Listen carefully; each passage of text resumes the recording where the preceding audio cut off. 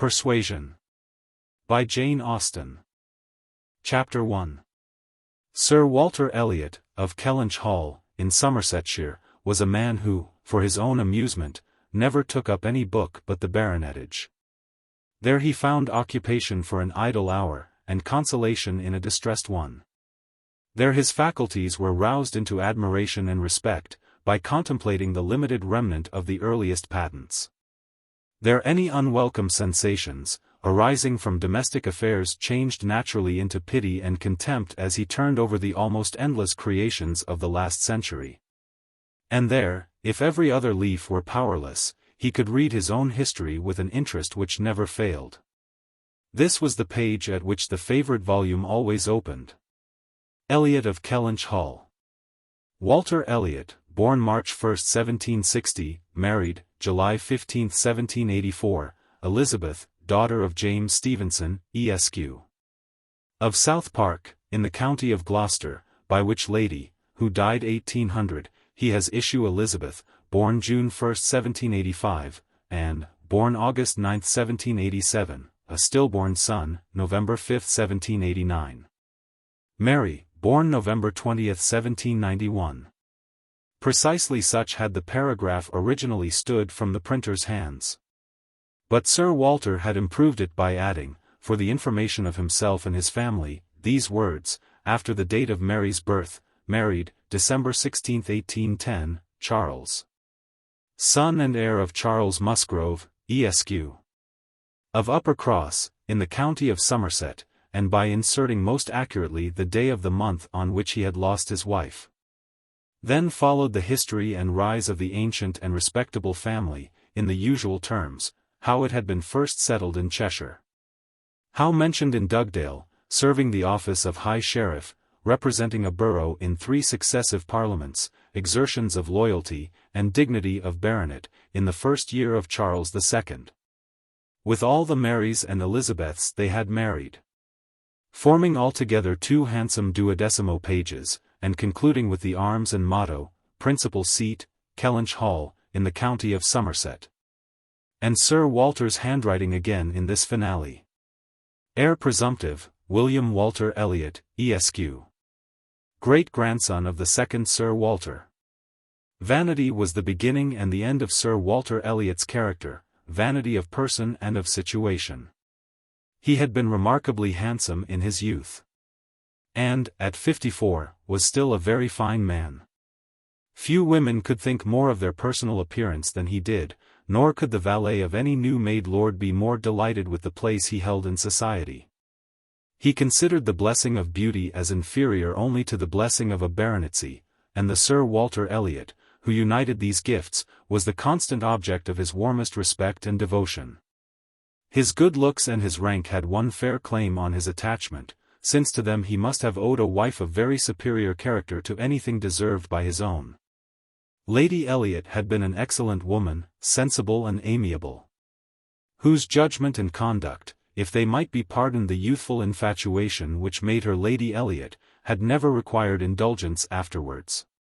She had humoured, or softened, or concealed his failings, and promoted his real respectability for 17 years. And though not the very happiest being in the world herself, had found enough in her duties, her friends, and her children, to attach her to life, and make it no matter of indifference to her when she was called on to quit them. 3 girls, the 2 eldest 16 and 14, was an awful legacy for a mother to bequeath, an awful charge rather, to confide to the authority and guidance of a conceited, silly father. She had, however, one very intimate friend, a sensible, deserving woman, who had been brought, by strong attachment to herself, to settle close by her, in the village of Kellynch. And on her kindness and advice, Lady Elliot mainly relied for the best help and maintenance of the good principles and instruction which she had been anxiously giving her daughters. This friend, and Sir Walter, did not marry, whatever might have been anticipated on that head by their acquaintance. 13 years had passed away since Lady Elliot's death, and they were still near neighbours and intimate friends, and one remained a widower, the other a widow. That Lady Russell, of steady age and character, and extremely well provided for, should have no thought of a second marriage, needs no apology to the public. Which is rather apt to be unreasonably discontented when a woman does marry again, than when she does not. But Sir Walter's continuing in singleness requires explanation. Be it known then, that Sir Walter, like a good father, having met with one or two private disappointments in very unreasonable applications, prided himself on remaining single for his dear daughter's sake. For one daughter, his eldest, he would really have given up anything, which he had not been very much tempted to do. Elizabeth had succeeded, at 16, to all that was possible, of her mother's rights and consequence. And being very handsome, and very like himself, her influence had always been great, and they had gone on together most happily. His two other children were of very inferior value. Mary had acquired a little artificial importance, by becoming Mrs. Charles Musgrove. But Anne, with an elegance of mind and sweetness of character, which must have placed her high with any people of real understanding, was nobody with either father or sister. Her word had no weight, her convenience was always to give way, she was only Anne. To Lady Russell, indeed, she was a most dear and highly valued goddaughter, favourite, and friend. Lady Russell loved them all, but it was only in and that she could fancy the mother to revive again. A few years before, Anne Elliot had been a very pretty girl, but her bloom had vanished early. And as even in its height, her father had found little to admire in her, so totally different were her delicate features and mild dark eyes from his own, there could be nothing in them, now that she was faded and thin, to excite his esteem. He had never indulged much hope, he had now none, of ever reading her name in any other page of his favourite work. All equality of alliance must rest with Elizabeth, for Mary had merely connected herself with an old country family of respectability and large fortune, and had therefore given all the honour and received none. Elizabeth would, one day or other, marry suitably. It sometimes happens that a woman is handsomer at 29 than she was 10 years before. And, generally speaking, if there has been neither ill health nor anxiety, it is a time of life at which scarcely any charm is lost.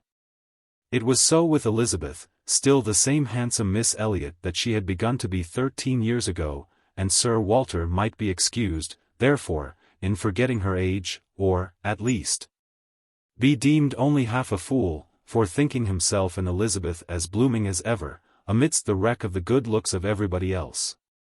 For he could plainly see how old all the rest of his family and acquaintance were growing. And haggard, merry coarse, every face in the neighbourhood worsting, and the rapid increase of the crow's foot about Lady Russell's temples had long been a distress to him. Elizabeth did not quite equal her father in personal contentment. 13 years had seen her mistress of Kellynch Hall, presiding and directing with a self-possession and decision which could never have given the idea of her being younger than she was.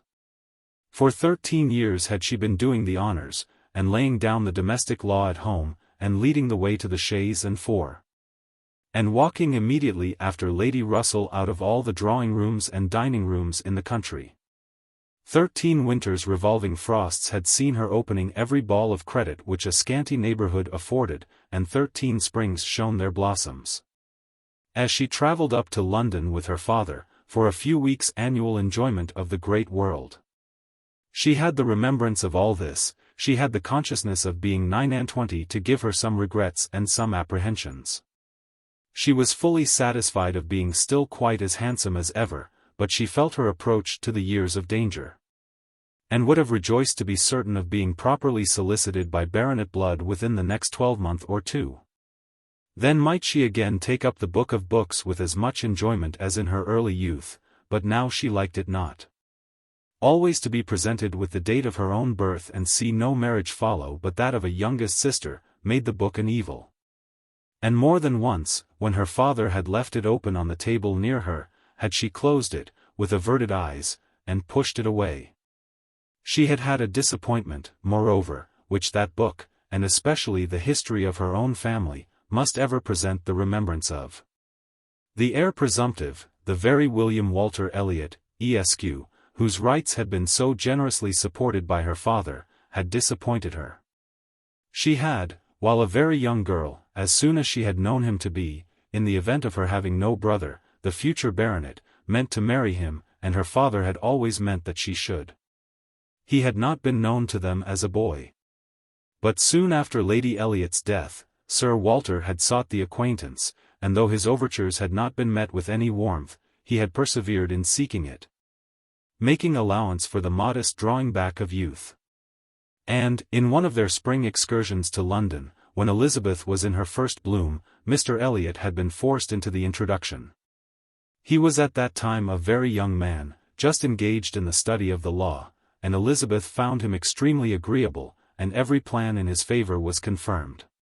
He was invited to Kellynch Hall.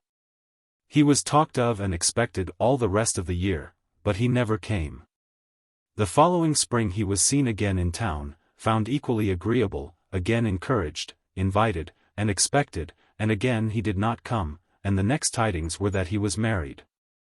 Instead of pushing his fortune in the line marked out for the heir of the house of Elliot, he had purchased independence by uniting himself to a rich woman of inferior birth.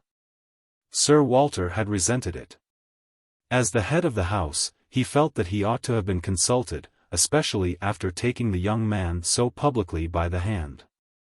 For they must have been seen together, he observed, once at Tattersall's, and twice in the lobby of the House of Commons. His disapprobation was expressed, but apparently very little regarded. Mr. Elliot had attempted no apology, and shown himself as unsolicitous of being longer noticed by the family, as Sir Walter considered him unworthy of it. All acquaintance between them had ceased. This very awkward history of Mr. Elliot was still, after an interval of several years, felt with anger by Elizabeth, who had liked the man for himself, and still more for being her father's heir, and whose strong family pride could see only in him a proper match for Sir Walter Elliot's eldest daughter. There was not a baronet from A to Z whom her feelings could have so willingly acknowledged as an equal. Yet so miserably had he conducted himself, that though she was at this present time, the summer of 1814, wearing black ribbons for his wife, she could not admit him to be worth thinking of again. The disgrace of his first marriage might, perhaps, as there was no reason to suppose it perpetuated by offspring, have been got over, had he not done worse. But he had, as by the customary intervention of kind friends, they had been informed, spoken most disrespectfully of them all, most slightingly and contemptuously of the very blood he belonged to, and the honors which were hereafter to be his own. This could not be pardoned. Such were Elizabeth Elliot's sentiments and sensations. Such the cares to alloy, the agitations to vary, the sameness and the elegance, the prosperity and the nothingness of her scene of life. Such the feelings to give interest to a long, uneventful residence in one country circle, to fill the vacancies which there were no habits of utility abroad, no talents or accomplishments for home to occupy. But now, another occupation and solicitude of mind was beginning to be added to these. Her father was growing distressed for money. She knew, that when he now took up the baronetage, it was to drive the heavy bills of his tradespeople, and the unwelcome hints of Mr. Shepherd, his agent, from his thoughts. The Kellynch property was good, but not equal to Sir Walter's apprehension of the state required in its possessor. While Lady Elliot lived, there had been method, moderation, and economy, which had just kept him within his income.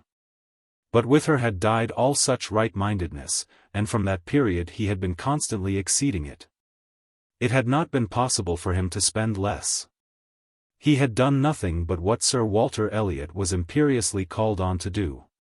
But blameless as he was not only growing dreadfully in debt, but was hearing of it so often, that it became vain to attempt concealing it longer, even partially, from his daughter. He had given her some hints of it the last spring in town. He had gone so far even as to say, "Can we retrench? Does it occur to you that there is any one article in which we can retrench?" And Elizabeth, to do her justice, had, in the first ardor of female alarm, set seriously to think what could be done, and had finally proposed these two branches of economy. To cut off some unnecessary charities, and to refrain from new furnishing the drawing-room. To which expedients she afterwards added the happy thought of their taking no present down to Anne, as had been the usual yearly custom. But these measures, however good in themselves, were insufficient for the real extent of the evil, the whole of which Sir Walter found himself obliged to confess to her soon afterwards. Elizabeth had nothing to propose of deeper efficacy. She felt herself ill-used and unfortunate, as did her father. And they were neither of them able to devise any means of lessening their expenses without compromising their dignity, or relinquishing their comforts in a way not to be borne. There was only a small part of his estate that Sir Walter could dispose of, but had every acre been alienable, it would have made no difference. He had condescended to mortgage as far as he had the power, but he would never condescend to sell. No, he would never disgrace his name so far. The Kellynch estate should be transmitted whole and entire, as he had received it. Their two confidential friends, Mr. Shepherd, who lived in the neighbouring market town, and Lady Russell, were called on to advise them. And both father and daughter seemed to expect that something should be struck out by one or the other to remove their embarrassments and reduce their expenditure, without involving the loss of any indulgence of taste or pride. How do you find this book? Any thoughts about the book or the author? Any suggestion for improvement? Please take a moment to share your thoughts in a comment. If you like it, share it with your friends who might enjoy it as well. Subscribe to keep in touch. Visit CompleteAudiobooks.com for more quality content. Chapter 2. Mr. Shepherd, a civil, cautious lawyer, who, whatever might be his hold or his views on Sir Walter, would rather have the disagreeable prompted by anybody else, excused himself from offering the slightest hint, and only begged leave to recommend an implicit reference to the excellent judgment of Lady Russell, from whose known good sense he fully expected to have just such resolute measures advised as he meant to see finally adopted. Lady Russell was most anxiously zealous on the subject, and gave it much serious consideration. She was a woman rather of sound than of quick abilities, whose difficulties in coming to any decision in this instance were great, from the opposition of two leading principles. She was of strict integrity herself, with a delicate sense of honor. But she was as desirous of saving Sir Walter's feelings, as solicitous for the credit of the family, as aristocratic in her ideas of what was due to them, as anybody of sense and honesty could well be. She was a benevolent, charitable, good woman, and capable of strong attachments, most correct in her conduct, strict in her notions of decorum, and with manners that were held a standard of good breeding. She had a cultivated mind, and was, generally speaking, rational and consistent, but she had prejudices on the side of ancestry. She had a value for rank and consequence, which blinded her a little to the faults of those who possessed them. Herself the widow of only a knight, she gave the dignity of a baronet all its due.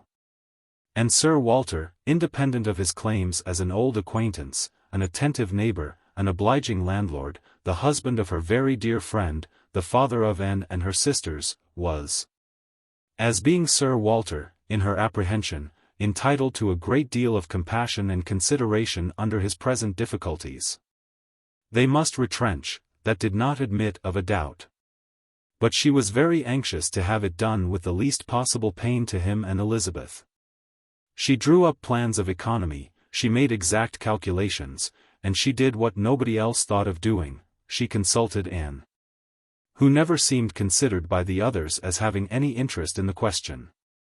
She consulted, and in a degree was influenced by her in marking out the scheme of retrenchment which was at last submitted to Sir Walter. Every emendation of Anne's had been on the side of honesty against importance. She wanted more vigorous measures, a more complete reformation, a quicker release from debt, a much higher tone of indifference for everything but justice and equity. "If we can persuade your father to all this," said Lady Russell, looking over her paper, "much may be done. If he will adopt these regulations, in 7 years he will be clear. And I hope we may be able to convince him and Elizabeth, that Kellynch Hall has a respectability in itself which cannot be affected by these reductions. And that the true dignity of Sir Walter Elliot will be very far from lessened in the eyes of sensible people, by his acting like a man of principle. What will he be doing, in fact, but what very many of our first families have done, or ought to do? There will be nothing singular in his case. And it is singularity which often makes the worst part of our suffering, as it always does of our conduct. I have great hope of our prevailing. We must be serious and decided. For after all, the person who has contracted debts must pay them. And though a great deal is due to the feelings of the gentleman, and the head of a house, like your father, there is still more due to the character of an honest man. This was the principle on which Anne wanted her father to be proceeding, his friends to be urging him. She considered it as an act of indispensable duty to clear away the claims of creditors with all the expedition which the most comprehensive retrenchments could secure. And saw no dignity in anything short of it. She wanted it to be prescribed, and felt as a duty. She rated Lady Russell's influence highly. And as to the severe degree of self-denial which her own conscience prompted, she believed there might be little more difficulty in persuading them to a complete, than to half a reformation. Her knowledge of her father and Elizabeth inclined her to think that the sacrifice of one pair of horses would be hardly less painful than of both, and so on. Through the whole list of Lady Russell's too gentle reductions. How Anne's more rigid requisitions might have been taken is of little consequence. Lady Russell's had no success at all, could not be put up with, were not to be borne. What? Every comfort of life knocked off. Journeys, London, servants, horses, table, contractions and restrictions everywhere. To live no longer with the decencies even of a private gentleman. No, he would sooner quit Kellynch Hall at once, than remain in it on such disgraceful terms. Quit Kellynch Hall. The hint was immediately taken up by Mr. Shepherd, whose interest was involved in the reality of Sir Walter's retrenching. And who was perfectly persuaded that nothing would be done without a change of abode. Since the idea had been started in the very quarter which ought to dictate, he had no scruple, he said, in confessing his judgment to be entirely on that side. It did not appear to him that Sir Walter could materially alter his style of living in a house which had such a character of hospitality and ancient dignity to support. In any other place Sir Walter might judge for himself, and would be looked up to, as regulating the modes of life in whatever way he might choose to model his household. Sir Walter would quit Kellynch Hall. And after a very few days more of doubt and indecision, the great question of whither he should go was settled, and the first outline of this important change made out. There had been three alternatives: London, Bath, or another house in the country. All Anne's wishes had been for the latter. A small house in their own neighbourhood, where they might still have Lady Russell's society, still be near Mary, and still have the pleasure of sometimes seeing the lawns and groves of Kellynch, was the object of her ambition. But the usual fate of and attended her, in having something very opposite from her inclination fixed on. She disliked Bath, and did not think it agreed with her, and Bath was to be her home. Sir Walter had at first thought more of London, but Mr. Shepherd felt that he could not be trusted in London, and had been skilful enough to dissuade him from it, and make Bath preferred. It was a much safer place for a gentleman in his predicament, he might there be important at comparatively little expense. Two material advantages of Bath over London had of course been given all their weight: its more convenient distance from Kellynch, only 50 miles. And Lady Russell's spending some part of every winter there. And to the very great satisfaction of Lady Russell, whose first views on the projected change had been for Bath. Sir Walter and Elizabeth were induced to believe that they should lose neither consequence nor enjoyment by settling there. Lady Russell felt obliged to oppose her dear Anne's known wishes. It would be too much to expect Sir Walter to descend into a small house in his own neighbourhood. And herself would have found the mortifications of it more than she foresaw, and to Sir Walter's feelings they must have been dreadful. And with regard to Anne's dislike of Bath, she considered it as a prejudice and mistake arising, first, from the circumstance of her having been 3 years at school there, after her mother's death. And secondly, from her happening to be not in perfectly good spirits the only winter which she had afterward spent there with herself. Lady Russell was fond of Bath, in short, and disposed to think it must suit them all. And as to her young friend's health, by passing all the warm months with her at Kellynch Lodge, every danger would be avoided, and it was in fact, a change which must do both health and spirits good. And had been too little from home, too little seen. Her spirits were not high. A larger society would improve them. She wanted her to be more known. The undesirableness of any other house in the same neighborhood for Sir Walter was certainly much strengthened by one part, and a very material part of the scheme, which had been happily engrafted on the beginning. He was not only to quit his home, but to see it in the hands of others, a trial of fortitude, which stronger heads than Sir Walter's have found too much. Kellynch Hall was to be let. This, however, was a profound secret, not to be breathed beyond their own circle. Sir Walter could not have borne the degradation of being known to design letting his house. Mr. Shepherd had once mentioned the word advertise, but never dared approach it again. Sir Walter spurned the idea of its being offered in any manner. Forbade the slightest hint being dropped of his having such an intention. And it was only on the supposition of his being spontaneously solicited by some most unexceptionable applicant, on his own terms, and as a great favor, that he would let it at all. How quick come the reasons for approving what we like! Lady Russell had another excellent one at hand, for being extremely glad that Sir Walter and his family were to remove from the country. Elizabeth had been lately forming an intimacy, which she wished to see interrupted. It was with the daughter of Mr. Shepherd, who had returned, after an unprosperous marriage, to her father's house, with the additional burden of 2 children. She was a clever young woman, who understood the art of pleasing, at least, at Kellynch Hall. And who had made herself so acceptable to Miss Elliot, as to have been already staying there more than once, in spite of all that Lady Russell, who thought it a friendship quite out of place, could hint of caution and reserve. Lady Russell, indeed, had scarcely any influence with Elizabeth, and seemed to love her, rather because she would love her, than because Elizabeth deserved it. She had never received from her more than outward attention, nothing beyond the observances of complaisance, had never succeeded in any point which she wanted to carry, against previous inclination. She had been repeatedly very earnest in trying to get and included in the visit to London, sensibly open to all the injustice and all the discredit of the selfish arrangements which shut her out. And on many lesser occasions had endeavored to give Elizabeth the advantage of her own better judgment and experience. But always in vain. Elizabeth would go her own way, and never had she pursued it in more decided opposition to Lady Russell than in this selection of Mrs. Clay. Turning from the society of so deserving a sister, to bestow her affection and confidence on one who ought to have been nothing to her but the object of distant civility. From situation, Mrs. Clay was, in Lady Russell's estimate, a very unequal, and in her character she believed a very dangerous companion. And a removal that would leave Mrs. Clay behind, and bring a choice of more suitable intimates within Miss Elliot's reach, was therefore an object of first-rate importance. Chapter 3.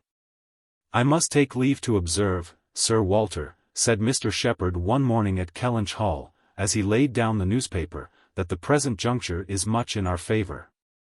This peace will be turning all our rich naval officers ashore. They will be all wanting a home. Could not be a better time, Sir Walter, for having a choice of tenants, very responsible tenants. Many a noble fortune has been made during the war.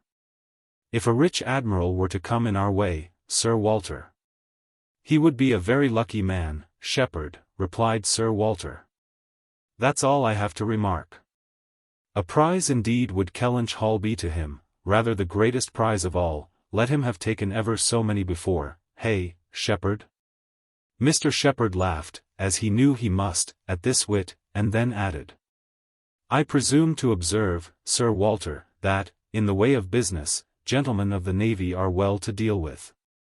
I have had a little knowledge of their methods of doing business. And I am free to confess that they have very liberal notions, and are as likely to make desirable tenants as any set of people one should meet with. Therefore, Sir Walter, what I would take leave to suggest is, that if in consequence of any rumors getting abroad of your intention, which must be contemplated as a possible thing, because we know how difficult it is to keep the actions and designs of one part of the world from the notice and curiosity of the other. Consequence has its tax. John Shepherd might conceal any family matters that I chose, for nobody would think it worth their while to observe me. But Sir Walter Elliot has eyes upon him which it may be very difficult to elude. And therefore, thus much I venture upon, that it will not greatly surprise me if, with all our caution, some rumour of the truth should get abroad. In the supposition of which, as I was going to observe, since applications will unquestionably follow, I should think any from our wealthy naval commanders particularly worth attending to. And beg leave to add, that 2 hours will bring me over at any time, to save you the trouble of replying. Sir Walter only nodded. But soon afterwards, rising and pacing the room, he observed sarcastically, "There are few among the gentlemen of the navy, I imagine, who would not be surprised to find themselves in a house of this description. They would look around them, no doubt, and bless their good fortune," said Mrs. Clay, for Mrs. Clay was present. Her father had driven her over. Nothing being of so much use to Mrs. Clay's health as a drive to Kellynch, but I quite agree with my father in thinking a sailor might be a very desirable tenant. I have known a good deal of the profession, and besides their liberality, they are so neat and careful in all their ways. These valuable pictures of yours, Sir Walter, if you chose to leave them, would be perfectly safe. Everything in and about the house would be taken such excellent care of. The gardens and shrubberies would be kept in almost as high order as they are now. You need not be afraid, Miss Elliot, of your own sweet flower gardens being neglected.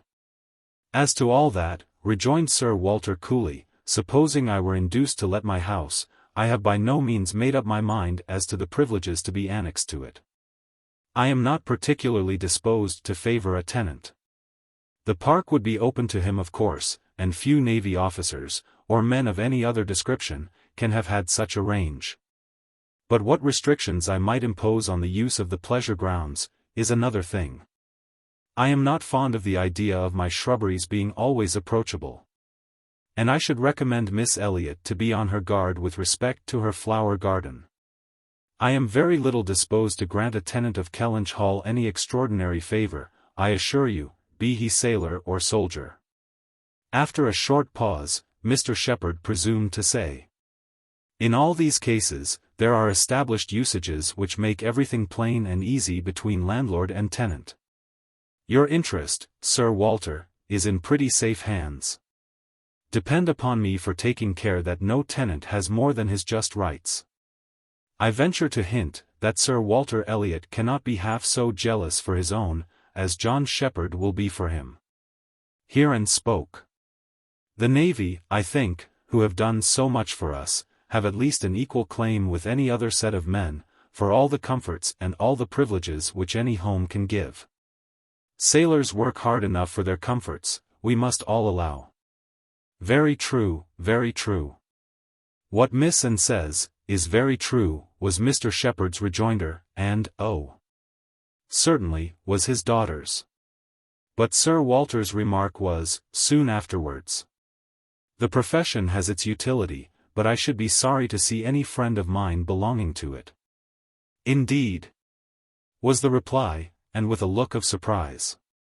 "Yes, it is in 2 points offensive to me. I have 2 strong grounds of objection to it.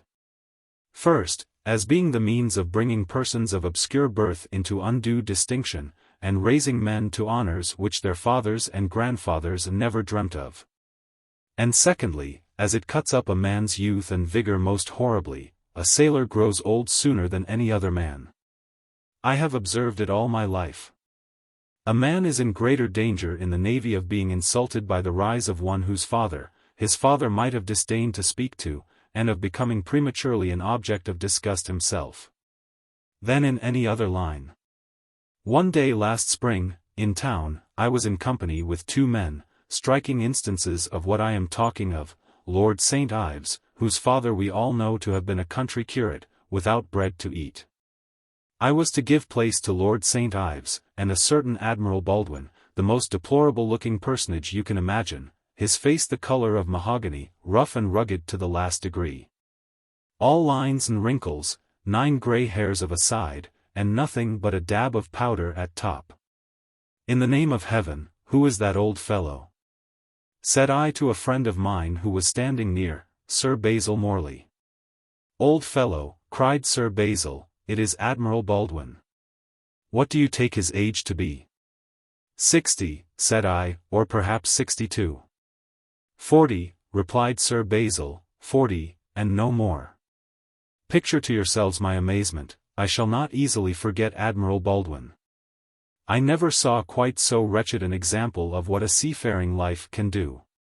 But to a degree, I know it is the same with them all. They are all knocked about, and exposed to every climate, and every weather, till they are not fit to be seen. It is a pity they are not knocked on the head at once, before they reach Admiral Baldwin's age. Nay, Sir Walter, cried Mrs. Clay, this is being severe indeed. Have a little mercy on the poor men. We are not all born to be handsome. The sea is no beautifier, certainly, sailors do grow old betimes, I have often observed it, they soon lose the look of youth. But then, is not it the same with many other professions, perhaps most other? Soldiers, in active service, are not at all better off, and even in the quieter professions, there is a toil and a labor of the mind, if not of the body, which seldom leaves a man's looks to the natural effect of time. The lawyer plods, quite careworn, the physician is up at all hours, and travelling in all weather, and even the clergyman, she stopped a moment to consider what might do for the clergyman. And even the clergyman, you know, is obliged to go into infected rooms, and expose his health and looks to all the injury of a poisonous atmosphere. In fact, as I have long been convinced, though every profession is necessary and honorable in its turn, it is only the lot of those who are not obliged to follow any, who can live in a regular way. In the country, choosing their own hours, following their own pursuits, and living on their own property, without the torment of trying for more. It is only their lot, I say. To hold the blessings of health and a good appearance to the utmost. I know no other set of men but what lose something of their personableness when they cease to be quite young. It seemed as if Mr. Shepherd, in this anxiety to bespeak Sir Walter's goodwill towards a naval officer as tenant, had been gifted with foresight. For the very first application for the house was from an Admiral Croft, with whom he shortly afterwards fell into company in attending the quarter sessions at Taunton. And indeed, he had received a hint of the Admiral from a London correspondent.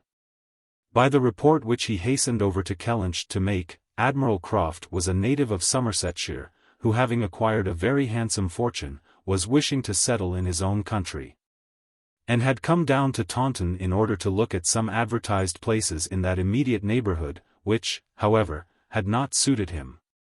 That accidentally hearing, it was just as he had foretold, Mr. Shepherd observed, Sir Walter's concerns could not be kept a secret.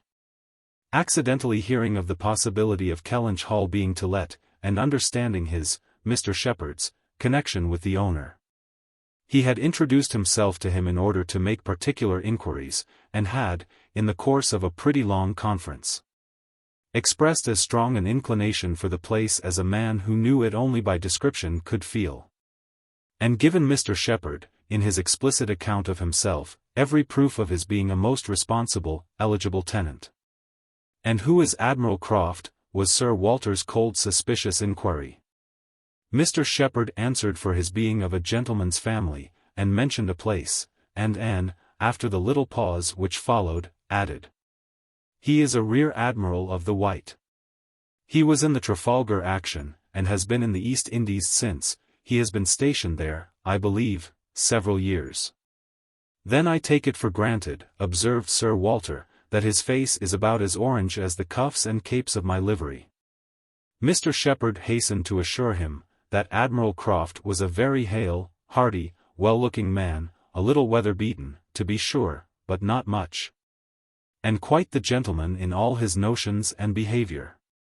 Not likely to make the smallest difficulty about terms, only wanted a comfortable home, and to get into it as soon as possible, knew he must pay for his convenience. Knew what rent a ready-furnished house of that consequence might fetch, should not have been surprised if Sir Walter had asked more, had inquired about the manor. Would be glad of the deputation, certainly, but made no great point of it, said he sometimes took out a gun, but never killed, quite the gentleman. Mr. Shepherd was eloquent on the subject, pointing out all the circumstances of the Admiral's family, which made him peculiarly desirable as a tenant. He was a married man, and without children, the very state to be wished for. A house was never taken good care of, Mr. Shepherd observed, without a lady. He did not know whether furniture might not be in danger of suffering as much where there was no lady as where there were many children. A lady, without a family, was the very best preserver of furniture in the world. He had seen Mrs. Croft, too. She was at Taunton with the Admiral, and had been present almost all the time they were talking the matter over. And a very well-spoken, genteel, shrewd lady, she seemed to be, continued he. Asked more questions about the house, and terms, and taxes, than the Admiral himself, and seemed more conversant with business. And moreover, Sir Walter, I found she was not quite unconnected in this country, any more than her husband, that is to say, she is sister to a gentleman who did live amongst us once. She told me so herself, sister to the gentleman who lived a few years back at Monkford. Bless me! What was his name? At this moment I cannot recollect his name, though I have heard it so lately. Penelope, my dear, can you help me to the name of the gentleman who lived at Monkford, Mrs. Croft's brother? But Mrs. Clay was talking so eagerly with Miss Elliot, that she did not hear the appeal. I have no conception whom you can mean, Shepherd. I remember no gentleman resident at Monkford since the time of old Governor Trent. Bless me! How very odd! I shall forget my own name soon, I suppose. A name that I am so very well acquainted with, knew the gentleman so well by sight, seen him 100 times. Came to consult me once, I remember, about a trespass of one of his neighbors, farmer's man breaking into his orchard, wall torn down, apples stolen, caught in the fact. And afterwards, contrary to my judgment, submitted to an amicable compromise. Very odd indeed. After waiting another moment. You mean Mr. Wentworth, I suppose, said Anne. Mr. Shepherd was all gratitude. Wentworth was the very name. Mr. Wentworth was the very man. He had the curacy of Monkford, you know, Sir Walter, some time back, for 2 or 3 years. Came there about the year 5, I take it. You remember him, I am sure. Wentworth? Oh. Aye, Mr. Wentworth, the curate of Monkford. You misled me by the term gentleman. I thought you were speaking of some man of property. Mr. Wentworth was nobody, I remember, quite unconnected, nothing to do with the Strafford family. One wonders how the names of many of our nobility become so common. As Mr. Shepherd perceived that this connection of the Crofts did them no service with Sir Walter, he mentioned it no more. Returning, with all his zeal, to dwell on the circumstances more indisputably in their favor, their age, and number, and fortune. The high idea they had formed of Kellynch Hall, and extreme solicitude for the advantage of renting it.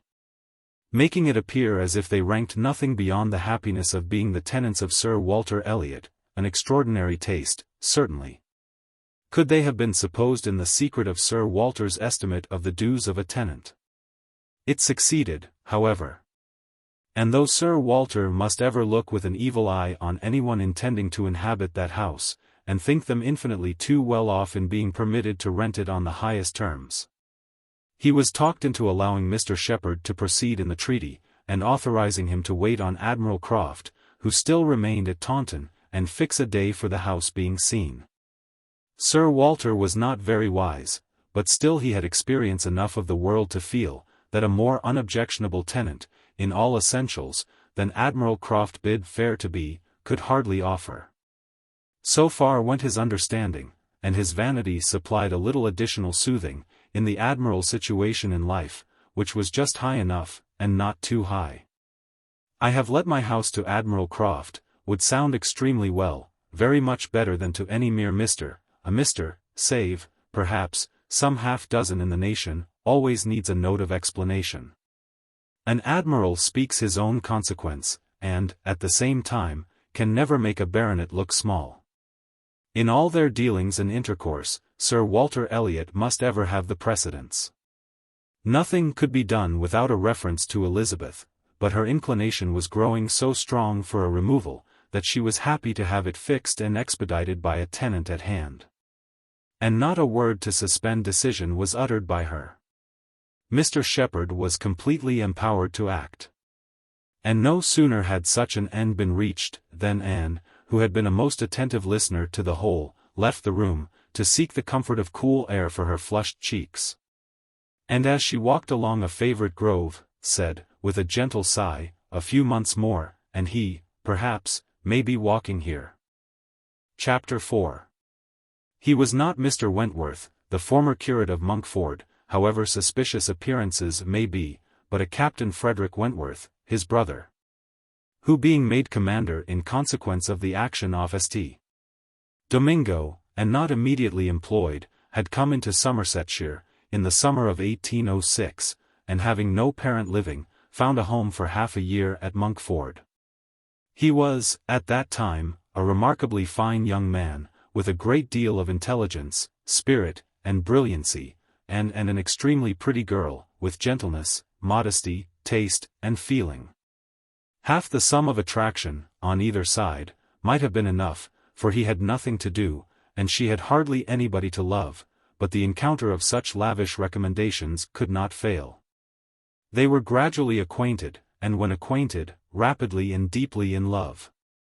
It would be difficult to say which had seen highest perfection in the other, or which had been the happiest, she, in receiving his declarations and proposals, or he in having them accepted. A short period of exquisite felicity followed, and but a short one. Troubles soon arose. Sir Walter, on being applied to, without actually withholding his consent, or saying it should never be, gave it all the negative of great astonishment, great coldness, great silence, and a professed resolution of doing nothing for his daughter. He thought it a very degrading alliance, and Lady Russell, though with more tempered and pardonable pride, received it as a most unfortunate one. And Elliot, with all her claims of birth, beauty, and mind, to throw herself away at 19. Involve herself at 19 in an engagement with a young man, who had nothing but himself to recommend him, and no hopes of attaining affluence, but in the chances of a most uncertain profession, and no connections to secure even his farther rise in that profession, would be, indeed, a throwing away, which she grieved to think of. And Elliot, so young, known to so few, to be snatched off by a stranger without alliance or fortune, or rather sunk by him into a state of most wearing, anxious, youth-killing dependence. It must not be, if by any fair interference of friendship, any representations from one who had almost a mother's love, and mother's rights, it would be prevented. Captain Wentworth had no fortune. He had been lucky in his profession, but spending freely, what had come freely, had realized nothing. But he was confident that he should soon be rich, full of life and ardor. He knew that he should soon have a ship, and soon be on a station that would lead to everything he wanted. He had always been lucky, he knew he should be so still. Such confidence, powerful in its own warmth, and bewitching in the wit which often expressed it, must have been enough for Anne. But Lady Russell saw it very differently. His sanguine temper, and fearlessness of mind, operated very differently on her. She saw in it but an aggravation of the evil. It only added a dangerous character to himself. He was brilliant, he was headstrong. Lady Russell had little taste for wit, and of anything approaching to imprudence a horror. She deprecated the connection in every light. Such opposition as these feelings produced was more than and could combat. Young and gentle as she was, it might yet have been possible to withstand her father's ill will, though unsoftened by one kind word or look on the part of her sister. But Lady Russell, whom she had always loved and relied on, could not, with such steadiness of opinion, and such tenderness of manner, be continually advising her in vain. She was persuaded to believe the engagement a wrong thing, indiscreet, improper, hardly capable of success, and not deserving it. But it was not a merely selfish caution, under which she acted, in putting an end to it. Had she not imagined herself consulting his good, even more than her own, she could hardly have given him up.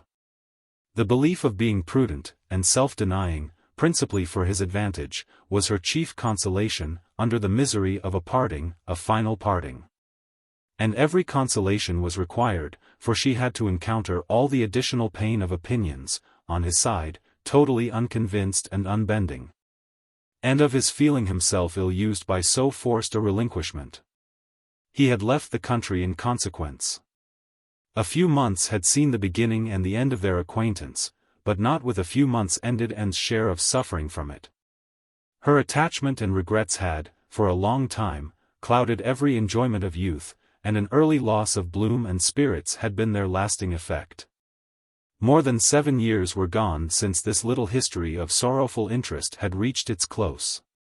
And time had softened down much, perhaps nearly all of peculiar attachment to him, but she had been too dependent on time alone. No aid had been given in change of place, except in one visit to Bath soon after the rupture, or in any novelty or enlargement of society. No one had ever come within the Kellynch circle, who could bear a comparison with Frederick Wentworth, as he stood in her memory. No second attachment, the only thoroughly natural, happy, and sufficient cure, at her time of life, had been possible to the nice tone of her mind, the fastidiousness of her taste. In the small limits of the society around them. She had been solicited, when about 22, to change her name, by the young man, who not long afterwards found a more willing mind in her younger sister. And Lady Russell had lamented her refusal. For Charles Musgrove was the eldest son of a man, whose landed property and general importance were second in that country, only to Sir Walter's, and of good character and appearance. And however Lady Russell might have asked yet for something more, while Anne was 19. She would have rejoiced to see her at 22 so respectably removed from the partialities and injustice of her father's house, and settled so permanently near herself. But in this case, Anne had left nothing for advice to do. And though Lady Russell, as satisfied as ever with her own discretion, never wished the past undone, she began now to have the anxiety which borders on hopelessness for Anne's being tempted, by some man of talents and independence, to enter a state for which she held her to be peculiarly fitted by her warm affections and domestic habits. They knew not each other's opinion, either its constancy or its change, on the one leading point of Anne's conduct, for the subject was never alluded to. But Anne, at 27, thought very differently from what she had been made to think at 19. She did not blame Lady Russell, she did not blame herself for having been guided by her.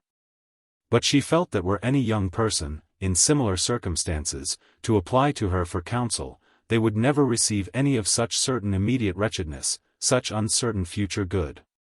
She was persuaded that under every disadvantage of disapprobation at home, and every anxiety attending his profession, all their probable fears, delays, and disappointments, she should yet have been a happier woman in maintaining the engagement, than she had been in the sacrifice of it.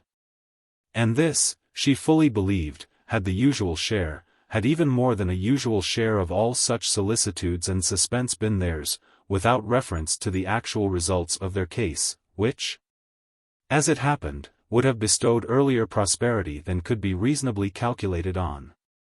All his sanguine expectations, all his confidence had been justified. His genius and ardor had seemed to foresee and to command his prosperous path. He had, very soon after their engagement ceased, got employ, and all that he had told her would follow, had taken place. He had distinguished himself, and early gained the other step in rank, and must now, by successive captures, have made a handsome fortune. She had only navy lists and newspapers for her authority, but she could not doubt his being rich, and, in favor of his constancy, she had no reason to believe him married. How eloquent could an Elliot have been? How eloquent, at least, were her wishes on the side of early warm attachment, and a cheerful confidence in futurity, against that over-anxious caution which seems to insult exertion and distrust Providence. She had been forced into prudence in her youth, she learned romance as she grew older, the natural sequel of an unnatural beginning. With all these circumstances, recollections and feelings, she could not hear that Captain Wentworth's sister was likely to live at Kellynch without a revival of former pain. And many a stroll, and many a sigh, were necessary to dispel the agitation of the idea. She often told herself it was folly, before she could harden her nerves sufficiently to feel the continual discussion of the Crofts and their business no evil. She was assisted, however, by that perfect indifference and apparent unconsciousness, among the only three of her own friends in the secret of the past, which seemed almost to deny any recollection of it. She could do justice to the superiority of Lady Russell's motives in this, over those of her father and Elizabeth. She could honor all the better feelings of her calmness. But the general air of oblivion among them was highly important from whatever it sprung. And in the event of Admiral Croft's really taking Kellynch Hall, she rejoiced anew over the conviction which had always been most grateful to her, of the past being known to those three only among her connections, by whom no syllable, she believed, would ever be whispered, and in the trust that among the brother only with whom he had been residing, had received any information of their short-lived engagement. That brother had been long removed from the country in being a sensible man, and, moreover, a single man at the time. She had a fond dependence on no human creatures having heard of it from him. The sister, Mrs. Croft, had then been out of England, accompanying her husband on a foreign station, and her own sister, Mary, had been at school while it all occurred. And never admitted by the pride of some, and the delicacy of others, to the smallest knowledge of it afterwards. With these supports, she hoped that the acquaintance between herself and the Crofts, which, with Lady Russell, still resident in Kellynch, and Mary fixed only 3 miles off, must be anticipated, need not involve any particular awkwardness. Chapter 5. On the morning appointed for Admiral and Mrs. Croft seeing Kellynch Hall, and found it most natural to take her almost daily walk to Lady Russell's, and keep out of the way till all was over. When she found it most natural to be sorry that she had missed the opportunity of seeing them. This meeting of the two parties proved highly satisfactory, and decided the whole business at once. Each lady was previously well disposed for an agreement, and saw nothing, therefore, but good manners in the other. And with regard to the gentleman, there was such an hearty good humour, such an open, trusting liberality on the Admiral's side, as could not but influence Sir Walter, who had besides been flattered into his very best and most polished behaviour by Mr. Shepherd's assurances of his being known, by report, to the Admiral, as a model of good breeding. The house and grounds, and furniture, were approved, the Crofts were approved, terms, time, everything, and everybody, was right. And Mr. Shepherd's clerks were set to work, without there having been a single preliminary difference to modify of all that this indenture showeth. Sir Walter, without hesitation, declared the Admiral to be the best-looking sailor he had ever met with, and went so far as to say, that if his own man might have had the arranging of his hair, he should not be ashamed of being seen with him anywhere. And the Admiral, with sympathetic cordiality, observed to his wife as they drove back through the park, "I thought we should soon come to a deal, my dear, in spite of what they told us at Taunton. The baronet will never set the Thames on fire, but there seems no harm in him." Reciprocal compliments, which would have been esteemed about equal. The Crofts were to have possession at Michaelmas. And as Sir Walter proposed removing to Bath in the course of the preceding month, there was no time to be lost in making every dependent arrangement. Lady Russell, convinced that and would not be allowed to be of any use, or any importance, in the choice of the house which they were going to secure, was very unwilling to have her hurried away so soon, and wanted to make it possible for her to stay behind till she might convey her to Bath herself after Christmas. But having engagements of her own which must take her from Kellynch for several weeks, she was unable to give the full invitation she wished. And though dreading the possible heats of September in all the white glare of Bath, and grieving to forego all the influence so sweet and so sad of the autumnal months in the country, did not think that, everything considered, she wished to remain. It would be most right, and most wise, and, therefore must involve least suffering to go with the others. Something occurred, however, to give her a different duty. Mary, often a little unwell, and always thinking a great deal of her own complaints, and always in the habit of claiming and when anything was the matter, was indisposed. And foreseeing that she should not have a day's health all the autumn, entreated, or rather required her, for it was hardly entreaty, to come to Uppercross Cottage, and bear her company as long as she should want her, instead of going to Bath. I cannot possibly do without Anne, was Mary's reasoning, and Elizabeth's reply was, then I am sure Anne had better stay, for nobody will want her in Bath. To be claimed as a good, though in an improper style, is at least better than being rejected as no good at all. And Anne, glad to be thought of some use, glad to have anything marked out as a duty, and certainly not sorry to have the scene of it in the country, and her own dear country, readily agreed to stay. This invitation of Mary's removed all Lady Russell's difficulties, and it was consequently soon settled that Anne should not go to Bath till Lady Russell took her, and that all the intervening time should be divided between Uppercross Cottage and Kellynch Lodge. So far all was perfectly right. But Lady Russell was almost startled by the wrong of one part of the Kellynch Hall plan, when it burst on her, which was, Mrs. Clay's being engaged to go to Bath with Sir Walter and Elizabeth, as a most important and valuable assistant to the latter in all the business before her. Lady Russell was extremely sorry that such a measure should have been resorted to at all, wondered, grieved, and feared. And the affront it contained to Anne, in Mrs. Clay's being of so much use, while Anne could be of none, was a very sore aggravation. And herself was become hardened to such affronts. But she felt the imprudence of the arrangement quite as keenly as Lady Russell. With a great deal of quiet observation, and a knowledge, which she often wished less, of her father's character, she was sensible that results the most serious to his family from the intimacy were more than possible. She did not imagine that her father had at present an idea of the kind. Mrs. Clay had freckles, and a projecting tooth, and a clumsy wrist, which he was continually making severe remarks upon, in her absence. But she was young, and certainly altogether well-looking, and possessed, in an acute mind and assiduous pleasing manners, infinitely more dangerous attractions than any merely personal might have been. And was so impressed by the degree of their danger, that she could not excuse herself from trying to make it perceptible to her sister. She had little hope of success. But Elizabeth, who in the event of such a reverse would be so much more to be pitied than herself, should never, she thought, have reason to reproach her for giving no warning. She spoke, and seemed only to offend. Elizabeth could not conceive how such an absurd suspicion should occur to her, and indignantly answered for each party's perfectly knowing their situation.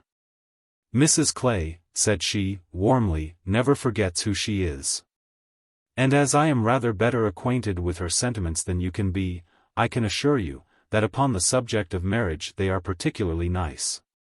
And that she reprobates all inequality of condition and rank more strongly than most people. And as to my father, I really should not have thought that he, who has kept himself single so long for our sakes, need be suspected now. If Mrs. Clay were a very beautiful woman, I grant you, it might be wrong to have her so much with me. Not that anything in the world, I am sure, would induce my father to make a degrading match, but he might be rendered unhappy. But poor Mrs. Clay who, with all her merits, can never have been reckoned tolerably pretty, I really think poor Mrs. Clay may be staying here in perfect safety. One would imagine you had never heard my father speak of her personal misfortunes, though I know you must 50 times. That tooth of hers and those freckles. Freckles do not disgust me so very much as they do him. I have known a face not materially disfigured by a few, but he abominates them. You must have heard him notice Mrs. Clay's freckles. There is hardly any personal defect, replied Anne, which an agreeable manner might not gradually reconcile one to. I think very differently, answered Elizabeth, shortly. An agreeable manner may set off handsome features, but can never alter plain ones. However, at any rate, as I have a great deal more at stake on this point than anybody else can have, I think it rather unnecessary in you to be advising me. And had done. glad that it was over, and not absolutely hopeless of doing good. Elizabeth, though resenting the suspicion, might yet be made observant by it. The last office of the 4 carriage horses was to draw Sir Walter, Miss Elliot, and Mrs. Clay to Bath. The party drove off in very good spirits. Sir Walter prepared with condescending bows for all the afflicted tenantry and cottagers who might have had a hint to show themselves, and walked up at the same time, in a sort of desolate tranquillity, to the lodge, where she was to spend the first week. Her friend was not in better spirits than herself.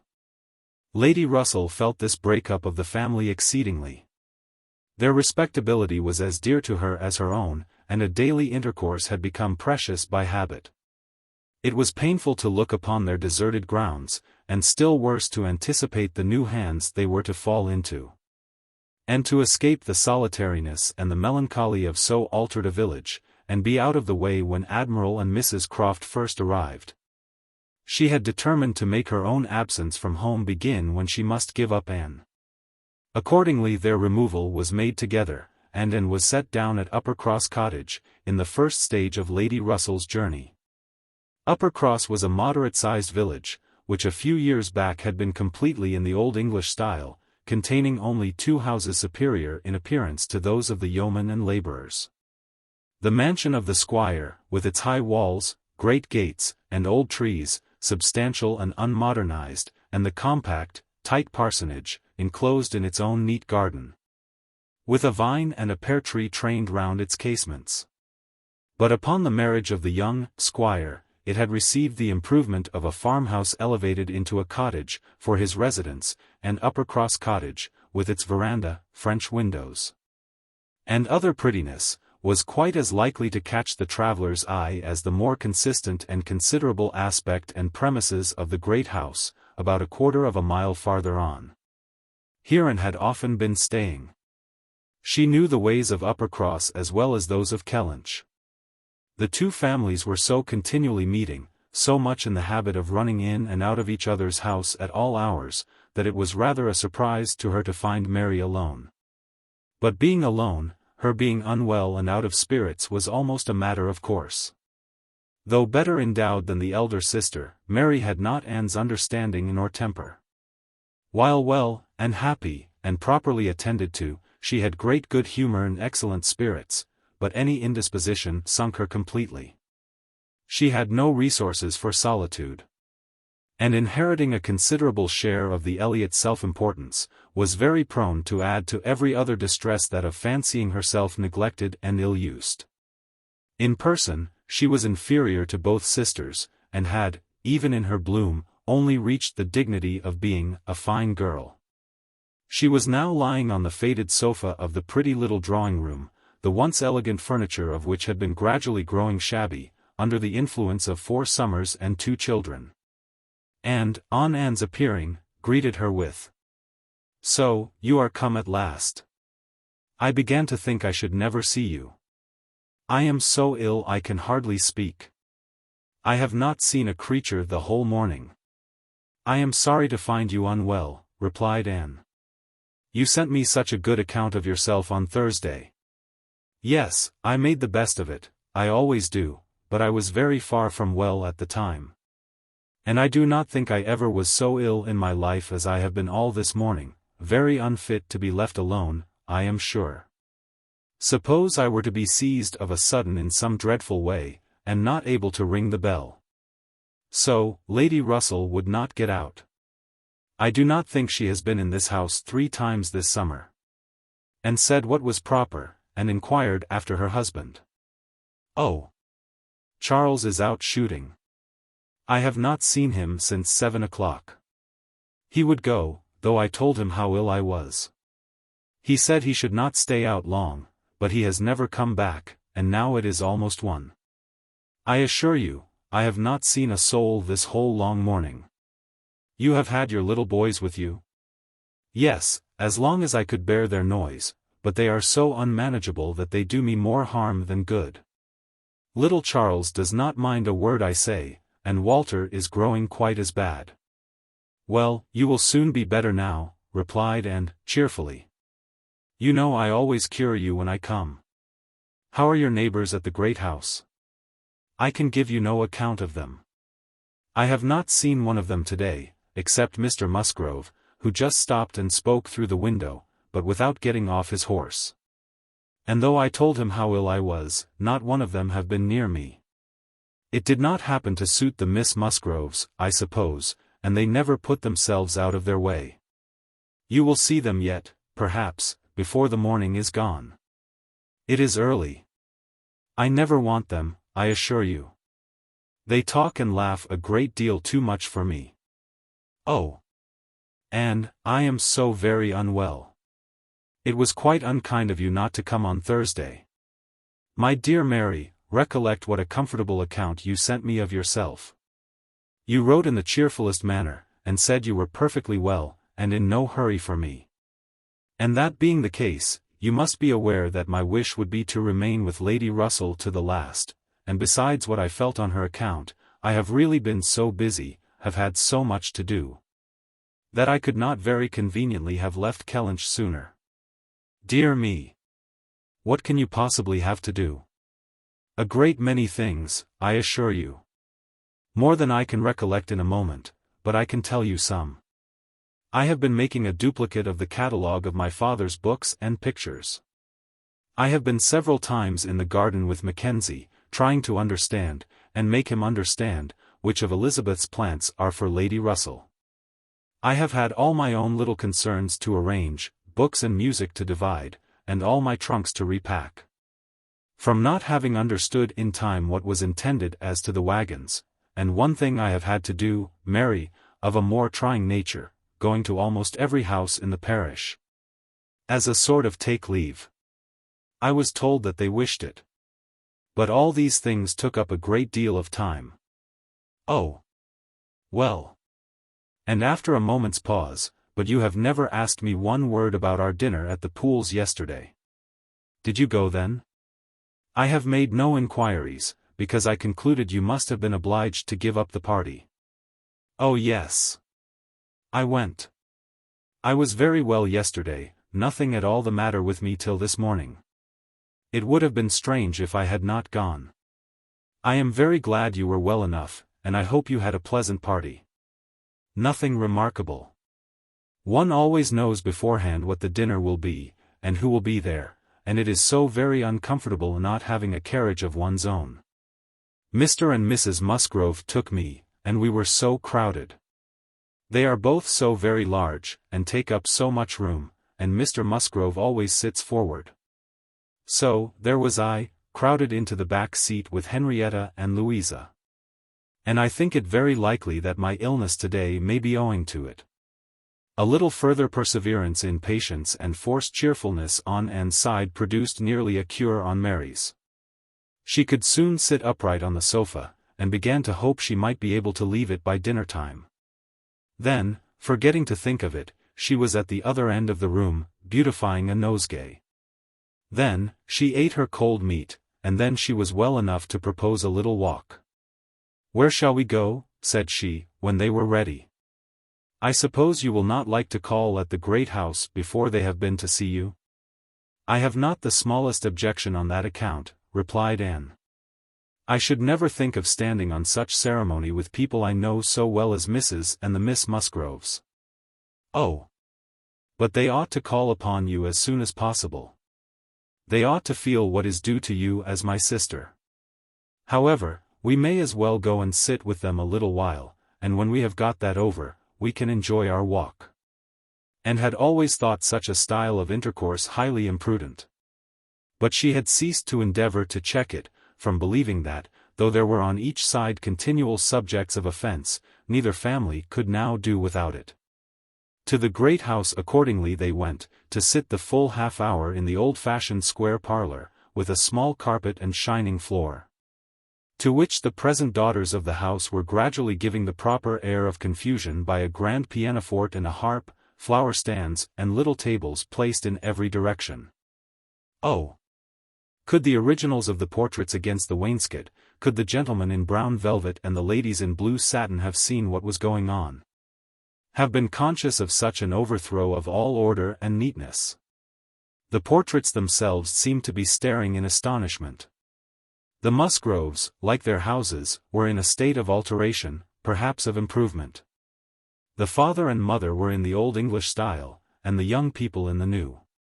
Mr. and Mrs. Musgrove were a very good sort of people.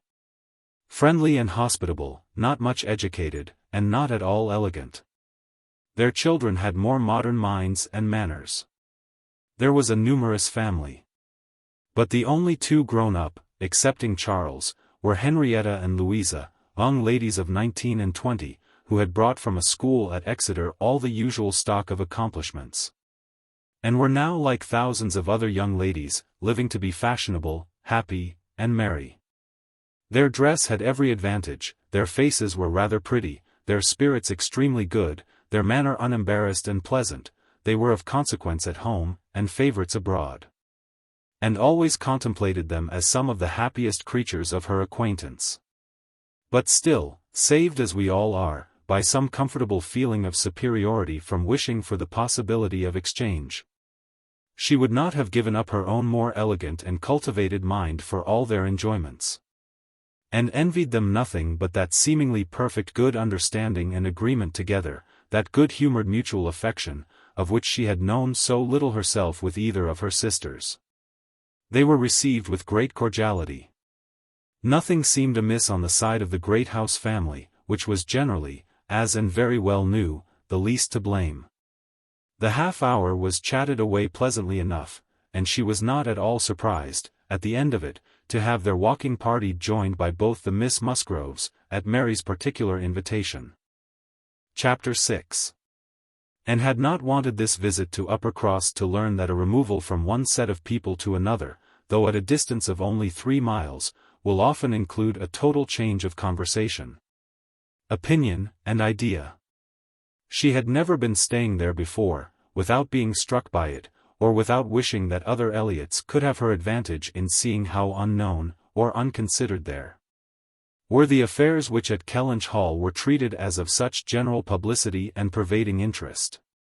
Yet, with all this experience, she believed she must now submit to feel that another lesson, in the art of knowing our own nothingness beyond our own circle, was become necessary for her.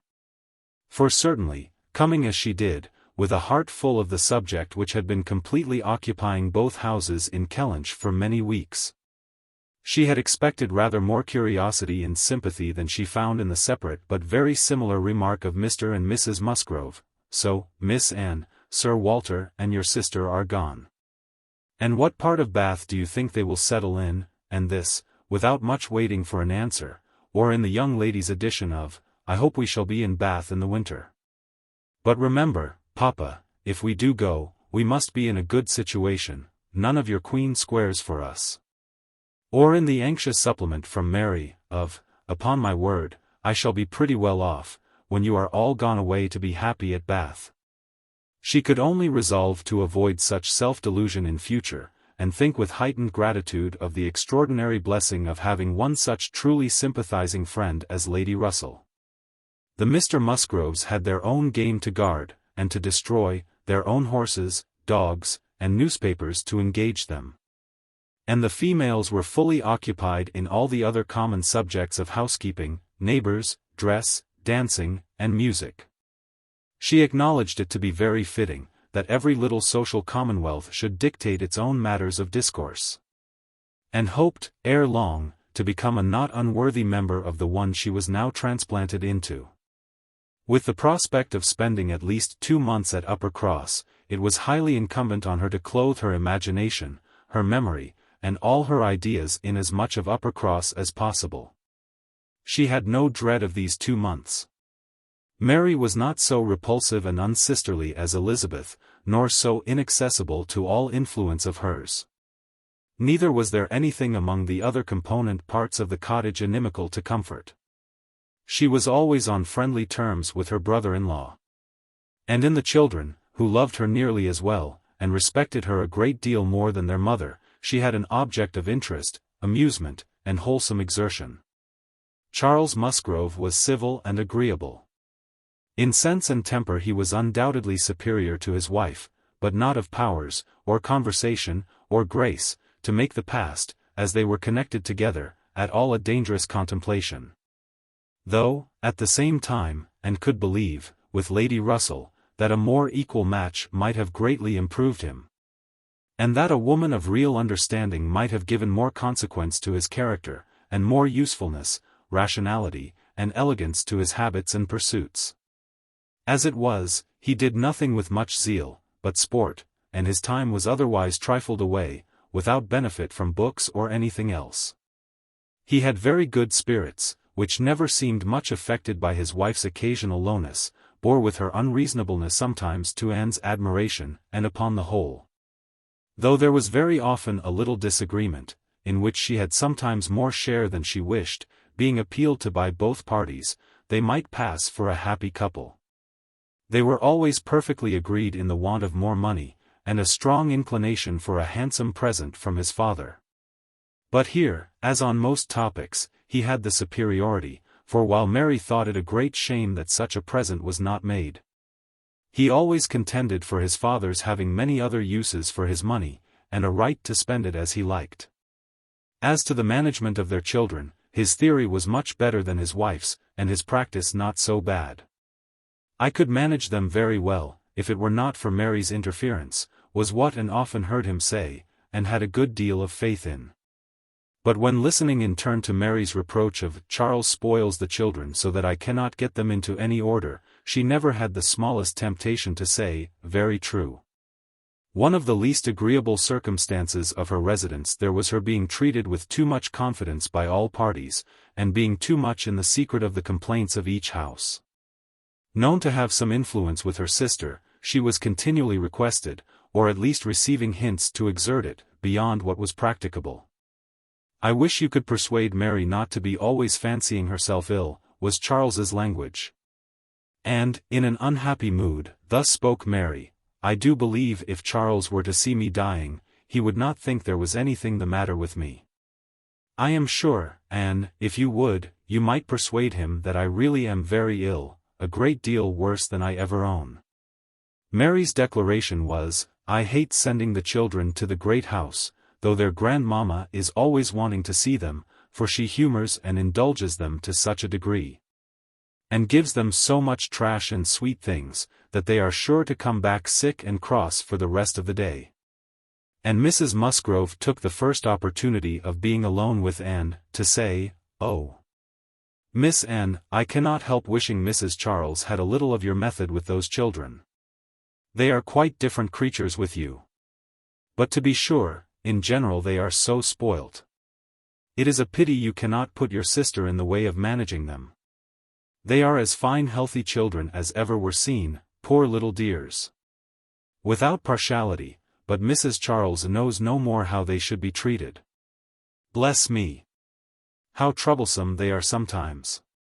I assure you, Miss Anne, it prevents my wishing to see them at our house so often as I otherwise should. I believe Mrs. Charles is not quite pleased with my not inviting them oftener. But you know it is very bad to have children with one that one is obliged to be checking every moment, don't do this, and don't do that. Or that one can only keep in tolerable order by more cake than is good for them." She had this communication, moreover, from Mary. "Mrs. Musgrove thinks all her servants so steady, that it would be high treason to call it in question. But I am sure, without exaggeration, that her upper housemaid and laundry maid, instead of being in their business, are gaddying about the village, all day long. I meet them wherever I go. And I declare, I never go twice into my nursery without seeing something of them. If Jemima were not the trustiest, steadiest creature in the world, it would be enough to spoil her. For she tells me, they are always tempting her to take a walk with them." And on Mrs. Musgrove's side, it was, "I make a rule of never interfering in any of my daughter-in-law's concerns, for I know it would not do. But I shall tell you, Miss Anne, because you may be able to set things to rights, that I have no very good opinion of Mrs. Charles's nursery maid. I hear strange stories of her. She is always upon the gad, and from my own knowledge, I can declare, she is such a fine dressing lady, that she is enough to ruin any servant she comes near. Mrs. Charles quite swears by her, I know, but I just give you this hint, that you may be upon the watch, because, if you see anything amiss, you need not be afraid of mentioning it.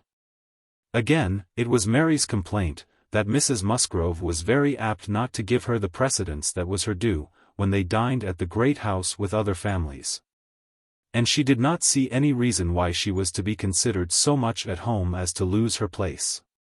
And one day when Anne was walking with only the Miss Musgroves, one of them, after talking of rank, people of rank, and jealousy of rank, said, "I have no scruple of observing to you how nonsensical some persons are about their place, because all the world knows how easy and indifferent you are about it. But I wish anybody could give Mary a hint that it would be a great deal better if she were not so very tenacious, especially if she would not be always putting herself forward to take place of mamma.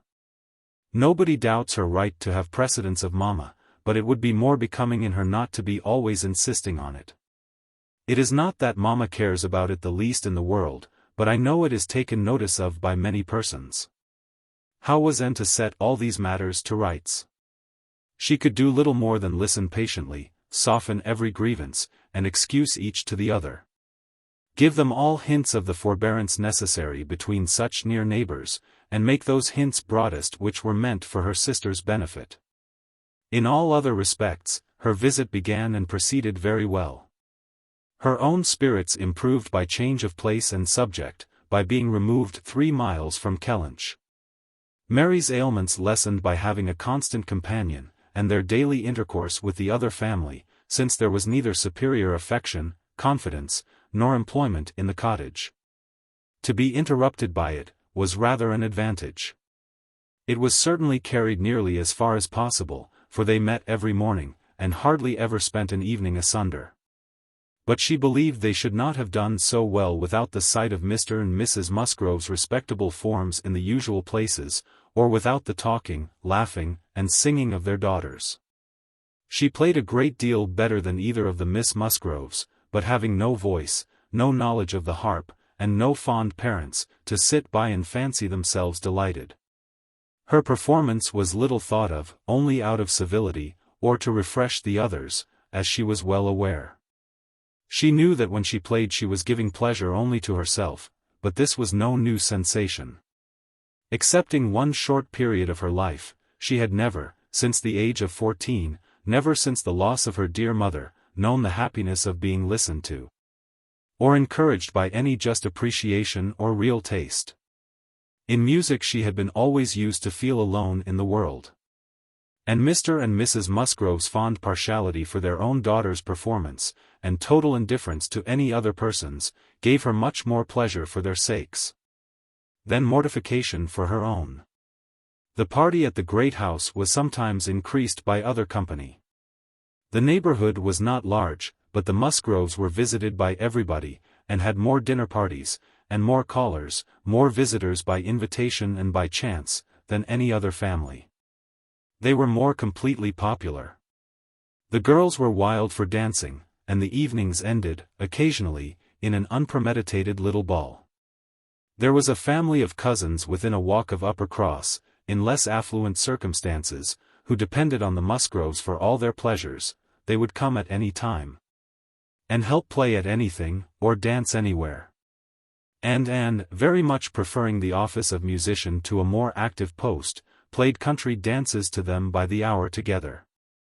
A kindness which always recommended her musical powers to the notice of Mr. and Mrs. Musgrove more than anything else, and often drew this compliment, "Well done, Miss Anne. Very well done indeed. Lord bless me! How those little fingers of yours fly about!" So passed the first 3 weeks. Michaelmas came, and now Anne's heart must be in Kellynch again. A beloved home made over to others. All the precious rooms and furniture, groves, and prospects, beginning to own other eyes and other limbs. She could not think of much else on the 29th of September. And she had this sympathetic touch in the evening from Mary, who, on having occasion to note down the day of the month, exclaimed, "Dear me, is not this the day the Crofts were to come to Kellynch? I am glad I did not think of it before. How low it makes me." The Crofts took possession with true naval alertness, and were to be visited. Mary deplored the necessity for herself. Nobody knew how much she should suffer. She should put it off as long as she could. But was not easy till she had talked Charles into driving her over on an early day, and was in a very animated, comfortable state of imaginary agitation, when she came back. And had very sincerely rejoiced in there being no means of her going. She wished, however, to see the Crofts, and was glad to be within when the visit was returned.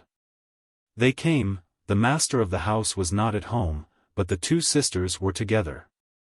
And as it chanced that Mrs. Croft fell to the share of Anne, while the Admiral sat by Mary, and made himself very agreeable by his good-humoured notice of her little boys. She was well able to watch for a likeness, and if it failed her in the features, to catch it in the voice, or in the turn of sentiment and expression. Mrs. Croft, though neither tall nor fat, had a squareness, uprightness, and vigor of form, which gave importance to her person. She had bright dark eyes, good teeth, and altogether an agreeable face. Though her reddened and weather-beaten complexion, the consequence of her having been almost as much at sea as her husband, made her seem to have lived some years longer in the world than her real 38. Her manners were open, easy, and decided, like one who had no distrust of herself, and no doubts of what to do, without any approach to coarseness, however, or any want of good humour. And gave her credit, indeed, for feelings of great consideration towards herself, in all that related to Kellynch, and it pleased her, especially, as she had satisfied herself in the very first half-minute, in the instant even of introduction, that there was not the smallest symptom of any knowledge or suspicion on Mrs. Croft's side, to give a bias of any sort. She was quite easy on that head, and consequently full of strength and courage, till for a moment electrified by Mrs. Croft's suddenly saying, "It was you, and not your sister, I find, that my brother had the pleasure of being acquainted with, when he was in this country." And hoped she had outlived the age of blushing, but the age of emotion she certainly had not. "Perhaps you may not have heard that he is married," added Mrs. Croft. She could now answer as she ought, and was happy to feel, when Mrs. Croft's next words explained it to be Mr. Wentworth of whom she spoke, that she had said nothing which might not do for either brother. She immediately felt how reasonable it was, that Mrs. Croft should be thinking and speaking of Edward, and not of Frederick. And with shame at her own forgetfulness applied herself to the knowledge of their former neighbour's present state with proper interest. The rest was all tranquillity. Till, just as they were moving, she heard the Admiral say to Mary, "We are expecting a brother of Mrs. Croft's here soon, I dare say you know him by name." He was cut short by the eager attacks of the little boys, clinging to him like an old friend, and declaring he should not go, and being too much engrossed by proposals of carrying them away in his coat pocket, etc., to have another moment for finishing or recollecting what he had begun, and was left to persuade herself, as well as she could, that the same brother must still be in question.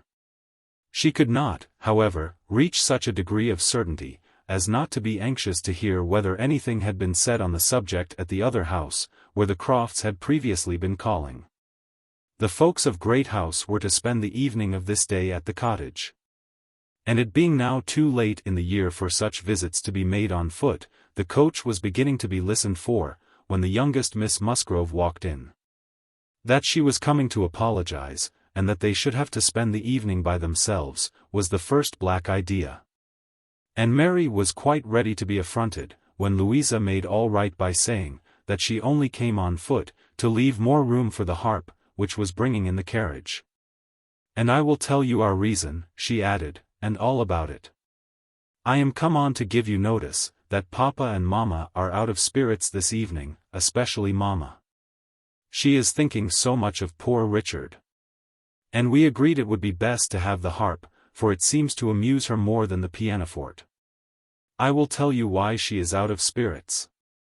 When the Crofts called this morning, they called here afterwards, did not they? They happened to say, that her brother, Captain Wentworth, is just returned to England, or paid off, or something, and is coming to see them almost directly. And most unluckily it came into Mamma's head, when they were gone, that Wentworth, or something very like it, was the name of poor Richard's captain at one time. I do not know when or where, but a great while before he died, poor fellow. And upon looking over his letters and things, she found it was so, and is perfectly sure that this must be the very man, and her head is quite full of it, and of poor Richard.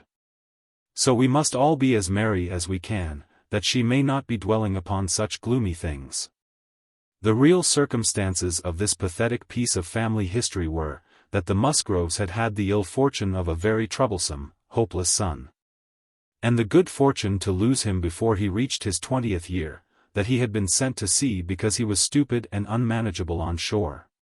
That he had been very little cared for at any time by his family, though quite as much as he deserved. Seldom heard of, and scarcely at all regretted, when the intelligence of his death abroad had worked its way to Uppercross, 2 years before. He had, in fact, though his sisters were now doing all they could for him, by calling him poor Richard, been nothing better than a thick-headed, unfeeling, unprofitable Dick Musgrove, who had never done anything to entitle himself to more than the abbreviation of his name, living or dead. He had been several years at sea, and had, in the course of those removals to which all midshipmen are liable, and especially such midshipmen as every captain wishes to get rid of, been 6 months on board Captain Frederick Wentworth's frigate, the Laconia. And from the Laconia he had, under the influence of his captain, written the only 2 letters which his father and mother had ever received from him during the whole of his absence. That is to say, the only 2 disinterested letters, all the rest had been mere applications for money. In each letter he had spoken well of his captain. But yet, so little were they in the habit of attending to such matters, so unobservant and incurious were they as to the names of men or ships, that it had made scarcely any impression at the time. And that Mrs. Musgrove should have been suddenly struck, this very day, with a recollection of the name of Wentworth, as connected with her son, seemed one of those extraordinary bursts of mind which do sometimes occur. She had gone to her letters, and found it all as she supposed. And the reperusal of these letters, after so long an interval, her poor son gone forever, and all the strength of his faults forgotten, had affected her spirits exceedingly, and thrown her into greater grief for him than she had known on first hearing of his death. Mr. Musgrove was, in a lesser degree, affected likewise. And when they reached the cottage, they were evidently in want, first, of being listened to anew on this subject, and afterwards, of all the relief which cheerful companions could give. To hear them talking so much of Captain Wentworth, repeating his name so often, puzzling over past years, and at last ascertaining that it probably would, turn out to be the very same Captain Wentworth whom they recollected meeting, once or twice, after their coming back from Clifton, a very fine young man, but they could not say whether it was 7 or 8 years ago, was a new sort of trial to Anne's nerves.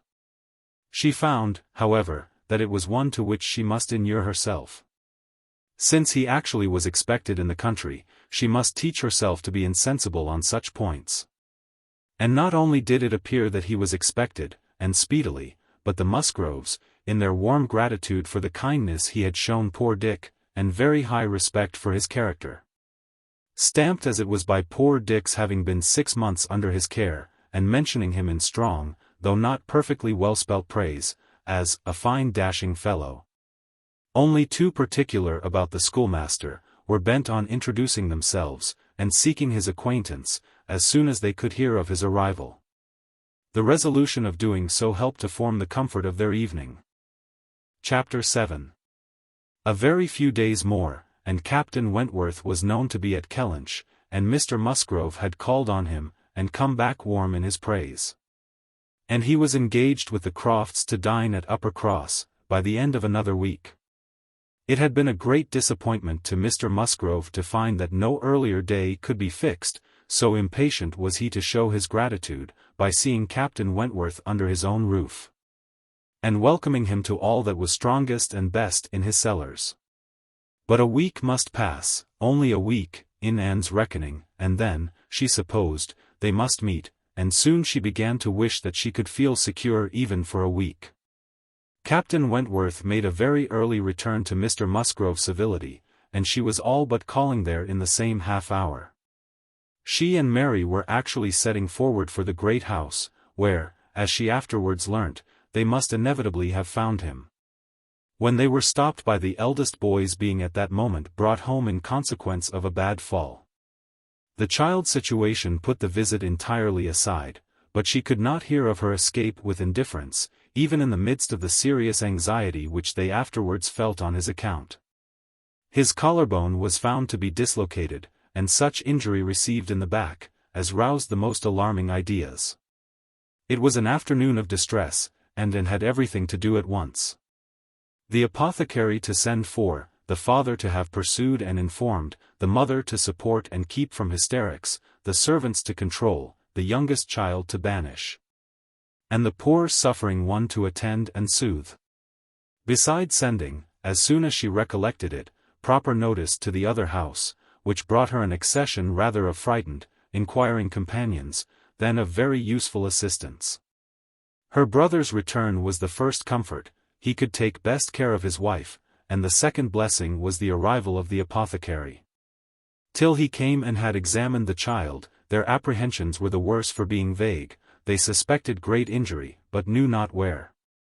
But now the collarbone was soon replaced, and though Mr. Robinson felt, and rubbed, and looked grave, and spoke low words both to the father and the aunt, still they were all to hope the best, and to be able to part and eat their dinner in tolerable ease of mind. And then it was, just before they parted, that the two young aunts were able so far to digress from their nephew's state, as to give the information of Captain Wentworth's visit. Staying 5 minutes behind their father and mother, to endeavour to express how perfectly delighted they were with him, how much handsomer, how infinitely more agreeable they thought him than any individual among their male acquaintance, who had been at all a favourite before.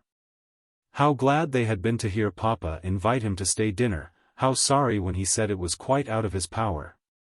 And how glad again when he had promised in reply to Papa and Mamma's farther pressing invitations to come and dine with them on the morrow, actually on the morrow.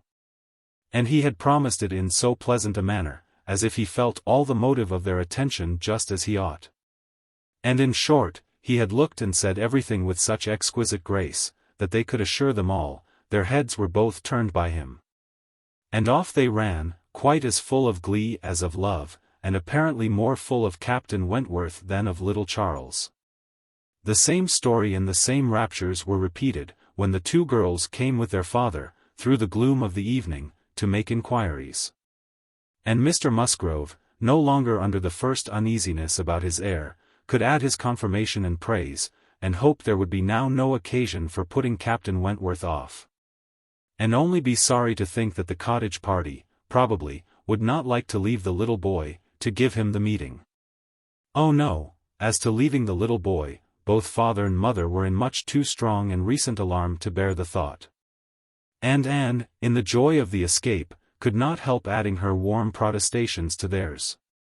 Charles Musgrove, indeed, afterwards, showed more of inclination.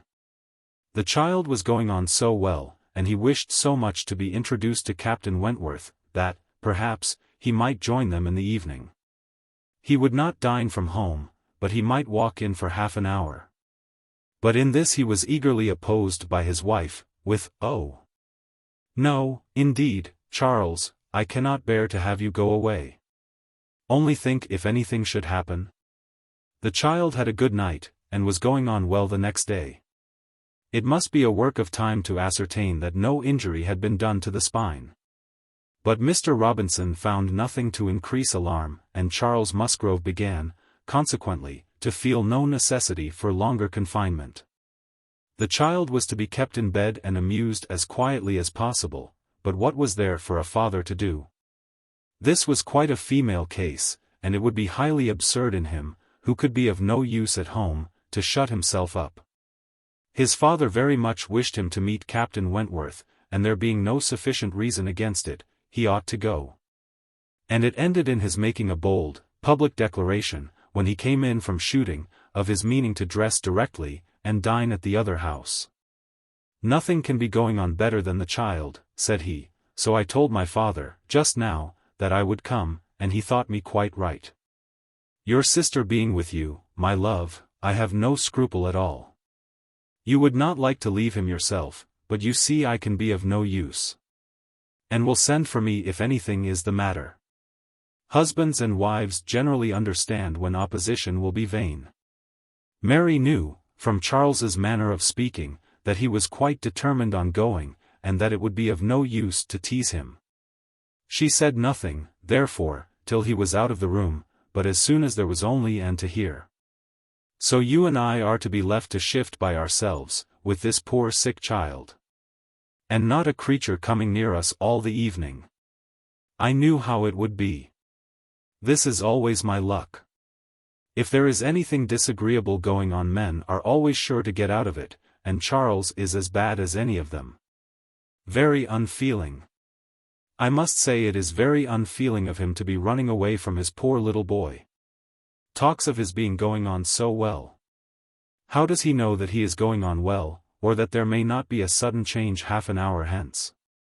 I did not think Charles would have been so unfeeling. So here he is to go away and enjoy himself, and because I am the poor mother, I am not to be allowed to stir, and yet, I am sure, I am more unfit than anybody else to be about the child. My being the mother is the very reason why my feelings should not be tried. I am not at all equal to it. You saw how hysterical I was yesterday. But that was only the effect of the suddenness of your alarm, of the shock. You will not be hysterical again. I dare say we shall have nothing to distress us. I perfectly understand Mr. Robinson's directions, and have no fears, and indeed, Mary, I cannot wonder at your husband. Nursing does not belong to a man, it is not his province. A sick child is always the mother's property, her own feelings generally make it so. I hope I am as fond of my child as any mother, but I do not know that I am of any more use in the sickroom than Charles, for I cannot be always scolding and teasing the poor child when it is ill. And you saw, this morning, that if I told him to keep quiet, he was sure to begin kicking about. I have not nerves for the sort of thing. But, could you be comfortable yourself, to be spending the whole evening away from the poor boy? Yes, you see his papa can, and why should not I? Jemima is so careful. And she could send us word every hour how he was. I really think Charles might as well have told his father we would all come. I am not more alarmed about little Charles now than he is. I was dreadfully alarmed yesterday, but the case is very different today. Well, if you do not think it too late to give notice for yourself, suppose you were to go, as well as your husband. Leave little Charles to my care. Mr. and Mrs. Musgrove cannot think it wrong while I remain with him. Are you serious? Cried Mary, her eyes brightening. Dear me! That's a very good thought, very good, indeed. To be sure, I may just as well go as not, for I am of no use at home, am I? And it only harasses me. You, who have not a mother's feelings, are a great deal the properest person. You can make little Charles do anything, he always minds you at a word. It will be a great deal better than leaving him only with Jemima. Oh! I will certainly go. I am sure I ought if I can, quite as much as Charles, for they want me excessively to be acquainted with Captain Wentworth, and I know you do not mind being left alone. An excellent thought of yours, indeed, Anne. I will go and tell Charles, and get ready directly. You can send for us, you know, at a moment's notice, if anything is the matter. But I dare say there will be nothing to alarm you. I should not go, you may be sure, if I did not feel quite at ease about my dear child. The next moment she was tapping at her husband's dressing-room door, and as Anne followed her upstairs, she was in time for the whole conversation, which began with Mary saying, in a tone of great exultation, I mean to go with you, Charles, for I am of no more use at home than you are. If I were to shut myself up forever with the child, I should not be able to persuade him to do anything he did not like. And will stay, and undertakes to stay at home and take care of him. It is Anne's own proposal, and so I shall go with you, which will be a great deal better, for I have not dined at the other house since Tuesday. This is very kind of Anne, was her husband's answer, and I should be very glad to have you go, but it seems rather hard that she should be left at home by herself, to nurse our sick child. And was now at hand to take up her own cause, and the sincerity of her manner being soon sufficient to convince him, where conviction was at least very agreeable.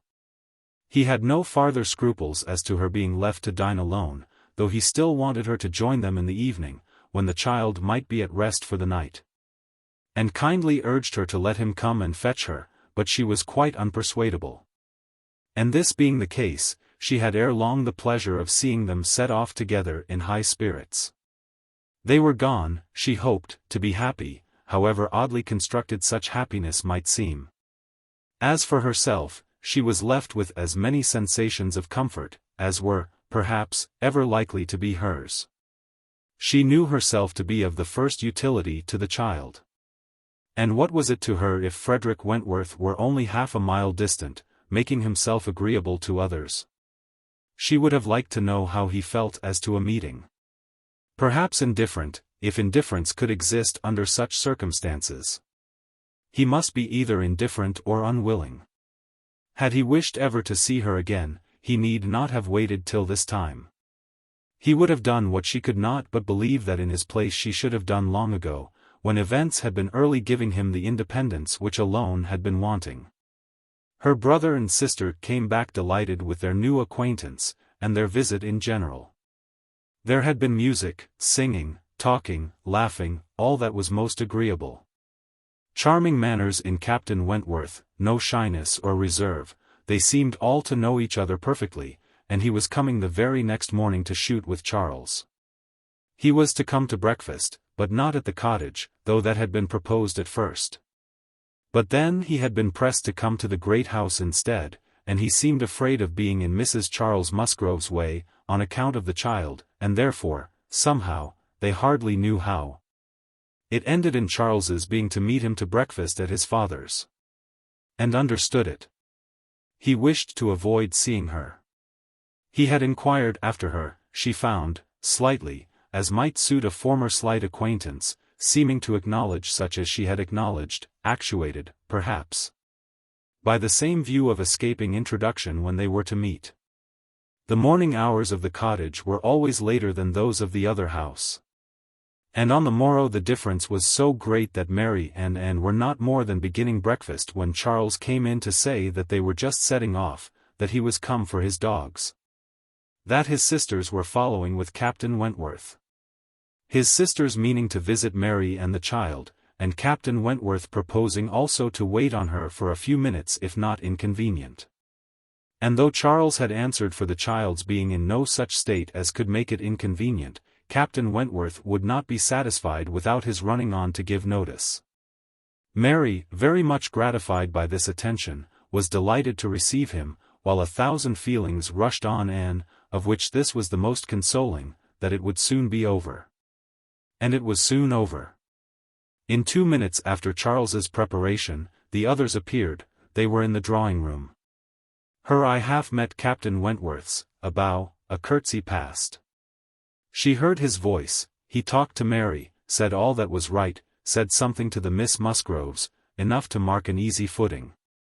The room seemed full of persons and voices, but a few minutes ended it. Charles showed himself at the window, all was ready, their visitor had bowed and was gone, the Miss Musgroves were gone too. Suddenly resolving to walk to the end of the village with the sportsmen, the room was cleared, and might finish her breakfast as she could. "It is over. It is over," she repeated to herself again and again, in nervous gratitude. The worst is over. Mary talked, but she could not attend. She had seen him. They had met. They had been once more in the same room. Soon, however, she began to reason with herself, and try to be feeling less. 8 years, almost 8 years had passed, since all had been given up. How absurd to be resuming the agitation which such an interval had banished into distance and indistinctness. What might not 8 years do? Events of every description, changes, alienations, removals, all must be comprised in it, and oblivion of the past, how natural, how certain too. It included nearly a third part of her own life. Alas! With all her reasoning, she found that to retentive feelings 8 years may be little more than nothing. Now, how were his sentiments to be read? Was this like wishing to avoid her? And the next moment she was hating herself for the folly which asked the question. On one other question which perhaps her utmost wisdom might not have prevented, she was soon spared all suspense. For, after the Miss Musgroves had returned and finished their visit at the cottage, she had this spontaneous information from Mary. "Captain Wentworth is not very gallant by you, Anne. Though he was so attentive to me. Henrietta asked him what he thought of you, when they went away, and he said, you were so altered he should not have known you again." Mary had no feelings to make her respect her sisters in a common way, but she was perfectly unsuspicious of being inflicting any peculiar wound. Altered beyond his knowledge. And fully submitted, in silent, deep mortification. Doubtless it was so, and she could take no revenge, for he was not altered, or not for the worse. She had already acknowledged it to herself, and she could not think differently, let him think of her as he would. No, the years which had destroyed her youth and bloom had only given him a more glowing, manly, open look, in no respect lessening his personal advantages. She had seen the same Frederick Wentworth. So altered that he should not have known her again. These were words which could not but dwell with her. Yet she soon began to rejoice that she had heard them. They were of sobering tendency. They allayed agitation, they composed, and consequently must make her happier. Frederick Wentworth had used such words, or something like them, but without an idea that they would be carried round to her. He had thought her wretchedly altered, and in the first moment of appeal, had spoken as he felt. He had not forgiven Anne Elliot. She had used him ill, deserted and disappointed him. And worse, she had shown a feebleness of character in doing so, which his own decided, confident temper could not endure. She had given him up to oblige others. It had been the effect of over-persuasion. It had been weakness and timidity. He had been most warmly attached to her, and had never seen a woman since whom he thought her equal. But, except from some natural sensation of curiosity, he had no desire of meeting her again. Her power with him was gone forever. It was now his object to marry. He was rich, and being turned on shore, fully intended to settle as soon as he could be properly tempted. Actually looking round, ready to fall in love with all the speed which a clear head and a quick taste could allow. He had a heart for either of the Miss Musgroves, if they could catch it. A heart, in short, for any pleasing young woman who came in his way, excepting Anne Elliot. This was his only secret exception, when he said to his sister, in answer to her suppositions. "Yes, here I am, Sophia, quite ready to make a foolish match. Anybody between 15 and 30 may have me for asking. A little beauty, and a few smiles, and a few compliments to the navy, and I am a lost man. Should not this be enough for a sailor, who has had no society among women to make him nice?" He said it, she knew, to be contradicted. His bright proud eye spoke the happy conviction that he was nice, and Anne Elliot was not out of his thoughts, when he more seriously described the woman he should wish to meet with. A strong mind, with sweetness of manner, made the first and the last of the description. "That is the woman I want," said he. "Something a little inferior I shall of course put up with, but it must not be much. If I am a fool, I shall be a fool indeed, for I have thought on the subject more than most men." Chapter 8. From this time Captain Wentworth and Anne Elliot were repeatedly in the same circle. They were soon dining in company together at Mr. Musgrove's, for the little boy's state could no longer supply his aunt with a pretence for absenting herself. And this was but the beginning of other dinings and other meetings. Whether former feelings were to be renewed must be brought to the proof. Former times must undoubtedly be brought to the recollection of each, they could not but be reverted to. The year of their engagement could not but be named by him, in the little narratives or descriptions which conversation called forth. His profession qualified him, his disposition led him, to talk. And that was in the year 6. That happened before I went to sea in the year 6, occurred in the course of the first evening they spent together, and though his voice did not falter, and though she had no reason to suppose his eye wandering towards her while he spoke, and felt the utter impossibility, from her knowledge of his mind, that he could be unvisited by remembrance any more than herself. There must be the same immediate association of thought, though she was very far from conceiving it to be of equal pain. They had no conversation together, no intercourse but what the commonest civility required. Once so much to each other. Now nothing. There had been a time, when of all the large party now filling the drawing-room at Uppercross, they would have found it most difficult to cease to speak to one another. With the exception, perhaps, of Admiral and Mrs. Croft, who seemed particularly attached and happy, and could allow no other exception even among the married couples. There could have been no two hearts so open, no tastes so similar, no feelings so in unison, no countenances so beloved. Now they were as strangers, nay, worse than strangers, for they could never become acquainted. It was a perpetual estrangement. When he talked, she heard the same voice, and discerned the same mind. There was a very general ignorance of all naval matters throughout the party. And he was very much questioned, and especially by the two Miss Musgroves, who seemed hardly to have any eyes but for him, as to the manner of living on board, daily regulations, food, hours, etc.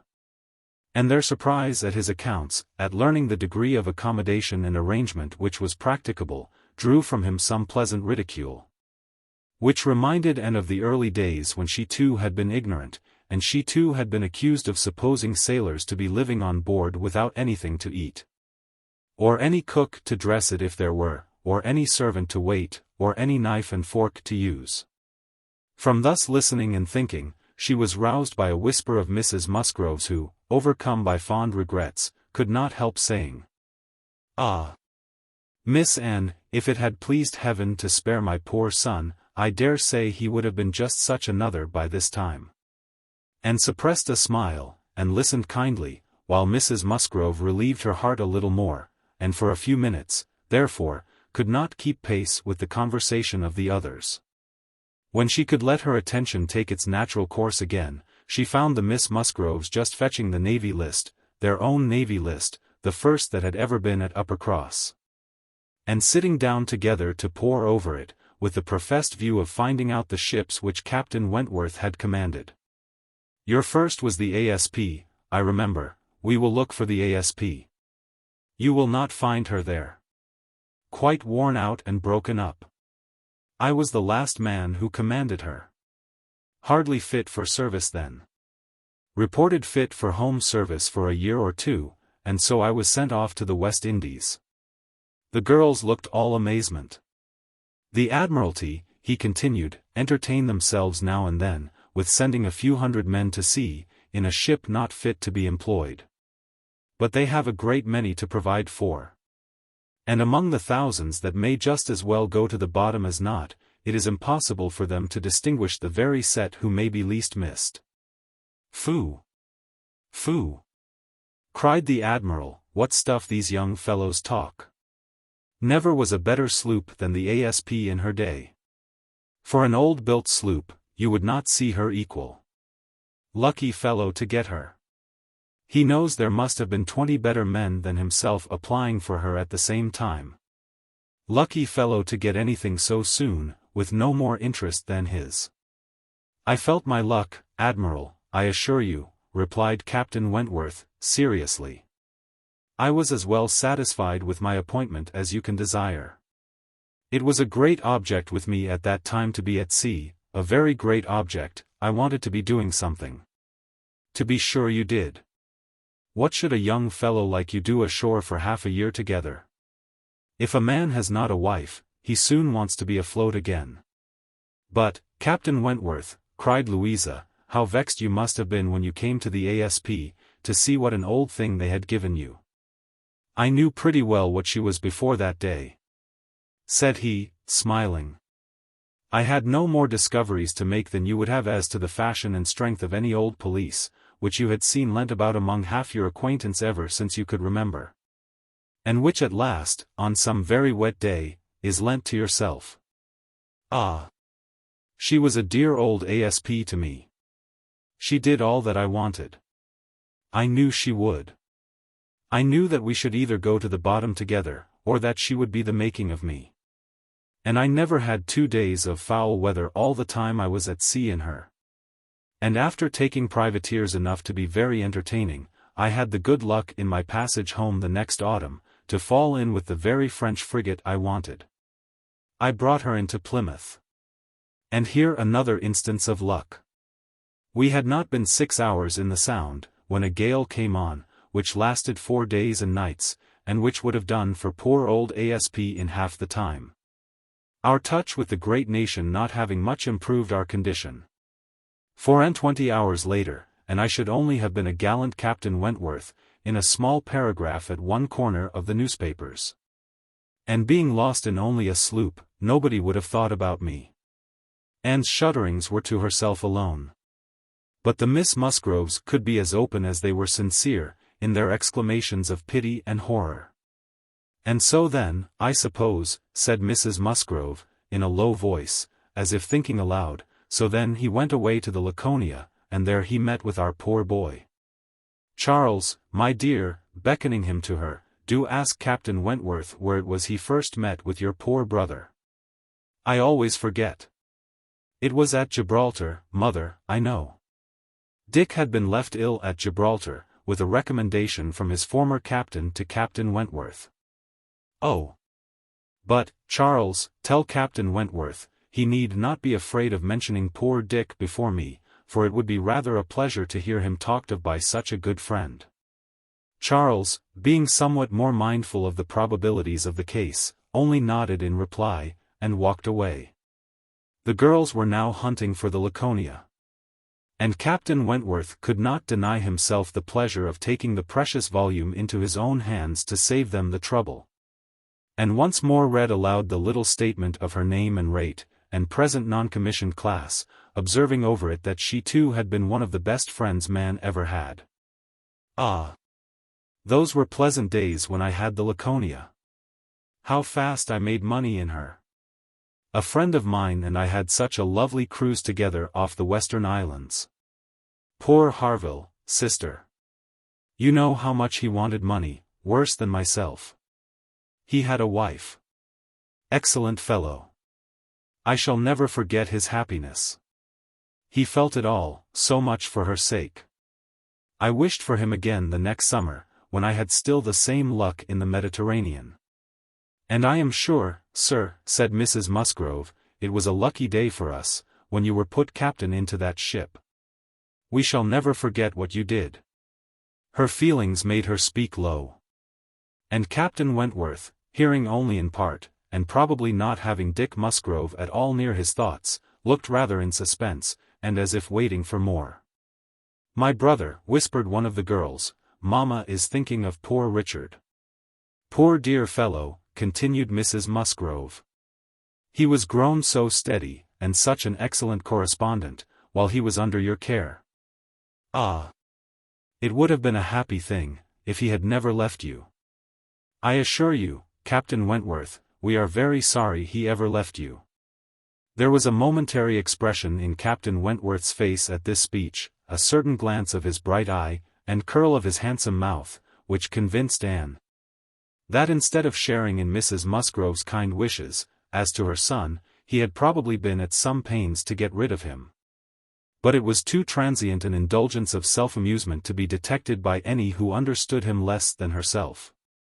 In another moment he was perfectly collected and serious, and almost instantly afterwards coming up to the sofa, on which she and Mrs. Musgrove were sitting, took a place by the latter, and entered into conversation with her, in a low voice, about her son, doing it with so much sympathy and natural grace, as showed the kindest consideration for all that was real and unabsurd in the parents' feelings. They were actually on the same sofa, for Mrs. Musgrove had most readily made room for him. They were divided only by Mrs. Musgrove. It was no insignificant barrier, indeed. Mrs. Musgrove was of a comfortable, substantial size, infinitely more fitted by nature to express good cheer and good humor, than tenderness and sentiment. And while the agitations of Anne's slender form, and pensive face, may be considered as very completely screened, Captain Wentworth should be allowed some credit for the self-command with which he attended to her large fat sighings over the destiny of a son, whom alive nobody had cared for. Personal sighs and mental sorrow have certainly no necessary proportions. A large bulky figure has as good a right to be in deep affliction, as the most graceful set of limbs in the world. But, fair or not fair, there are unbecoming conjunctions, which reason will patronize in vain, which taste cannot tolerate, which ridicule will seize. The Admiral, after taking 2 or 3 refreshing turns about the room with his hands behind him, being called to order by his wife, now came up to Captain Wentworth. And without any observation of what he might be interrupting, thinking only of his own thoughts, began with: "If you had been a week later at Lisbon, last spring, Frederick, you would have been asked to give a passage to Lady Mary Grierson and her daughters." "Should I? I am glad I was not a week later then." The Admiral abused him for his want of gallantry. He defended himself. Though professing that he would never willingly admit any ladies on board a ship of his, excepting for a ball, or a visit, which a few hours might comprehend. "But, if I know myself," said he, "this is from no want of gallantry towards them. It is rather from feeling how impossible it is, with all one's efforts, and all one's sacrifices, to make the accommodations on board such as women ought to have. There can be no want of gallantry, Admiral, in rating the claims of women to every personal comfort high, and this is what I do. I hate to hear of women on board, or to see them on board. And no ship under my command shall ever convey a family of ladies anywhere, if I can help it." This brought his sister upon him. "Oh, Frederick! But I cannot believe it of you. All idle refinement, women may be as comfortable on board, as in the best house in England. I believe I have lived as much on board as most women, and I know nothing superior to the accommodations of a man of war. I declare I have not a comfort or an indulgence about me, even at Kellynch Hall," with a kind bow to Anne, "beyond what I always had in most of the ships I have lived in. And they have been 5 altogether." "Nothing to the purpose," replied her brother. "You were living with your husband, and were the only woman on board. But you, yourself, brought Mrs. Harville, her sister, her cousin, and the 3 children, round from Portsmouth to Plymouth. Where was this superfine, extraordinary sort of gallantry of yours then? All merged in my friendship, Sophia. I would assist any brother officer's wife that I could, and I would bring anything of Harville's from the world's end, if he wanted it. But do not imagine that I did not feel it an evil in itself. Depend upon it, they were all perfectly comfortable. I might not like them the better for that perhaps. Such a number of women and children have no right to be comfortable on board." "My dear Frederick, you are talking quite idly. Pray, what would become of us poor sailors' wives, who often want to be conveyed to one port or another, after our husbands, if everybody had your feelings? My feelings, you see, did not prevent my taking Mrs. Harville and all her family to Plymouth. But I hate to hear you talking so like a fine gentleman, and as if women were all fine ladies, instead of rational creatures. We none of us expect to be in smooth water all our days." "Ah! My dear," said the Admiral, "when he has got a wife, he will sing a different tune. When he is married, if we have the good luck to live to another war, we shall see him do as you and I, and a great many others, have done. We shall have him very thankful to anybody that will bring him his wife." "Aye, that we shall." "Now I have done," cried Captain Wentworth. "When once married people begin to attack me with, 'Oh, you will think very differently, when you are married,' I can only say, 'No, I shall not,' and then they say again, 'Yes, you will,' and there is an end of it." He got up and moved away. "What a great traveller you must have been, ma'am," said Mrs. Musgrove to Mrs. Croft. "Pretty well, ma'am, in the 15 years of my marriage, though many women have done more. I have crossed the Atlantic 4 times, and have been once to the East Indies, and back again, and only once, besides being in different places about home, Cork, and Lisbon, and Gibraltar. But I never went beyond the Straits, and never was in the West Indies. We do not call Bermuda or Bahama, you know, the West Indies. Mrs. Musgrove had not a word to say in dissent. She could not accuse herself of having ever called them anything in the whole course of her life. And I do assure you, ma'am, pursued Mrs. Croft, that nothing can exceed the accommodations of a man-of-war. I speak, you know, of the higher rates. When you come to a frigate, of course, you are more confined, though any reasonable woman may be perfectly happy in one of them. And I can safely say, that the happiest part of my life has been spent on board a ship. While we were together, you know, there was nothing to be feared. Thank God. I have always been blessed with excellent health, and no climate disagrees with me. A little disordered always the first 24 hours of going to sea, but never knew what sickness was afterwards. The only time that I ever really suffered in body or mind, the only time that I ever fancied myself unwell, or had any ideas of danger, was the winter that I passed by myself at Deal. When the Admiral, Captain Croft then, was in the North Seas. I lived in perpetual fright at that time, and had all manner of imaginary complaints from not knowing what to do with myself, or when I should hear from him next. But as long as we could be together, nothing ever ailed me, and I never met with the smallest inconvenience. To be sure. Yes, indeed, oh yes. I am quite of your opinion, Mrs. Croft, was Mrs. Musgrove's hearty answer. There is nothing so bad as a separation. I am quite of your opinion.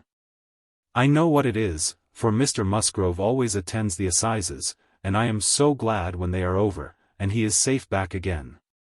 The evening ended with dancing. On its being proposed, and offered her services, as usual. And though her eyes would sometimes fill with tears as she sat at the instrument, she was extremely glad to be employed, and desired nothing in return but to be unobserved. It was a merry, joyous party, and no one seemed in higher spirits than Captain Wentworth. She felt that he had everything to elevate him which general attention and deference, and especially the attention of all the young women, could do.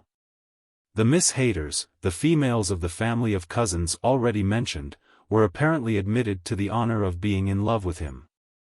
And as for Henrietta and Louisa, they both seemed so entirely occupied by him, that nothing but the continued appearance of the most perfect goodwill between themselves could have made it credible that they were not decided rivals. If he were a little spoilt by such universal, such eager admiration, who could wonder? These were some of the thoughts which occupied Anne, while her fingers were mechanically at work, proceeding for half an hour together, equally without error, and without consciousness. Once she felt that he was looking at herself, observing her altered features, perhaps, trying to trace in them the ruins of the face which had once charmed him. And once she knew that he must have spoken of her. She was hardly aware of it, till she heard the answer, but then she was sure of his having asked his partner whether Miss Elliot never danced. The answer was, oh, no, never, she has quite given up dancing. She had rather play. She is never tired of playing. Once, too, he spoke to her. She had left the instrument on the dancing being over, and he had sat down to try to make out an air which he wished to give the Miss Musgroves an idea of. Unintentionally she returned to that part of the room, he saw her, and, instantly rising, said, with studied politeness, "I beg your pardon, madam, this is your seat." And though she immediately drew back with a decided negative, he was not to be induced to sit down again, and did not wish for more of such looks and speeches. His cold politeness, his ceremonious grace, were worse than anything. Chapter 9. Captain Wentworth was come to Kellynch as to a home, to stay as long as he liked, being as thoroughly the object of the Admiral's fraternal kindness as of his wife's.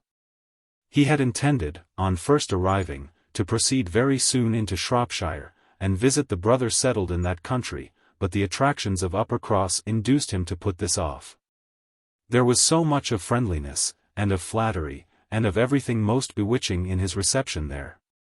The old were so hospitable, the young so agreeable, that he could not but resolve to remain where he was, and take all the charms and perfections of Edward's wife upon credit a little longer.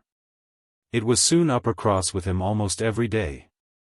The Musgroves could hardly be more ready to invite than he to come, particularly in the morning, when he had no companion at home, for the Admiral and Mrs. Croft were generally out of doors together, interesting themselves in their new possessions, their grass, and their sheep, and dawdling about in a way not endurable to a third person, or driving out in a gig, lately added to their establishment. Hitherto there had been but one opinion of Captain Wentworth among the Musgroves and their dependencies. It was unvarying, warm admiration everywhere. But this intimate footing was not more than established, when a certain Charles Hayter returned among them, to be a good deal disturbed by it, and to think Captain Wentworth very much in the way. Charles Hayter was the eldest of all the cousins, and a very amiable, pleasing young man, between whom and Henrietta there had been a considerable appearance of attachment previous to Captain Wentworth's introduction. He was in orders, and having a curacy in the neighbourhood, where residence was not required, lived at his father's house, only 2 miles from Uppercross. A short absence from home had left his fair one unguarded by his attentions at this critical period, and when he came back he had the pain of finding very altered manners, and of seeing Captain Wentworth. Mrs. Musgrove and Mrs. Hayter were sisters. They had each had money, but their marriages had made a material difference in their degree of consequence. Mr. Hayter had some property of his own, but it was insignificant compared with Mr. Musgrove's. And while the Musgroves were in the first class of society in the country, the young Hayters would, from their parents' inferior, retired, and unpolished way of living, and their own defective education, have been hardly in any class at all, but for their connection with Uppercross, this eldest son of course excepted, who had chosen to be a scholar and a gentleman, and who was very superior in cultivation and manners to all the rest. The two families had always been on excellent terms, there being no pride on one side, and no envy on the other, and only such a consciousness of superiority in the Miss Musgroves, as made them pleased to improve their cousins. Charles's attentions to Henrietta had been observed by her father and mother without any disapprobation. It would not be a great match for her. But if Henrietta liked him, and Henrietta did seem to like him.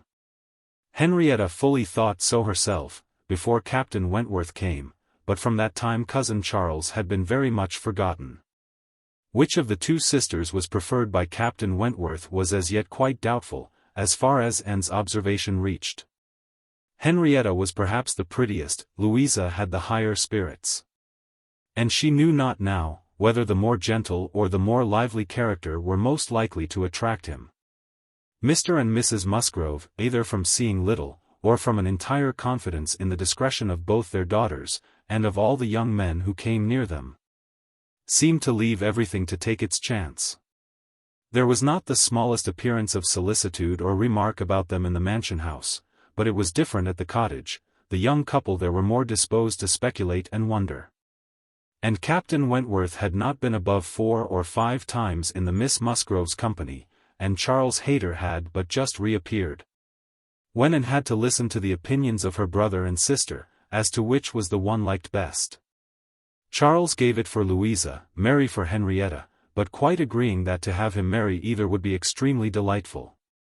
Charles had never seen a pleasanter man in his life, and from what he had once heard Captain Wentworth himself say, was very sure that he had not made less than £20,000 by the war. Here was a fortune at once. Besides which, there would be the chance of what might be done in any future war, and he was sure Captain Wentworth was as likely a man to distinguish himself as any officer in the navy. Oh! It would be a capital match for either of his sisters. Upon my word it would, replied Mary. Dear me! If he should rise to any very great honours. If he should ever be made a baronet. Lady Wentworth sounds very well.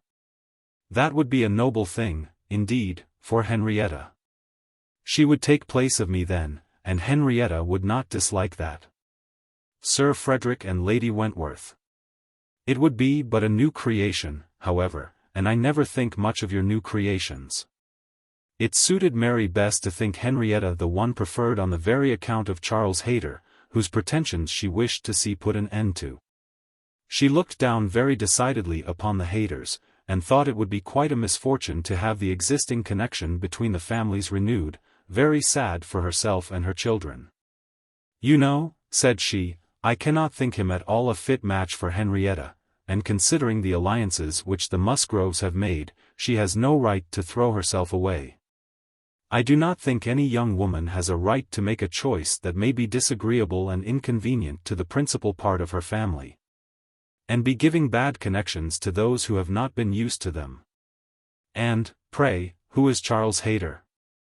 Nothing but a country curate. A most improper match for Miss Musgrove of Uppercross. Her husband, however, would not agree with her here. For besides having a regard for his cousin, Charles Hayter was an eldest son, and he saw things as an eldest son himself. Now you are talking nonsense, Mary, was therefore his answer. It would not be a great match for Henrietta, but Charles has a very fair chance, through the Spicers, of getting something from the bishop in the course of a year or two. And you will please to remember, that he is the eldest son. Whenever my uncle dies, he steps into very pretty property.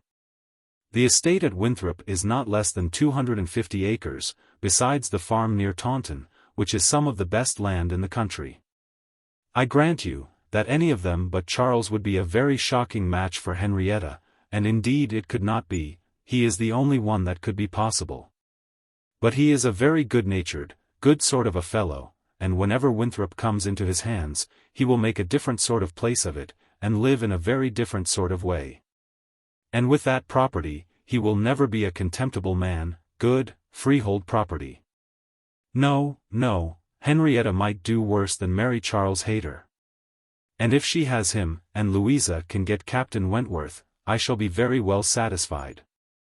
Charles may say what he pleases, cried Mary to Anne, as soon as he was out of the room, but it would be shocking to have Henrietta marry Charles Hayter.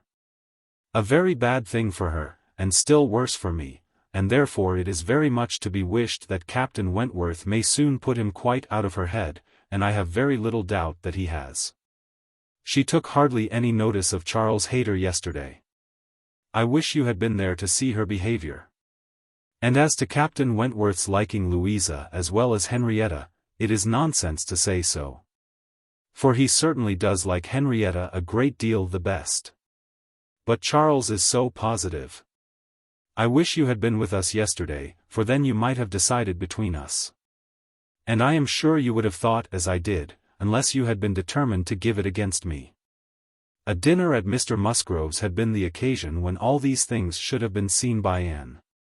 But she had stayed at home, under the mixed plea of a headache of her own, and some return of indisposition in little Charles. She had thought only of avoiding Captain Wentworth. But an escape from being appealed to as umpire was now added to the advantages of a quiet evening. As to Captain Wentworth's views, she deemed it of more consequence that he should know his own mind early enough not to be endangering the happiness of either sister, or impeaching his own honor, than that he should prefer Henrietta to Louisa, or Louisa to Henrietta. Either of them would, in all probability, make him an affectionate, good-humored wife. With regard to Charles Hayter, she had delicacy which must be pained by any lightness of conduct in a well-meaning young woman, and a heart to sympathize in any of the sufferings it occasioned. But if Henrietta found herself mistaken in the nature of her feelings, the alteration could not be understood too soon. Charles Hayter had met with much to disquiet and mortify him in his cousin's behavior. She had too old a regard for him to be so wholly estranged as might in two meetings extinguish every past hope, and leave him nothing to do but to keep away from Uppercross. But there was such a change as became very alarming, when such a man as Captain Wentworth was to be regarded as the probable cause. He had been absent only 2 Sundays, and when they parted, had left her interested, even to the height of his wishes, in his prospect of soon quitting his present curacy, and obtaining that of Uppercross instead. It had then seemed the object nearest her heart, that Dr.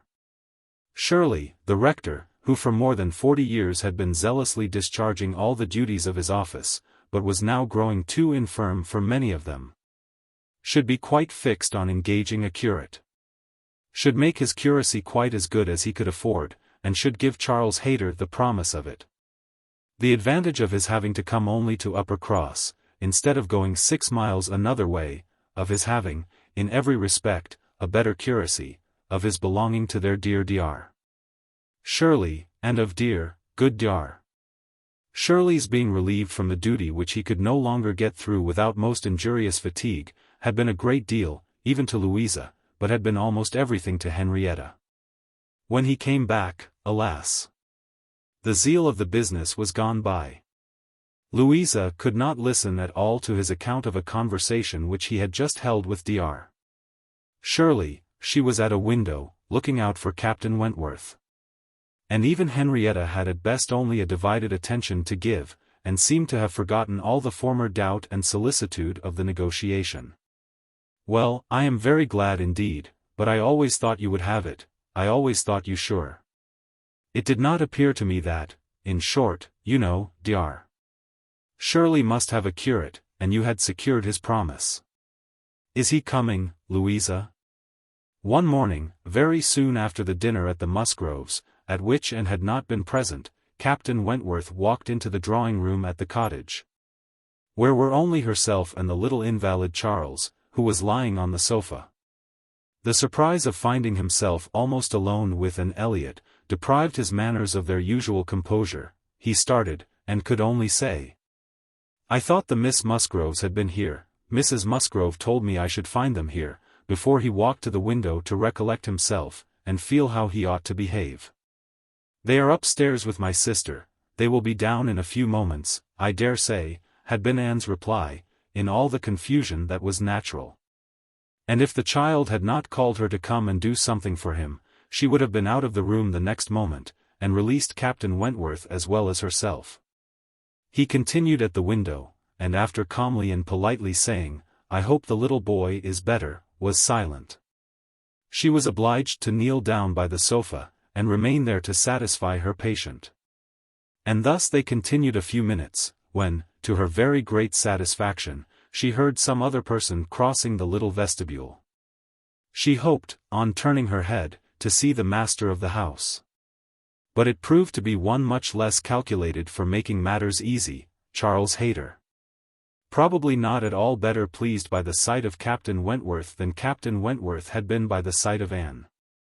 She only attempted to say, "How do you do? Will not you sit down? The others will be here presently." Captain Wentworth, however, came from his window, apparently not ill-disposed for conversation. But Charles Hayter soon put an end to his attempts by seating himself near the table, and taking up the newspaper, and Captain Wentworth returned to his window. Another minute brought another addition.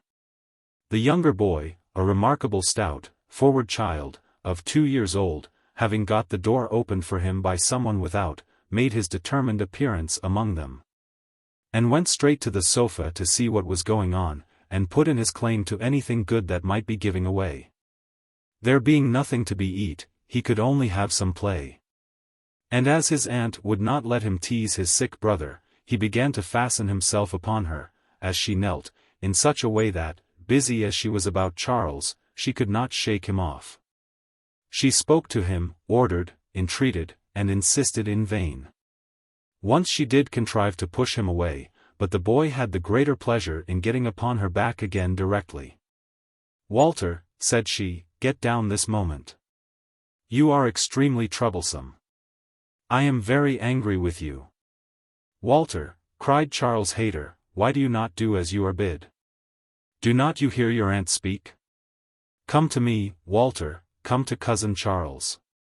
But not a bit did Walter stir. In another moment, however, she found herself in the state of being released from him. Someone was taking him from her, though he had bent down her head so much, that his little sturdy hands were unfastened from around her neck, and he was resolutely borne away, before she knew that Captain Wentworth had done it. Her sensations on the discovery made her perfectly speechless. She could not even thank him. She could only hang over little Charles, with most disordered feelings. His kindness in stepping forward to her relief, the manner, the silence in which it had passed, the little particulars of the circumstance. With the conviction soon forced on her by the noise he was studiously making with the child, that he meant to avoid hearing her thanks, and rather sought to testify that her conversation was the last of his wants, produced such a confusion of varying, but very painful agitation, as she could not recover from. Till enabled by the entrance of Mary and the Miss Musgroves to make over her little patient to their cares, and leave the room. She could not stay. It might have been an opportunity of watching the loves and jealousies of the four, they were now all together, but she could stay for none of it. It was evident that Charles Hayter was not well inclined towards Captain Wentworth.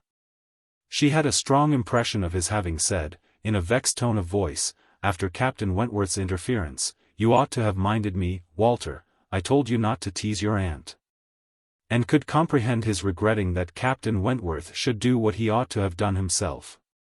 But neither Charles Hayter's feelings, nor anybody's feelings, could interest her, till she had a little better arranged her own.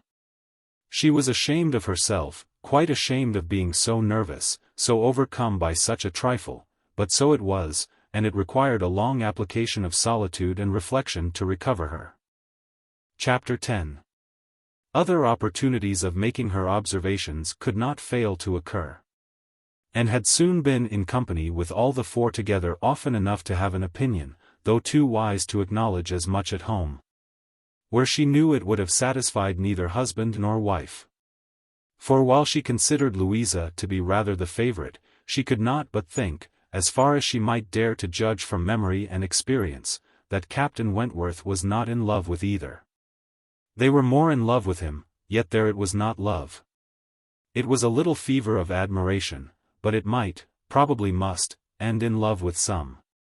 Charles Hayter seemed aware of being slighted, and yet Henrietta had sometimes the air of being divided between them, and longed for the power of representing to them all what they were about, and of pointing out some of the evils they were exposing themselves to. She did not attribute guile to any. It was the highest satisfaction to her to believe Captain Wentworth not in the least aware of the pain he was occasioning. There was no triumph, no pitiful triumph in his manner. He had, probably, never heard, and never thought of any claims of Charles Hayter. He was only wrong in accepting the attentions, for accepting must be the word, of two young women at once. After a short struggle, however, Charles Hayter seemed to quit the field.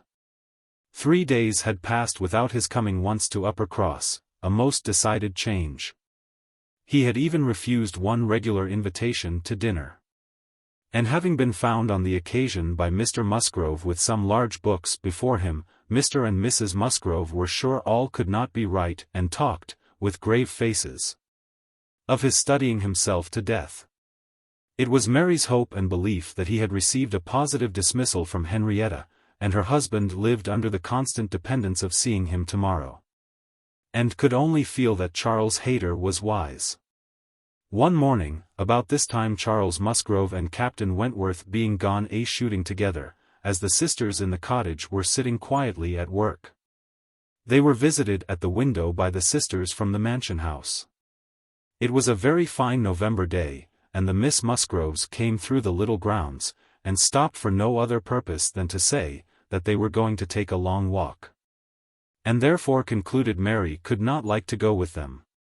And when Mary immediately replied, with some jealousy at not being supposed a good walker, "Oh, yes, I should like to join you very much, I am very fond of a long walk," and felt persuaded, by the looks of the two girls, that it was precisely what they did not wish, and admired again the sort of necessity which the family habits seemed to produce, of everything being to be communicated, and everything being to be done together, however undesired and inconvenient.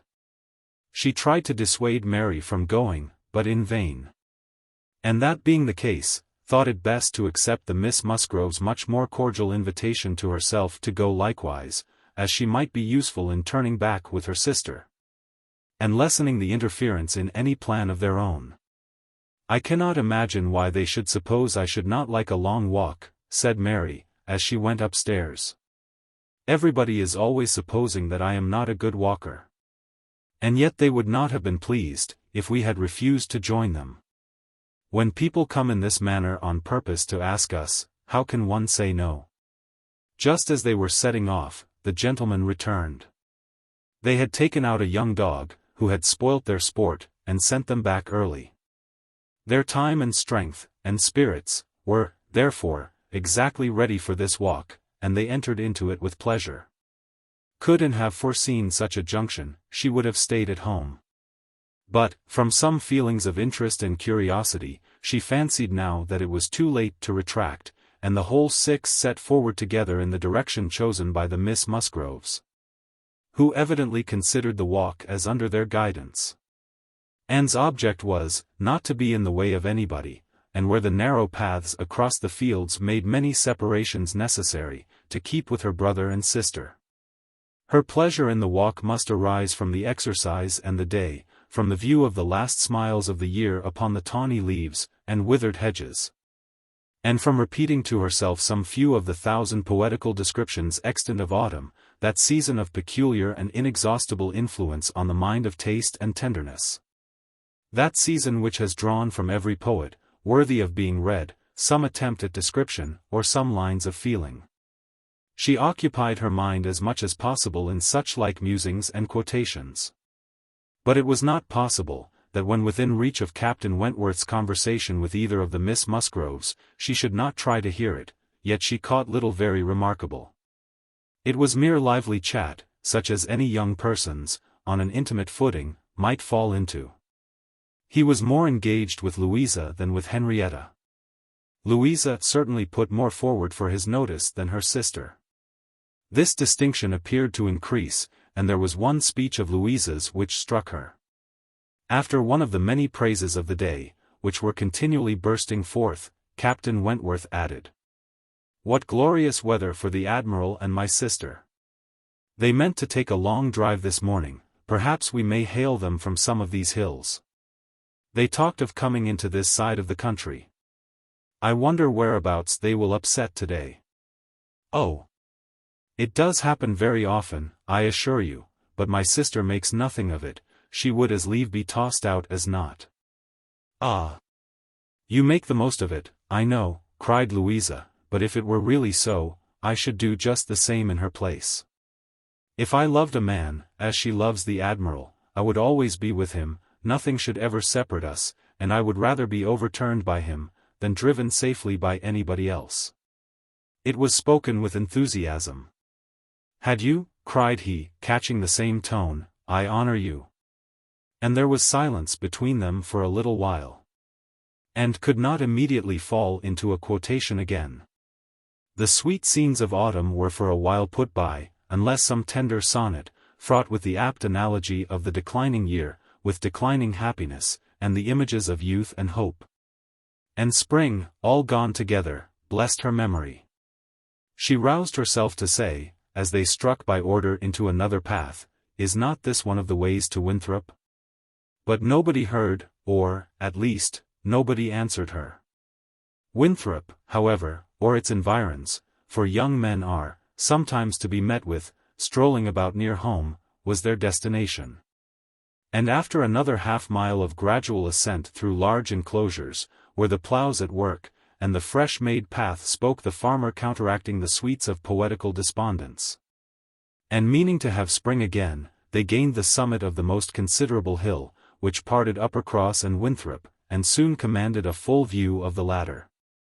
At the foot of the hill on the other side, Winthrop, without beauty and without dignity, was stretched before them, an indifferent house, standing low, and hemmed in by the barns and buildings of a farmyard. Mary exclaimed, "Bless me! Here is Winthrop. I declare I had no idea. Well now, I think we had better turn back, I am excessively tired." Henrietta, conscious and ashamed, and seeing no cousin Charles walking along any path, or leaning against any gate, was ready to do as Mary wished, but "No," said Charles Musgrove, and "No, no," cried Louisa more eagerly, and taking her sister aside, seemed to be arguing the matter warmly. Charles, in the meanwhile, was very decidedly declaring his resolution of calling on his aunt, now that he was so near. And very evidently, though more fearfully, trying to induce his wife to go too. But this was one of the points on which the lady showed her strength. And when he recommended the advantage of resting herself a quarter of an hour at Winthrop, as she felt so tired, she resolutely answered, "Oh, no, indeed. Walking up that hill again would do her more harm than any sitting down could do her good," and, in short, her look and manner declared, that go she would not. After a little succession of these sort of debates and consultations, it was settled between Charles and his two sisters, that he and Henrietta should just run down for a few minutes to see their aunt and cousins, while the rest of the party waited for them at the top of the hill. Louisa seemed the principal arranger of the plan.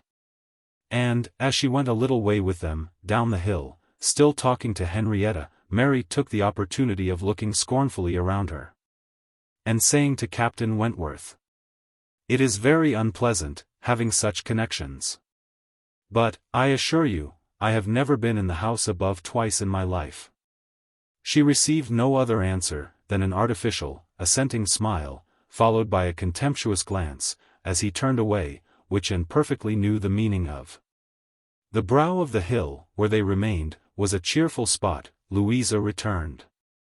And Mary, finding a comfortable seat for herself on the step of a stile, was very well satisfied so long as the others all stood about her.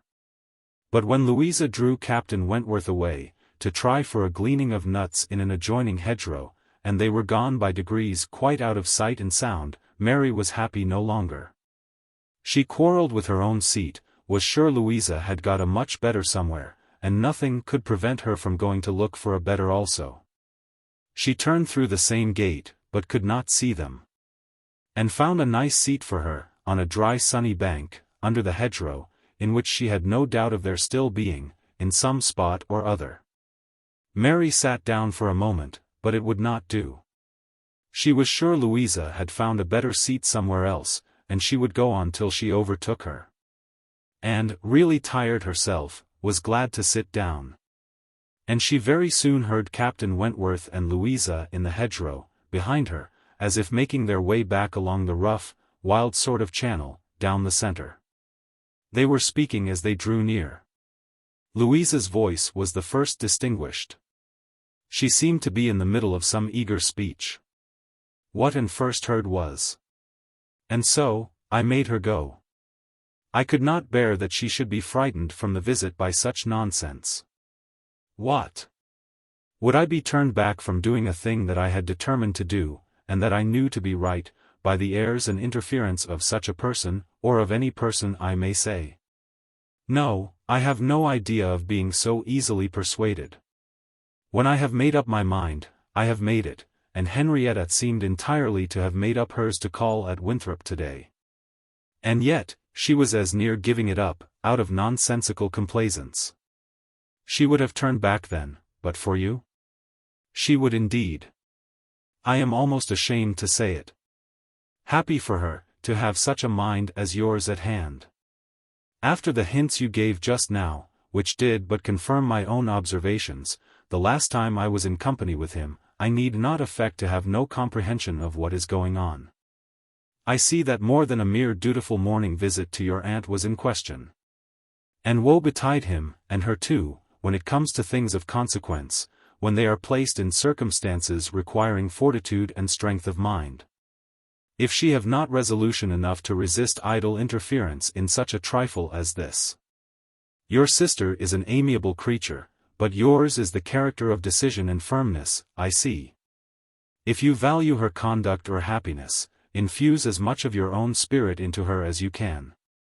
But this, no doubt, you have been always doing. It is the worst evil of too yielding and indecisive a character, that no influence over it can be depended on. You are never sure of a good impression being durable, everybody may sway it. Let those who would be happy be firm. Here is a nut, said he, catching one down from an upper bough, to exemplify, a beautiful glossy nut, which, blessed with original strength, has outlived all the storms of autumn. Not a puncture, not a weak spot anywhere. This nut, he continued, with playful solemnity, while so many of its brethren have fallen and been trodden under foot, is still in possession of all the happiness that a hazel nut can be supposed capable of. Then returning to his former earnest tone, my first wish for all whom I am interested in, is that they should be firm. If Louisa Musgrove would be beautiful and happy in her November of life, she will cherish all her present powers of mind. He had done, and was unanswered. It would have surprised, and if Louisa could have readily answered such a speech, words of such interest, spoken with such serious warmth. She could imagine what Louisa was feeling. For herself, she feared to move, lest she should be seen. While she remained, a bush of low rambling holly protected her, and they were moving on. Before they were beyond her hearing, however, Louisa spoke again. "Mary is good-natured enough in many respects," said she. "But she does sometimes provoke me excessively, by her nonsense and pride, the Elliot pride. She has a great deal too much of the Elliot pride. We do so wish that Charles had married and instead. I suppose you know he wanted to marry Anne?" After a moment's pause, Captain Wentworth said. "Do you mean that she refused him?" "Oh. Yes, certainly." "When did that happen?" "I do not exactly know, for Henrietta and I were at school at the time, but I believe about a year before he married Mary. I wish she had accepted him. We should all have liked her a great deal better, and Papa and Mamma always think it was her great friend Lady Russell's doing, that she did not. They think Charles might not be learned and bookish enough to please Lady Russell, and that therefore, she persuaded Anne to refuse him." The sounds were retreating, and Anne distinguished no more. Her own emotions still kept her fixed. She had much to recover from, before she could move. The listener's proverbial fate was not absolutely hers. She had heard no evil of herself, but she had heard a great deal of very painful import. She saw how her own character was considered by Captain Wentworth, and there had been just that degree of feeling and curiosity about her in his manner which must give her extreme agitation. As soon as she could, she went after Mary, and having found, and walked back with her to their former station, by the stile. Felt some comfort in their whole party being immediately afterwards collected, and once more in motion together. Her spirits wanted the solitude and silence which only numbers could give. Charles and Henrietta returned, bringing, as may be conjectured, Charles Hayter with them. The minutiae of the business and could not attempt to understand, even Captain Wentworth did not seem admitted to perfect confidence here.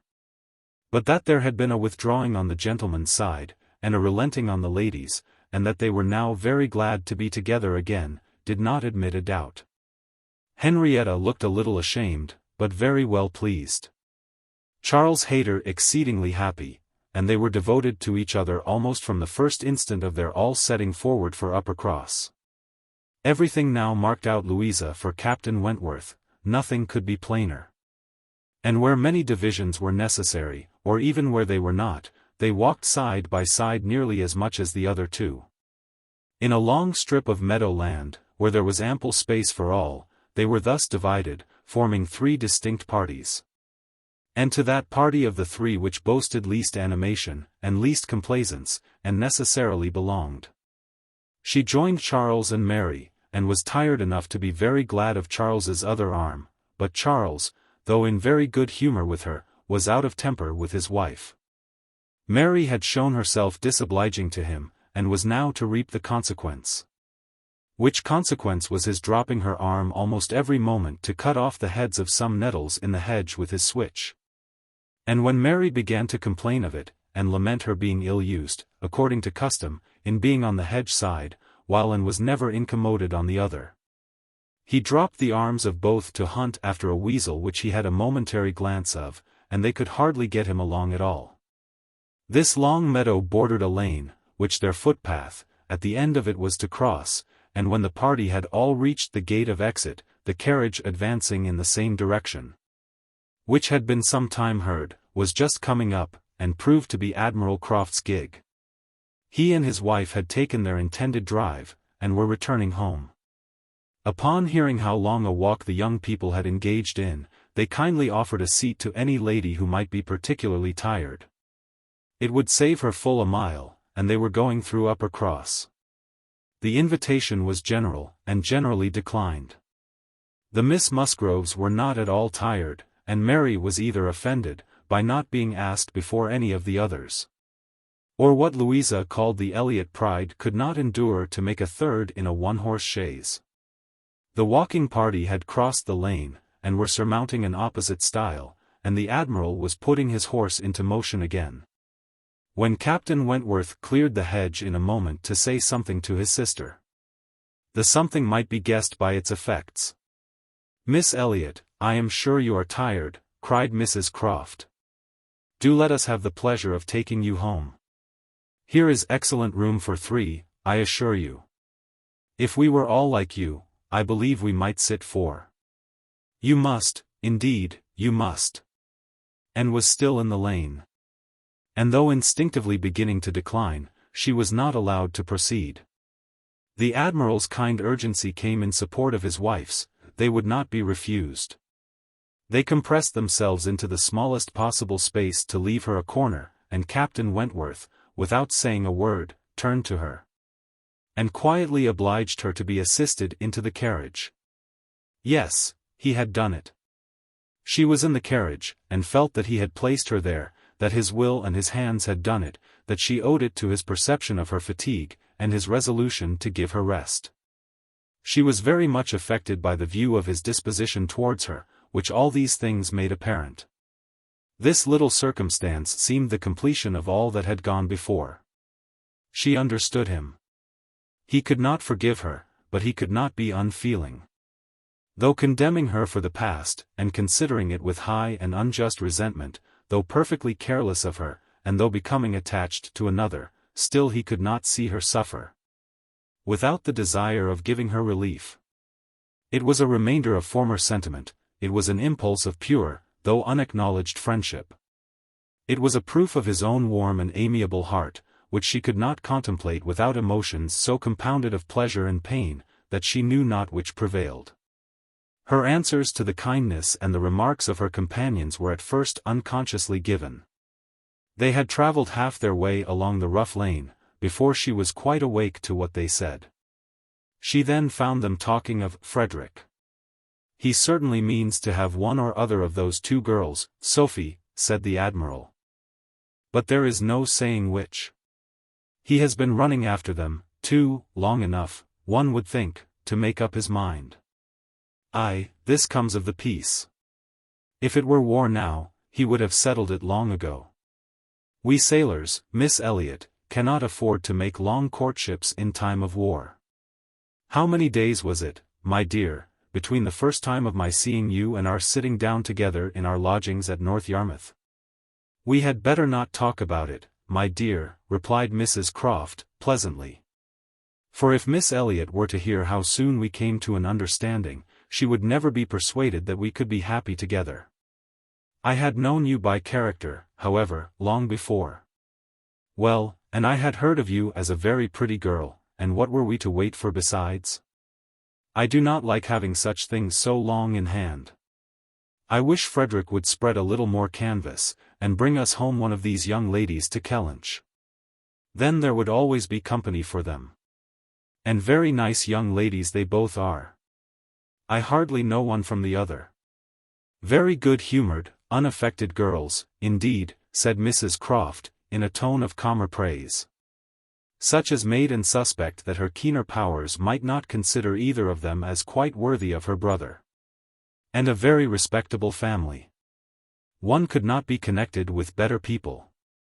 My dear Admiral, that post. We shall certainly take that post." But by coolly giving the reins a better direction herself they happily passed the danger. And by once afterwards judiciously putting out her hand they neither fell into a rut, nor ran foul of a dung-cart. And Anne, with some amusement at their style of driving, which she imagined no bad representation of the general guidance of their affairs, found herself safely deposited by them at the cottage. Chapter 11. The time now approached for Lady Russell's return, the day was even fixed. And, being engaged to join her as soon as she was resettled, was looking forward to an early removal to Kellynch, and beginning to think how her own comfort was likely to be affected by it. It would place her in the same village with Captain Wentworth, within half a mile of him, they would have to frequent the same church, and there must be intercourse between the two families. This was against her, but on the other hand, he spent so much of his time at Uppercross, that in removing thence she might be considered rather as leaving him behind, than as going towards him. And, upon the whole, she believed she must, on this interesting question, be the gainer, almost as certainly as in her change of domestic society, in leaving poor Mary for Lady Russell. She wished it might be possible for her to avoid ever seeing Captain Wentworth at the Hall. Those rooms had witnessed former meetings which would be brought too painfully before her. But she was yet more anxious for the possibility of Lady Russell and Captain Wentworth never meeting anywhere. They did not like each other, and no renewal of acquaintance now could do any good. And were Lady Russell to see them together, she might think that he had too much self-possession, and she too little. These points formed her chief solicitude in anticipating her removal from Uppercross, where she felt she had been stationed quite long enough. Her usefulness to little Charles would always give some sweetness to the memory of her 2 months' visit there, but he was gaining strength apace, and she had nothing else to stay for. The conclusion of her visit, however, was diversified in a way which she had not at all imagined. Captain Wentworth, after being unseen and unheard of at Uppercross for 2 whole days, appeared again among them to justify himself by a relation of what had kept him away. A letter from his friend, Captain Harville, having found him out at last, had brought intelligence of Captain Harville's being settled with his family at Lyme for the winter.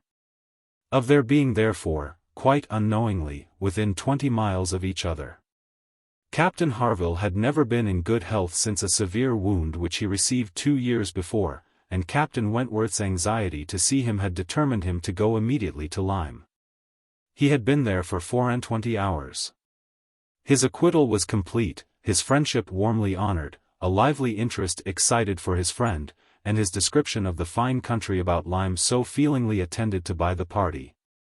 That an earnest desire to see Lyme themselves, and a project for going thither was the consequence. The young people were all wild to see Lyme. Captain Wentworth talked of going there again himself. It was only 17 miles from Uppercross, though November, the weather was by no means bad. And, in short, Louisa, who was the most eager of the eager, having formed the resolution to go, and besides the pleasure of doing as she liked. Being now armed with the idea of merit in maintaining her own way, bore down all the wishes of her father and mother for putting it off till summer. And to Lyme they were to go, Charles, Mary, and Henrietta, Louisa, and Captain Wentworth. The first heedless scheme had been to go in the morning and return at night. But to this Mr. Musgrove, for the sake of his horses, would not consent. And when it came to be rationally considered, a day in the middle of November would not leave much time for seeing a new place, after deducting 7 hours, as the nature of the country required, for going and returning. They were, consequently, to stay the night there, and not to be expected back till the next day's dinner. This was felt to be a considerable amendment. And though they all met at the great house at rather an early breakfast hour, and set off very punctually, it was so much past noon before the 2 carriages, Mr. Musgrove's coach containing the 4 ladies, and Charles's curricle, in which he drove Captain Wentworth, were descending the long hill into Lyme, and entering upon the still steeper street of the town itself, that it was very evident they would not have more than time for looking about them, before the light and warmth of the day were gone. After securing accommodations, and ordering a dinner at one of the inns, the next thing to be done was unquestionably to walk directly down to the sea. They were come too late in the year for any amusement or variety which Lyme, as a public place, might offer. The rooms were shut up, the lodgers almost all gone, scarcely any family but of the residents left. And, as there is nothing to admire in the buildings themselves, the remarkable situation of the town, the principal street almost hurrying into the water, the walk to the Cobb, skirting round the pleasant little bay, which, in the season, is animated with bathing machines and company, The Cobb itself, its old wonders and new improvements, with the very beautiful line of cliffs stretching out to the east of the town, are what the stranger's eye will seek. And a very strange stranger it must be, who does not see charms in the immediate environs of Lyme, to make him wish to know it better. The scenes in its neighborhood, charmeth, with its high grounds and extensive sweeps of country, and still more, its sweet, retired bay, backed by dark cliffs, where fragments of low rock among the sands, make it the happiest spot for watching the flow of the tide, for sitting in unwearied contemplation. The woody varieties of the cheerful village of Up Lyme. And, above all, Pinny, with its green chasms between romantic rocks, where the scattered forest trees and orchards of luxuriant growth declare that many a generation must have passed away since the first partial falling of the cliff prepared the ground for such a state. Where a scene so wonderful and so lovely is exhibited, as may more than equal any of the resembling scenes of the far-famed Isle of Wight, these places must be visited, and visited again, to make the worth of Lyme understood. The party from Uppercross, passing down by the now deserted and melancholy-looking rooms, and still descending, soon found themselves on the seashore. And lingering only, as all must linger and gaze on a first return to the sea, whoever deserved to look on it at all, proceeded towards the Cobb. Equally their object in itself and on Captain Wentworth's account, for in a small house, near the foot of an old pier of unknown date, were the Harvilles settled. Captain Wentworth turned in to call on his friend, the others walked on, and he was to join them on the Cobb. They were by no means tired of wondering and admiring. And not even Louisa seemed to feel that they had parted with Captain Wentworth long, when they saw him coming after them, with 3 companions, all well known already, by description, to be Captain and Mrs. Harville, and a Captain Benwick, who was staying with them. Captain Benwick had some time ago been first lieutenant of the Laconia. And the account which Captain Wentworth had given of him, on his return from Lyme before, his warm praise of him as an excellent young man and an officer, whom he had always valued highly, which must have stamped him well in the esteem of every listener, had been followed by a little history of his private life, which rendered him perfectly interesting in the eyes of all the ladies. He had been engaged to Captain Harville's sister, and was now mourning her loss. They had been a year or 2 waiting for fortune and promotion. Fortune came, his prize money as lieutenant being great; promotion, too, came at last, but Fanny Harville did not live to know it. She had died the preceding summer while he was at sea. Captain Wentworth believed it impossible for man to be more attached to woman than poor Benwick had been to Fanny Harville, or to be more deeply afflicted under the dreadful change. He considered his disposition as of the sort which must suffer heavily, uniting very strong feelings with quiet, serious, and retiring manners, and a decided taste for reading and sedentary pursuits. To finish the interest of the story, the friendship between him and the Harvilles seemed, if possible, augmented by the event which closed all their views of alliance. And Captain Benwick was now living with them entirely. Captain Harville had taken his present house for half a year, his taste, and his health, and his fortune, all directing him to a residence inexpensive, and by the sea. And the grandeur of the country, and the retirement of Lyme in the winter, appeared exactly adapted to Captain Benwick's state of mind. The sympathy and goodwill excited towards Captain Benwick was very great. And yet, said Anne to herself, as they now moved forward to meet the party, he has not, perhaps, a more sorrowing heart than I have. I cannot believe his prospects so blighted forever. He is younger than I am, younger in feeling, if not in fact, younger as a man. He will rally again, and be happy with another. They all met, and were introduced. Captain Harville was a tall, dark man, with a sensible, benevolent countenance, a little lame, and from strong features and want of health, looking much older than Captain Wentworth. Captain Benwick looked, and was, the youngest of the 3, and, compared with either of them, a little man. He had a pleasing face and a melancholy air, just as he ought to have, and drew back from conversation. Captain Harville, though not equaling Captain Wentworth in manners, was a perfect gentleman, unaffected, warm, and obliging. Mrs. Harville, a degree less polished than her husband, seemed, however, to have the same good feelings. And nothing could be more pleasant than their desire of considering the whole party as friends of their own, because the friends of Captain Wentworth, or more kindly hospitable than their entreaties for their all promising to dine with them. The dinner, already ordered at the inn, was at last, though unwillingly, accepted as an excuse. But they seemed almost hurt that Captain Wentworth should have brought any such party to Lyme, without considering it as a thing of course that they should dine with them. There was so much attachment to Captain Wentworth in all this, and such a bewitching charm in a degree of hospitality so uncommon, so unlike the usual style of give-and-take invitations, and dinners of formality and display, that Anne felt her spirits not likely to be benefited by an increasing acquaintance among his brother officers.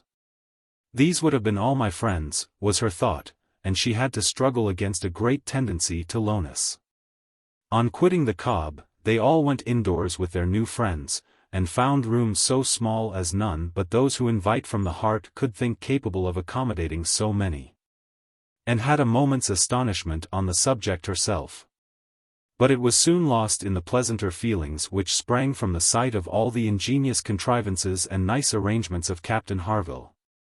To turn the actual space to the best possible account, to supply the deficiencies of lodging-house furniture, and defend the windows and doors against the winter storms to be expected. The varieties in the fitting up of the rooms, were the common necessaries provided by the owner, in the common indifferent plight, were contrasted with some few articles of a rare species of wood, excellently worked up, and with something curious and valuable from all the distant countries Captain Harville had visited, were more than amusing to Anne. Connected as it all was with his profession, the fruit of its labors, the effect of its influence on his habits, the picture of repose and domestic happiness it presented, made it to her a something more, or less, than gratification. Captain Harville was no reader, but he had contrived excellent accommodations, and fashioned very pretty shelves, for a tolerable collection of well-bound volumes, the property of Captain Benwick. His lameness prevented him from taking much exercise, but a mind of usefulness and ingenuity seemed to furnish him with constant employment within. He drew, he varnished, he carpentered, he glued. He made toys for the children, he fashioned new netting needles and pins with improvements, and if everything else was done, sat down to his large fishing net at one corner of the room, and thought she left great happiness behind her when they quitted the house. And Louisa, by whom she found herself walking, burst forth into raptures of admiration and delight on the character of the navy. Their friendliness, their brotherliness, their openness, their uprightness, protesting that she was convinced of sailors having more worth and warmth than any other set of men in England. That they only knew how to live, and they only deserved to be respected and loved. They went back to dress and dine, and so well had the scheme answered already, that nothing was found amiss. Though its being so entirely out of the season, and the no thoroughfare of Lyme, and the no expectation of company, had brought many apologies from the heads of the inn. And found herself by this time growing so much more hardened to being in Captain Wentworth's company than she had at first imagined could ever be, that the sitting down to the same table with him now, and the interchange of the common civilities attending on it, they never got beyond, was become a mere nothing. The nights were too dark for the ladies to meet again till the morrow, but Captain Harville had promised them a visit in the evening. And he came, bringing his friend also, which was more than had been expected. It having been agreed that Captain Benwick had all the appearance of being oppressed by the presence of so many strangers. He ventured among them again, however, though his spirits certainly did not seem fit for the mirth of the party in general. While Captains Wentworth and Harville led the talk on one side of the room, and by recurring to former days, supplied anecdotes in abundance to occupy and entertain the others. It fell to Anne's lot to be placed rather apart with Captain Benwick.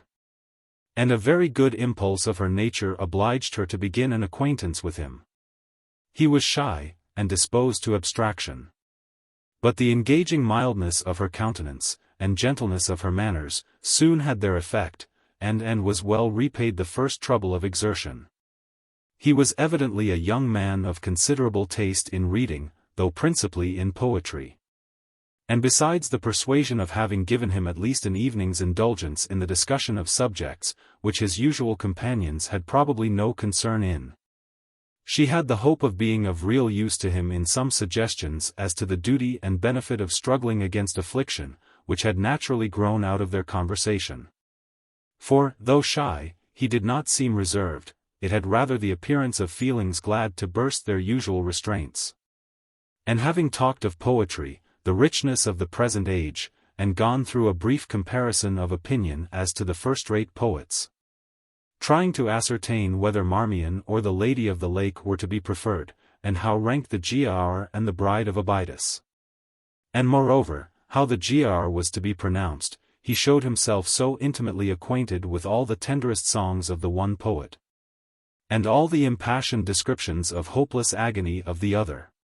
He repeated, with such tremulous feeling, the various lines which imaged a broken heart, or a mind destroyed by wretchedness, and looked so entirely as if he meant to be understood, that she ventured to hope he did not always read only poetry, and to say, that she thought it was the misfortune of poetry to be seldom safely enjoyed by those who enjoyed it completely, and that the strong feelings which alone could estimate it truly were the very feelings which ought to taste it but sparingly. His looks showing him not pained, but pleased with this allusion to his situation, she was emboldened to go on. And feeling in herself the right of seniority of mind, she ventured to recommend a larger allowance of prose in his daily study. And on being requested to particularize, mentioned such works of our best moralists, such collections of the finest letters, such memoirs of characters of worth and suffering, as occurred to her at the moment as calculated to rouse and fortify the mind by the highest precepts, and the strongest examples of moral and religious endurances. Captain Benwick listened attentively, and seemed grateful for the interest implied. And though with a shake of the head, and sighs which declared his little faith in the efficacy of any books on grief like his, noted down the names of those she recommended, and promised to procure and read them.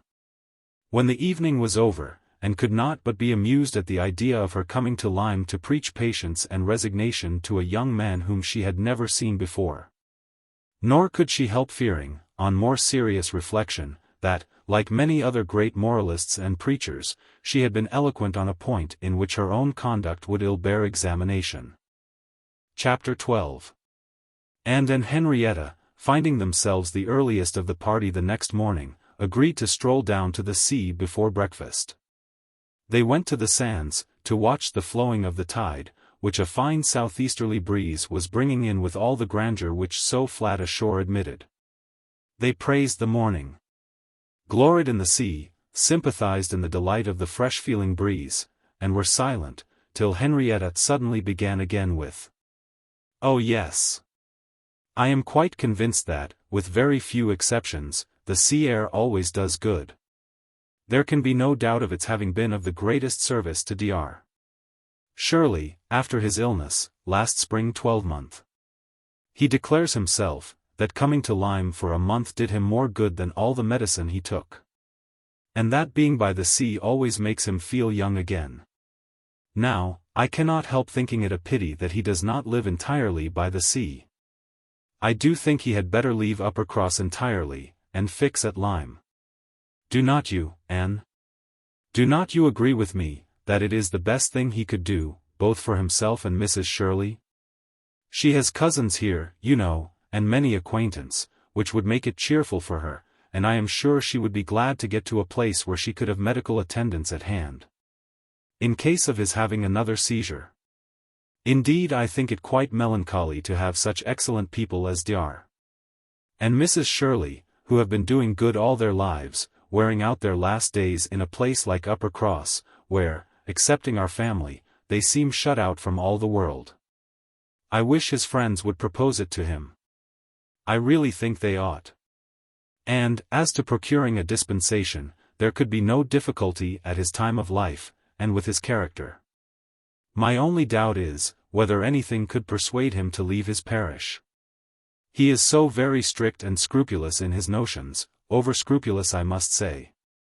Do not you think, and, it is being over-scrupulous? Do not you think it is quite a mistaken point of conscience, when a clergyman sacrifices his health for the sake of duties, which may be just as well performed by another person?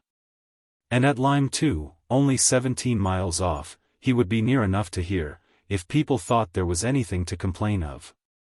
And smiled more than once to herself during this speech, and entered into the subject, as ready to do good by entering into the feelings of a young lady as of a young man.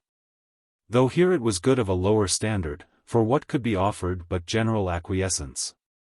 She said all that was reasonable and proper on the business, felt the claims of Dr. Shirley to repose as she ought. Saw how very desirable it was that he should have some active, respectable young man as a resident curate.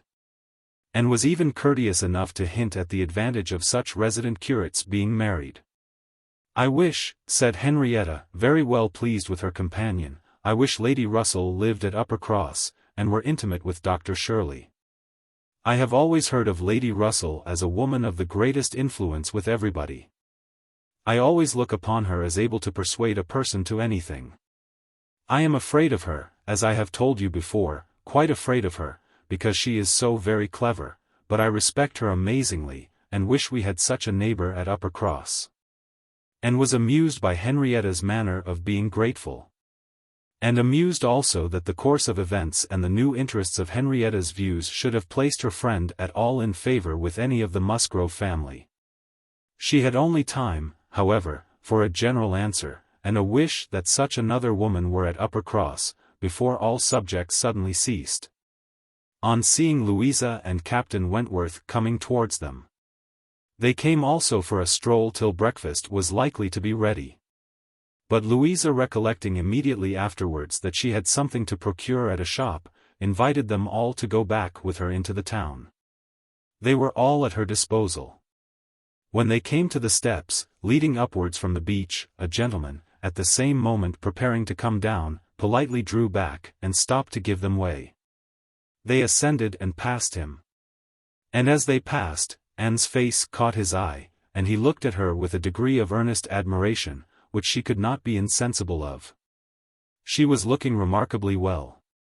Her very regular, very pretty features, having the bloom and freshness of youth restored by the fine wind which had been blowing on her complexion, and by the animation of eye which it had also produced. It was evident that the gentleman, completely a gentleman in manner, admired her exceedingly. Captain Wentworth looked round at her instantly in a way which showed his noticing of it. He gave her a momentary glance, a glance of brightness, which seemed to say, "That man is struck with you, and even I, at this moment, see something like Anne Elliot again." After attending Louisa through her business, and loitering about a little longer, they returned to the inn. And Anne, in passing afterwards quickly from her own chamber to their dining-room, had nearly run against the very same gentleman, as he came out of an adjoining apartment. She had before conjectured him to be a stranger like themselves, and determined that a well-looking groom, who was strolling about near the two inns as they came back, should be his servant. Both master and man being in mourning assisted the idea. It was now proved that he belonged to the same inn as themselves. And this second meeting, short as it was, also proved again by the gentleman's looks, that he thought hers very lovely, and by the readiness and propriety of his apologies, that he was a man of exceedingly good manners. He seemed about 30, and though not handsome, had an agreeable person. And felt that she should like to know who he was. They had nearly done breakfast, when the sound of a carriage, almost the first they had heard since entering Lyme, drew half the party to the window. It was a gentleman's carriage, a coecle, but only coming round from the stable-yard to the front door. Somebody must be going away. It was driven by a servant in mourning.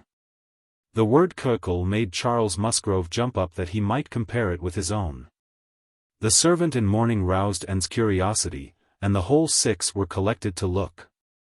By the time the owner of the coecle was to be seen issuing from the door amidst the bows and civilities of the household, and taking his seat, to drive off. "Ah," cried Captain Wentworth, instantly, and with half a glance at Anne, "it is the very man we passed." The Miss Musgroves agreed to it. And having all kindly watched him as far up the hill as they could, they returned to the breakfast table. The waiter came into the room soon afterwards. "Pray," said Captain Wentworth, immediately, "can you tell us the name of the gentleman who is just gone away?" "Yes, sir, a Mr. Elliot, a gentleman of large fortune, came in last night from Sidmouth. Dare say you heard the carriage, sir, while you were at dinner. And going on now for Crookherne, in his way to Bath and London." Elliot. Many had looked on each other, and many had repeated the name, before all this had been got through, even by the smart rapidity of a waiter. "Bless me," cried Mary, "it must be our cousin. It must be our Mr. Elliot, it must, indeed. Charles, and, must not it? In mourning, you see, just as our Mr. Elliot must be.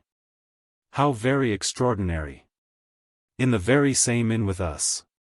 And, must not it be our Mr. Elliot? My father's next heir? Pray, sir," turning to the waiter, "did not you hear, did not his servant say whether he belonged to the Kellynch family?" "No, ma'am, he did not mention no particular family, but he said his master was a very rich gentleman, and would be a baronet some day." "There. You see," cried Mary in an ecstasy, "just as I said. Heir to Sir Walter Elliot. I was sure that would come out, if it was so. Depend upon it, that is a circumstance which his servants take care to publish, wherever he goes. But, and only conceive how extraordinary. I wish I had looked at him more. I wish we had been aware in time, who it was, that he might have been introduced to us. What a pity that we should not have been introduced to each other. Do you think he had the Elliot countenance? I hardly looked at him, I was looking at the horses, but I think he had something of the Elliot countenance. I wonder the arms did not strike me. Oh! The greatcoat was hanging over the panel, and hid the arms, so it did, otherwise, I am sure, should have observed them, and the livery too. If the servant had not been in mourning, one should have known him by the livery.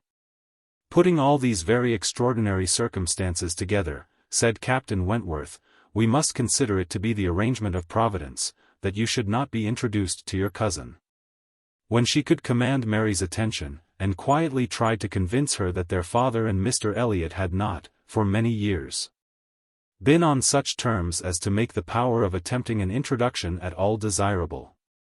At the same time, however, it was a secret gratification to herself to have seen her cousin, and to know that the future owner of Kellynch was undoubtedly a gentleman, and had an air of good sense. She would not, upon any account, mention her having met with him the second time. Luckily Mary did not much attend to their having passed close by him in their early walk, but she would have felt quite ill-used by Anne's having actually run against him in the passage, and received his very polite excuses, while she had never been near him at all. No, that cousinly little interview must remain a perfect secret. "Of course," said Mary, "you will mention our seeing Mr. Elliot, the next time you write to Bath. I think my father certainly ought to hear of it, do mention all about him." And avoided a direct reply, but it was just the circumstance which she considered as not merely unnecessary to be communicated, but as what ought to be suppressed. The offence which had been given her father, many years back, she knew, Elizabeth's particular share in it she suspected. And that Mr. Elliot's idea always produced irritation in both was beyond a doubt. Mary never wrote to Bath herself. All the toil of keeping up a slow and unsatisfactory correspondence with Elizabeth fell on Anne. Breakfast had not been long over, when they were joined by Captain and Mrs. Harville and Captain Benwick, with whom they had appointed to take their last walk about Lyme. They ought to be setting off for Uppercross by 1, and in the meanwhile were to be all together, and out of doors as long as they could. And found Captain Benwick getting near her, as soon as they were all fairly in the street. Their conversation the preceding evening did not disincline him to seek her again.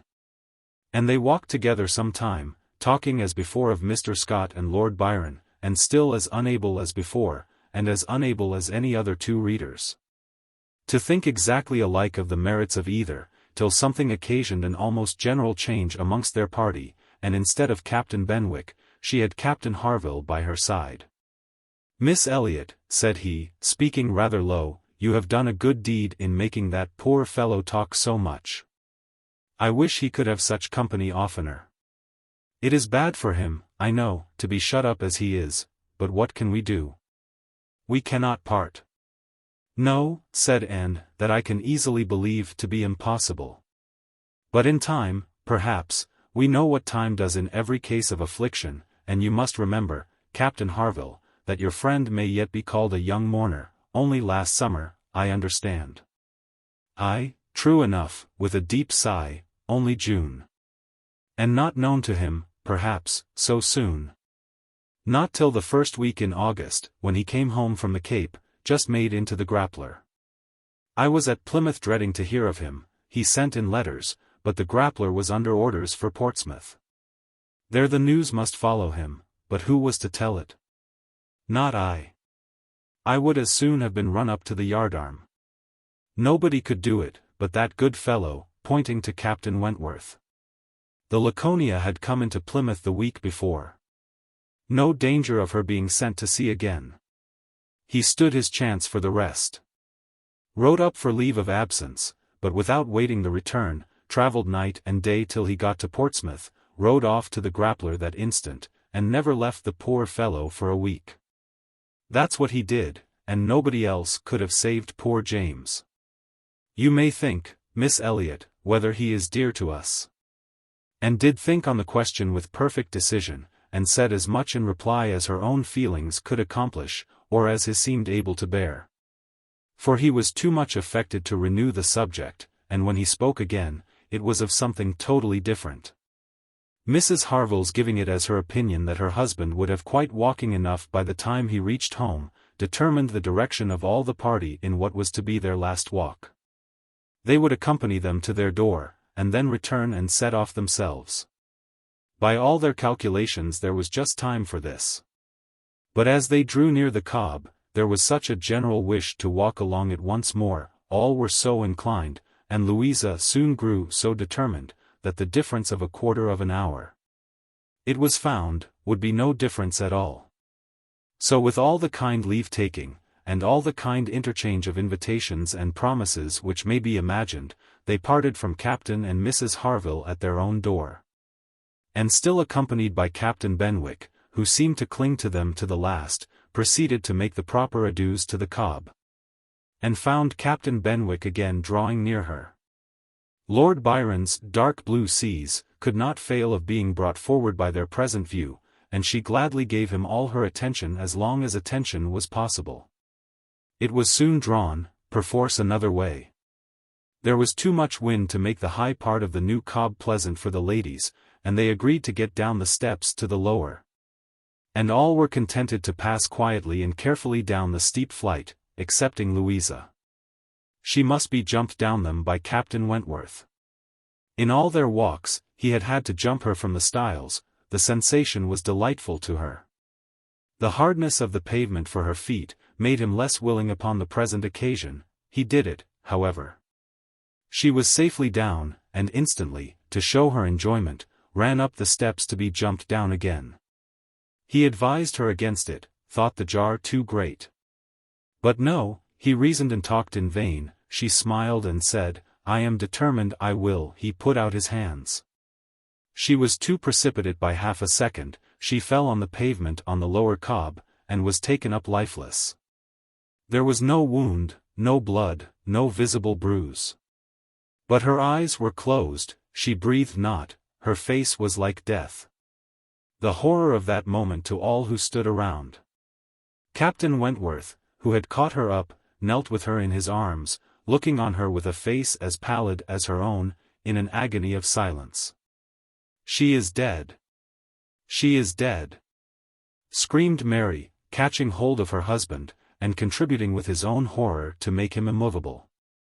And in another moment, Henrietta, sinking under the conviction, lost her senses too, and would have fallen on the steps, but for Captain Benwick and Anne, who caught and supported her between them. Is there no one to help me? Were the first words which burst from Captain Wentworth, in a tone of despair, and as if all his own strength were gone. Go to him, cried Anne, for heaven's sake go to him. I can support her myself. Leave me, and go to him. Rub her hands, rub her temples, here are salts, take them, take them. Captain Benwick obeyed, and Charles at the same moment, disengaging himself from his wife, they were both with him. And Louisa was raised up and supported more firmly between them, and everything was done that Anne had prompted, but in vain. While Captain Wentworth, staggering against the wall for his support, exclaimed in the bitterest agony, "O God! Her father and mother!" "A surgeon," said Anne. He caught the word. It seemed to rouse him at once, and saying only, "True, true, a surgeon this instant," was darting away, when Anne eagerly suggested, "Captain Benwick, would not it be better for Captain Benwick? He knows where a surgeon is to be found." Everyone capable of thinking felt the advantage of the idea. And in a moment, it was all done in rapid moments. Captain Benwick had resigned the poor corpse-like figure entirely to the brothers' care, and was off for the town with the utmost rapidity. As to the wretched party left behind, it could scarcely be said which of the three, who were completely rational, was suffering most, Captain Wentworth, Anne, or Charles, who, really a very affectionate brother, hung over Louisa with sobs of grief, and could only turn his eyes from one sister, to see the other in a state as insensible, or to witness the hysterical agitations of his wife, calling on him for help which he could not give. And, attending with all the strength and zeal, and thought, which instinct supplied, to Henrietta, still tried, at intervals, to suggest comfort to the others, tried to quiet Mary, to animate Charles, to assuage the feelings of Captain Wentworth. Both seemed to look to her for directions. "And, Anne," cried Charles, "what is to be done next? What, in heaven's name, is to be done next?" Captain Wentworth's eyes were also turned towards her. Had not she better be carried to the inn? "Yes, I am sure, carry her gently to the inn." "Yes, yes, to the inn," repeated Captain Wentworth, comparatively collected, and eager to be doing something. "I will carry her myself. Musgrove, take care of the others." By this time the report of the accident had spread among the workmen and boatmen about the Cobb, and many were collected near them, to be useful if wanted, at any rate. To enjoy the sight of a dead young lady, nay, 2 dead young ladies, for it proved twice as fine as the first report. To some of the best-looking of these good people Henrietta was consigned, for, though partially revived, she was quite helpless. And in this manner, and walking by her side, and Charles attending to his wife, they set forward, treading back with feelings unutterable, the ground, which so lately, so very lately, and so light of heart, they had passed along. They were not off the Cobb, before the Harvilles met them. Captain Benwick had been seen flying by their house, with a countenance which showed something to be wrong. And they had set off immediately, informed and directed as they passed, towards the spot. Shocked as Captain Harville was, he brought senses and nerves that could be instantly useful. And a look between him and his wife decided what was to be done. She must be taken to their house, all must go to their house, and await the surgeon's arrival there. They would not listen to scruples, he was obeyed, they were all beneath his roof. And while Louisa, under Mrs. Harville's direction, was conveyed upstairs, and given possession of her own bed, assistance, cordials, restoratives were supplied by her husband to all who needed them. Louisa had once opened her eyes, but soon closed them again, without apparent consciousness. This had been a proof of life, however, of service to her sister. And Henrietta, though perfectly incapable of being in the same room with Louisa, was kept, by the agitation of hope and fear, from a return of her own insensibility. Mary, too, was growing calmer. The surgeon was with them almost before it had seemed possible. They were sick with horror, while he examined, but he was not hopeless. The head had received a severe contusion, but he had seen greater injuries recovered from. He was by no means hopeless, he spoke cheerfully. That he did not regard it as a desperate case, that he did not say a few hours must end it, was at first felt, beyond the hope of most. And the ecstasy of such a reprieve, the rejoicing, deep and silent, after a few fervent ejaculations of gratitude to heaven had been offered, may be conceived. The tone, the look, with which, thank God, was uttered by Captain Wentworth, and was sure could never be forgotten by her. Nor the sight of him afterwards, as he sat near a table, leaning over it with folded arms and face concealed, as if overpowered by the various feelings of his soul, and trying by prayer and reflection to calm them. Louisa's limbs had escaped. There was no injury but to the head. It now became necessary for the party to consider what was best to be done, as to their general situation. They were now able to speak to each other and consult. That Louisa must remain where she was, however distressing to her friends to be involving the Harvilles in such trouble, did not admit a doubt. Her removal was impossible. The Harvilles silenced all scruples, and, as much as they could, all gratitude. They had looked forward and arranged everything before the others began to reflect. Captain Benwick must give up his room to them, and get a bed elsewhere, and the whole was settled. They were only concerned that the house could accommodate no more. And yet perhaps, by putting the children away in the maid's room, or swinging a cot somewhere, they could hardly bear to think of not finding room for 2 or 3 besides. Supposing they might wish to stay. Though, with regard to any attendance on Miss Musgrove, there need not be the least uneasiness in leaving her to Mrs. Harville's care entirely. Mrs. Harville was a very experienced nurse, and her nursery maid, who had lived with her long, and gone about with her everywhere, was just such another. Between those two, she could want no possible attendance by day or night. And all this was said with a truth and sincerity of feeling irresistible. Charles, Henrietta, and Captain Wentworth were the 3 in consultation, and for a little while it was only an interchange of perplexity and terror. Uppercross, the necessity of someone's going to Uppercross, the news to be conveyed, how it could be broken to Mr. and Mrs. Musgrove, the lateness of the morning. An hour already gone since they ought to have been off, the impossibility of being in tolerable time. At first, they were capable of nothing more to the purpose than such exclamations. But, after a while, Captain Wentworth, exerting himself, said, "We must be decided, and without the loss of another minute. Every minute is valuable. Someone must resolve on being off for Uppercross instantly. Musgrove, either you or I must go." Charles agreed, but declared his resolution of not going away. He would be as little encumbrance as possible to Captain and Mrs. Harville, but as to leaving his sister in such a state, he neither ought, nor would. So far it was decided. And Henrietta at first declared the same. She, however, was soon persuaded to think differently. The usefulness of her staying. She who had not been able to remain in Louisa's room, or to look at her, without sufferings which made her worse than helpless.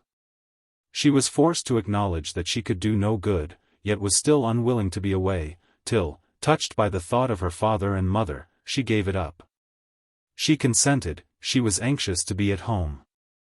The plan had reached this point, when Anne, coming quietly down from Louisa's room, could not but hear what followed, for the parlor door was open. "Then it is settled, Musgrove," cried Captain Wentworth, "that you stay, and that I take care of your sister home. But as to the rest, as to the others, if one stays to assist Mrs. Harville, I think it need be only one.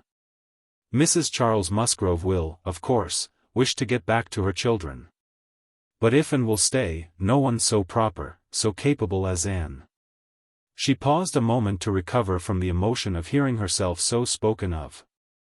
The other 2 warmly agreed to what he said, and she then appeared.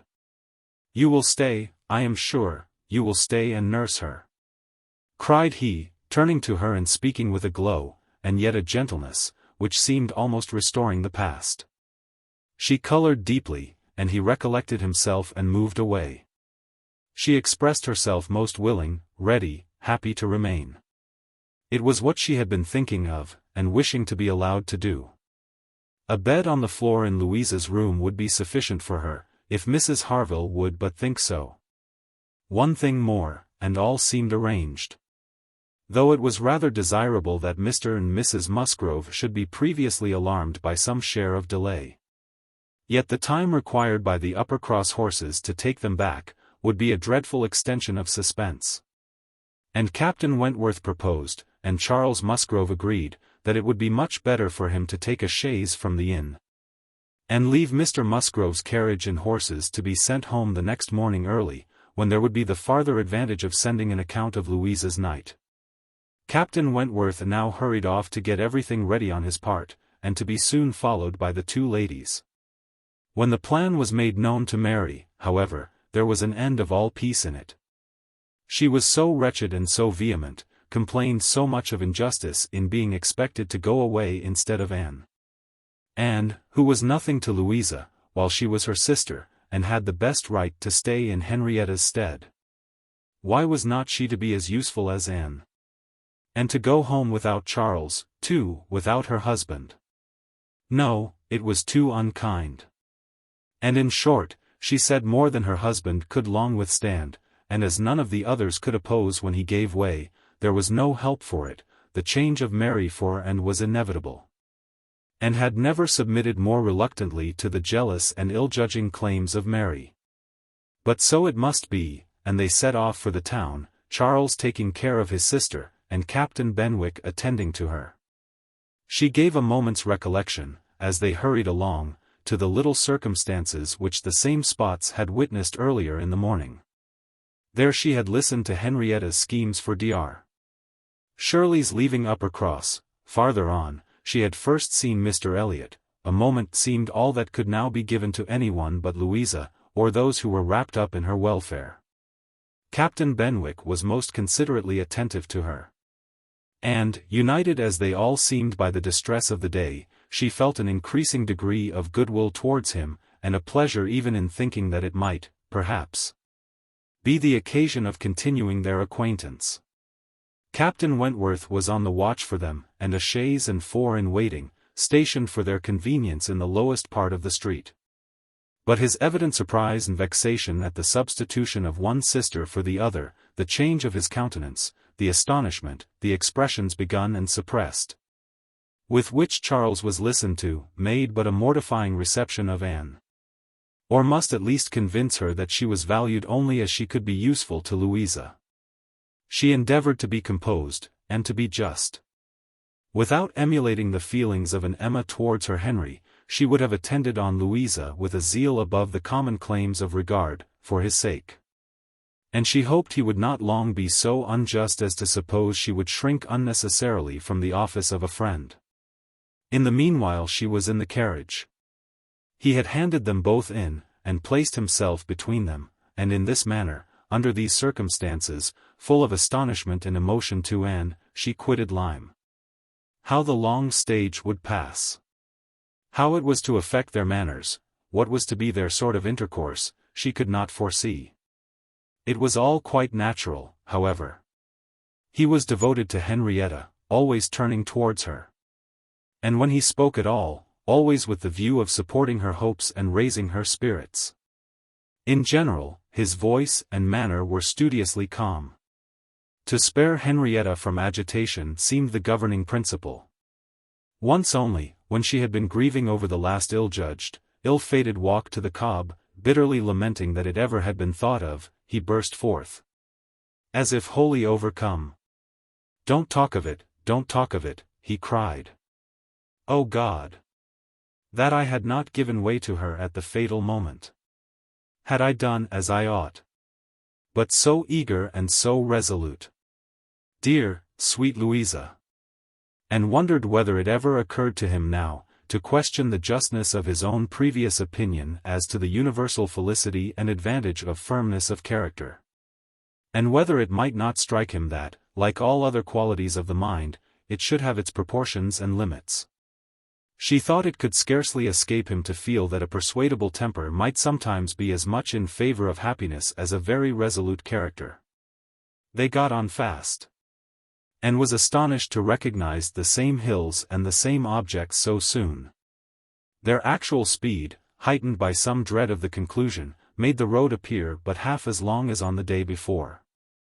It was growing quite dusk, however, before they were in the neighborhood of Uppercross, and there had been total silence among them for some time, Henrietta leaning back in the corner, with a shawl over her face, giving the hope of her having cried herself to sleep.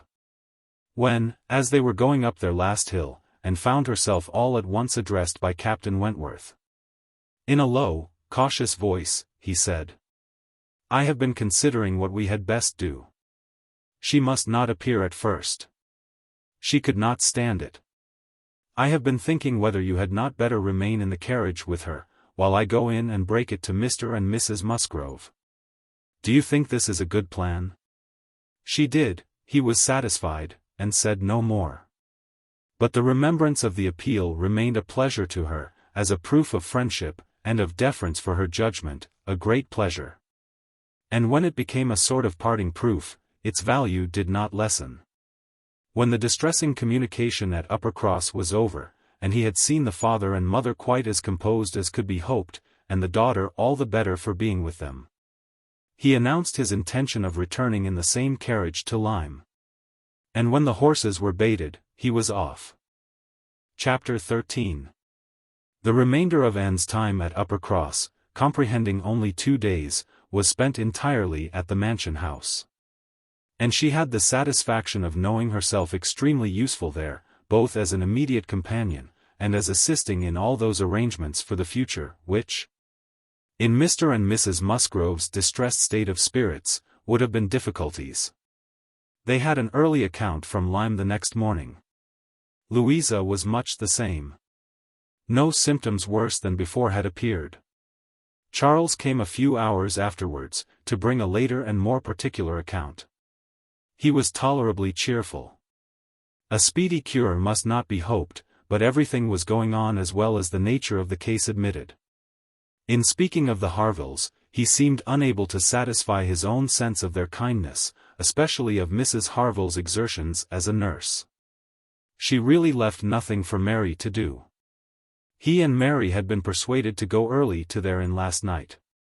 Mary had been hysterical again this morning.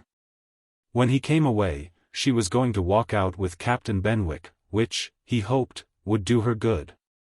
He almost wished she had been prevailed on to come home the day before. But the truth was, that Mrs. Harville left nothing for anybody to do. Charles was to return to Lyme the same afternoon, and his father had at first half a mind to go with him, but the ladies could not consent. It would be going only to multiply trouble to the others, and increase his own distress, and a much better scheme followed and was acted upon. A chaise was sent for from Crookherne, and Charles conveyed back a far more useful person in the old nursery maid of the family, one who having brought up all the children, and seen the very last. The lingering and long-petted Master Harry, sent to school after his brothers, was now living in her deserted nursery to mend stockings and dress all the blains and bruises she could get near her. And who, consequently, was only too happy in being allowed to go and help nurse dear Miss Louisa. Vague wishes of getting Sarah thither, had occurred before to Mrs. Musgrove and Henrietta, but without Anne, it would hardly have been resolved on, and found practicable so soon. They were indebted, the next day, to Charles Hayter, for all the minute knowledge of Louisa, which it was so essential to obtain every 24 hours. He made it his business to go to Lyme, and his account was still encouraging. The intervals of sense and consciousness were believed to be stronger. Every report agreed in Captain Wentworth's appearing fixed in Lyme, and was to leave them on the morrow, an event which they all dreaded. What should they do without her? They were wretched comforters for one another. And so much was said in this way, that Anne thought she could not do better than impart among them the general inclination to which she was privy, and persuade them all to go to Lyme at once. She had little difficulty. It was soon determined that they would go tomorrow, fix themselves at the inn, or get into lodgings, as it suited, and there remain till dear Louisa could be moved. They must be taking off some trouble from the good people she was with. They might at least relieve Mrs. Harville from the care of her own children. And in short, they were so happy in the decision, that Anne was delighted with what she had done, and felt that she could not spend her last morning at Uppercross better than in assisting their preparations, and sending them off at an early hour.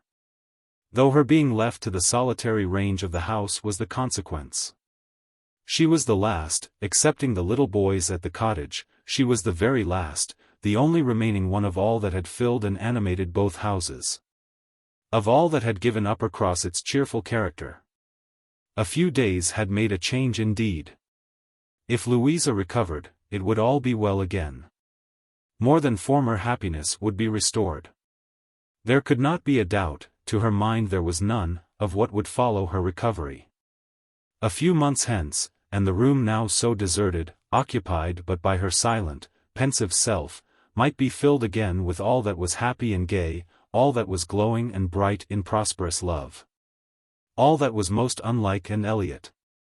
An hour's complete leisure for such reflections as these, on a dark November day, a small thick rain almost blotting out the very few objects ever to be discerned from the windows, was enough to make the sound of Lady Russell's carriage exceedingly welcome. And yet, though desirous to be gone, she could not quit the mansion house, or look an adieu to the cottage, with its black, dripping and comfortless veranda. Or even notice through the misty glasses the last humble tenements of the village, without a saddened heart. Scenes had passed in Uppercross which made it precious. It stood the record of many sensations of pain, once severe, but now softened. And of some instances of relenting feeling, some breathings of friendship and reconciliation, which could never be looked for again, and which could never cease to be dear. She left it all behind her, all but the recollection that such things had been. And had never entered Kellynch since her quitting Lady Russell's house in September. It had not been necessary, and the few occasions of its being possible for her to go to the hall she had contrived to evade and escape from. Her first return was to resume her place in the modern and elegant apartments of the lodge, and to gladden the eyes of its mistress. There was some anxiety mixed with Lady Russell's joy in meeting her. She knew who had been frequenting Uppercross. But happily either Anne was improved in plumpness and looks, or Lady Russell fancied her so. And Anne, in receiving her compliments on the occasion, had the amusement of connecting them with the silent admiration of her cousin. And of hoping that she was to be blessed with a second spring of youth and beauty. When they came to converse, she was soon sensible of some mental change.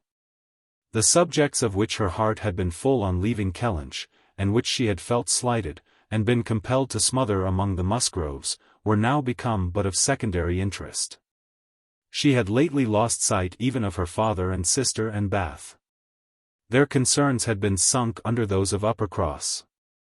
And when Lady Russell reverted to their former hopes and fears, and spoke her satisfaction in the house in Camden Place, which had been taken, and her regret that Mrs. Clay should still be with them, and would have been ashamed to have it known how much more she was thinking of Lyme and Louisa Musgrove, and all her acquaintance there.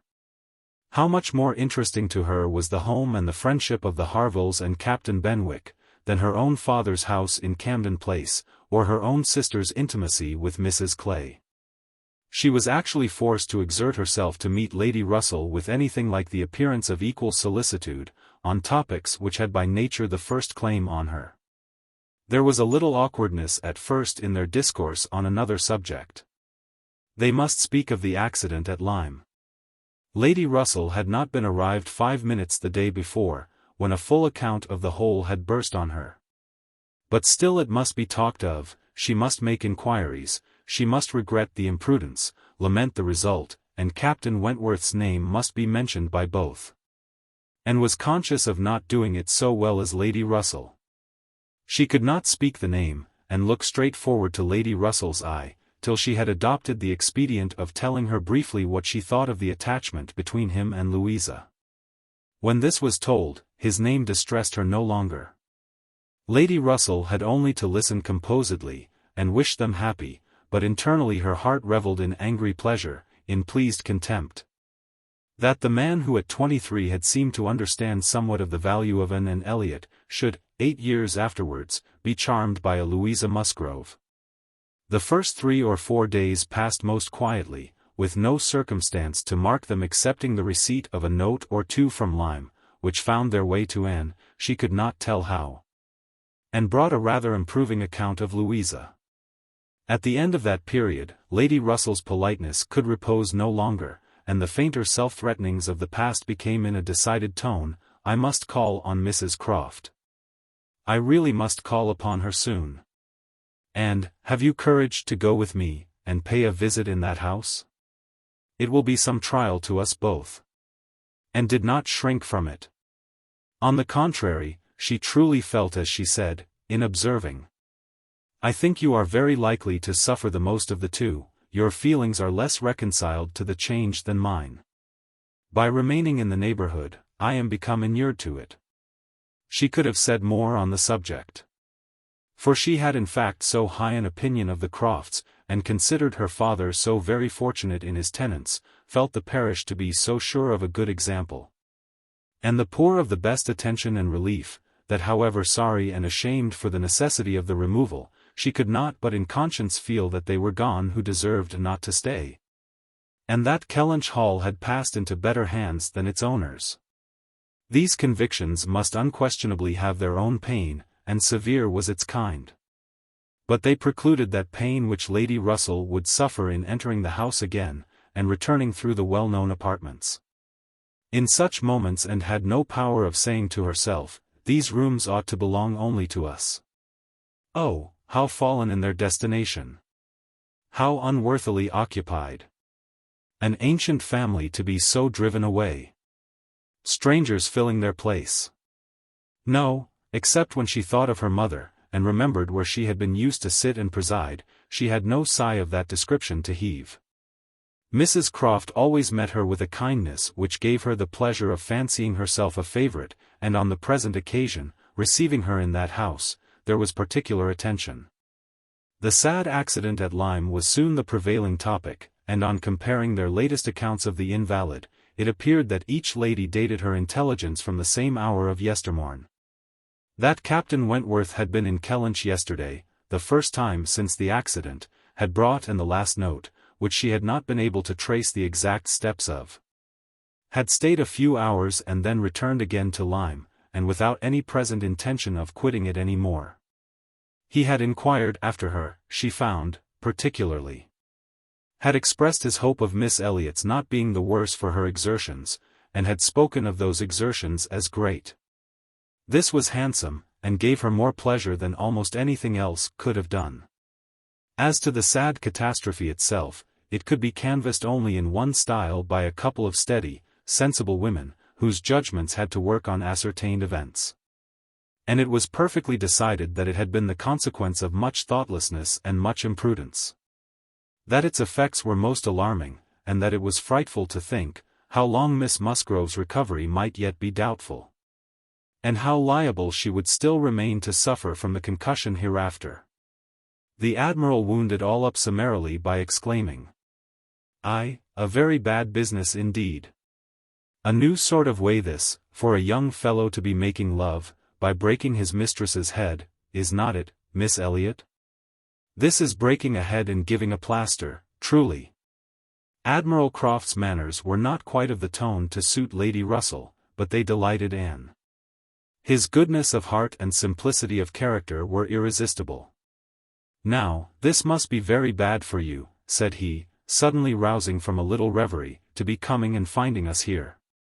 I had not recollected it before, I declare, but it must be very bad. But now, do not stand upon ceremony. Get up and go over all the rooms in the house if you like it. Another time, sir, I thank you, not now. Well, whenever it suits you. You can slip in from the shrubbery at any time, and there you will find we keep our umbrellas hanging up by that door. A good place, is not it?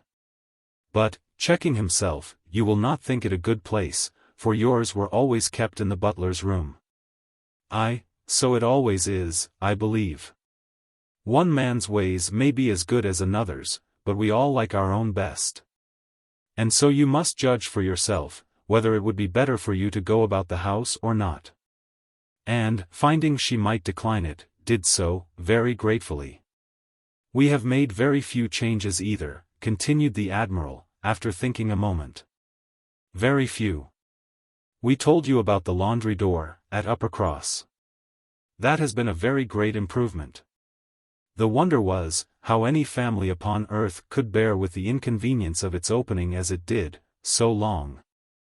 You will tell Sir Walter what we have done, and that Mr. Shepherd thinks it the greatest improvement the house ever had. Indeed, I must do ourselves the justice to say, that the few alterations we have made have been all very much for the better. My wife should have the credit of them, however. I have done very little besides sending away some of the large looking-glasses from my dressing-room, which was your father's. A very good man, and very much the gentleman I am sure, but I should think, Miss Elliot, looking with serious reflection, I should think he must be rather a dressy man for his time of life. Such a number of looking-glasses. Oh Lord! There was no getting away from oneself. So I got Sophie to lend me a hand, and we soon shifted their quarters. And now I am quite snug, with my little shaving glass in one corner, and another great thing that I never go near. Anne, amused in spite of herself, was rather distressed for an answer, and the Admiral, fearing he might not have been civil enough, took up the subject again. To say, "The next time you write to your good father, Miss Elliot, pray give my compliments and Mrs. Croft's, and say that we are settled here quite to our liking. And have no fault at all to find with the place. The breakfast-room chimney smokes a little, I grant you, but it is only when the wind is due north and blows hard, which may not happen 3 times a winter. And take it altogether, now that we have been into most of the houses hereabouts and can judge, there is not one that we like better than this. Pray say so, with my compliments. He will be glad to hear it." Lady Russell and Mrs. Croft were very well pleased with each other, but the acquaintance which this visit began was fated not to proceed far at present. For when it was returned, the Crofts announced themselves to be going away for a few weeks, to visit their connections in the north of the county. And probably might not be at home again before Lady Russell would be removing to Bath. So ended all danger to and of meeting Captain Wentworth at Kellynch Hall, or of seeing him in company with her friend. Everything was safe enough, and she smiled over the many anxious feelings she had wasted on the subject. Chapter 14. Though Charles and Mary had remained at Lyme much longer after Mr. and Mrs. Musgrove's going than and conceived they could have been at all wanted, they were yet the first of the family to be at home again. And as soon as possible after their return to Uppercross they drove over to the lodge. They had left Louisa beginning to sit up. But her head, though clear, was exceedingly weak, and her nerves susceptible to the highest extreme of tenderness.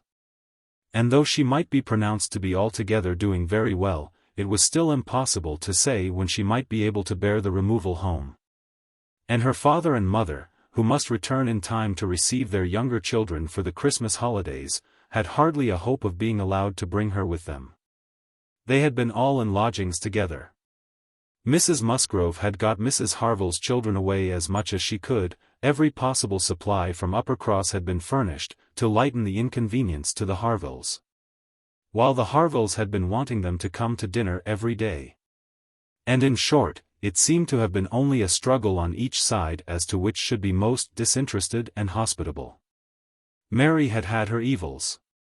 But upon the whole, as was evident by her staying so long, she had found more to enjoy than to suffer. Charles Hayter had been at Lyme oftener than suited her. And when they dined with the Harvilles there had been only a maidservant to wait, and at first Mrs. Harville had always given Mrs. Musgrove precedence. But then, she had received so very handsome an apology from her on finding out whose daughter she was, and there had been so much going on every day. There had been so many walks between their lodgings and the Harvilles, and she had got books from the library, and changed them so often, that the balance had certainly been much in favour of Lyme. She had been taken to Charmouth too, and she had bathed, and she had gone to church, and there were a great many more people to look at in the church at Lyme than at Uppercross. And all this, joined to the sense of being so very useful, had made really an agreeable fortnight. And inquired after Captain Benwick. Mary's face was clouded directly. Charles laughed. "Oh! Captain Benwick is very well, I believe, but he is a very odd young man. I do not know what he would be at. We asked him to come home with us for a day or two, Charles undertook to give him some shooting, and he seemed quite delighted, and, for my part, I thought it was all settled, when behold, on Tuesday night, he made a very awkward sort of excuse. He never shot, and he had been quite misunderstood, and he had promised this and he had promised that, and the end of it was, I found, that he did not mean to come. I suppose he was afraid of finding it dull, but upon my word I should have thought we were lively enough at the cottage for such a heartbroken man as Captain Benwick. Charles laughed again and said, "Now Mary, you know very well how it really was. It was all your doing," turning to Anne. "He fancied that if he went with us, he should find you close by, he fancied everybody to be living in Uppercross. And when he discovered that Lady Russell lived 3 miles off, his heart failed him, and he had not courage to come. That is the fact, upon my honor. Mary knows it is." But Mary did not give into it very graciously, whether from not considering Captain Benwick entitled by birth and situation to be in love with an Elliot, or from not wanting to believe in a greater attraction to Uppercross than herself, must be left to be guessed. Anne's goodwill, however, was not to be lessened by what she heard. She boldly acknowledged herself flattered, and continued her inquiries. "Oh! He talks of you," cried Charles, in such terms. Mary interrupted him. "I declare, Charles, I never heard him mention and twice all the time I was there. I declare, Anne, he never talks of you at all." "No," admitted Charles, "I do not know that he ever does, in a general way, but however, it is a very clear thing that he admires you exceedingly. His head is full of some books that he is reading upon your recommendation, and he wants to talk to you about them. He has found out something or other in one of them which he thinks, oh, I cannot pretend to remember it, but it was something very fine. I overheard him telling Henrietta all about it, and then Miss Elliot was spoken of in the highest terms. Now Mary, I declare it was so, I heard it myself, and you were in the other room. Elegance, sweetness, beauty. Oh! There was no end of Miss Elliot's charms. And I am sure," cried Mary, warmly, "it was very little to his credit, if he did. Miss Harville only died last June. Such a heart is very little worth having, is it, Lady Russell? I am sure you will agree with me." "I must see Captain Benwick before I decide," said Lady Russell, smiling. "And that you are very likely to do very soon, I can tell you, ma'am," said Charles. "Though he had not nerves for coming away with us, and setting off again afterwards to pay a formal visit here, he will make his way over to Kellynch one day by himself, you may depend on it. I told him the distance and the road, and I told him of the churches being so very well worth seeing. For as he has a taste for those sort of things, I thought that would be a good excuse, and he listened with all his understanding and soul. And I am sure from his manner that you will have him calling here soon. So, I give you notice, Lady Russell." "Any acquaintance of Anne's will always be welcome to me," was Lady Russell's kind answer. "Oh! As to being Anne's acquaintance," said Mary, "I think he is rather my acquaintance, for I have been seeing him every day this last fortnight." "Well, as your joint acquaintance, then, I shall be very happy to see Captain Benwick. You will not find anything very agreeable in him, I assure you, ma'am. He is one of the dullest young men that ever lived. He has walked with me, sometimes, from one end of the sands to the other, without saying a word. He is not at all a well-bred young man. I am sure you will not like him." "There we differ, Mary," said Anne. "I think Lady Russell would like him. I think she would be so much pleased with his mind, that she would very soon see no deficiency in his manner." "So do I, and," said Charles, "I am sure Lady Russell would like him. He is just Lady Russell's sort. Give him a book, and he will read all day long."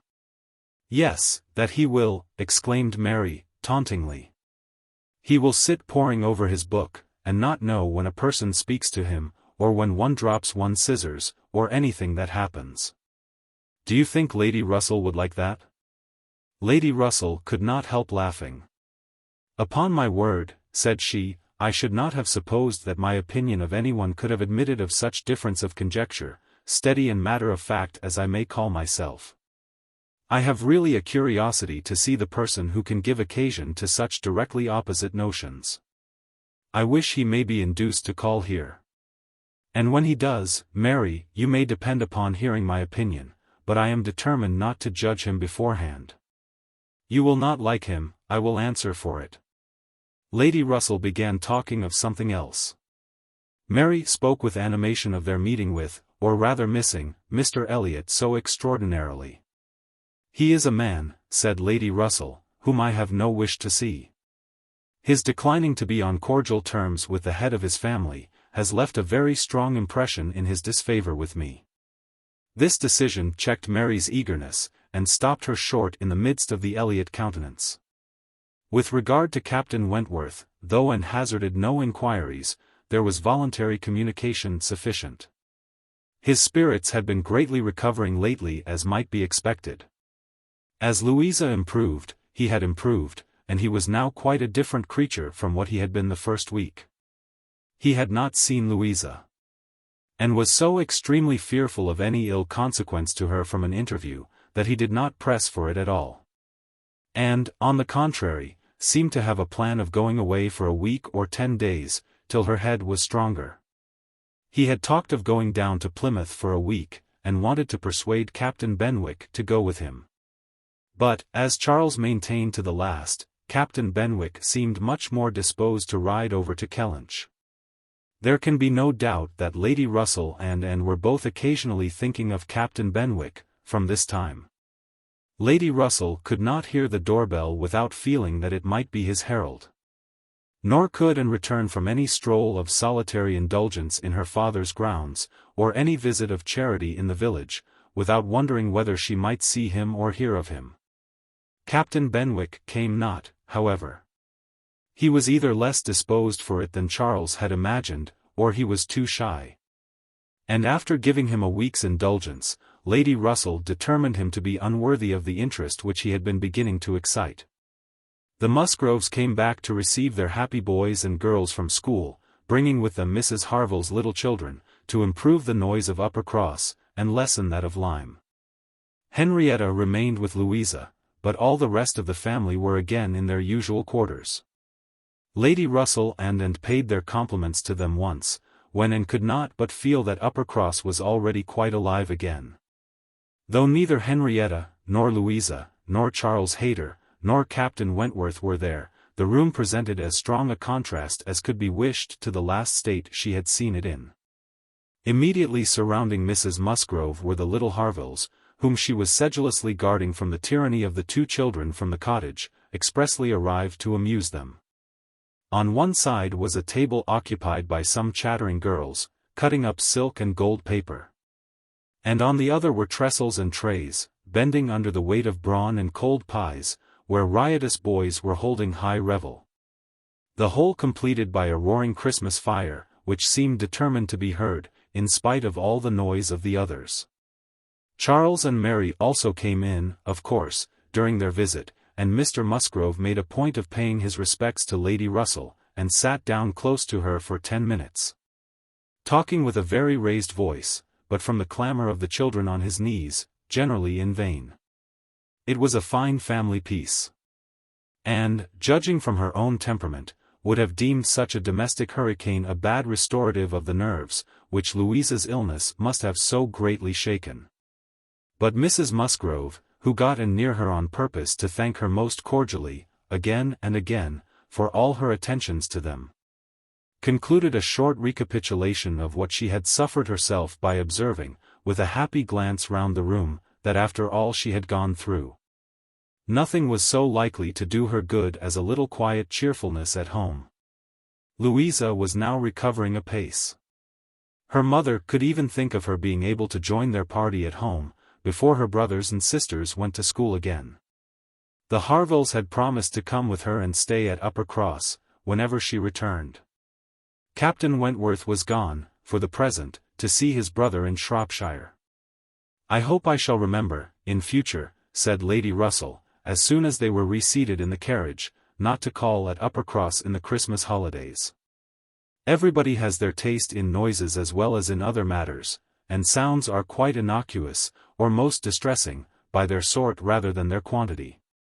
When Lady Russell not long afterwards, was entering Bath on a wet afternoon, and driving through the long course of streets from the Old Bridge to Camden Place, amidst the dash of other carriages, the heavy rumble of carts and drays, the bawling of newspapermen, muffin men and milkmen, and the ceaseless clink of pattens, she made no complaint. No, these were noises which belonged to the winter pleasures. Her spirits rose under their influence. And like Mrs. Musgrove, she was feeling, though not saying, that after being long in the country, nothing could be so good for her as a little quiet cheerfulness. And did not share these feelings. She persisted in a very determined, though very silent disinclination for Bath, caught the first dim view of the extensive buildings, smoking in rain, without any wish of seeing them better. Felt their progress through the streets to be, however disagreeable, yet too rapid, for who would be glad to see her when she arrived? And looked back, with fond regret, to the bustles of Uppercross and the seclusion of Kellynch. Elizabeth's last letter had communicated a piece of news of some interest. Mr. Elliot was in Bath. He had called in Camden Place, had called a second time, a third, had been pointedly attentive. If Elizabeth and her father did not deceive themselves, had been taking as much pains to seek the acquaintance, and proclaim the value of the connection, as he had formerly taken pains to show neglect. This was very wonderful if it were true. And Lady Russell was in a state of very agreeable curiosity and perplexity about Mr. Elliot, already recanting the sentiment she had so lately expressed to Mary, of his being a man whom she had no wish to see. She had a great wish to see him.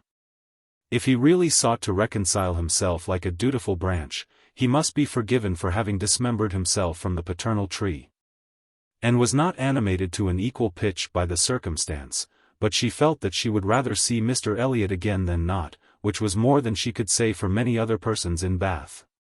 She was put down in Camden Place, and Lady Russell then drove to her own lodgings, in Rivers Street. Chapter 15. Sir Walter had taken a very good house in Camden Place, a lofty dignified situation, such as becomes a man of consequence. And both he and Elizabeth were settled there, much to their satisfaction, and entered it with a sinking heart, anticipating an imprisonment of many months, and anxiously saying to herself, "Oh, when shall I leave you again?" A degree of unexpected cordiality, however, in the welcome she received, did her good. Her father and sister were glad to see her, for the sake of showing her the house and furniture, and met her with kindness. Her making a fourth, when they sat down to dinner, was noticed as an advantage.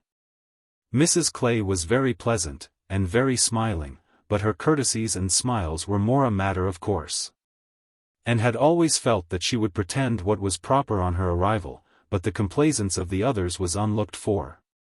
They were evidently in excellent spirits, and she was soon to listen to the causes. They had no inclination to listen to her. After laying out for some compliments of being deeply regretted in their old neighborhood, which Anne could not pay, they had only a few faint inquiries to make, before the talk must be all their own. Uppercross excited no interest, Kellynch very little, it was all Bath. They had the pleasure of assuring her that Bath more than answered their expectations in every respect. Their house was undoubtedly the best in Camden Place. Their drawing-rooms had many decided advantages over all the others which they had either seen or heard of, and the superiority was not less in the style of the fitting up, or the taste of the furniture. Their acquaintance was exceedingly sought after. Everybody was wanting to visit them. They had drawn back from many introductions, and still were perpetually having cards left by people of whom they knew nothing. Here were funds of enjoyment. Could Anne wonder that her father and sister were happy? She might not wonder, but she must sigh that her father should feel no degradation in his change, should see nothing to regret in the duties and dignity of the resident landholder, should find so much to be vain of in the littlenesses of a town. And she must sigh, and smile, and wonder too, as Elizabeth threw open the folding doors and walked with exultation from one drawing-room to the other, boasting of their space. At the possibility of that woman, who had been mistress of Kellynch Hall, finding extent to be proud of between two walls, perhaps 30 feet asunder. But this was not all which they had to make them happy. They had Mr. Elliot too. And had a great deal to hear of Mr. Elliot. He was not only pardoned, they were delighted with him. He had been in Bath about a fortnight. He had passed through Bath in November, in his way to London, when the intelligence of Sir Walter's being settled there had of course reached him, though only 24 hours in the place. But he had not been able to avail himself of it winky face. But he had now been a fortnight in Bath, and his first object on arriving, had been to leave his card in Camden Place, following it up by such assiduous endeavours to meet, and when they did meet, by such great openness of conduct, such readiness to apologize for the past, such solicitude to be received as a relation again, that their former good understanding was completely re-established. They had not a fault to find in him. He had explained away all the appearance of neglect on his own side. It had originated in misapprehension entirely. He had never had an idea of throwing himself off, he had feared that he was thrown off, but knew not why, and delicacy had kept him silent. Upon the hint of having spoken disrespectfully or carelessly of the family and the family honors, he was quite indignant. He, who had ever boasted of being an Elliot, and whose feelings, as to connection, were only too strict to suit the unfeudal tone of the present day. He was astonished, indeed, but his character and general conduct must refute it. He could refer Sir Walter to all who knew him. And certainly, the pains he had been taking on this, the first opportunity of reconciliation, to be restored to the footing of a relation and heir presumptive, was a strong proof of his opinions on the subject. The circumstances of his marriage, too, were found to admit of much extenuation. This was an article not to be entered on by himself. But a very intimate friend of his, a Colonel Wallace, a highly respectable man, perfectly the gentleman, and not an ill-looking man, Sir Walter added, who was living in very good style in Marlborough Buildings, and had, at his own particular request, been admitted to their acquaintance through Mr. Elliot, had mentioned one or two things relative to the marriage, which made a material difference in the discredit of it. Colonel Wallace had known Mr. Elliot long, had been well acquainted also with his wife, had perfectly understood the whole story. She was certainly not a woman of family, but well educated, accomplished, rich, and excessively in love with his friend. There had been the charm. She had sought him. Without that attraction, not all her money would have tempted Elliot, and Sir Walter was, moreover, assured of her having been a very fine woman. Here was a great deal to soften the business. A very fine woman with a large fortune, in love with him. Sir Walter seemed to admit it as complete apology. And though Elizabeth could not see the circumstance in quite so favourable a light, she allowed it be a great extenuation. Mr. Elliot had called repeatedly, had dined with them once, evidently delighted by the distinction of being asked, for they gave no dinners in general. Delighted, in short, by every proof of cousinly notice, and placing his whole happiness in being on intimate terms in Camden Place. And listened, but without quite understanding it. Allowances, large allowances, she knew, must be made for the ideas of those who spoke. She heard it all under embellishment. All that sounded extravagant or irrational in the progress of the reconciliation might have no origin but in the language of the relators. Still, however, she had the sensation of there being something more than immediately appeared, in Mr. Elliot's wishing, after an interval of so many years, to be well received by them. In a worldly view, he had nothing to gain by being on terms with Sir Walter, nothing to risk by a state of variance. In all probability he was already the richer of the two, and the Kellynch estate would as surely be his hereafter as the title. A sensible man, and he had looked like a very sensible man, why should it be an object to him? She could only offer one solution, it was, perhaps, for Elizabeth's sake. There might really have been a liking formerly, though convenience and accident had drawn him a different way. And now that he could afford to please himself, he might mean to pay his addresses to her. Elizabeth was certainly very handsome, with well-bred, elegant manners, and her character might never have been penetrated by Mr. Elliot, knowing her but in public, and when very young himself. How her temper and understanding might bear the investigation of his present keener time of life was another concern and rather a fearful one. Most earnestly did she wish that he might not be too nice, or too observant if Elizabeth were his object. And that Elizabeth was disposed to believe herself so, and that her friend Mrs. Clay was encouraging the idea, seemed apparent by a glance or two between them. While Mr. Elliott's frequent visits were talked of, and mentioned the glimpses she had had of him at Lyme, but without being much attended to. Oh! Yes, perhaps, it had been Mr. Elliot. They did not know. It might be him, perhaps. They could not listen to her description of him. They were describing him themselves, Sir Walter especially. He did justice to his very gentlemanlike appearance, his air of elegance and fashion, his good-shaped face, his sensible eye.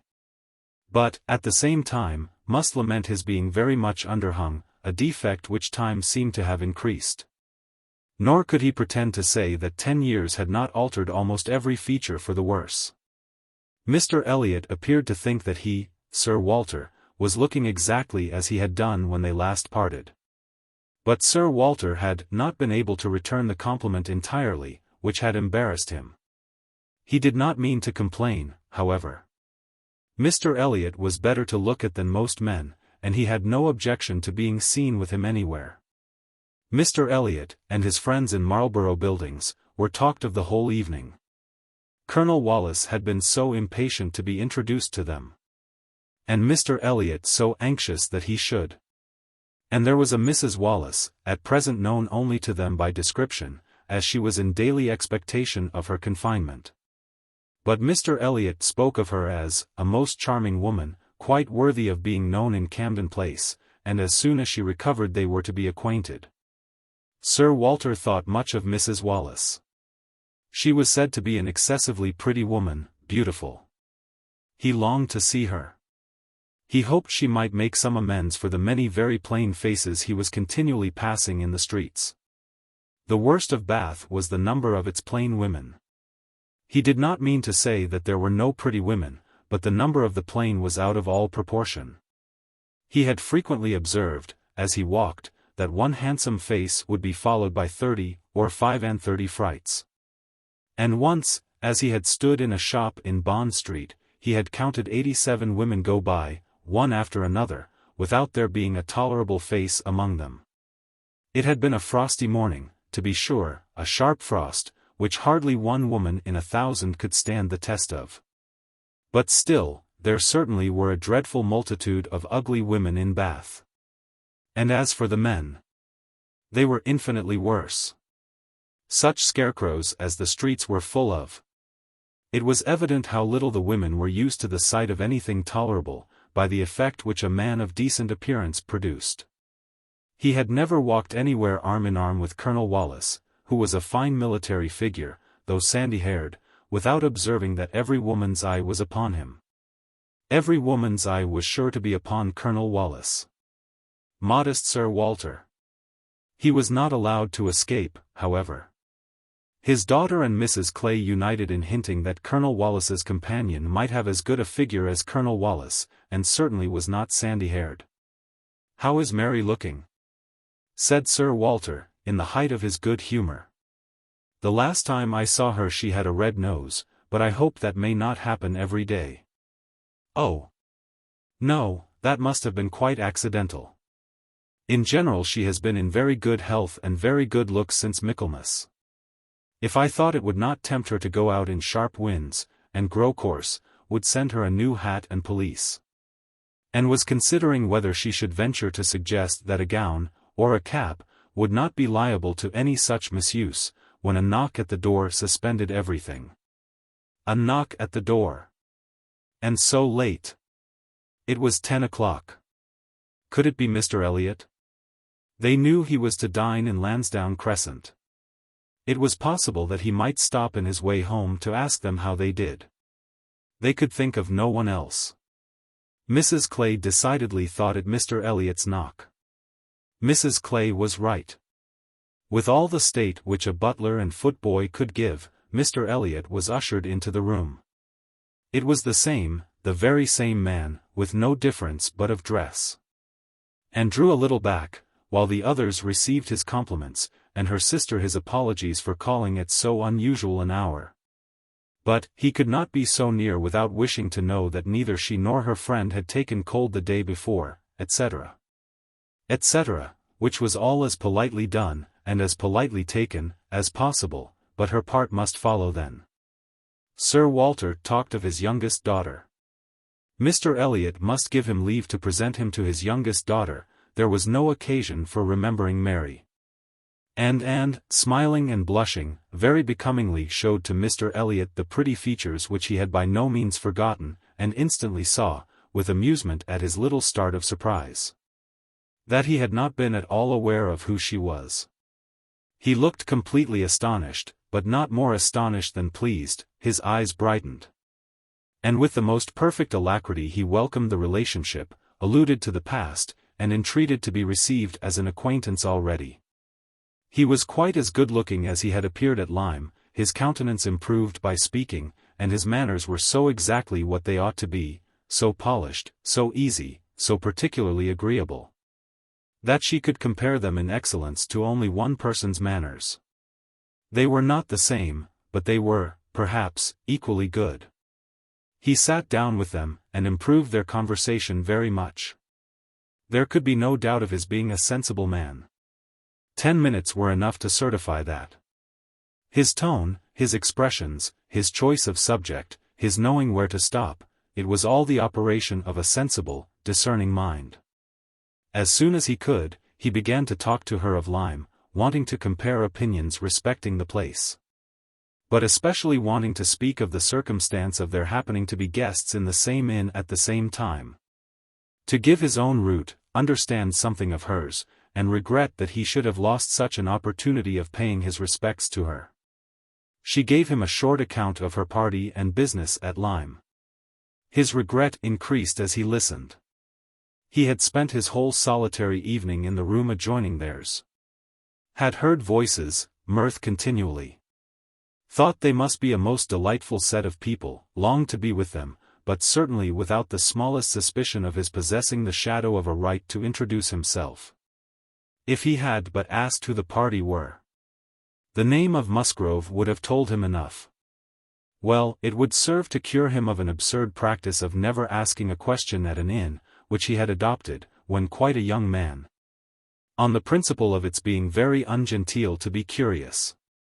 The notions of a young man of 21, said he, as to what is necessary in manners to make him quite the thing, are more absurd, I believe, than those of any other set of beings in the world. The folly of the means they often employ is only to be equaled by the folly of what they have in view. But he must not be addressing his reflections to and alone, he knew it. He was soon diffused again among the others, and it was only at intervals that he could return to Lyme. His inquiries, however, produced at length an account of the scene she had been engaged in there, soon after his leaving the place. Having alluded to an accident, he must hear the whole. When he questioned, Sir Walter and Elizabeth began to question also, but the difference in their manner of doing it could not be unfelt. She could only compare Mr. Elliot to Lady Russell, in the wish of really comprehending what had passed, and in the degree of concern for what she must have suffered in witnessing it. He stayed an hour with them. The elegant little clock on the mantelpiece had struck 11 with its silver sounds, and the watchman was beginning to be heard at a distance telling the same tale, before Mr. Elliot or any of them seemed to feel that he had been there long, and could not have supposed it possible that her first evening in Camden Place could have passed so well. Chapter 16. There was one point which Anne, on returning to her family, would have been more thankful to ascertain even than Mr. Elliott's being in love with Elizabeth, which was her father's not being in love with Mrs. Clay. And she was very far from easy about it, when she had been at home a few hours. On going down to breakfast the next morning, she found there had just been a decent pretense on the lady's side of meaning to leave them.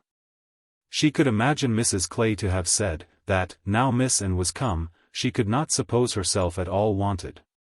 For Elizabeth was replying in a sort of whisper, that must not be any reason, indeed.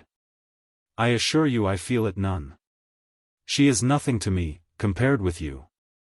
And she was in full time to hear her father say, my dear madam, this must not be. As yet, you have seen nothing of Bath. You have been here only to be useful. You must not run away from us now. You must stay to be acquainted with Mrs. Wallace, the beautiful Mrs. Wallace.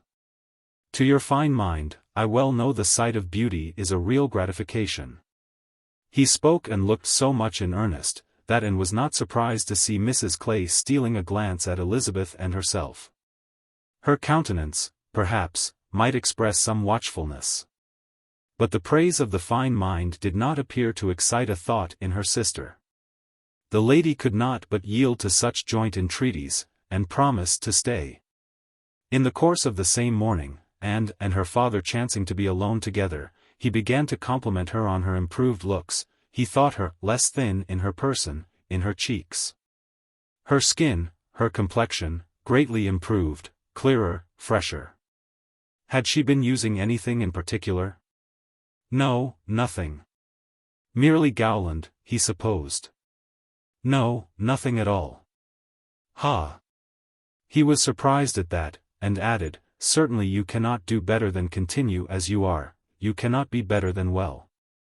Or I should recommend Gowland, the constant use of Gowland, during the spring months. Mrs. Clay has been using it at my recommendation, and you see what it has done for her. You see how it has carried away her freckles. If Elizabeth could but have heard this. Such personal praise might have struck her, especially as it did not appear to Anne that the freckles were at all lessened. But everything must take its chance. The evil of the marriage would be much diminished, if Elizabeth were also to marry. As for herself, she might always command a home with Lady Russell. Lady Russell's composed mind and polite manners were put to some trial on this point, in her intercourse in Camden Place. The sight of Mrs. Clay in such favor, and so overlooked, was a perpetual provocation to her there. And vexed her as much when she was away, as a person in Bath who drinks the water, gets all the new publications, and has a very large acquaintance, has time to be vexed. As Mr. Elliot became known to her, she grew more charitable, or more indifferent, towards the others. His manners were an immediate recommendation. And on conversing with him she found the solid so fully supporting the superficial, that she was at first, as she told Anne, almost ready to exclaim, can this be Mr. Elliot? And could not seriously picture to herself a more agreeable or estimable man. Everything united in him, good understanding, correct opinions, knowledge of the world, and a warm heart. He had strong feelings of family attachment and family honor, without pride or weakness. He lived with the liberality of a man of fortune, without display. He judged for himself in everything essential, without defying public opinion in any point of worldly decorum. He was steady, observant, moderate, candid. Never run away with by spirits or by selfishness, which fancied itself strong feeling. And yet, with a sensibility to what was amiable and lovely, and a value for all the felicities of domestic life, which characters of fancied enthusiasm and violent agitation seldom really possess. She was sure that he had not been happy in marriage. Colonel Wallace said it, and Lady Russell saw it. But it had been no unhappiness to sour his mind, nor, she began pretty soon to suspect, to prevent his thinking of a second choice. Her satisfaction in Mr. Elliot outweighed all the plague of Mrs. Clay. It was now some years since Anne had begun to learn that she and her excellent friend could sometimes think differently. And it did not surprise her, therefore, that Lady Russell should see nothing suspicious or inconsistent, nothing to require more motives than appeared in Mr. Elliott's great desire of a reconciliation. In Lady Russell's view, it was perfectly natural that Mr. Elliot, at a mature time of life, should feel it a most desirable object. And what would very generally recommend him among all sensible people, to be on good terms with the head of his family. The simplest process in the world of time upon a head naturally clear, and only erring in the heyday of youth. And presumed, however, still to smile about it, and at last to mention Elizabeth. Lady Russell listened, and looked, and made only this cautious reply, Elizabeth. Very well, time will explain. It was a reference to the future, which Anne, after a little observation, felt she must submit to. She could determine nothing at present. In that house Elizabeth must be first. And she was in the habit of such general observance as Miss Elliot, that any particularity of attention seemed almost impossible. Mr. Elliot, too, it must be remembered, had not been a widower 7 months. A little delay on his side might be very excusable. In fact, and could never see the crape round his hat, without fearing that she was the inexcusable one, in attributing to him such imaginations. For though his marriage had not been very happy, still it had existed so many years that she could not comprehend a very rapid recovery from the awful impression of its being dissolved. However it might end, he was without any question their pleasantest acquaintance in Bath. She saw nobody equal to him. And it was a great indulgence now and then to talk to him about Lyme, which he seemed to have as lively a wish to see again, and to see more of, as herself. They went through the particulars of their first meeting a great many times. He gave her to understand that he had looked at her with some earnestness. She knew it well. And she remembered another person's look also. They did not always think alike. His value for rank and connection she perceived to be greater than hers. It was not merely complaisance, it must be a liking to the cause, which made him enter warmly into her father and sister's solicitudes on a subject which she thought unworthy to excite them. The Bath paper one morning announced the arrival of the Dowager Viscountess Dalrymple, and her daughter, the Honourable Miss Carteret, and all the comfort of No. Camden Place was swept away for many days, for the Dalrymples, in Anne's opinion, most unfortunately, were cousins of the Elliots, and the agony was how to introduce themselves properly. And had never seen her father and sister before in contact with nobility, and she must acknowledge herself disappointed. She had hoped better things from their high ideas of their own situation in life, and was reduced to form a wish which she had never foreseen, a wish that they had more pride. For, our cousins Lady Dalrymple and Miss Carteret, our cousins, the Dalrymples, sounded in her ears all day long. Sir Walter had once been in company with the late Viscount, but had never seen any of the rest of the family. And the difficulties of the case arose from there having been a suspension of all intercourse by letters of ceremony, ever since the death of that said late Viscount, when, in consequence of a dangerous illness of Sir Walter's at the same time, there had been an unlucky omission at Kellynch. No letter of condolence had been sent to Ireland. The neglect had been visited on the head of the sinner. For when poor Lady Elliot died herself, no letter of condolence was received at Kellynch, and, consequently, there was but too much reason to apprehend that the Dalrymples considered the relationship as closed. How to have this anxious business set to rights, and be admitted as cousins again, was the question, and it was a question which, in a more rational manner, neither Lady Russell nor Mr. Elliot thought unimportant. Family connections were always worth preserving, good company always worth seeking. Lady Dalrymple had taken a house, for 3 months, in Laura Place, and would be living in style. She had been at Bath the year before, and Lady Russell had heard her spoken of as a charming woman. It was very desirable that the connection should be renewed, if it could be done, without any compromise of propriety on the side of the Elliots. Sir Walter, however, would choose his own means, and at last wrote a very fine letter of ample explanation, regret, and entreaty, to his right honourable cousin. Neither Lady Russell nor Mr. Elliot could admire the letter, but it did all that was wanted, in bringing 3 lines of scrawl from the Dowager Viscountess. She was very much honoured, and should be happy in their acquaintance. The toils of the business were over, the sweets began. They visited in Laura Place, they had the cards of Dowager Viscountess Dalrymple, and the Honourable Miss Carteret, to be arranged wherever they might be most visible, and our cousins in Laura Place, our cousins, Lady Dalrymple and Miss Carteret, were talked of to everybody. Anne was ashamed. Had Lady Dalrymple and her daughter even been very agreeable, she would still have been ashamed of the agitation they created, but they were nothing. There was no superiority of manner, accomplishment, or understanding. Lady Dalrymple had acquired the name of a charming woman, because she had a smile and a civil answer for everybody. Miss Carteret, with still less to say, was so plain and so awkward, that she would never have been tolerated in Camden Place but for her birth. Lady Russell confessed that she had expected something better, but yet, it was an acquaintance worth having. And when Anne ventured to speak her opinion of them to Mr. Elliot, he agreed to their being nothing in themselves, but still maintained that, as a family connection, as good company. As those who would collect good company around them, they had their value. And smiled and said, "My idea of good company, Mr. Elliot, is the company of clever, well-informed people, who have a great deal of conversation.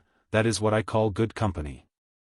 "You are mistaken," said he gently, "that is not good company, that is the best. Good company requires only birth, education, and manners, and with regard to education is not very nice. Birth and good manners are essential, but a little learning is by no means a dangerous thing in good company, on the contrary, it will do very well." My cousin and shakes her head. She is not satisfied. She is fastidious. My dear cousin, sitting down by her, you have a better right to be fastidious than almost any other woman I know, but will it answer? Will it make you happy? Will it not be wiser to accept the society of these good ladies in Laura Place, and enjoy all the advantages of the connection as far as possible? You may depend upon it, that they will move in the first set in Bath this winter, and as rank is rank. Your being known to be related to them will have its use in fixing your family, our family let me say, in that degree of consideration which we must all wish for. Yes, sighed Anne, we shall, indeed, be known to be related to them. Then recollecting herself, and not wishing to be answered, she added, I certainly do think there has been by far too much trouble taken to procure the acquaintance. I suppose, smiling, I have more pride than any of you. But I confess it does vex me, that we should be so solicitous to have the relationship acknowledged, which we may be very sure is a matter of perfect indifference to them.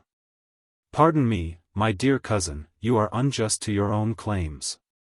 In London, perhaps, in your present quiet style of living, it might be as you say, but in Bath. Sir Walter Elliot and his family will always be worth knowing, always acceptable as acquaintance. Well, said Anne, I certainly am proud, too proud to enjoy a welcome which depends so entirely upon place. I love your indignation, said he, it is very natural. But here you are in Bath, and the object is to be established here with all the credit and dignity which ought to belong to Sir Walter Elliot. You talk of being proud. I am called proud, I know, and I shall not wish to believe myself otherwise, for our pride, if investigated, would have the same object, I have no doubt, though the kind may seem a little different. In one point, I am sure, my dear cousin, he continued, speaking lower, though there was no one else in the room, in one point, I am sure, we must feel alike. We must feel that every addition to your father's society, among his equals or superiors, may be of use in diverting his thoughts from those who are beneath him. He looked, as he spoke, to the seat which Mrs. Clay had been lately occupying, a sufficient explanation of what he particularly meant. And though Anne could not believe in their having the same sort of pride, she was pleased with him for not liking Mrs. Clay. And her conscience admitted that his wishing to promote her father's getting great acquaintance was more than excusable in the view of defeating her. Chapter 17. While Sir Walter and Elizabeth were assiduously pushing their good fortune in Laura Place, Anne was renewing an acquaintance of a very different description. She had called on her former governess, and had heard from her of there being an old schoolfellow in Bath, who had the two strong claims on her attention of past kindness and present suffering.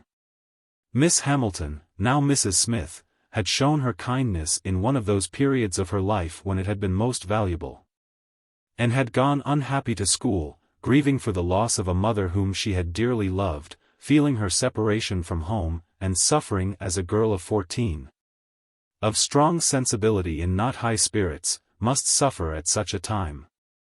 And Miss Hamilton, 3 years older than herself, but still from the want of near relations and a settled home, remaining another year at school, had been useful and good to her in a way which had considerably lessened her misery, and could never be remembered with indifference. Miss Hamilton had left school, had married not long afterwards, was said to have married a man of fortune, and this was all that Anne had known of her. Till now that their governess's account brought her situation forward in a more decided but very different form. She was a widow and poor. Her husband had been extravagant, and at his death, about 2 years before, had left his affairs dreadfully involved.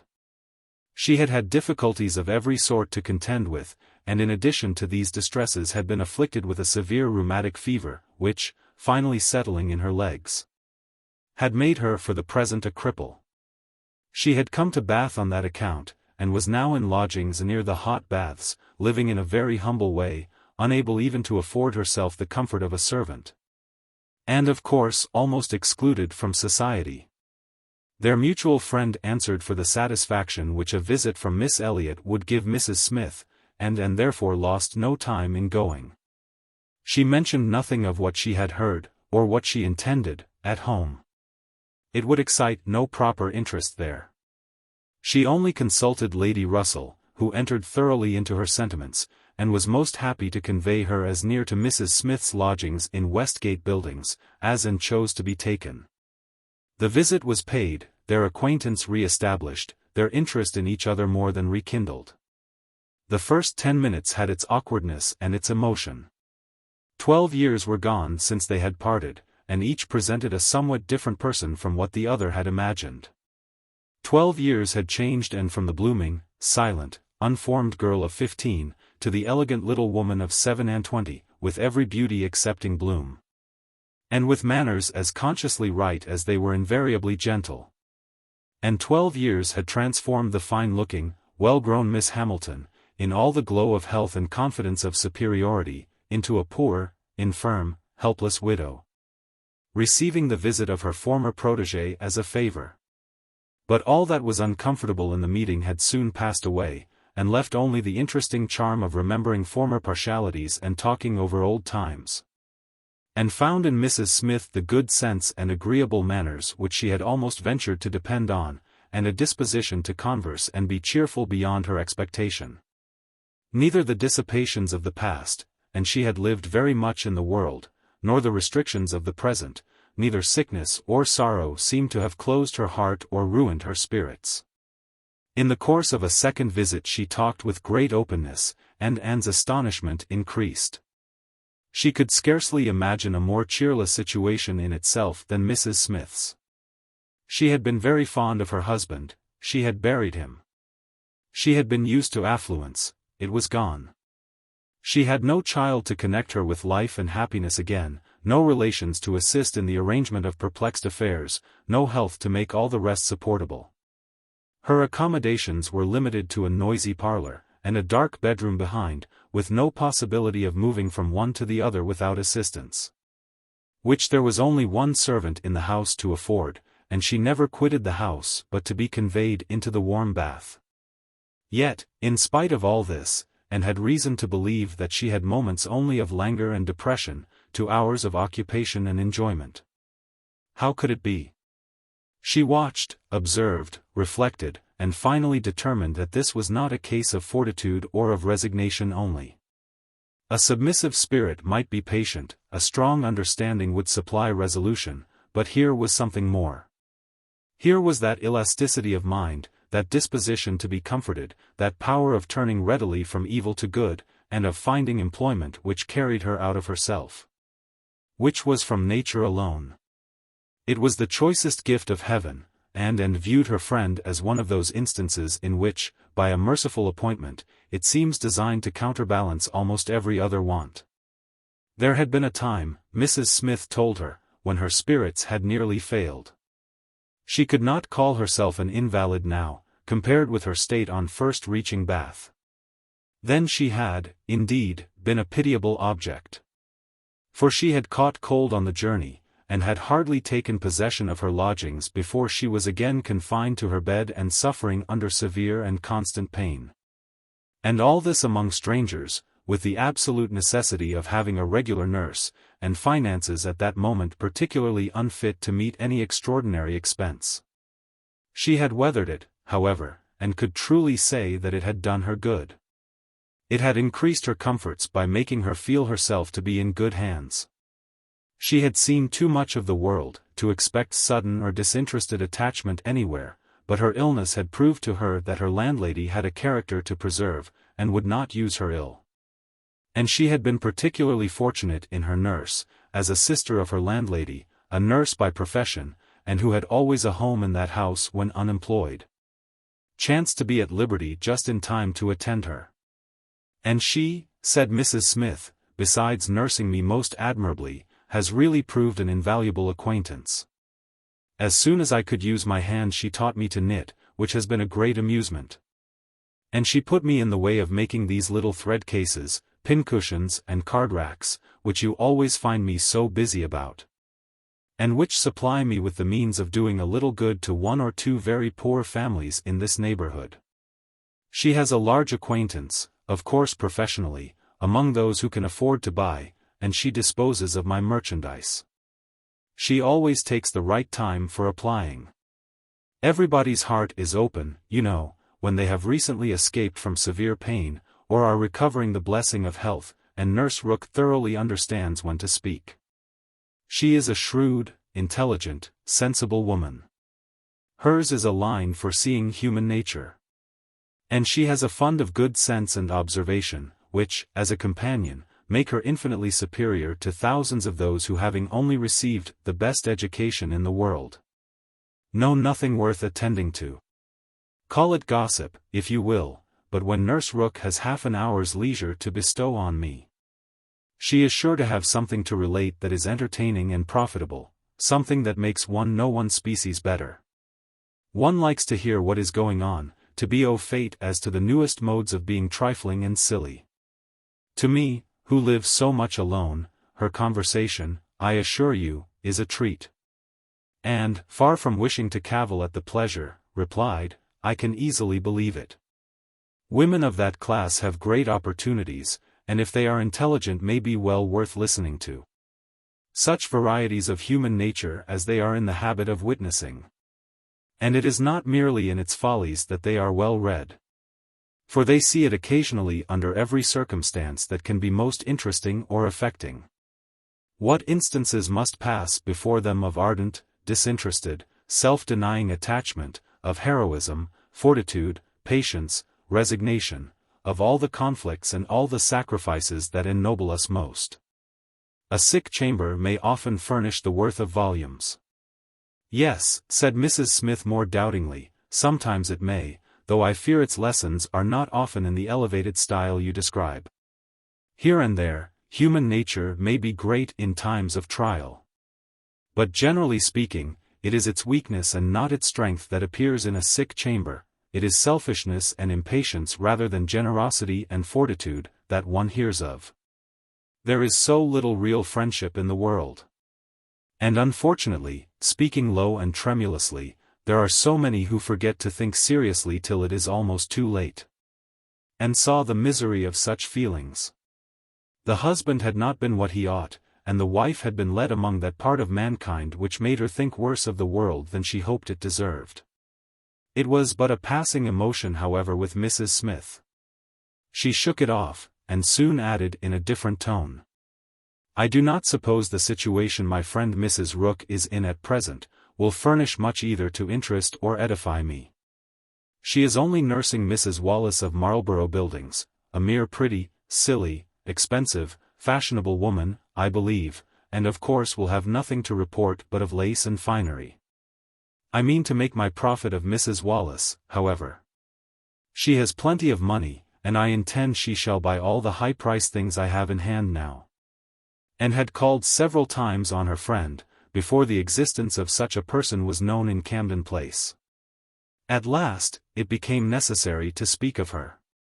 Sir Walter, Elizabeth and Mrs. Clay, returned one morning from Laura Place, with a sudden invitation from Lady Dalrymple for the same evening. And was already engaged to spend that evening in Westgate Buildings. She was not sorry for the excuse.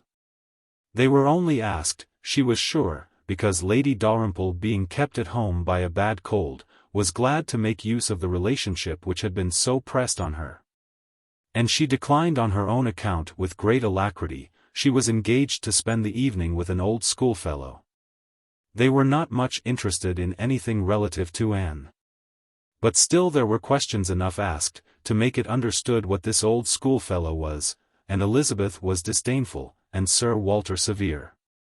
"Westgate Buildings," said he, "and who is Miss Anne Elliot to be visiting in Westgate Buildings?" "A Mrs. Smith." "A widow Mrs. Smith, and who was her husband?" "One of the 5,000 Mr. Smiths whose names are to be met with everywhere." "And what is her attraction?" "That she is old and sickly." "Upon my word, Miss Anne Elliot, you have the most extraordinary taste. Everything that revolts other people, low company, paltry rooms, foul air, disgusting associations are inviting to you. But surely you may put off this old lady till tomorrow. She is not so near her end, I presume, but that she may hope to see another day." "What is her age?" 40. "No, sir, she is not 31. But I do not think I can put off my engagement, because it is the only evening for some time which will at once suit her and myself. She goes into the warm bath tomorrow, and for the rest of the week, you know, we are engaged." "But what does Lady Russell think of this acquaintance?" asked Elizabeth. "She sees nothing to blame in it," replied Anne. "On the contrary, she approves it, and has generally taken me when I have called on Mrs. Smith." "Westgate Buildings must have been rather surprised by the appearance of a carriage drawn up near its pavement," observed Sir Walter. "Sir Henry Russell's widow, indeed, has no honours to distinguish her arms, but still it is a handsome equipage, and no doubt is well known to convey a Miss Elliot." "A widow Mrs. Smith lodging in Westgate Buildings." "A poor widow barely able to live, between 30 and 40. A mere Mrs. Smith, an everyday Mrs. Smith, of all people and all names in the world, to be the chosen friend of Miss Anne Elliot. And to be preferred by her to her own family connections among the nobility of England and Ireland. Mrs. Smith. Such a name. Mrs. Clay, who had been present while all this passed, now thought it advisable to leave the room, and could have said much. And did long to say a little in defense of her friends' not very dissimilar claims to theirs, but her sense of personal respect to her father prevented her. She made no reply. She left it to himself to recollect, that Mrs. Smith was not the only widow in Bath between 30 and 40, with little to live on, and no surname of dignity. And kept her appointment, the others kept theirs, and of course she heard the next morning that they had had a delightful evening. She had been the only one of the set absent, for Sir Walter and Elizabeth had not only been quite at her ladyship's service themselves, but had actually been happy to be employed by her in collecting others, and had been at the trouble of inviting both Lady Russell and Mr. Elliot. And Mr. Elliot had made a point of leaving Colonel Wallis early, and Lady Russell had fresh arranged all her evening engagements in order to wait on her. And had the whole history of all that such an evening could supply from Lady Russell. To her, its greatest interest must be, in having been very much talked of between her friend and Mr. Elliot. In having been wished for, regretted, and at the same time honoured for staying away in such a cause. Her kind, compassionate visits to this old schoolfellow, sick and reduced, seemed to have quite delighted Mr. Elliot. He thought her a most extraordinary young woman. In her temper, manners, mind, a model of female excellence. He could meet even Lady Russell in a discussion of her merits. And could not be given to understand so much by her friend, could not know herself to be so highly rated by a sensible man. Without many of those agreeable sensations which her friend meant to create. Lady Russell was now perfectly decided in her opinion of Mr. Elliot. She was as much convinced of his meaning to gain and in time as of his deserving her. and was beginning to calculate the number of weeks which would free him from all the remaining restraints of widowhood, and leave him at liberty to exert his most open powers of pleasing. She would not speak to, and with half the certainty she felt on the subject, she would venture on little more than hints of what might be hereafter, of a possible attachment on his side, of the desirableness of the alliance, supposing such attachment to be real and returned. And heard her, and made no violent exclamations, she only smiled, blushed, and gently shook her head. "I am no matchmaker, as you well know," said Lady Russell, being much too well aware of the uncertainty of all human events and calculations. "I only mean that if Mr. Elliot should some time hence pay his addresses to you, and if you should be disposed to accept him, I think there would be every possibility of your being happy together. A most suitable connection, everybody must consider it, but I think it might be a very happy one. Mr. Elliot is an exceedingly agreeable man, and in many respects I think highly of him," said Anne. "But we should not suit." Lady Russell let this pass, and only said in rejoinder, "I own that to be able to regard you as the future mistress of Kellynch, the future Lady Elliot. To look forward and see you occupying your dear mother's place, succeeding to all her rights, and all her popularity, as well as to all her virtues, would be the highest possible gratification to me. You are your mother's self in countenance and disposition.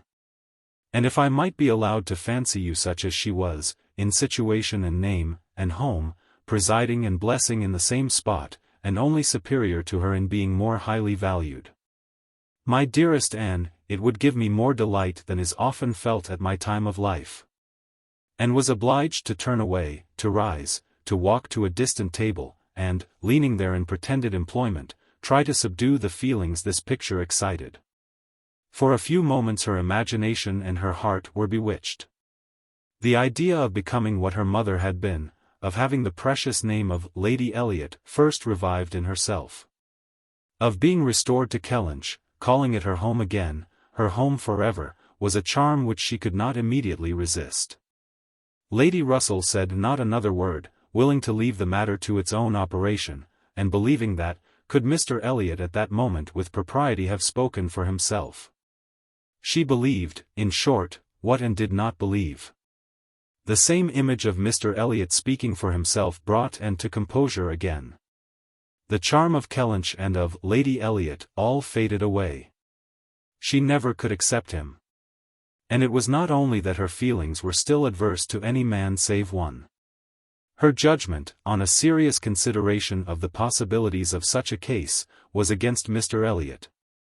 Though they had now been acquainted a month, she could not be satisfied that she really knew his character. That he was a sensible man, an agreeable man, that he talked well, professed good opinions, seemed to judge properly and as a man of principle, this was all clear enough. He certainly knew what was right, nor could she fix on any one article of moral duty evidently transgressed, but yet she would have been afraid to answer for his conduct. She distrusted the past, if not the present. The names which occasionally dropped of former associates, the allusions to former practices and pursuits, suggested suspicions not favorable of what he had been.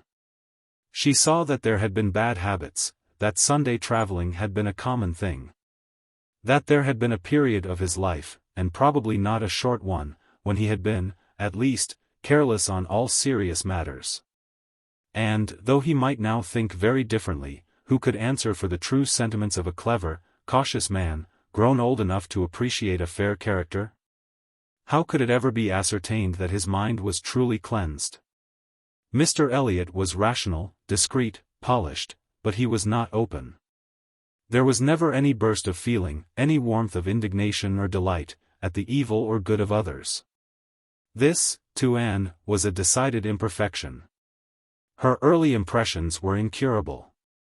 She prized the frank, the open-hearted, the eager character beyond all others. Warmth and enthusiasm did captivate her still. She felt that she could so much more depend upon the sincerity of those who sometimes looked or said a careless or a hasty thing, than of those whose presence of mind never varied, whose tongue never slipped. Mr. Elliot was too generally agreeable. Various as were the tempers in her father's house, he pleased them all. He endured too well, stood too well with everybody. He had spoken to her with some degree of openness of Mrs. Clay, had appeared completely to see what Mrs. Clay was about, and to hold her in contempt, and yet Mrs. Clay found him as agreeable as anybody. Lady Russell saw either less or more than her young friend, for she saw nothing to excite distrust. She could not imagine a man more exactly what he ought to be than Mr. Elliot. Nor did she ever enjoy a sweeter feeling than the hope of seeing him receive the hand of her beloved and in Kellynch Church, in the course of the following autumn. Chapter 18. It was the beginning of February, and Anne, having been a month in Bath, was growing very eager for news from Uppercross and Lyme. She wanted to hear much more than Mary communicated. It was 3 weeks since she had heard at all.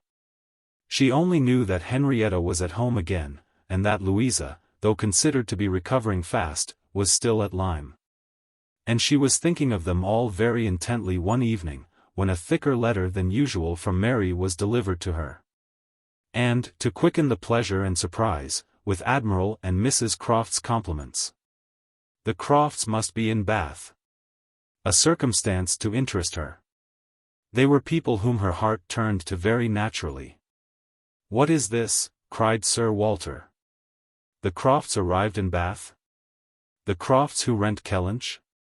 What have they brought you?" "A letter from Uppercross Cottage, sir." "Oh. Those letters are convenient passports. They secure an introduction.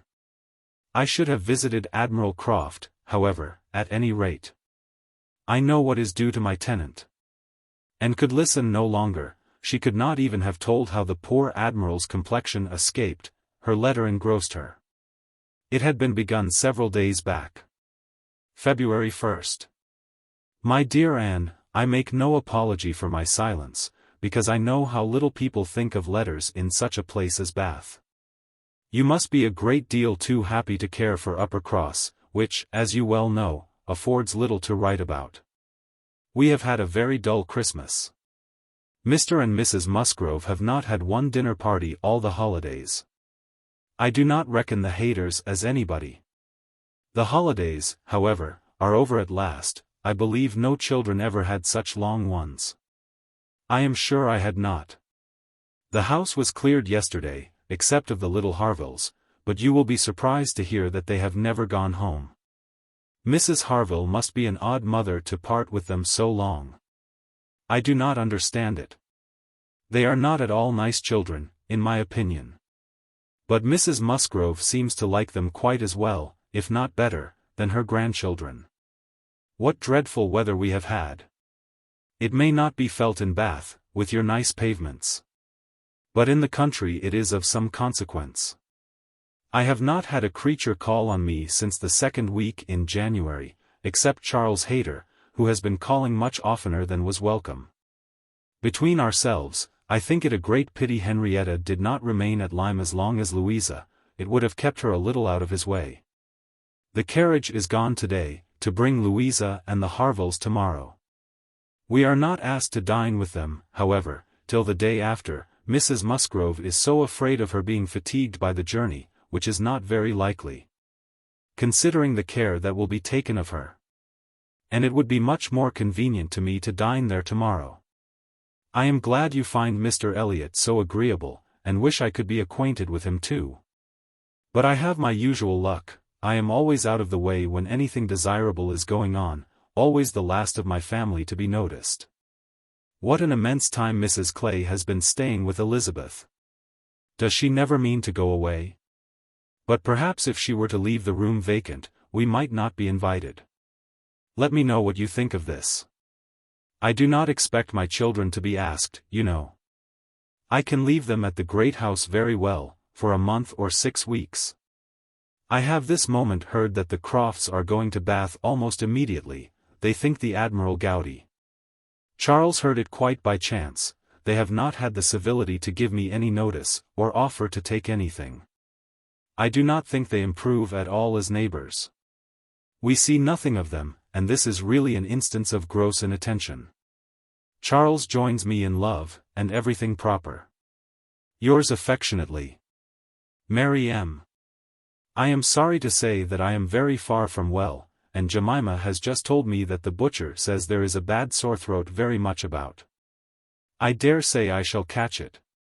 And my sore throats, you know, are always worse than anybody's. So ended the first part, which had been afterwards put into an envelope, containing nearly as much more. I kept my letter open, that I might send you word how Louisa bore her journey, and now I am extremely glad I did, having a great deal to add. In the first place, I had a note from Mrs. Croft yesterday, offering to convey anything to you, a very kind, friendly note indeed, addressed to me, just as it ought. I shall therefore be able to make my letter as long as I like. The Admiral does not seem very ill, and I sincerely hope Bath will do him all the good he wants. I shall be truly glad to have them back again. Our neighborhood cannot spare such a pleasant family. But now for Louisa. I have something to communicate that will astonish you not a little. She and the Harvilles came on Tuesday very safely, and in the evening we went to ask her how she did, when we were rather surprised not to find Captain Benwick of the party. For he had been invited as well as the Harvilles. And what do you think was the reason? Neither more nor less than his being in love with Louisa, and not choosing to venture to Uppercross till he had had an answer from Mr. Musgrove. For it was all settled between him and her before she came away, and he had written to her father by Captain Harville. True, upon my honor. Are not you astonished? I shall be surprised at least if you ever received a hint of it, for I never did.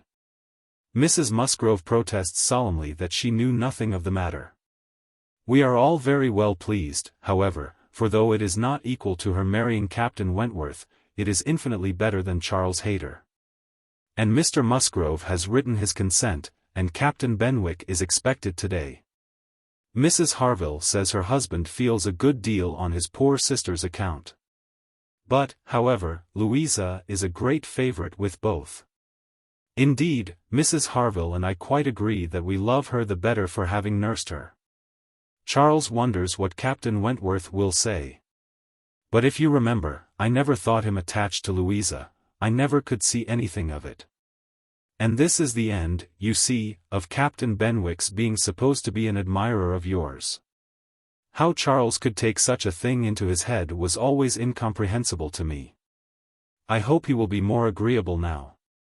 Certainly not a great match for Louisa Musgrove, but a million times better than marrying among the Hayters. Mary need not have feared her sisters being in any degree prepared for the news. She had never in her life been more astonished. Captain Benwick and Louisa Musgrove. It was almost too wonderful for belief, and it was with the greatest effort that she could remain in the room, preserve an air of calmness, and answer the common questions of the moment. Happily for her, they were not many. Sir Walter wanted to know whether the Crofts travelled with 4 horses, and whether they were likely to be situated in such a part of Bath as it might suit Miss Elliot and himself to visit in. But had little curiosity beyond. "How is Mary?" said Elizabeth, and without waiting for an answer, "and pray what brings the Crofts to Bath?" "They come on the Admiral's account. He is thought to be gouty." "Gout and decrepitude," said Sir Walter. "Poor old gentleman." "Have they any acquaintance here?" asked Elizabeth. "I do not know. But I can hardly suppose that, at Admiral Croft's time of life, and in his profession, he should not have many acquaintance in such a place as this." "I suspect," said Sir Walter coolly, "that Admiral Croft will be best known in Bath as the renter of Kellynch Hall. Elizabeth, may we venture to present him and his wife in Laura Place?" "Oh, no. I think not. Situated as we are with Lady Dalrymple, cousins, we ought to be very careful not to embarrass her with acquaintance she might not approve. If we were not related, it would not signify. But as cousins, she would feel scrupulous as to any proposal of ours. We had better leave the Crofts to find their own level. There are several odd-looking men walking about here, who, I am told, are sailors. The Crofts will associate with them." This was Sir Walter and Elizabeth's share of interest in the letter. When Mrs. Clay had paid her tribute of more decent attention, in an inquiry after Mrs. Charles Musgrove, and her fine little boys, and was at liberty. In her own room, she tried to comprehend it. Well might Charles wonder how Captain Wentworth would feel. Perhaps he had quitted the field, had given Louisa up, had ceased to love, had found he did not love her. She could not endure the idea of treachery or levity, or anything akin to ill usage between him and his friend.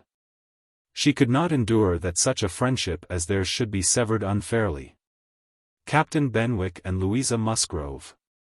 The high-spirited, joyous-talking Louisa Musgrove, and the dejected, thinking, feeling, reading Captain Benwick, seemed each of them everything that would not suit the other. Their minds most dissimilar. Where could have been the attraction? The answer soon presented itself. It had been in situation. They had been thrown together several weeks.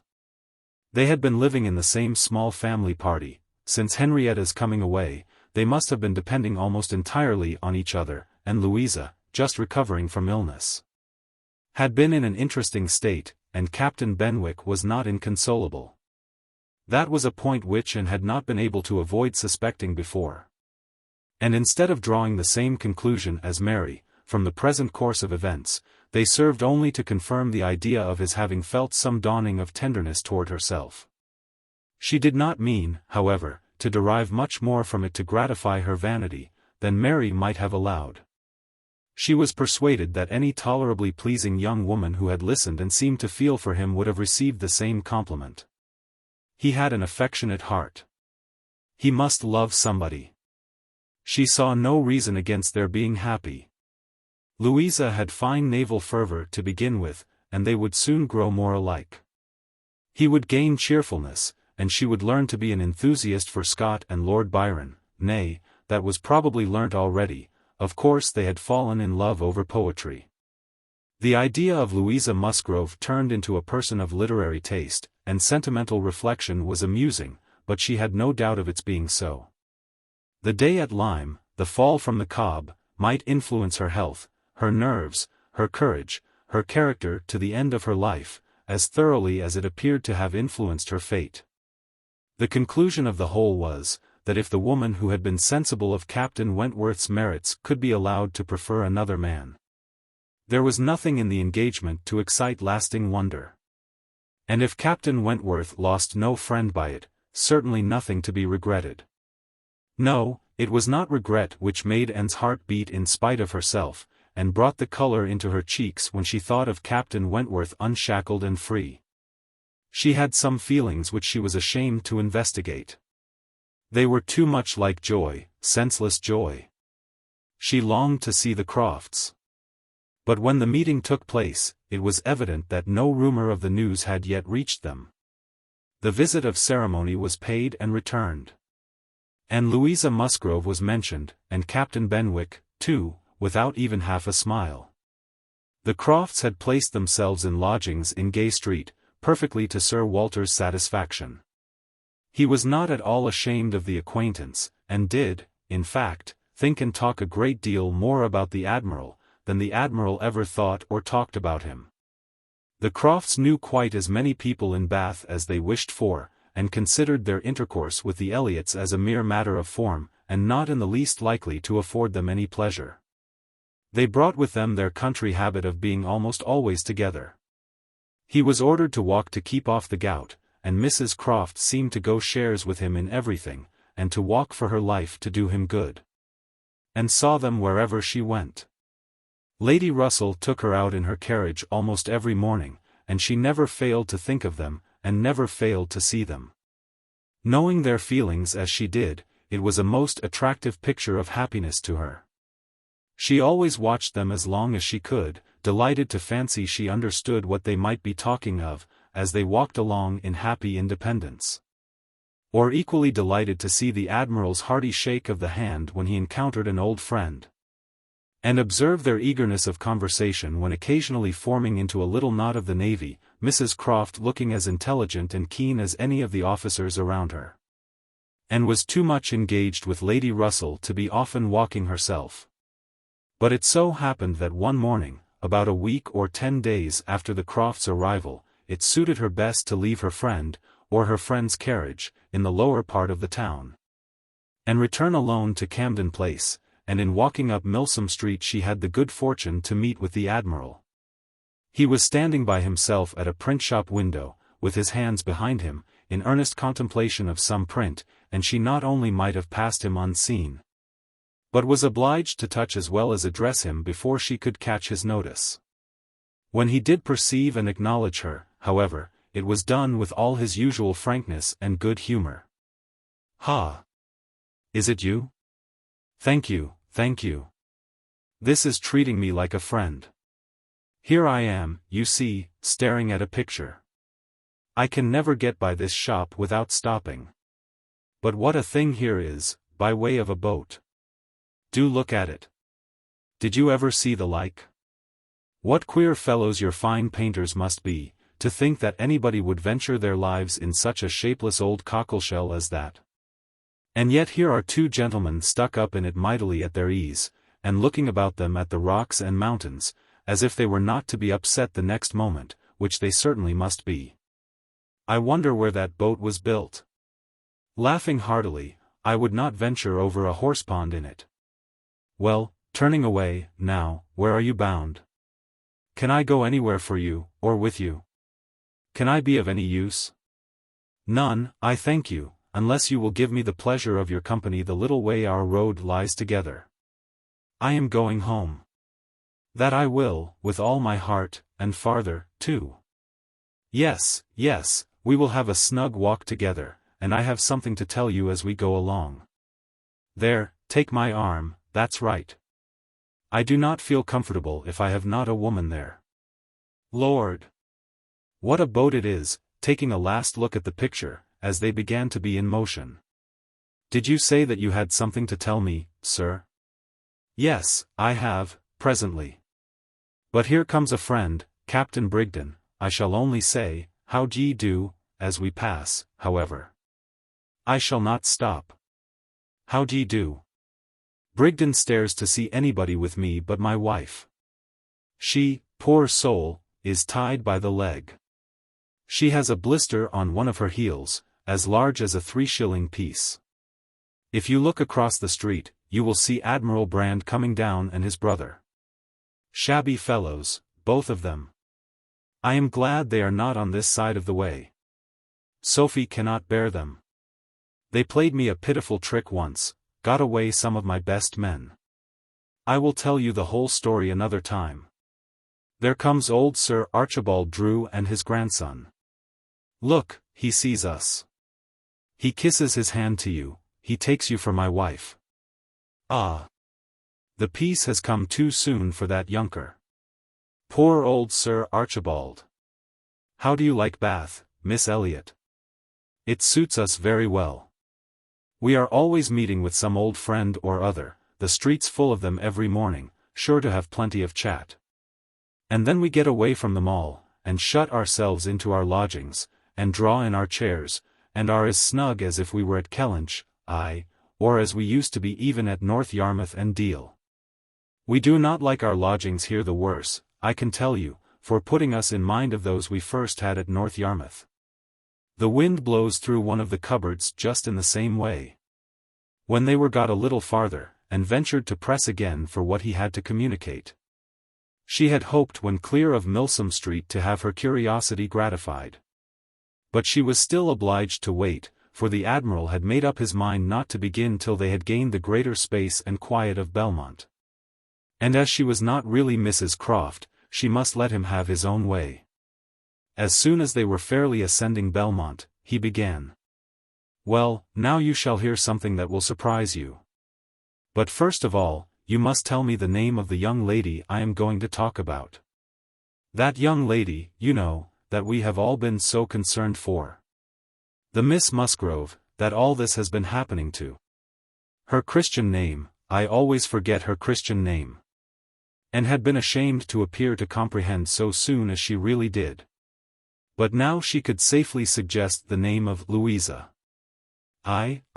Miss Louisa Musgrove, that is the name. I wish young ladies had not such a number of fine Christian names. I should never be out if they were all Sophie's, or something of that sort. Well, this Miss Louisa, we all thought, you know, was to marry Frederick. He was courting her week after week. The only wonder was, what they could be waiting for, till the business at Lyme came. Then, indeed, it was clear enough that they must wait till her brain was set to right.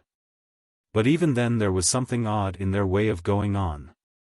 Instead of staying at Lyme, he went off to Plymouth, and then he went off to see Edward. When we came back from Minehead he was gone down to Edward's, and there he has been ever since. We have seen nothing of him since November. Even Sophie could not understand it. But now, the matter has taken the strangest turn of all, for this young lady, this same Miss Musgrove, instead of being to marry Frederick, is to marry James Benwick. You know James Benwick? A little. I am a little acquainted with Captain Benwick.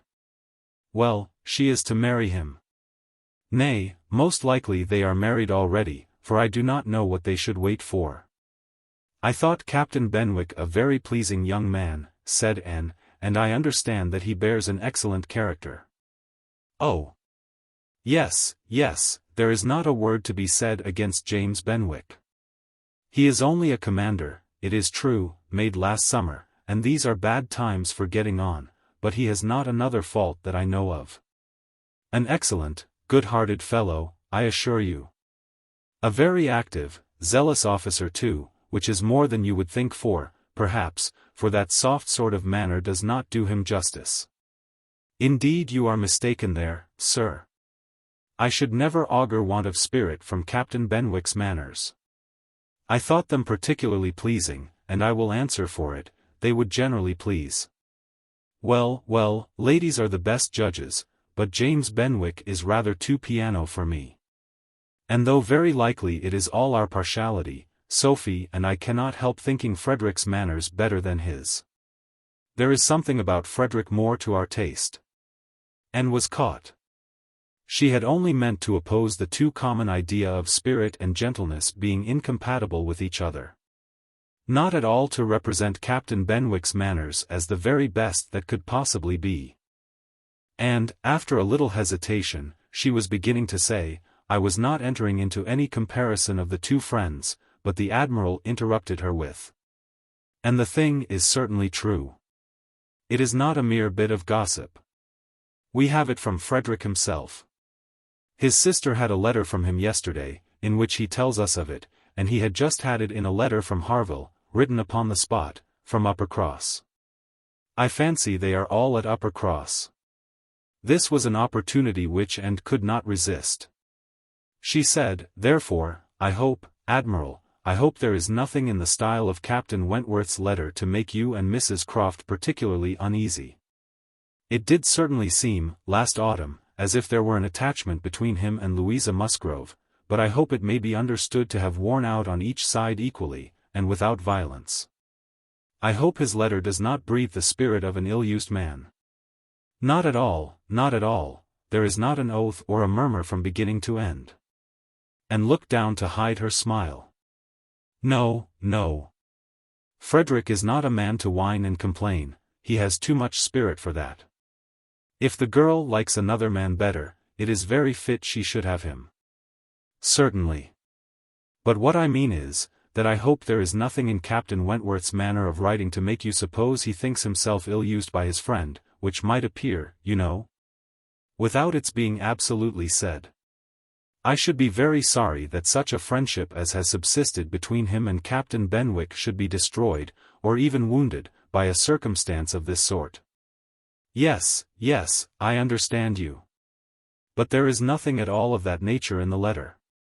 He does not give the least fling at Benwick, does not so much as say, I wonder at it, I have a reason of my own for wondering at it.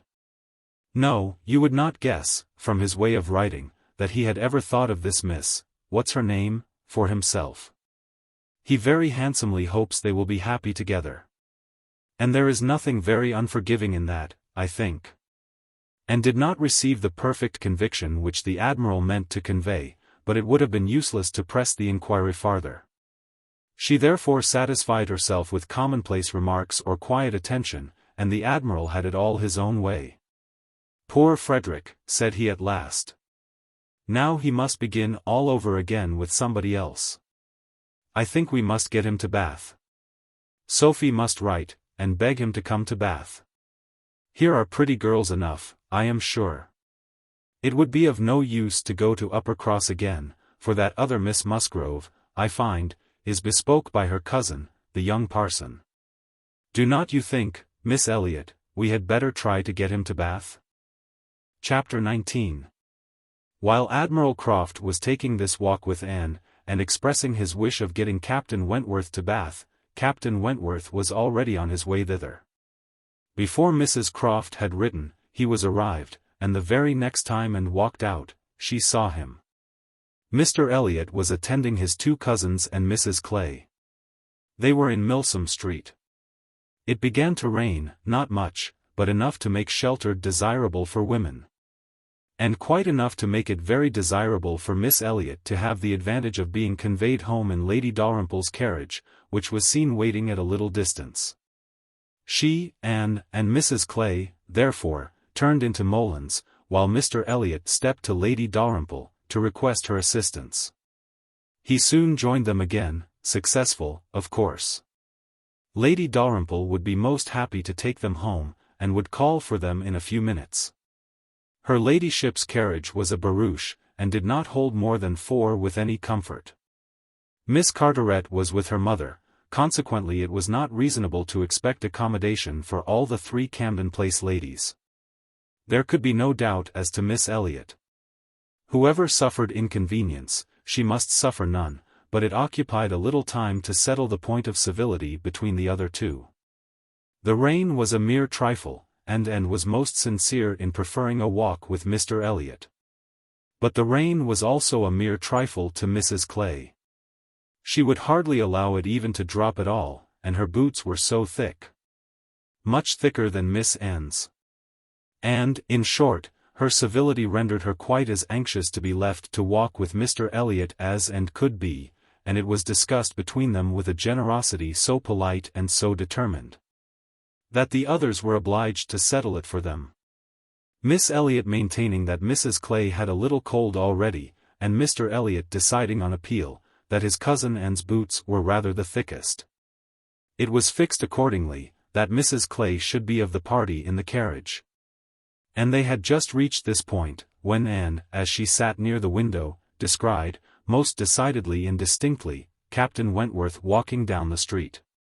Her start was perceptible only to herself, but she instantly felt that she was the greatest simpleton in the world, the most unaccountable and absurd. For a few minutes she saw nothing before her. It was all confusion. She was lost, and when she had scolded back her senses, she found the others still waiting for the carriage.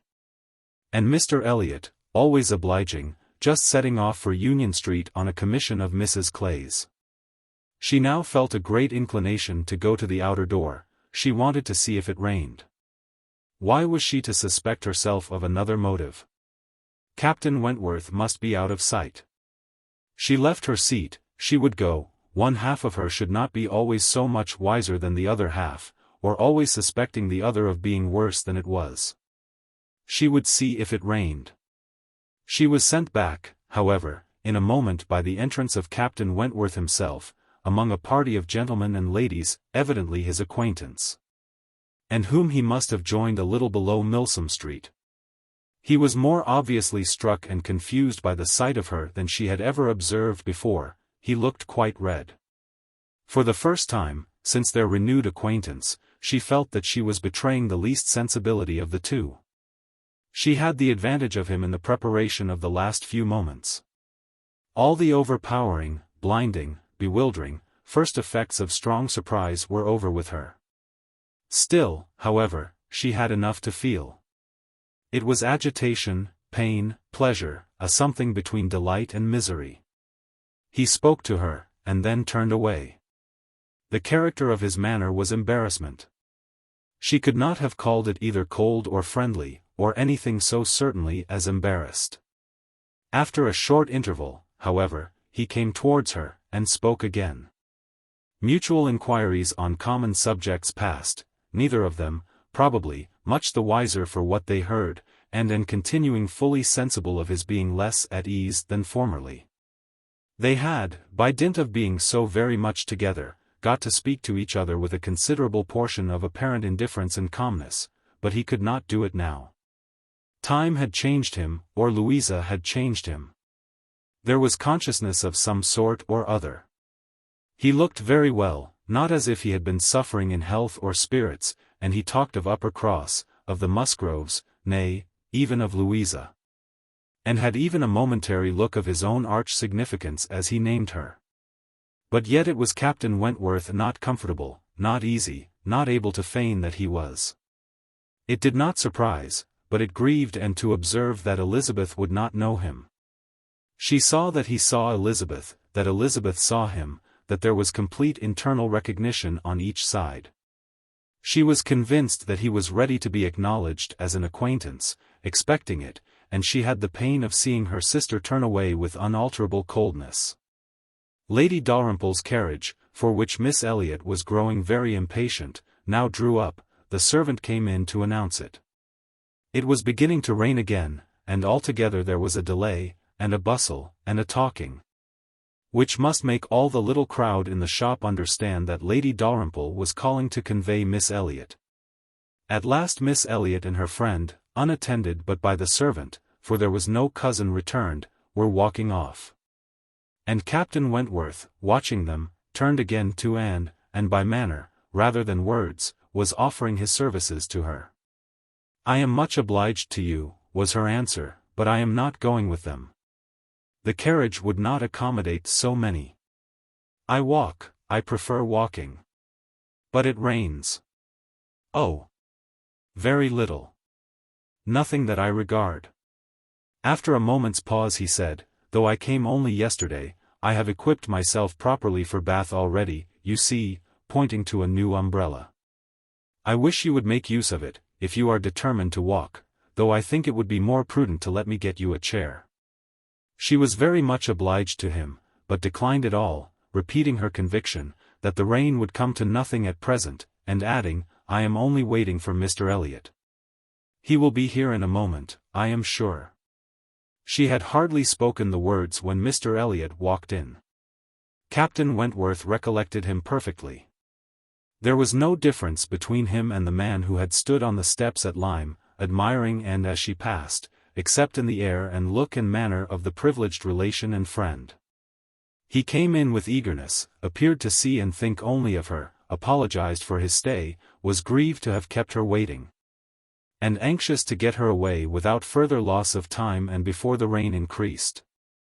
And in another moment they walked off together, her arm under his, a gentle and embarrassed glance, and a "good morning to you," being all that she had time for, as she passed away. As soon as they were out of sight, the ladies of Captain Wentworth's party began talking of them. "Mr. Elliot does not dislike his cousin, I fancy?" "Oh. No, that is clear enough. One can guess what will happen there. He is always with them, half lives in the family, I believe. What a very good-looking man." "Yes, and Miss Atkinson, who dined with him once at the Wallaces, says he is the most agreeable man she ever was in company with. She is pretty, I think, Anne Elliot. Very pretty, when one comes to look at her. It is not the fashion to say so, but I confess I admire her more than her sister." "Oh. So do I. And so do I. No comparison. But the men are all wild after Miss Elliot. And is too delicate for them. And would have been particularly obliged to her cousin, if he would have walked by her side all the way to Camden Place, without saying a word. She had never found it so difficult to listen to him, though nothing could exceed his solicitude and care, and though his subjects were principally such as were wont to be always interesting, praise. Warm, just, and discriminating, of Lady Russell, and insinuations highly rational against Mrs. Clay. But just now she could think only of Captain Wentworth. She could not understand his present feelings, whether he were really suffering much from disappointment or not. Until that point were settled, she could not be quite herself. She hoped to be wise and reasonable in time, but alas! Alas! She must confess to herself that she was not wise yet. Another circumstance very essential for her to know, was how long he meant to be in Bath. He had not mentioned it, or she could not recollect it. He might be only passing through. But it was more probable that he should be come to stay. In that case, so liable as everybody was to meet everybody in Bath, Lady Russell would in all likelihood see him somewhere. Would she recollect him? How would it all be? She had already been obliged to tell Lady Russell that Louisa Musgrove was to marry Captain Benwick. It had cost her something to encounter Lady Russell's surprise. And now, if she were by any chance to be thrown into company with Captain Wentworth, her imperfect knowledge of the matter might add another shade of prejudice against him. The following morning Anne was out with her friend, and for the first hour, in an incessant and fearful sort of watch for him in vain. But at last, in returning down Pulteney Street, she distinguished him on the right-hand pavement at such a distance as to have him in view the greater part of the street. There were many other men about him, many groups walking the same way, but there was no mistaking him. She looked instinctively at Lady Russell. But not from any mad idea of her recognizing him so soon as she did herself. No, it was not to be supposed that Lady Russell would perceive him till they were nearly opposite. She looked at her, however, from time to time, anxiously. And when the moment approached which must point him out, though not daring to look again, for her own countenance she knew was unfit to be seen. She was yet perfectly conscious of Lady Russell's eyes being turned exactly in the direction for him, of her being, in short, intently observing him. She could thoroughly comprehend the sort of fascination he must possess over Lady Russell's mind, the difficulty it must be for her to withdraw her eyes. The astonishment she must be feeling that 8 or 9 years should have passed over him, and in foreign climes and in active service too, without robbing him of one personal grace.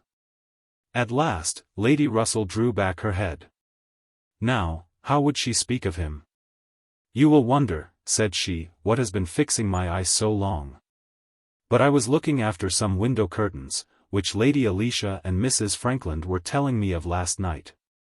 They described the drawing-room window curtains of one of the houses on this side of the way, and this part of the street, as being the handsomest and best hung of any in Bath. But could not recollect the exact number, and I have been trying to find out which it could be. But I confess I can see no curtains hereabouts that answer their description." And sighed and blushed and smiled, in pity and disdain, either at her friend or herself. The part which provoked her most, was that in all this waste of foresight and caution, she should have lost the right moment for seeing whether he saw them. A day or two passed without producing anything. The theatre or the rooms, where he was most likely to be, were not fashionable enough for the Elliots, whose evening amusements were solely in the elegant stupidity of private parties, in which they were getting more and more engaged.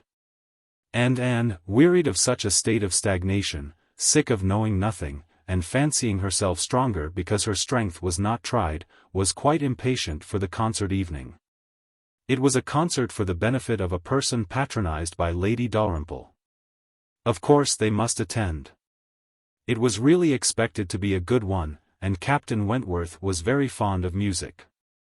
If she could only have a few minutes' conversation with him again, she fancied she should be satisfied, and as to the power of addressing him, she felt all over courage if the opportunity occurred.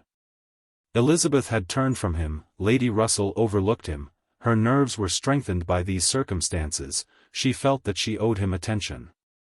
She had once partly promised Mrs. Smith to spend the evening with her, but in a short hurried call she excused herself and put it off, with the more decided promise of a longer visit on the morrow.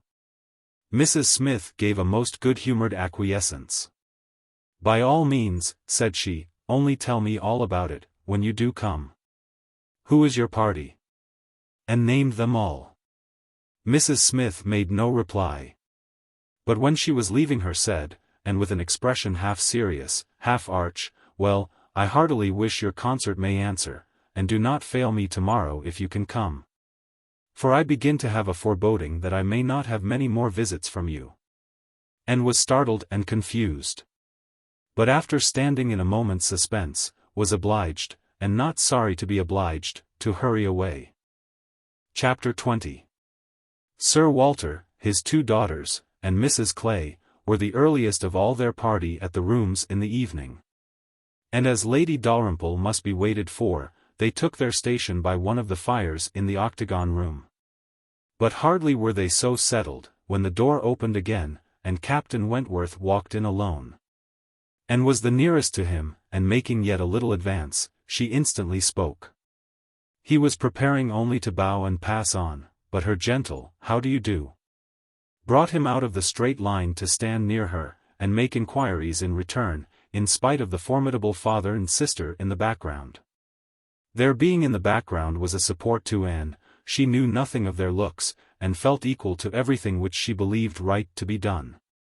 While they were speaking, a whispering between her father and Elizabeth caught her ear.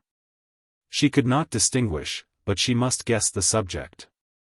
And on Captain Wentworth's making a distant bow, she comprehended that her father had judged so well as to give him that simple acknowledgment of acquaintance. And she was just in time by a side glance to see a slight curtsy from Elizabeth herself. This, though late, and reluctant, and ungracious, was yet better than nothing, and her spirits improved. After talking, however, of the weather, and Bath, and the concert, their conversation began to flag, and so little was said at last, that she was expecting him to go every moment, but he did not. He seemed in no hurry to leave her, and presently with renewed spirit, with a little smile, a little glow, he said, "I have hardly seen you since our day at Lyme. I am afraid you must have suffered from the shock, and the more from its not overpowering you at the time." She assured him that she had not. "It was a frightful hour," said he, "a frightful day." And he passed his hand across his eyes, as if the remembrance were still too painful, but in a moment, half smiling again, added, "The day has produced some effects however. Has had some consequences which must be considered as the very reverse of frightful. When you had the presence of mind to suggest that Benwick would be the properest person to fetch a surgeon, you could have little idea of his being eventually one of those most concerned in her recovery. Certainly I could have none. But it appears, I should hope it would be a very happy match. There are on both sides good principles and good temper." "Yes," said he, looking not exactly forward. "But there, I think, ends the resemblance. With all my soul I wish them happy, and rejoice over every circumstance in favor of it. They have no difficulties to contend with at home, no opposition, no caprice, no delays. The Musgroves are behaving like themselves, most honorably and kindly, only anxious with true parental hearts to promote their daughter's comfort. All this is much, very much in favor of their happiness, more than perhaps." He stopped. A sudden recollection seemed to occur, and to give him some taste of that emotion which was reddening Anne's cheeks and fixing her eyes on the ground. After clearing his throat, however, he proceeded thus. "I confess that I do think there is a disparity, too great a disparity, and in a point no less essential than mind. I regard Louisa Musgrove as a very amiable, sweet-tempered girl, and not deficient in understanding, but Benwick is something more. He is a clever man, a reading man. And I confess, that I do consider his attaching himself to her with some surprise. Had it been the effect of gratitude, had he learnt to love her, because he believed her to be preferring him, it would have been another thing. But I have no reason to suppose it so.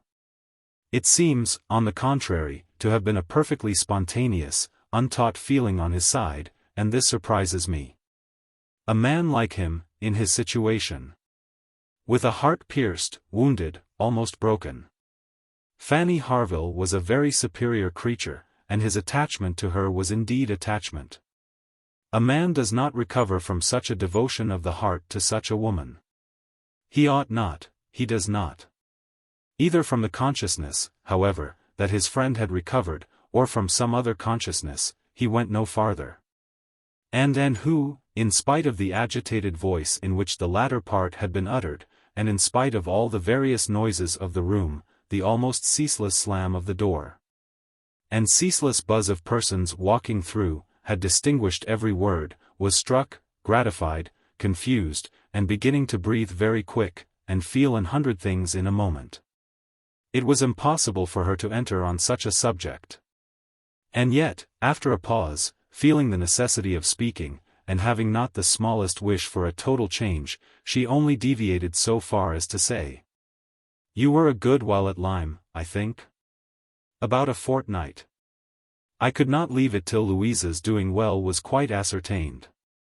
I had been too deeply concerned in the mischief to be soon at peace. It had been my doing, solely mine. She would not have been obstinate if I had not been weak. The country round Lyme is very fine. I walked and rode a great deal, and the more I saw, the more I found to admire." "I should very much like to see Lyme again," said Anne. "Indeed. I should not have supposed that you could have found anything in Lyme to inspire such a feeling.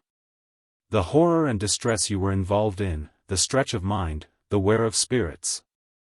I should have thought your last impressions of Lyme must have been strong disgust." "The last few hours were certainly very painful," replied Anne, "but when pain is over, the remembrance of it often becomes a pleasure. One does not love a place the less for having suffered in it, unless it has been all suffering, nothing but suffering, which was by no means the case at Lyme.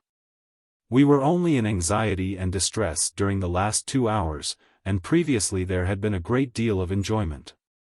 So much novelty and beauty.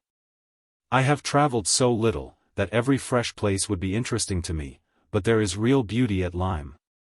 And in short, with a faint blush at some recollections, altogether my impressions of the place are very agreeable." As she ceased, the entrance door opened again, and the very party appeared for whom they were waiting. Lady Dalrymple, was the rejoicing sound. And with all the eagerness compatible with anxious elegance, Sir Walter and his 2 ladies stepped forward to meet her. Lady Dalrymple and Miss Carteret, escorted by Mr. Elliot and Colonel Wallis, who had happened to arrive nearly at the same instant, advanced into the room. The others joined them, and it was a group in which Anne found herself also necessarily included. She was divided from Captain Wentworth. Their interesting, almost too interesting conversation must be broken up for a time, but slight was the penance compared with the happiness which brought it on. She had learnt, in the last 10 minutes, more of his feelings towards Louisa, more of all his feelings than she dared to think of. And she gave herself up to the demands of the party, to the needful civilities of the moment, with exquisite, though agitated sensations. She was in good humour with all. She had received ideas which disposed her to be courteous and kind to all, and to pity everyone, as being less happy than herself. The delightful emotions were a little subdued, when on stepping back from the group, to be joined again by Captain Wentworth, she saw that he was gone. She was just in time to see him turn into the concert room. He was gone, he had disappeared, she felt a moment's regret. But, they should meet again. He would look for her, he would find her out long before the evening were over, and at present, perhaps, it was as well to be asunder. She was in need of a little interval for recollection. Upon Lady Russell's appearance soon afterwards, the whole party was collected, and all that remained was to marshal themselves, and proceed into the concert-room. And be of all the consequence in their power, draw as many eyes, excite as many whispers, and disturb as many people as they could. Very, very happy were both Elizabeth and Anne Elliot as they walked in. Elizabeth arm in arm with Miss Carteret, and looking on the broad back of the Dowager Viscountess Dalrymple before her, had nothing to wish for which did not seem within her reach. And Anne, but it would be an insult to the nature of Anne's felicity, to draw any comparison between it and her sister's, the origin of one all selfish vanity, of the other all generous attachment. And saw nothing, thought nothing of the brilliancy of the room. Her happiness was from within. Her eyes were bright and her cheeks glowed, but she knew nothing about it. She was thinking only of the last half hour, and as they passed to their seats, her mind took a hasty range over it. His choice of subjects, his expressions, and still more his manner and look, had been such as she could see in only one light. His opinion of Louisa Musgrove's inferiority, an opinion which he had seemed solicitous to give, his wonder at Captain Benwick, his feelings as to a first, strong attachment. Sentences begun which he could not finish, his half-averted eyes and more than half-expressive glance, all declared that he had a heart returning to her at least. That anger, resentment, avoidance, were no more, and that they were succeeded, not merely by friendship and regard, but by the tenderness of the past. Yes, some share of the tenderness of the past. She could not contemplate the change as implying less. He must love her. These were thoughts, with their attendant visions, which occupied and flurried her too much to leave her any power of observation. And she passed along the room without having a glimpse of him, without even trying to discern him. When their places were determined on, and they were all properly arranged, she looked round to see if he should happen to be in the same part of the room, but he was not, her eye could not reach him. And the concert being just opening, she must consent for a time to be happy in an humbler way. The party was divided and disposed of on two contiguous benches, and was among those on the foremost, and Mr. Elliot had manoeuvred so well, with the assistance of his friend Colonel Wallis, as to have a seat by her. Miss Elliot, surrounded by her cousins, and the principal object of Colonel Wallis's gallantry, was quite contented. Anne's mind was in a most favourable state for the entertainment of the evening. It was just occupation enough. She had feelings for the tender, spirits for the gay, attention for the scientific, and patience for the wearisome. And had never liked a concert better, at least during the first act. Towards the close of it, in the interval succeeding an Italian song, she explained the words of the song to Mr. Elliot. They had a concert bill between them. "This," said she, "is nearly the sense, or rather the meaning of the words, for certainly the sense of an Italian love song must not be talked of, but it is as nearly the meaning as I can give. For I do not pretend to understand the language. I am a very poor Italian scholar." "Yes, yes, I see you are. I see you know nothing of the matter. You have only knowledge enough of the language to translate at sight these inverted, transposed, curtailed Italian lines, into clear, comprehensible, elegant English. You need not say anything more of your ignorance. Here is complete proof. I will not oppose such kind politeness, but I should be sorry to be examined by a real proficient." "I have not had the pleasure of visiting in Camden Place so long," replied he, "without knowing something of Miss Anne Elliot. And I do regard her as one who is too modest for the world in general to be aware of half her accomplishments, and too highly accomplished for modesty to be natural in any other woman. For shame! For shame! This is too much of flattery. I forget what we are to have next," turning to the bill. "Perhaps," said Mr. Elliot, speaking low, "I have had a longer acquaintance with your character than you are aware of." "Indeed! How so?" "You can have been acquainted with it only since I came to Bath, excepting as you might hear me previously spoken of in my own family. I knew you by report long before you came to Bath. I had heard you described by those who knew you intimately. I have been acquainted with you by character many years. Your person, your disposition, accomplishments, manner. They were all described, they were all present to me." Mr. Elliot was not disappointed in the interest he hoped to raise. No one can withstand the charm of such a mystery. To have been described long ago to a recent acquaintance, by nameless people, is irresistible, and was all curiosity. She wondered, and questioned him eagerly, but in vain. He delighted in being asked, but he would not tell. No, some time or other, perhaps, but not now. He would mention no names now, but such, he could assure her, had been the fact. He had many years ago received such a description of Miss Anne Elliot as had inspired him with the highest idea of her merit, and excited the warmest curiosity to know her. And could think of no one so likely to have spoken with partiality of her many years ago as the Mr. Wentworth of Monkford, Captain Wentworth's brother. He might have been in Mr. Elliot's company, but she had not courage to ask the question. "The name of Anne Elliot," said he, "has long had an interesting sound to me. Very long has it possessed a charm over my fancy, and, if I dared, would breathe my wishes that the name might never change. Such, she believed, were his words. But scarcely had she received their sound, than her attention was caught by other sounds immediately behind her, which rendered everything else trivial. Her father and Lady Dalrymple were speaking. "A well-looking man," said Sir Walter, "a very well-looking man." "A very fine young man indeed," said Lady Dalrymple. "More air than one often sees in Bath." "Irish, I dare say." "No, I just know his name." "A bowing acquaintance." "Wentworth, Captain Wentworth of the Navy. His sister married my tenant in Somersetshire, the Croft, who rents Kellynch." Before Sir Walter had reached this point, Anne's eyes had caught the right direction, and distinguished Captain Wentworth standing among a cluster of men at a little distance. As her eyes fell on him, his seemed to be withdrawn from her. It had that appearance. It seemed as if she had been one moment too late. And as long as she dared observe, he did not look again, but the performance was recommencing, and she was forced to seem to restore her attention to the orchestra and look straight forward. When she could give another glance, he had moved away.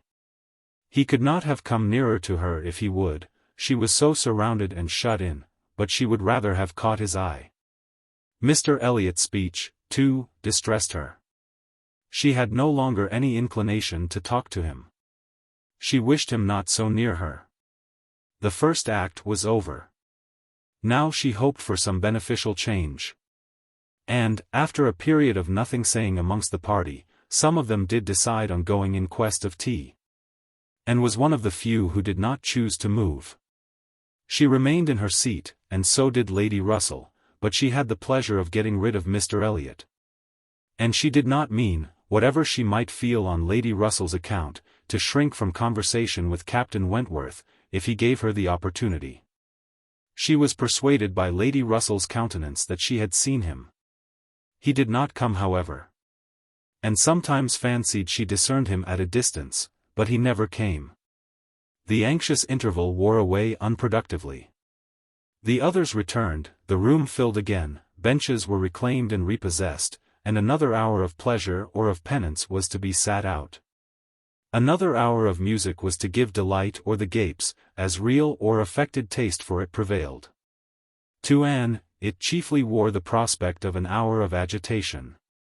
She could not quit that room in peace without seeing Captain Wentworth once more, without the interchange of one friendly look. In resettling themselves there were now many changes, the result of which was favorable for her. Colonel Wallis declined sitting down again, and Mr. Elliot was invited by Elizabeth and Miss Carteret, in a manner not to be refused, to sit between them. And by some other removals, and a little scheming of her own, and was enabled to place herself much nearer the end of the bench than she had been before, much more within reach of a passer-by. She could not do so, without comparing herself with Miss Larolles, the inimitable Miss Larolles, but still she did it, and not with much happier effect. Though by what seemed prosperity in the shape of an early abdication in her next neighbours, she found herself at the very end of the bench before the concert closed. Such was her situation, with a vacant space at hand, when Captain Wentworth was again in sight. She saw him not far off. He saw her too. Yet he looked grave, and seemed irresolute, and only by very slow degrees came at last near enough to speak to her. She felt that something must be the matter. The change was indubitable. The difference between his present air and what it had been in the octagon room was strikingly great. Why was it? She thought of her father, of Lady Russell. Could there have been any unpleasant glances? He began by speaking of the concert gravely, more like the Captain Wentworth of Uppercross, owned himself disappointed, had expected better singing.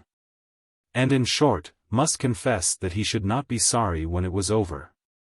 And replied, and spoke in defence of the performance so well, and yet in allowance for his feelings so pleasantly, that his countenance improved, and he replied again with almost a smile.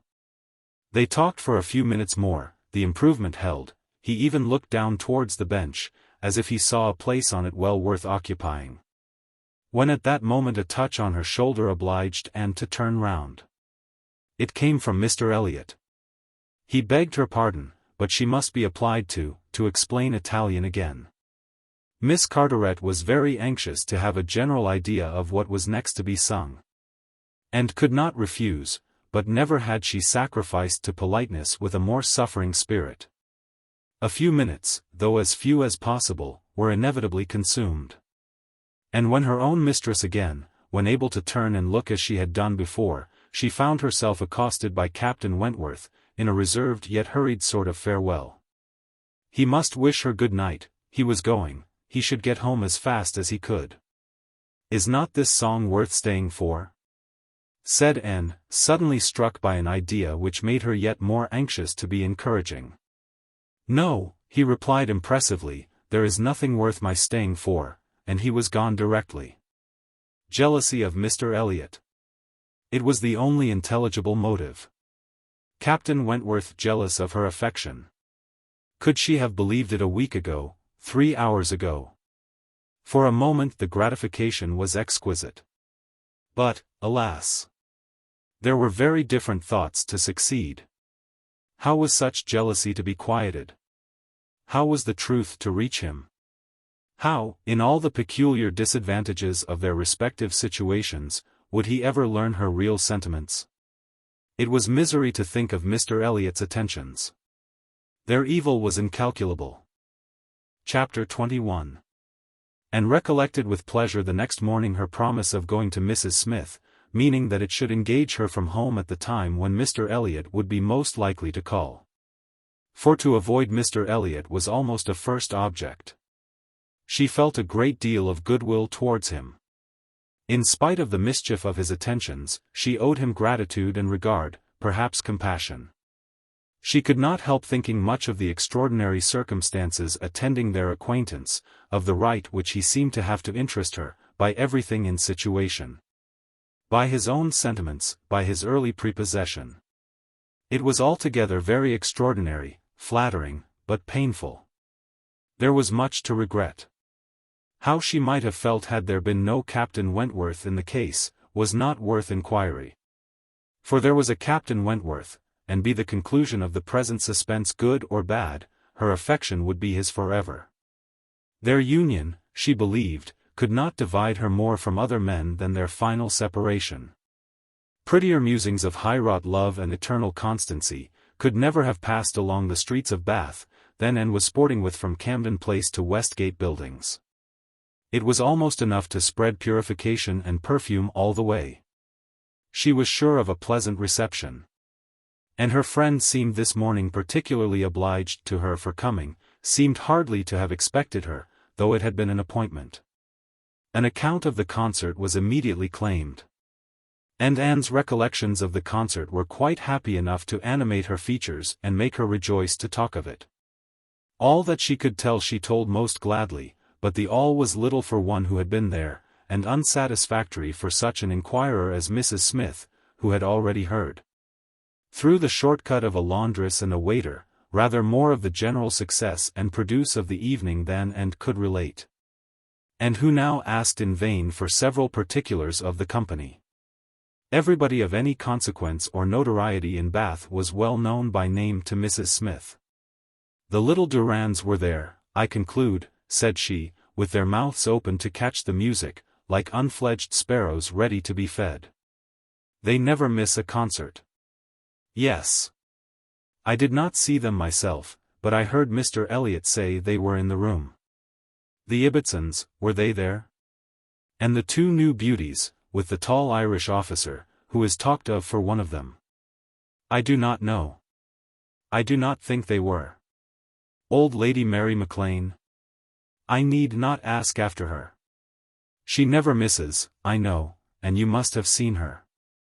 She must have been in your own circle, for as you went with Lady Dalrymple, you were in the seats of grandeur, round the orchestra, of course. No, that was what I dreaded. It would have been very unpleasant to me in every respect. But happily Lady Dalrymple always chooses to be farther off. And we were exceedingly well placed, that is, for hearing, I must not say for seeing, because I appear to have seen very little. Oh. You saw enough for your own amusement. I can understand. There is a sort of domestic enjoyment to be known even in a crowd, and this you had. You were a large party in yourselves, and you wanted nothing beyond. But I ought to have looked about me more, said Anne, conscious while she spoke that there had in fact been no want of looking about, that the object only had been deficient. No, no. You were better employed. You need not tell me that you had a pleasant evening. I see it in your eye. I perfectly see how the hours passed, that you had always something agreeable to listen to. In the intervals of the concert it was conversation. And half smiled and said, Do you see that in my eye? Yes, I do. Your countenance perfectly informs me that you were in company last night with the person whom you think the most agreeable in the world. The person who interests you at this present time more than all the rest of the world put together. A blush overspread Anne's cheeks. She could say nothing. And such being the case, continued Mrs. Smith, after a short pause, I hope you believe that I do know how to value your kindness in coming to me this morning. It is really very good of you to come and sit with me, when you must have so many pleasanter demands upon your time. And heard nothing of this. She was still in the astonishment and confusion excited by her friend's penetration, unable to imagine how any report of Captain Wentworth could have reached her. After another short silence. Pray, said Mrs. Smith, is Mr. Elliot aware of your acquaintance with me? Does he know that I am in Bath? Mr. Elliot, repeated Anne, looking up surprised. A moment's reflection showed her the mistake she had been under. She caught it instantaneously. And recovering courage with the feeling of safety, soon added, more composedly, Are you acquainted with Mr. Elliot? I have been a good deal acquainted with him, replied Mrs. Smith, gravely, but it seems worn out now. It is a great while since we met. I was not at all aware of this. You never mentioned it before. Had I known it, I would have had the pleasure of talking to him about you. To confess the truth, said Mrs. Smith, assuming her usual air of cheerfulness, that is exactly the pleasure I want you to have. I want you to talk about me to Mr. Elliot. I want your interest with him. He can be of essential service to me, and if you would have the goodness, my dear Miss Elliot, to make it an object to yourself, of course it is done. I should be extremely happy. I hope you cannot doubt my willingness to be of even the slightest use to you, replied Anne. But I suspect that you are considering me as having a higher claim on Mr. Elliot, a greater right to influence him, than is really the case. I am sure you have, somehow or other, imbibed such a notion. You must consider me only as Mr. Elliot's relation. If in that light there is anything which you suppose his cousin might fairly ask of him, I beg you would not hesitate to employ me. Mrs. Smith gave her a penetrating glance, and then, smiling, said, I have been a little premature, I perceive, I beg your pardon. I ought to have waited for official information. But now, my dear Miss Elliot, as an old friend, do give me a hint as to when I may speak. Next week? To be sure by next week I may be allowed to think it all settled, and build my own selfish schemes on Mr. Elliot's good fortune. No, replied Anne, nor next week, nor next, nor next. I assure you that nothing of the sort you are thinking of will be settled any week. I am not going to marry Mr. Elliot. I should like to know why you imagine I am. Mrs. Smith looked at her again, looked earnestly, smiled, shook her head, and exclaimed. Now, how I do wish I understood you. How I do wish I knew what you were at. I have a great idea that you do not design to be cruel, when the right moment comes. Till it does come, you know, we women never mean to have anybody. It is a thing of course among us, that every man is refused, till he offers. But why should you be cruel? Let me plead for my present friend, I cannot call him, but for my former friend. Where can you look for a more suitable match? Where could you expect a more gentlemanlike, agreeable man? Let me recommend Mr. Elliot. I am sure you hear nothing but good of him from Colonel Wallis. And who can know him better than Colonel Wallis? My dear Mrs. Smith, Mr. Elliott's wife has not been dead much above half a year. He ought not to be supposed to be paying his addresses to anyone. Oh! If these are your only objections, cried Mrs. Smith, archly, Mr. Elliot is safe, and I shall give myself no more trouble about him. Do not forget me when you are married, that's all. Let him know me to be a friend of yours, and then he will think little of the trouble required, which it is very natural for him now, with so many affairs and engagements of his own, to avoid and get rid of as he can. Very natural, perhaps. 99 out of 100 would do the same. Of course, he cannot be aware of the importance to me. Well, my dear Miss Elliot, I hope and trust you will be very happy. Mr. Elliot has sense to understand the value of such a woman. Your peace will not be shipwrecked as mine has been. You are safe in all worldly matters, and safe in his character. He will not be led astray, he will not be misled by others to his ruin. No, said Anne, I can readily believe all that of my cousin. He seems to have a calm decided temper, not at all open to dangerous impressions. I consider him with great respect. I have no reason, from anything that has fallen within my observation, to do otherwise. But I have not known him long, and he is not a man, I think, to be known intimately soon. Will not this manner of speaking of him, Mrs. Smith, convince you that he is nothing to me? Surely this must be calm enough. And, upon my word, he is nothing to me. Should he ever propose to me, which I have very little reason to imagine he has any thought of doing, I shall not accept him. I assure you I shall not. I assure you, Mr. Elliot had not the share which you have been supposing, in whatever pleasure the concert of last night might afford, not Mr. Elliot. It is not Mr. Elliot that. She stopped, regretting with a deep blush that she had implied so much, but less would hardly have been sufficient. Mrs. Smith would hardly have believed so soon in Mr. Elliott's failure, but from the perception of there being a somebody else. As it was, she instantly submitted, and with all the semblance of seeing nothing beyond. And, eager to escape farther notice, was impatient to know why Mrs. Smith should have fancied she was to marry Mr. Elliot. Where she could have received the idea, or from whom she could have heard it. Do tell me how it first came into your head. It first came into my head, replied Mrs. Smith, upon finding how much you were together. And feeling it to be the most probable thing in the world to be wished for by everybody belonging to either of you. And you may depend upon it that all your acquaintance have disposed of you in the same way. But I never heard it spoken of till 2 days ago. And has it indeed been spoken of? Did you observe the woman who opened the door to you when you called yesterday? No. Was not it Mrs. Speed, as usual, or the maid? I observed no one in particular. It was my friend Mrs. Rook. Nurse Rook, who, by the by, had a great curiosity to see you, and was delighted to be in the way to let you in. She came away from Marlborough Buildings only on Sunday. And she it was who told me you were to marry Mr. Elliot. She had had it from Mrs. Wallace herself, which did not seem bad authority. She sat an hour with me on Monday evening, and gave me the whole history. The whole history, repeated Anne, laughing.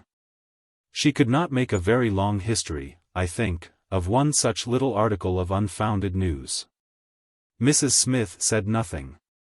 But, continued Anne, presently, though there is no truth in my having this claim on Mr. Elliot, I should be extremely happy to be of use to you in any way that I could. Shall I mention to him your being in Bath? Shall I take any message? No, I thank you, no, certainly not. In the warmth of the moment, and under a mistaken impression, I might, perhaps, have endeavored to interest you in some circumstances, but not now. No, I thank you, I have nothing to trouble you with.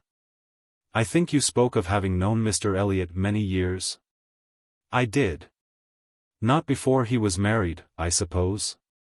Yes. He was not married when I knew him first. And, were you much acquainted? Intimately. Indeed. Then do tell me what he was at that time of life. I have a great curiosity to know what Mr. Elliot was as a very young man. Was he at all such as he appears now?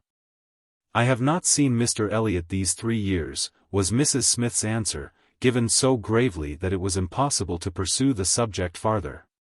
Anne felt that she had gained nothing but an increase of curiosity.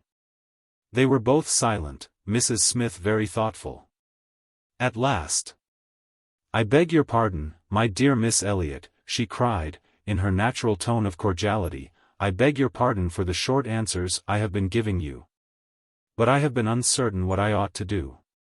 I have been doubting and considering as to what I ought to tell you.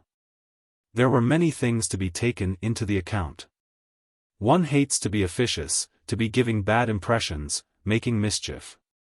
Even the smooth surface of family union seems worth preserving, though there may be nothing durable beneath. However, I have determined, I think I am right. I think you ought to be made acquainted with Mr. Elliot's real character. Though I fully believe that, at present, you have not the smallest intention of accepting him, there is no saying what may happen. You might, some time or other, be differently affected towards him. Hear the truth, therefore, now, while you are unprejudiced. Mr. Elliot is a man without heart or conscience, a designing, wary, cold-blooded being, who thinks only of himself. Who, for his own interest or ease, would be guilty of any cruelty, or any treachery, that could be perpetrated without risk of his general character. He has no feeling for others. Those whom he has been the chief cause of leading into ruin, he can neglect and desert without the smallest compunction. He is totally beyond the reach of any sentiment of justice or compassion. Oh! He is black at heart, hollow and black. Anne's astonished air, and exclamation of wonder, made her pause, and in a calmer manner, she added, "My expressions startle you. You must allow for an injured, angry woman. But I will try to command myself. I will not abuse him. I will only tell you what I have found him. Facts shall speak. He was the intimate friend of my dear husband, who trusted and loved him, and thought him as good as himself. The intimacy had been formed before our marriage. I found them most intimate friends. And I, too, became excessively pleased with Mr. Elliot, and entertained the highest opinion of him. At 19, you know, one does not think very seriously. But Mr. Elliot appeared to me quite as good as others, and much more agreeable than most others, and we were almost always together. We were principally in town, living in very good style. He was then the inferior in circumstances, he was then the poor one, he had chambers in the Temple, and it was as much as he could do to support the appearance of a gentleman. He had always a home with us whenever he chose it, he was always welcome, he was like a brother. My poor Charles, who had the finest, most generous spirit in the world, would have divided his last farthing with him, and I know that his purse was open to him, I know that he often assisted him. This must have been about that very period of Mr. Elliot's life, said Anne, which has always excited my particular curiosity. It must have been about the same time that he became known to my father and sister. I never knew him myself, only heard of him. But there was a something in his conduct then, with regard to my father and sister, and afterwards in the circumstances of his marriage, which I never could quite reconcile with present times. It seemed to announce a different sort of man. I know it all, cried Mrs. Smith. He had been introduced to Sir Walter and your sister before I was acquainted with him, but I heard him speak of them forever. I know he was invited and encouraged, and I know he did not choose to go. I can satisfy you, perhaps, on points which you would little expect, and as to his marriage, I knew all about it at the time. I was privy to all the fors and againsts, I was the friend to whom he confided his hopes and plans.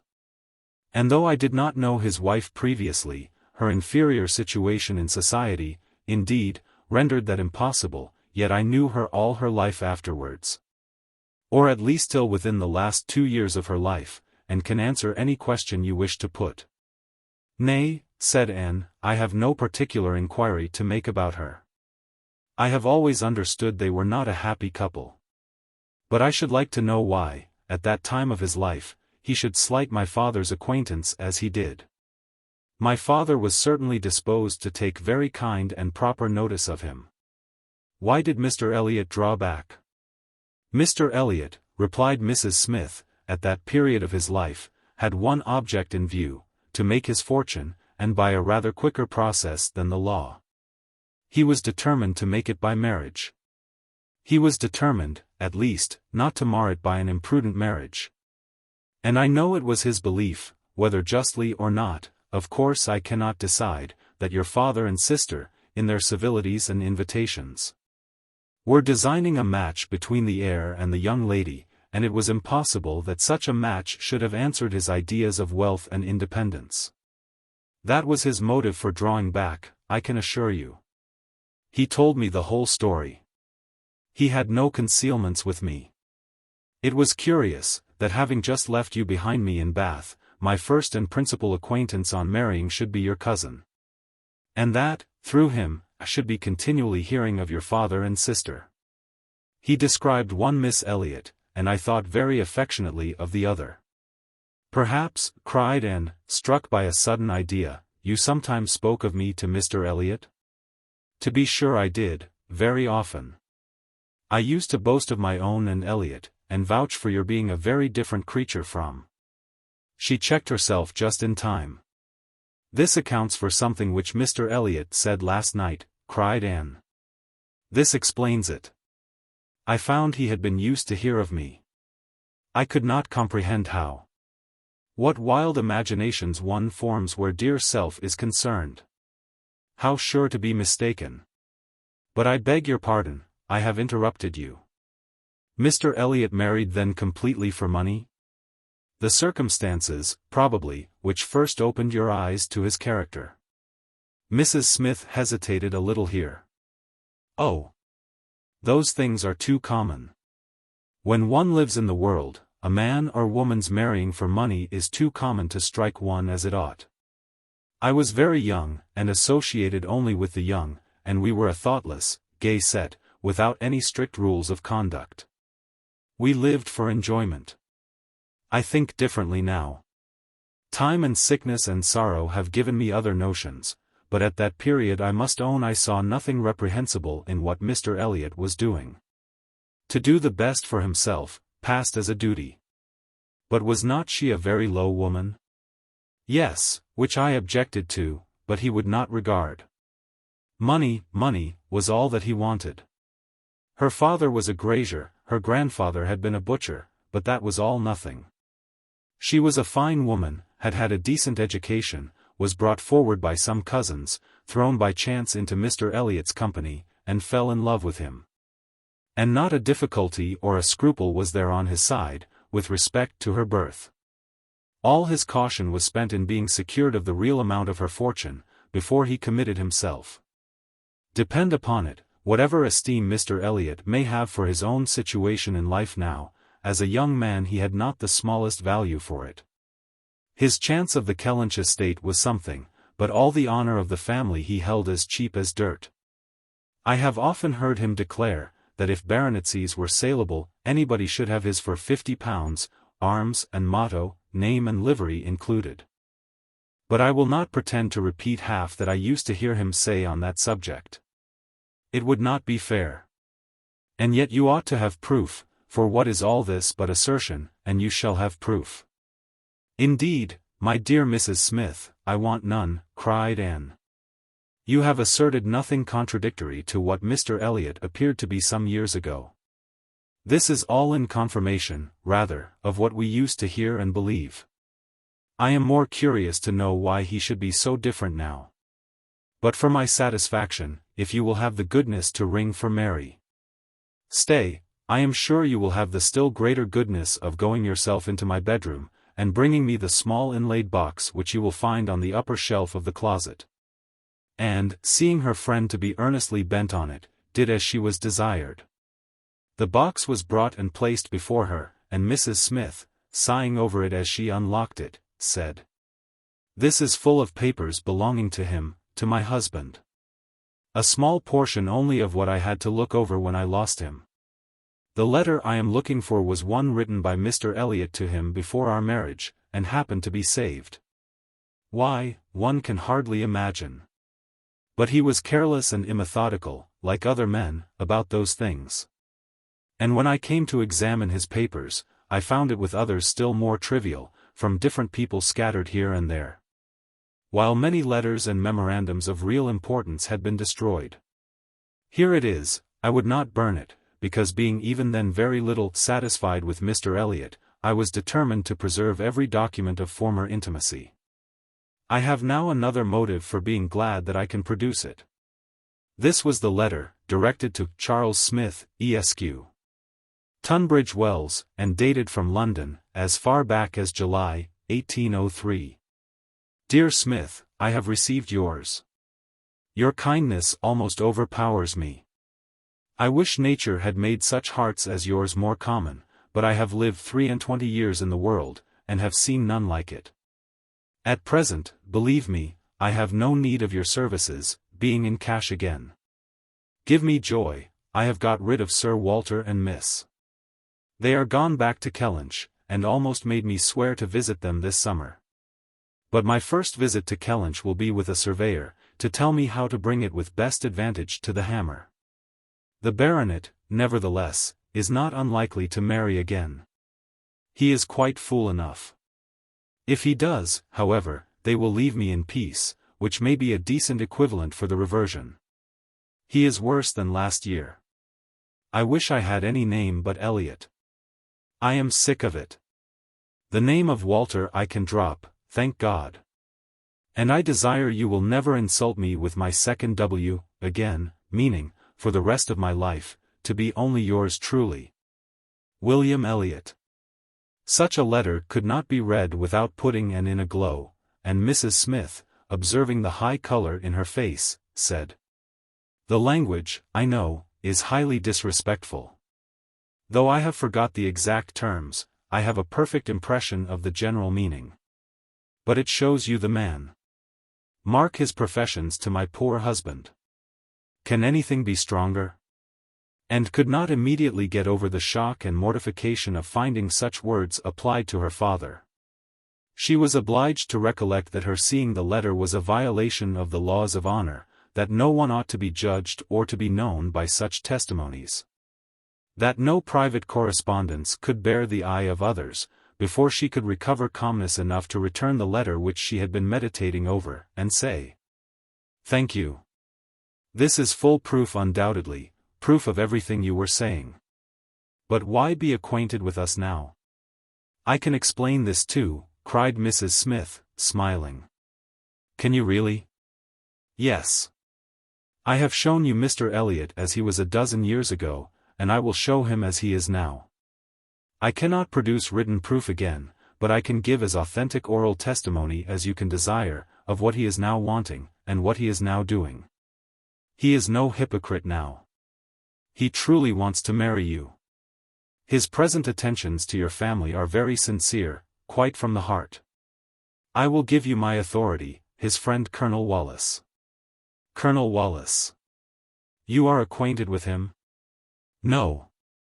It does not come to me in quite so direct a line as that, it takes a bend or two, but nothing of consequence. The stream is as good as at first. The little rubbish it collects in the turnings is easily moved away. Mr. Elliot talks unreservedly to Colonel Wallace of his views on you, which said Colonel Wallace, I imagine to be, in himself, a sensible, careful, discerning sort of character. But Colonel Wallace has a very pretty silly wife, to whom he tells things which he had better not, and he repeats it all to her. She in the overflowing spirits of her recovery, repeats it all to her nurse, and the nurse knowing my acquaintance with you, very naturally brings it all to me. On Monday evening, my good friend Mrs. Rooke let me thus much into the secrets of Marlborough Buildings. When I talked of a whole history, therefore, you see I was not romancing so much as you supposed. My dear Mrs. Smith, your authority is deficient. This will not do. Mr. Elliott's having any views on me will not in the least account for the efforts he made towards a reconciliation with my father. That was all prior to my coming to Bath. I found them on the most friendly terms when I arrived. I know you did, I know it all perfectly, but... Indeed, Mrs. Smith, we must not expect to get real information in such a line. Facts or opinions which are to pass through the hands of so many, to be misconceived by folly in one, and ignorance in another, can hardly have much truth left. Only give me a hearing. You will soon be able to judge of the general credit due, by listening to some particulars which you can yourself immediately contradict or confirm. Nobody supposes that you were his first inducement. He had seen you indeed, before he came to Bath, and admired you, but without knowing it to be you. So says my historian, at least. Is this true? Did he see you last summer or autumn, somewhere down in the West, to use her own words, without knowing it to be you? He certainly did. So far it is very true. At Lyme. I happened to be at Lyme. Well, continued Mrs. Smith, triumphantly, grant my friend the credit due to the establishment of the first point asserted. He saw you then at Lyme, and liked you so well as to be exceedingly pleased to meet with you again in Camden Place, as Miss Anne Elliot, and from that moment, I have no doubt, had a double motive in his visits there. But there was another, and an earlier, which I will now explain. If there is anything in my story which you know to be either false or improbable, stop me.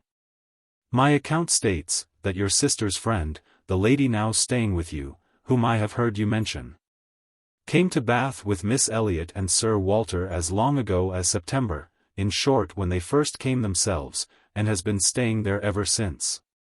That she is a clever, insinuating, handsome woman, poor and plausible, and altogether such in situation and manner, as to give a general idea, among Sir Walter's acquaintance, of her meaning to be Lady Elliot, and as general a surprise that Miss Elliot should be apparently blind to the danger. Here Mrs. Smith paused a moment, but had not a word to say, and she continued. This was the light in which it appeared to those who knew the family, long before you returned to it. And Colonel Wallis had his eye upon your father enough to be sensible of it, though he did not then visit in Camden Place. But his regard for Mr. Elliot gave him an interest in watching all that was going on there, and when Mr. Elliot came to Bath for a day or two, as he happened to do a little before Christmas, Colonel Wallis made him acquainted with the appearance of things, and the reports beginning to prevail. Now you are to understand, that time had worked a very material change in Mr. Elliott's opinions as to the value of a baronetcy. Upon all points of blood and connection he is a completely altered man. Having long had as much money as he could spend, nothing to wish for on the side of avarice or indulgence, he has been gradually learning to pin his happiness upon the consequence he is heir to. I thought it coming on before our acquaintance ceased, but it is now a confirmed feeling. He cannot bear the idea of not being Sir William.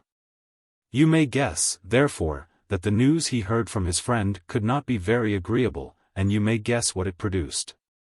The resolution of coming back to Bath as soon as possible, and of fixing himself here for a time, with the view of renewing his former acquaintance, and recovering such a footing in the family as might give him the means of ascertaining the degree of his danger, and of circumventing the lady if he found it material.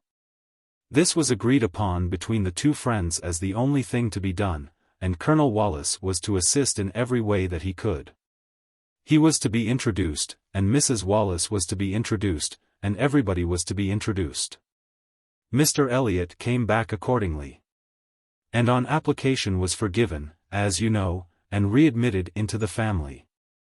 And there it was his constant object, and his only object, till your arrival added another motive, to watch Sir Walter and Mrs. Clay. He omitted no opportunity of being with them, threw himself in their way, called at all hours, but I need not be particular on this subject. You can imagine what an artful man would do. And with this guide, perhaps, may recollect what you have seen him do. Yes, said Anne, you tell me nothing which does not accord with what I have known, or could imagine. There is always something offensive in the details of cunning. The maneuvers of selfishness and duplicity must ever be revolting, but I have heard nothing which really surprises me.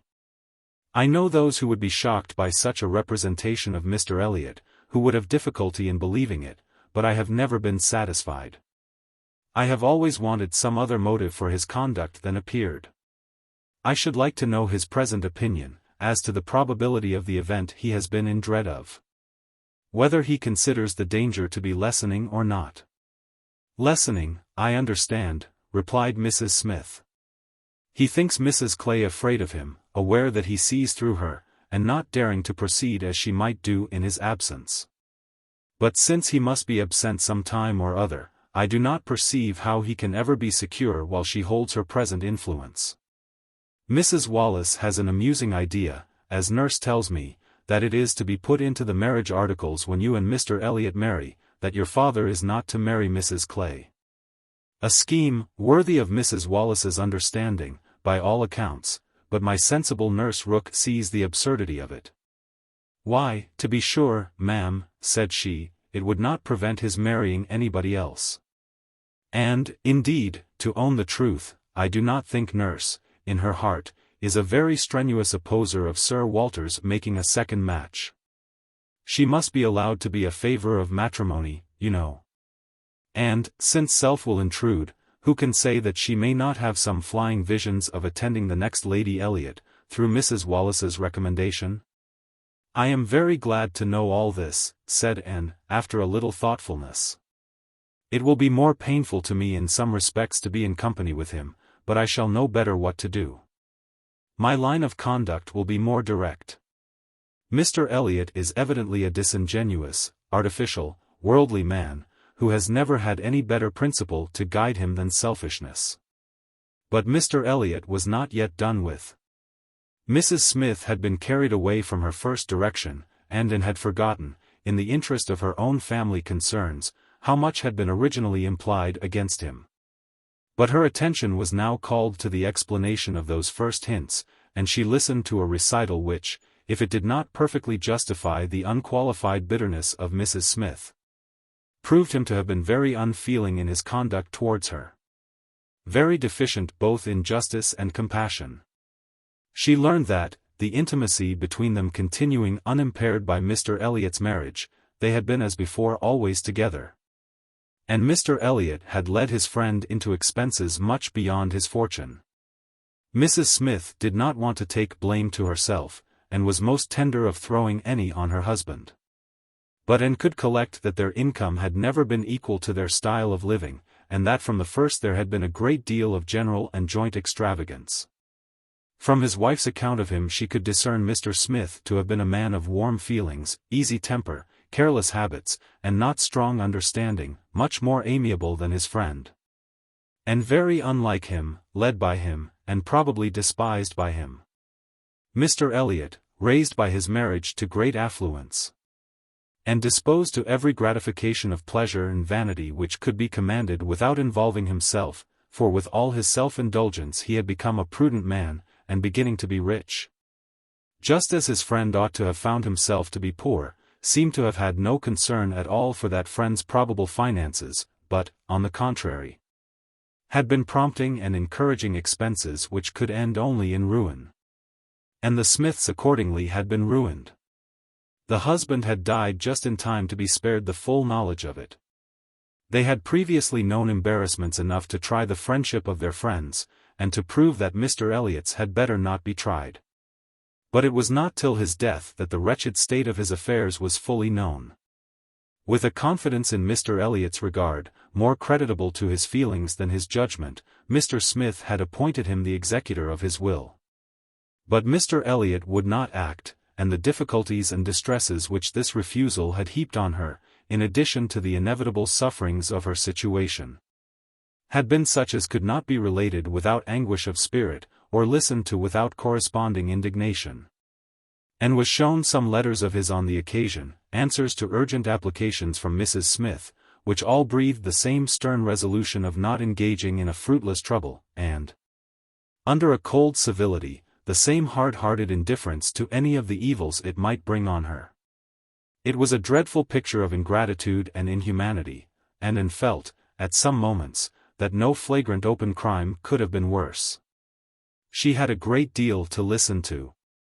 All the particulars of past sad scenes, all the minutiae of distress upon distress, which in former conversations had been merely hinted at, were dwelt on now with a natural indulgence. And could perfectly comprehend the exquisite relief, and was only the more inclined to wonder at the composure of her friend's usual state of mind. There was one circumstance in the history of her grievances of particular irritation. She had good reason to believe that some property of her husband in the West Indies, which had been for many years under a sort of sequestration for the payment of its own encumbrances, might be recoverable by proper measures. And this property, though not large, would be enough to make her comparatively rich. But there was nobody to stir in it. Mr. Elliot would do nothing, and she could do nothing herself, equally disabled from personal exertion by her state of bodily weakness, and from employing others by her want of money. She had no natural connections to assist her even with their counsel, and she could not afford to purchase the assistance of the law. This was a cruel aggravation of actually straitened means. To feel that she ought to be in better circumstances, that a little trouble in the right place might do it, and to fear that delay might be even weakening her claims, was hard to bear. It was on this point that she had hoped to engage Anne's good offices with Mr. Elliot. She had previously, in the anticipation of their marriage, been very apprehensive of losing her friend by it. But on being assured that he could have made no attempt of that nature, since he did not even know her to be in Bath, it immediately occurred that something might be done in her favor by the influence of the woman he loved, and she had been hastily preparing to interest Anne's feelings. As far as the observances due to Mr. Elliot's character would allow, when Anne's refutation of the supposed engagement changed the face of everything. And while it took from her the new-formed hope of succeeding in the object of her first anxiety, left her at least the comfort of telling the whole story her own way. After listening to this full description of Mr. Elliot, and could not but express some surprise at Mrs. Smith's having spoken of him so favorably in the beginning of their conversation. She had seemed to recommend and praise him. "My dear," was Mrs. Smith's reply, "there was nothing else to be done. I considered your marrying him as certain, though he might not yet have made the offer, and I could no more speak the truth of him, than if he had been your husband. My heart bled for you, as I talked of happiness, and yet he is sensible, he is agreeable, and with such a woman as you, it was not absolutely hopeless. He was very unkind to his first wife. They were wretched together. But she was too ignorant and giddy for respect, and he had never loved her. I was willing to hope that you must fare better. And could just acknowledge within herself such a possibility of having been induced to marry him, as made her shudder at the idea of the misery which must have followed. It was just possible that she might have been persuaded by Lady Russell.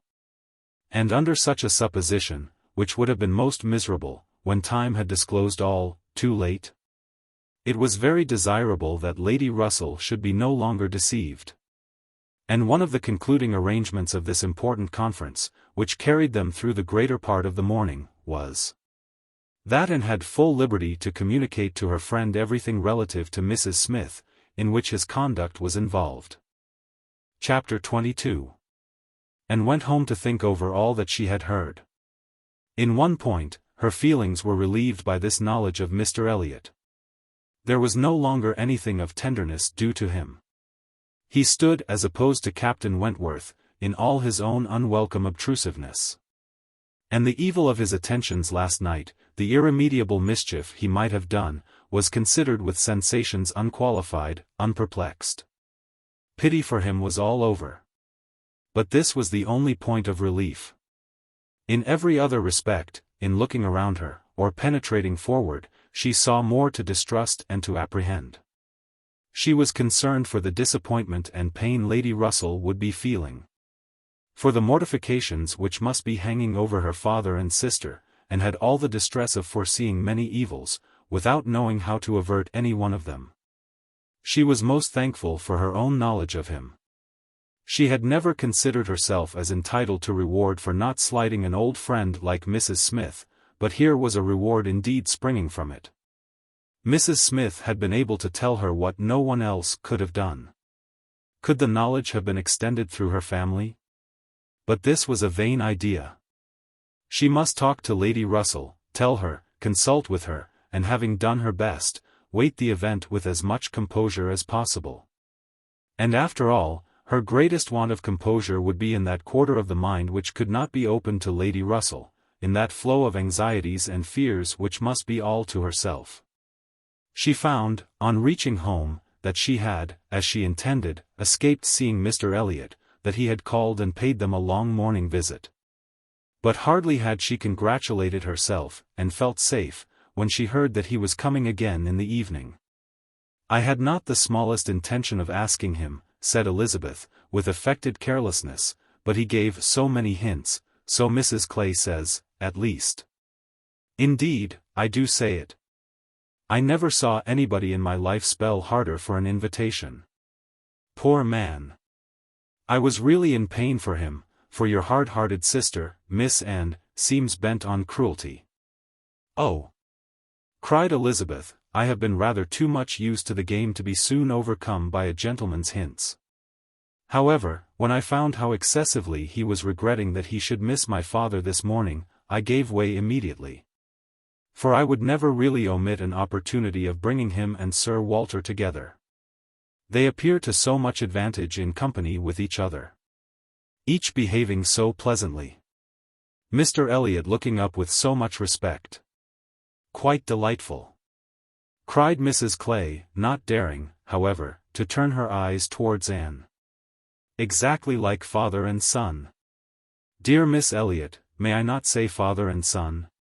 Oh! I lay no embargo on anybody's words. If you will have such ideas. But, upon my word, I am scarcely sensible of his attentions being beyond those of other men." "My dear Miss Elliot!" exclaimed Mrs. Clay, lifting up her hands and eyes, and sinking all the rest of her astonishment in a convenient silence. "Well, my dear Penelope, you need not be so alarmed about him. I did invite him, you know. I sent him away with smiles. When I found he was really going to his friends at Thornbury Park for the whole day tomorrow, I had compassion on him. And admired the good acting of the friend, in being able to show such pleasure as she did. In the expectation and in the actual arrival of the very person whose presence must really be interfering with her prime object. It was impossible but that Mrs. Clay must hate the sight of Mr. Elliot. And yet she could assume a most obliging, placid look, and appear quite satisfied with the curtailed license of devoting herself only half as much to Sir Walter as she would have done otherwise.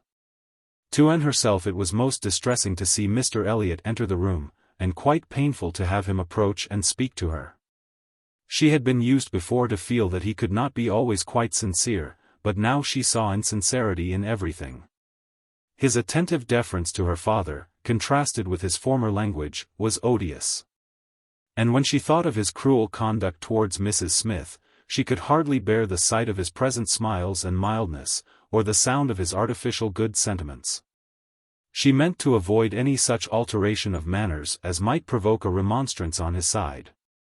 It was a great object with her to escape all inquiry or éclat. But it was her intention to be as decidedly cool to him as might be compatible with their relationship. And to retrace, as quietly as she could, the few steps of unnecessary intimacy she had been gradually led along. She was accordingly more guarded, and more cool, than she had been the night before. He wanted to animate her curiosity again as to how and where he could have heard her formerly praised, wanted very much to be gratified by more solicitation. But the charm was broken. He found that the heat and animation of a public room was necessary to kindle his modest cousin's vanity.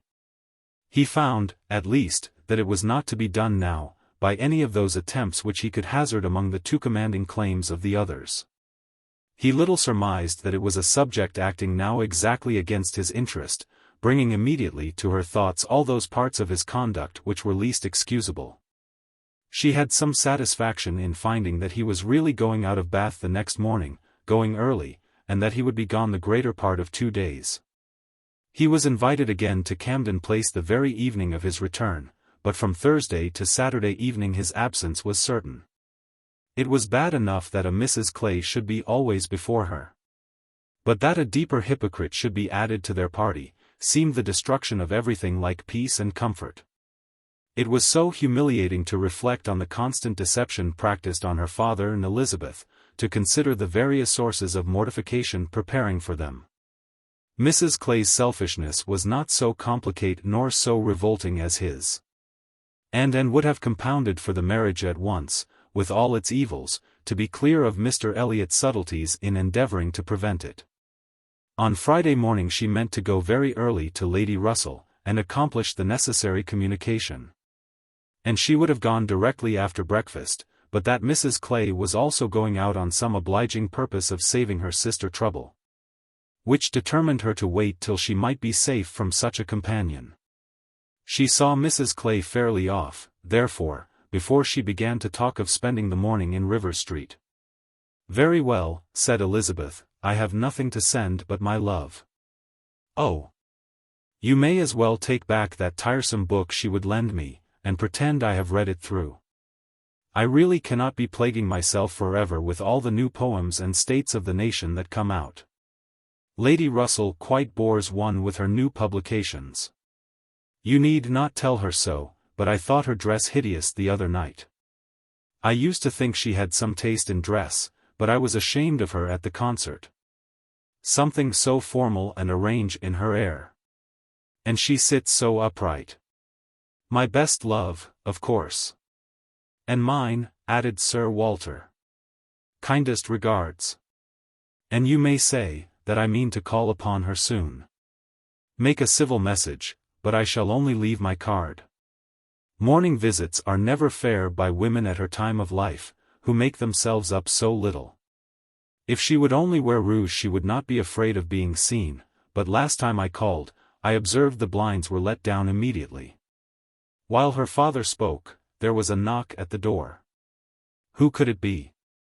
And, remembering the preconcerted visits, at all hours, of Mr. Elliot, would have expected him, but for his known engagement 7 miles off.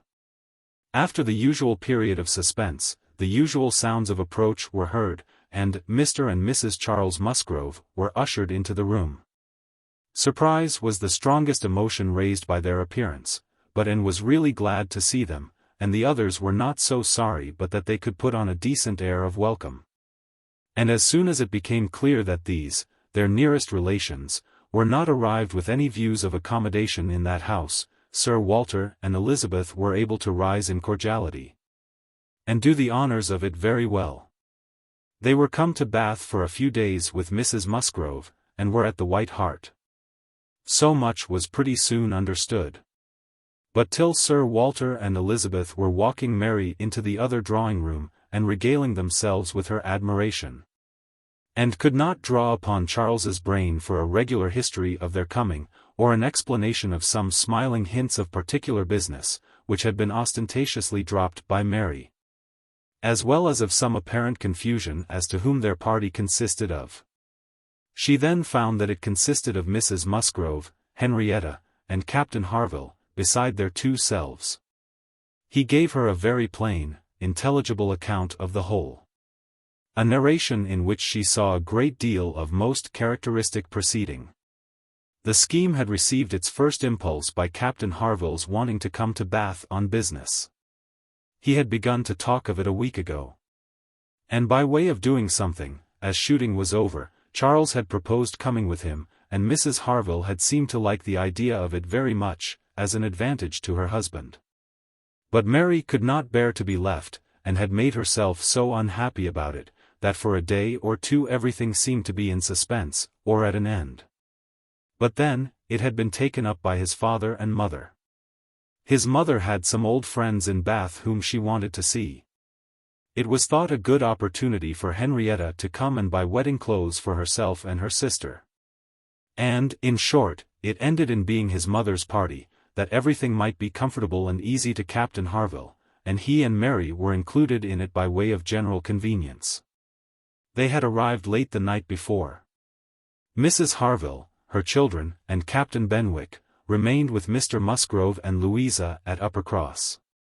Anne's only surprise was, that affairs should be in forwardness enough for Henrietta's wedding clothes to be talked of. She had imagined such difficulties of fortune to exist there as must prevent the marriage from being near at hand. But she learned from Charles that, very recently, since Mary's last letter to herself, Charles Hayter had been applied to by a friend to hold a living for a youth who could not possibly claim it under many years. And that on the strength of this present income, with almost a certainty of something more permanent long before the term in question, the two families had consented to the young people's wishes. And that their marriage was likely to take place in a few months, quite as soon as Louisa's. And a very good living it was, Charles added, only 25 miles from Uppercross, and in a very fine country, fine part of Dorsetshire. In the centre of some of the best preserves in the kingdom, surrounded by 3 great proprietors, each more careful and jealous than the other. And to 2 of the 3 at least, Charles Hayter might get a special recommendation. Not that he will value it as he ought, he observed, Charles is too cool about sporting. That's the worst of him. I am extremely glad, indeed, cried Anne, particularly glad that this should happen. And that of 2 sisters, who both deserve equally well, and who have always been such good friends. The pleasant prospects of one should not be dimming those of the other, that they should be so equal in their prosperity and comfort. I hope your father and mother are quite happy with regard to both. Oh, yes. My father would be as well pleased if the gentleman were richer, but he has no other fault to find. Money, you know, coming down with money, 2 daughters at once, it cannot be a very agreeable operation, and it straightens him as to many things. However, I do not mean to say they have not a right to it. It is very fit they should have daughters' shares, and I am sure he has always been a very kind, liberal father to me. Mary does not above half like Henrietta's match. She never did, you know. But she does not do him justice, nor think enough about Winthrop. I cannot make her attend to the value of the property. It is a very fair match, as times go, and I have liked Charles Hayter all my life, and I shall not leave off now. Such excellent parents as Mr. and Mrs. Musgrove, exclaimed Anne, should be happy in their children's marriages. They do everything to confer happiness, I am sure. What a blessing to young people to be in such hands. Your father and mother seem so totally free from all those ambitious feelings which have led to so much misconduct and misery, both in young and old. I hope you think Louisa perfectly recovered now.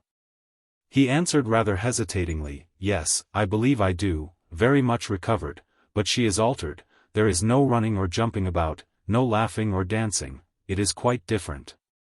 If one happens only to shut the door a little hard, she starts and wriggles like a young dabchick in the water, and Benwick sits at her elbow, reading verses, or whispering to her, all day long.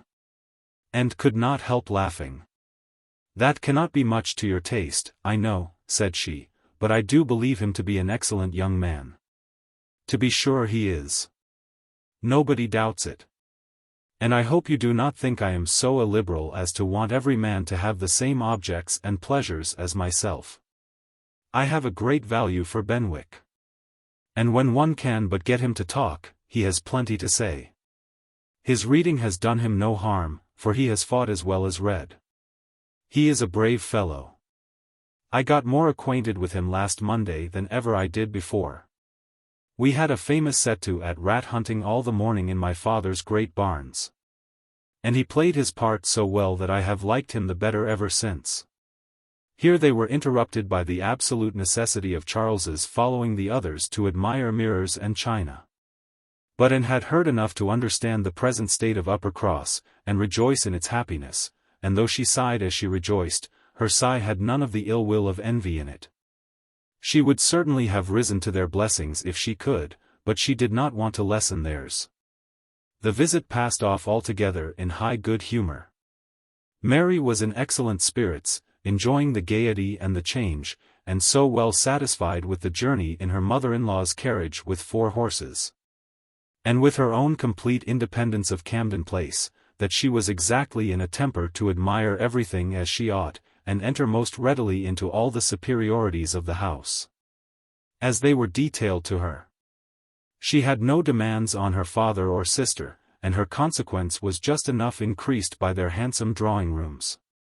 Elizabeth was, for a short time, suffering a good deal.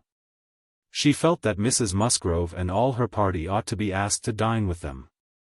But she could not bear to have the difference of style, the reduction of servants, which a dinner must betray, witnessed by those who had been always so inferior to the Elliots of Kellynch. It was a struggle between propriety and vanity, but vanity got the better, and then Elizabeth was happy again. These were her internal persuasions, old-fashioned notions, country hospitality.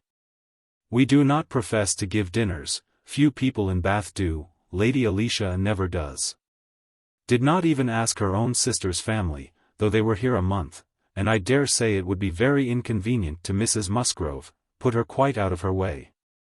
I am sure she would rather not come, she cannot feel easy with us.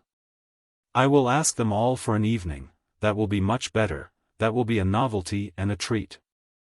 They have not seen two such drawing rooms before. They will be delighted to come tomorrow evening. It shall be a regular party, small, but most elegant. And this satisfied Elizabeth, and when the invitation was given to the two present, and promised for the absent, Mary was as completely satisfied. She was particularly asked to meet Mr. Elliot, and be introduced to Lady Dalrymple and Miss Carteret, who were fortunately already engaged to come. And she could not have received a more gratifying attention. Miss Elliot was to have the honor of calling on Mrs. Musgrove in the course of the morning. Anne walked off with Charles and Mary, to go and see her and Henrietta directly. Her plan of sitting with Lady Russell must give way for the present. They all three called in Rivers Street for a couple of minutes. But Anne convinced herself that a day's delay of the intended communication could be of no consequence, and hastened forward to the White Hart. To see again the friends and companions of the last autumn, with an eagerness of goodwill which many associations contributed to form. They found Mrs. Musgrove and her daughter within, and by themselves, and Anne had the kindest welcome from each.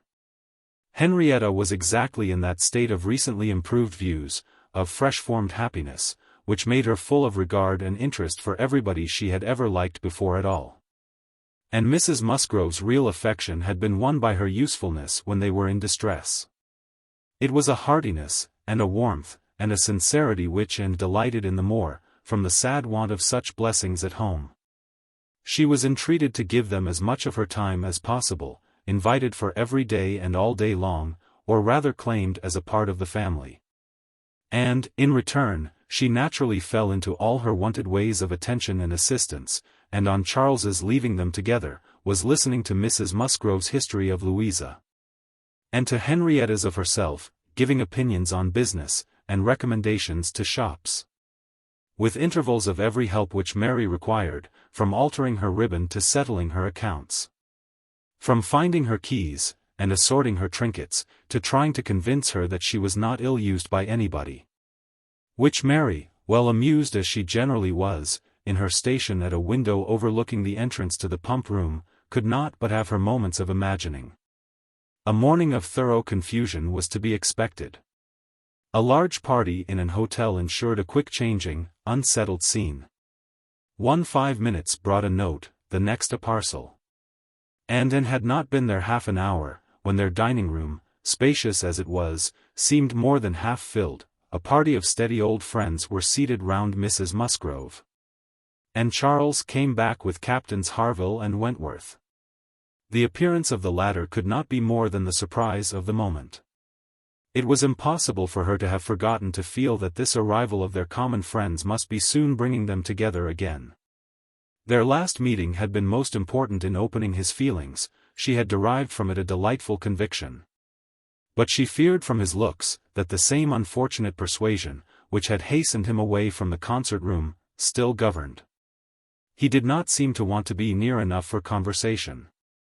She tried to be calm, and leave things to take their course, and tried to dwell much on this argument of rational dependence. Surely, if there be constant attachment on each side, our hearts must understand each other ere long.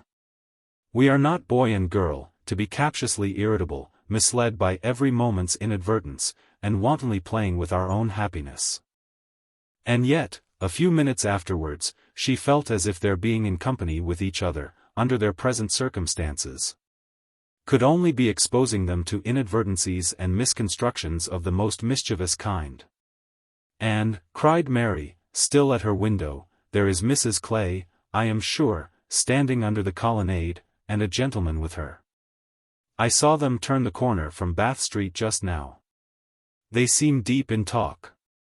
Who is it? Come, and tell me. Good heavens! I recollect. It is Mr. Elliot himself." "No," cried Anne, quickly, "it cannot be Mr. Elliot, I assure you. He was to leave Bath at 9 this morning, and does not come back till tomorrow." As she spoke, she felt that Captain Wentworth was looking at her, the consciousness of which vexed and embarrassed her, and made her regret that she had said so much, simple as it was. Mary, resenting that she should be supposed not to know her own cousin, began talking very warmly about the family features, and protesting still more positively that it was Mr. Elliot. Calling again upon Anne to come and look herself, but Anne did not mean to stir, and tried to be cool and unconcerned. Her distress returned, however, on perceiving smiles and intelligent glances pass between 2 or 3 of the lady visitors, as if they believed themselves quite in the secret. It was evident that the report concerning her had spread, and a short pause succeeded, which seemed to ensure that it would now spread farther. "Do come, Anne," cried Mary, "come and look yourself. You will be too late if you do not make haste. They are parting, they are shaking hands. He is turning away. Not know Mr. Elliot, indeed. You seem to have forgot all about Lyme." To pacify Mary, and perhaps screen her own embarrassment, and did move quietly to the window. She was just in time to ascertain that it really was Mr. Elliot, which she had never believed, before he disappeared on one side, as Mrs. Clay walked quickly off on the other. And checking the surprise which she could not but feel at such an appearance of friendly conference between 2 persons of totally opposite interests, she calmly said, "Yes, it is Mr. Elliot. Certainly. He has changed his hour of going, I suppose, that is all, or I may be mistaken, I might not attend." And walked back to her chair, recomposed, and with the comfortable hope of having acquitted herself well. The visitors took their leave.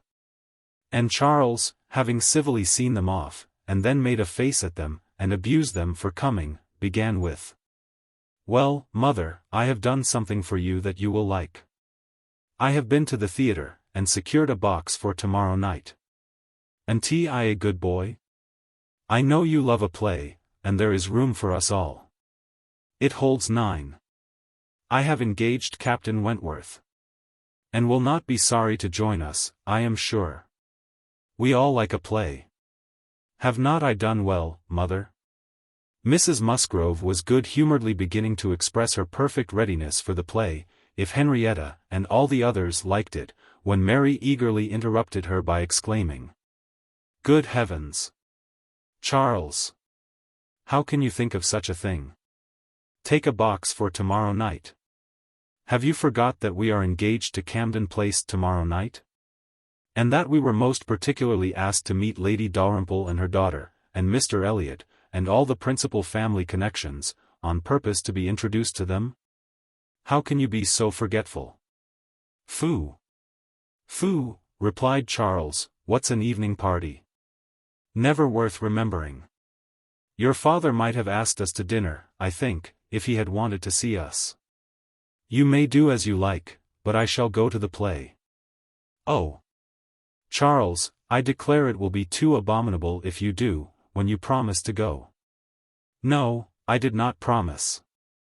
I only smirked and bowed, and said the word happy. There was no promise. But you must go, Charles. It would be unpardonable to fail. We were asked on purpose to be introduced. There was always such a great connection between the Dalrymples and ourselves.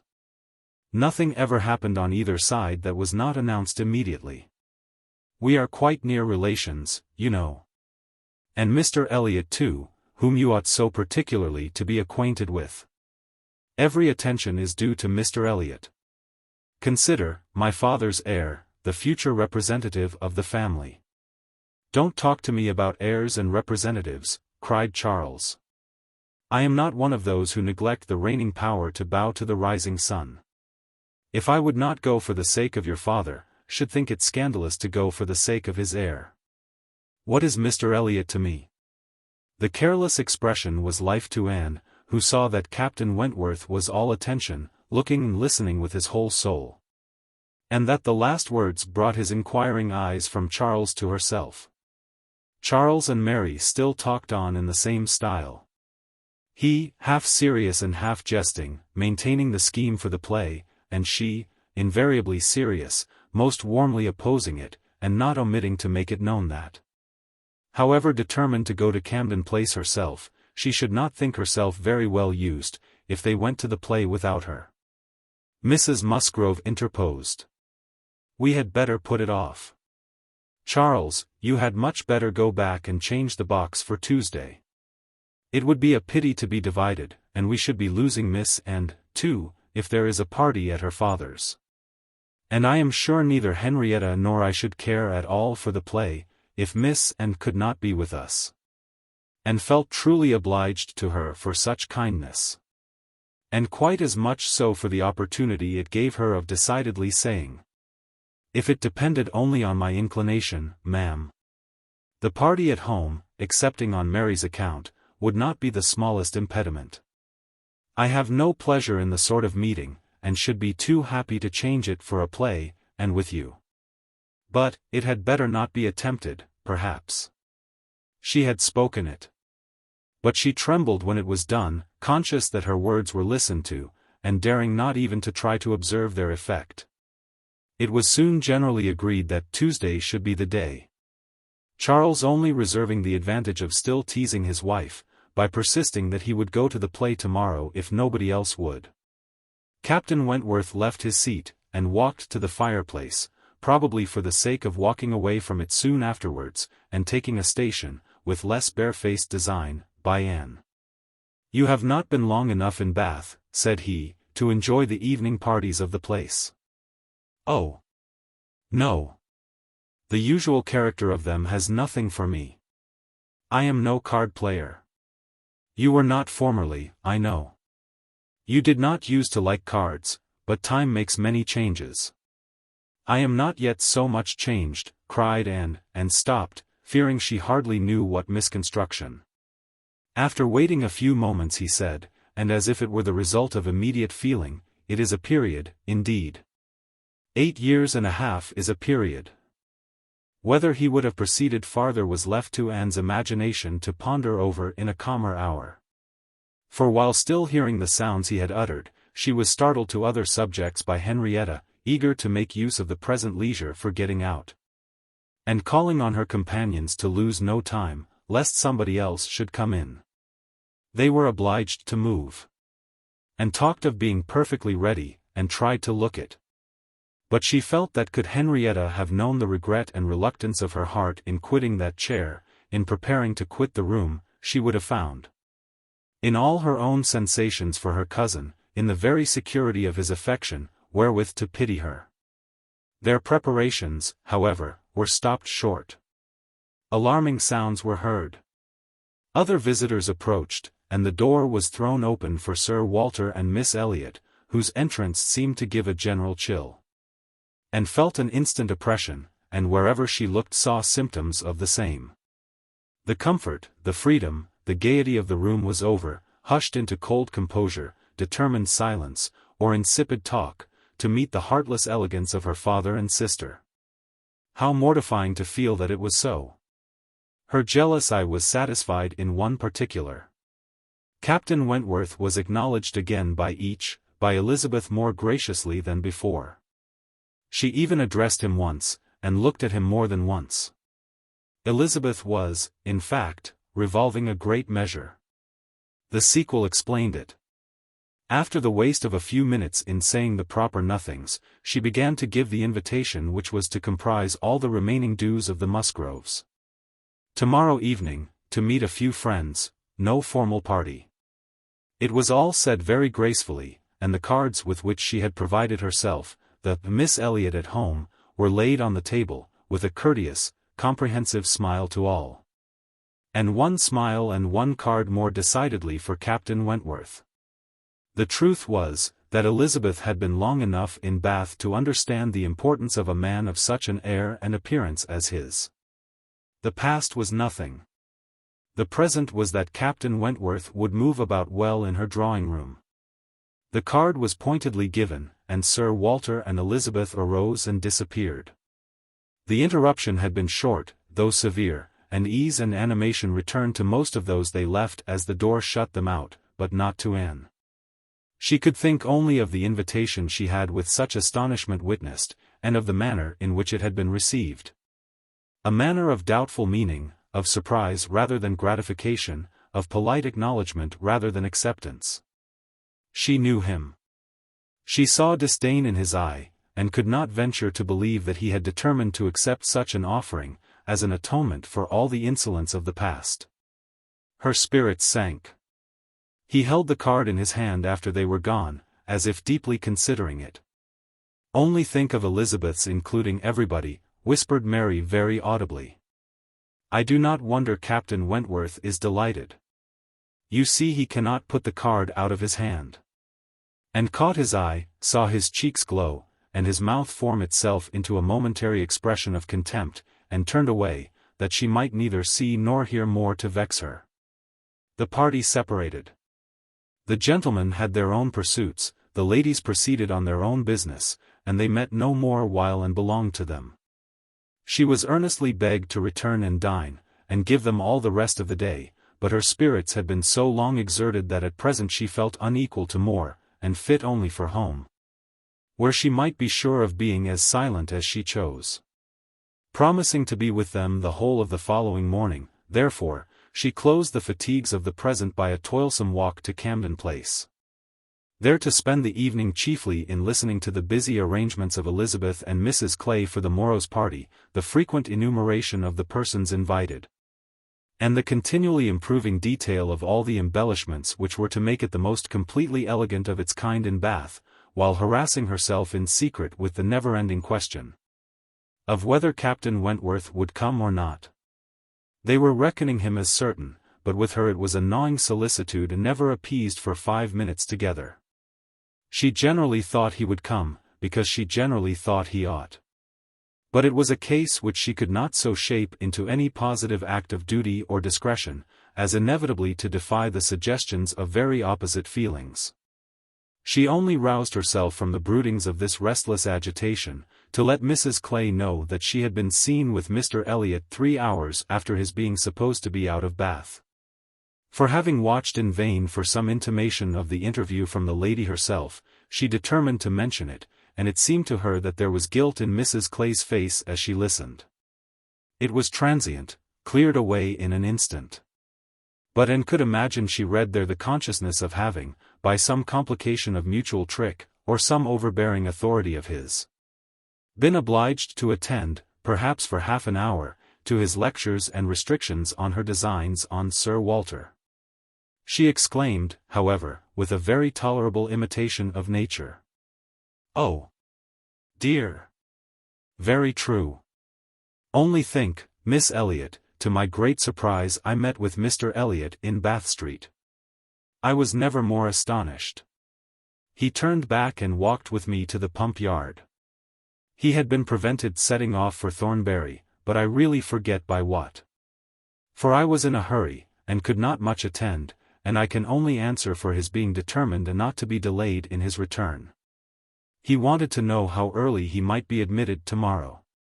He was full of tomorrow, and it is very evident that I have been full of it too, ever since I entered the house, and learnt the extension of your plan and all that had happened. Or my seeing him could never have gone so entirely out of my head." Chapter 23. One day only had passed since Anne's conversation with Mrs. Smith. But a keener interest had succeeded, and she was now so little touched by Mr. Elliott's conduct, except by its effects in one quarter, that it became a matter of course the next morning still to defer her explanatory visit in Rivers Street. She had promised to be with the Musgroves from breakfast to dinner. Her faith was plighted, and Mr. Elliott's character, like the Sultaness Scheherazada's head, must live another day. She could not keep her appointment punctually, however. The weather was unfavorable, and she had grieved over the rain on her friend's account, and felt it very much on her own, before she was able to attempt the walk. When she reached the White Hart, and made her way to the proper apartment, she found herself neither arriving quite in time, nor the first to arrive. The party before her were, Mrs. Musgrove, talking to Mrs. Croft, and Captain Harville to Captain Wentworth. And she immediately heard that Mary and Henrietta, too impatient to wait, had gone out the moment it had cleared, but would be back again soon. And that the strictest injunctions had been left with Mrs. Musgrove to keep her there till they returned. She had only to submit, sit down, be outwardly composed, and feel herself plunged at once in all the agitations which she had merely laid her account of tasting a little before the morning closed. There was no delay, no waste of time. She was deep in the happiness of such misery, or the misery of such happiness, instantly. 2 minutes after her entering the room, Captain Wentworth said, "We will write the letter we were talking of, Harville, now, if you will give me materials." Materials were all at hand, on a separate table. He went to it, and nearly turning his back on them all, was engrossed by writing. Mrs. Musgrove was giving Mrs. Croft the history of her eldest daughter's engagement, and just in that inconvenient tone of voice which was perfectly audible while it pretended to be a whisper. And felt that she did not belong to the conversation, and yet, as Captain Harville seemed thoughtful and not disposed to talk, she could not avoid hearing many undesirable particulars. Such as, how Mr. Musgrove and my brother Hayter had met again and again to talk it over. What my brother Hayter had said one day, and what Mr. Musgrove had proposed the next, and what had occurred to my sister Hayter, and what the young people had wished. And what I said at first I never could consent to, but was afterwards persuaded to think might do very well, and a great deal in the same style of open-hearted communication, minutiae which, even with every advantage of taste and delicacy, which good Mrs. Musgrove could not give, could be properly interesting only to the principals. Mrs. Croft was attending with great good humour, and whenever she spoke at all, it was very sensibly. And hoped the gentlemen might each be too much self-occupied to hear. "And so, ma'am, all these things considered," said Mrs. Musgrove, in her powerful whisper, "though we could have wished it different, yet, altogether, we did not think it fair to stand out any longer, for Charles Hayter was quite wild about it, and Henrietta was pretty near as bad. And so we thought they had better marry at once, and make the best of it, as many others have done before them. At any rate, said I, it will be better than a long engagement." "That is precisely what I was going to observe," cried Mrs. Croft. "I would rather have young people settle on a small income at once, and have to struggle with a few difficulties together, than be involved in a long engagement. I always think that no mutual—" "Oh, dear Mrs. Croft," cried Mrs. Musgrove, unable to let her finish her speech, "there is nothing I so abominate for young people as a long engagement. It is what I always protested against for my children. It is all very well, I used to say, for young people to be engaged, if there is a certainty of their being able to marry in 6 months, or even in 12. But a long engagement—" "Yes, dear ma'am," said Mrs. Croft, "or an uncertain engagement, an engagement which may be long. To begin without knowing that at such a time there will be the means of marrying, I hold to be very unsafe and unwise, and what I think all parents should prevent as far as they can." And found an unexpected interest here. She felt its application to herself, felt it in a nervous thrill all over her. And at the same moment that her eyes instinctively glanced towards the distant table, Captain Wentworth's pen ceased to move, his head was raised, pausing, listening. And he turned round the next instant to give a look, one quick, conscious look at her. The two ladies continued to talk, to re-urge the same admitted truths, and enforce them with such examples of the ill effect of a contrary practice as had fallen within their observation. But Anne heard nothing distinctly. It was only a buzz of words in her ear, her mind was in confusion. Captain Harville, who had in truth been hearing none of it, now left his seat, and moved to a window, and seeming to watch him, though it was from thorough absence of mind. became gradually sensible that he was inviting her to join him where he stood. He looked at her with a smile, and a little motion of the head, which expressed, "Come to me, I have something to say." And the unaffected, easy kindness of manner which denoted the feelings of an older acquaintance than he really was, strongly enforced the invitation. She roused herself and went to him. The window at which he stood was at the other end of the room from where the two ladies were sitting, and though nearer to Captain Wentworth's table, not very near. As she joined him, Captain Harville's countenance reassumed the serious, thoughtful expression which seemed its natural character. "Look here," said he, unfolding a parcel in his hand, and displaying a small miniature painting, "do you know who that is?" "Certainly, Captain Benwick." "Yes, and you may guess who it is for." But, in a deep tone, it was not done for her. "Miss Elliot, do you remember our walking together at Lyme, and grieving for him? I little thought then, but no matter. This was drawn at the Cape. He met with a clever young German artist at the Cape, and in compliance with a promise to my poor sister, sat to him, and was bringing it home for her. And I have now the charge of getting it properly set for another. It was a commission to me. But who else was there to employ? I hope I can allow for him. I am not sorry, indeed, to make it over to another. He undertakes it," looking towards Captain Wentworth, "he is writing about it now." And with a quivering lip he wound up the whole by adding, "Poor Fanny. She would not have forgotten him so soon." "No," replied Anne, in a low, feeling voice. "That I can easily believe. It was not in her nature. She doted on him. It would not be the nature of any woman who truly loved." Captain Harville smiled, as much as to say, "Do you claim that for your sex?" And she answered the question, smiling also, "Yes. We certainly do not forget you so soon as you forget us. It is, perhaps, our fate rather than our merit. We cannot help ourselves. We live at home, quiet, confined, and our feelings prey upon us. You are forced on exertion. You have always a profession, pursuits, business of some sort or other, to take you back into the world immediately, and continual occupation in change soon weaken impressions.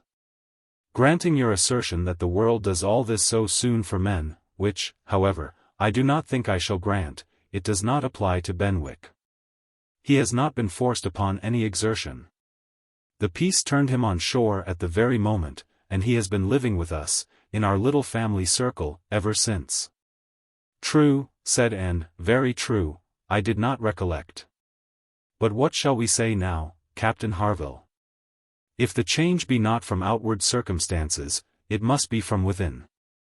It must be nature, man's nature, which has done the business for Captain Benwick.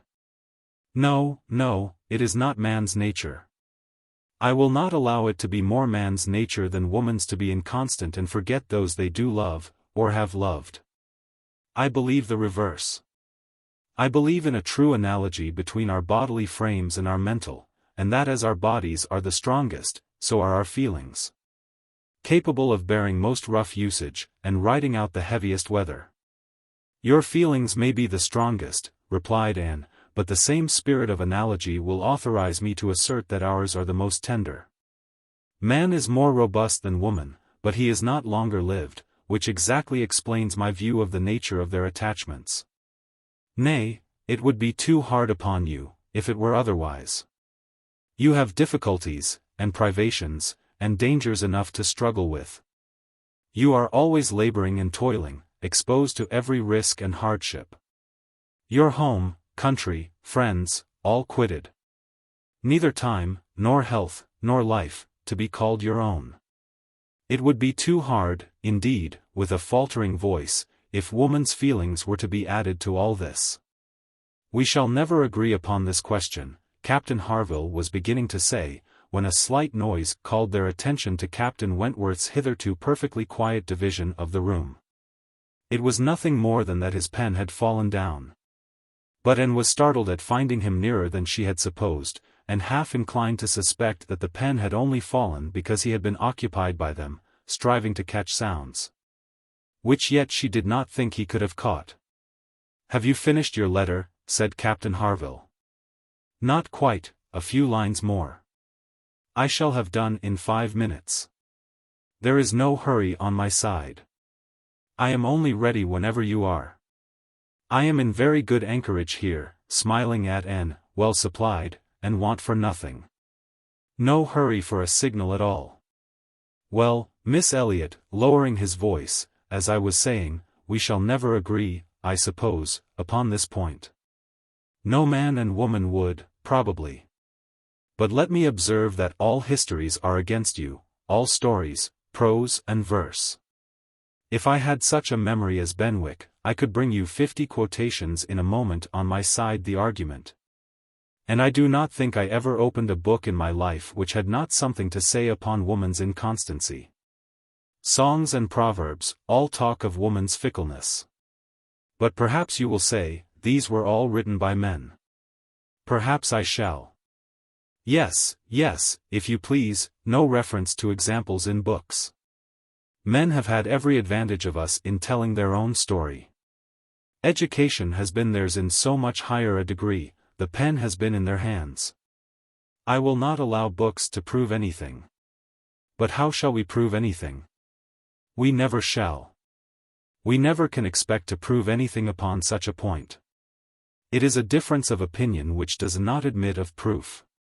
We each begin, probably, with a little bias towards our own sex, and upon that bias build every circumstance in favor of it which has occurred within our own circle. Many of which circumstances, perhaps those very cases which strike us the most, may be precisely such as cannot be brought forward without betraying a confidence. Or in some respect saying what should not be said. "Ah!" cried Captain Harville, in a tone of strong feeling, "if I could but make you comprehend what a man suffers when he takes a last look at his wife and children, and watches the boat that he has sent them off in, as long as it is in sight, and then turns away and says, 'God knows whether we ever meet again.' And then, if I could convey to you the glow of his soul when he does see them again. When, coming back after a 12-month's absence, perhaps, and obliged to put into another port, he calculates how soon it be possible to get them there, pretending to deceive himself, and saying, 'They cannot be here till such a day,' but all the while hoping for them 12 hours sooner, and seeing them arrive at last, as if heaven had given them wings, by many hours sooner still. If I could explain to you all this, and all that a man can bear and do, and glories to do, for the sake of these treasures of his existence. I speak, you know, only of such men as have hearts." Pressing his own with emotion. "Oh," cried Anne eagerly, "I hope I do justice to all that is felt by you, and by those who resemble you. God forbid that I should undervalue the warm and faithful feelings of any of my fellow creatures. I should deserve utter contempt if I dared to suppose that true attachment and constancy were known only by woman. No, I believe you capable of everything great and good in your married lives. I believe you equal to every important exertion, and to every domestic forbearance, so long as, if I may be allowed the expression, so long as you have an object. I mean while the woman you love lives, and lives for you. All the privilege I claim for my own sex, it is not a very enviable one. You need not covet it, is that of loving longest, when existence or when hope is gone." She could not immediately have uttered another sentence. Her heart was too full, her breath too much oppressed. "You are a good soul," cried Captain Harville, putting his hand on her arm, quite affectionately. "There is no quarrelling with you. And when I think of Benwick, my tongue is tied." Their attention was called towards the others. Mrs. Croft was taking leave. "Here, Frederick, you and I part company, I believe," said she. "I am going home, and you have an engagement with your friend. Tonight we may have the pleasure of all meeting again at your party," turning to Anne. "We had your sister's card yesterday, and I understood Frederick had a card too, though I did not see it, and you are disengaged, Frederick, are you not, as well as ourselves?" Captain Wentworth was folding up a letter in great haste, and either could not or would not answer fully. "Yes," said he, "very true, here we separate, but Harville and I shall soon be after you. That is, Harville, if you are ready, I am in half a minute. I know you will not be sorry to be off. I shall be at your service in half a minute. Mrs. Croft left them, and Captain Wentworth, having sealed his letter with great rapidity, was indeed ready, and had even a hurried, agitated air, which showed impatience to be gone. And knew not how to understand it. She had the kindest, "Good morning, God bless you," from Captain Harville, but from him not a word, nor a look. He had passed out of the room without a look. She had only time, however, to move closer to the table where he had been writing, when footsteps were heard returning, the door opened, it was himself.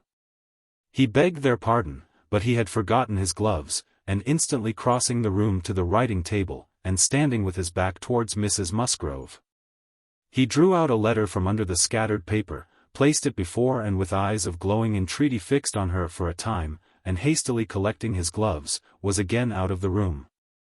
Almost before Mrs. Musgrove was aware of his being in it, the work of an instant. The revolution which one instant had made in Anne, was almost beyond expression. The letter, with a direction hardly legible, to Miss A.E., was evidently the one which he had been folding so hastily. While supposed to be writing only to Captain Benwick, he had been also addressing her. On the contents of that letter depended all which this world could do for her. Anything was possible, anything might be defied rather than suspense. Mrs. Musgrove had little arrangements of her own at her own table. To their protection she must trust, and sinking into the chair which he had occupied, succeeding to the very spot where he had leaned and written. Her eyes devoured the following words. I can listen no longer in silence. I must speak to you by such means as are within my reach. You pierce my soul.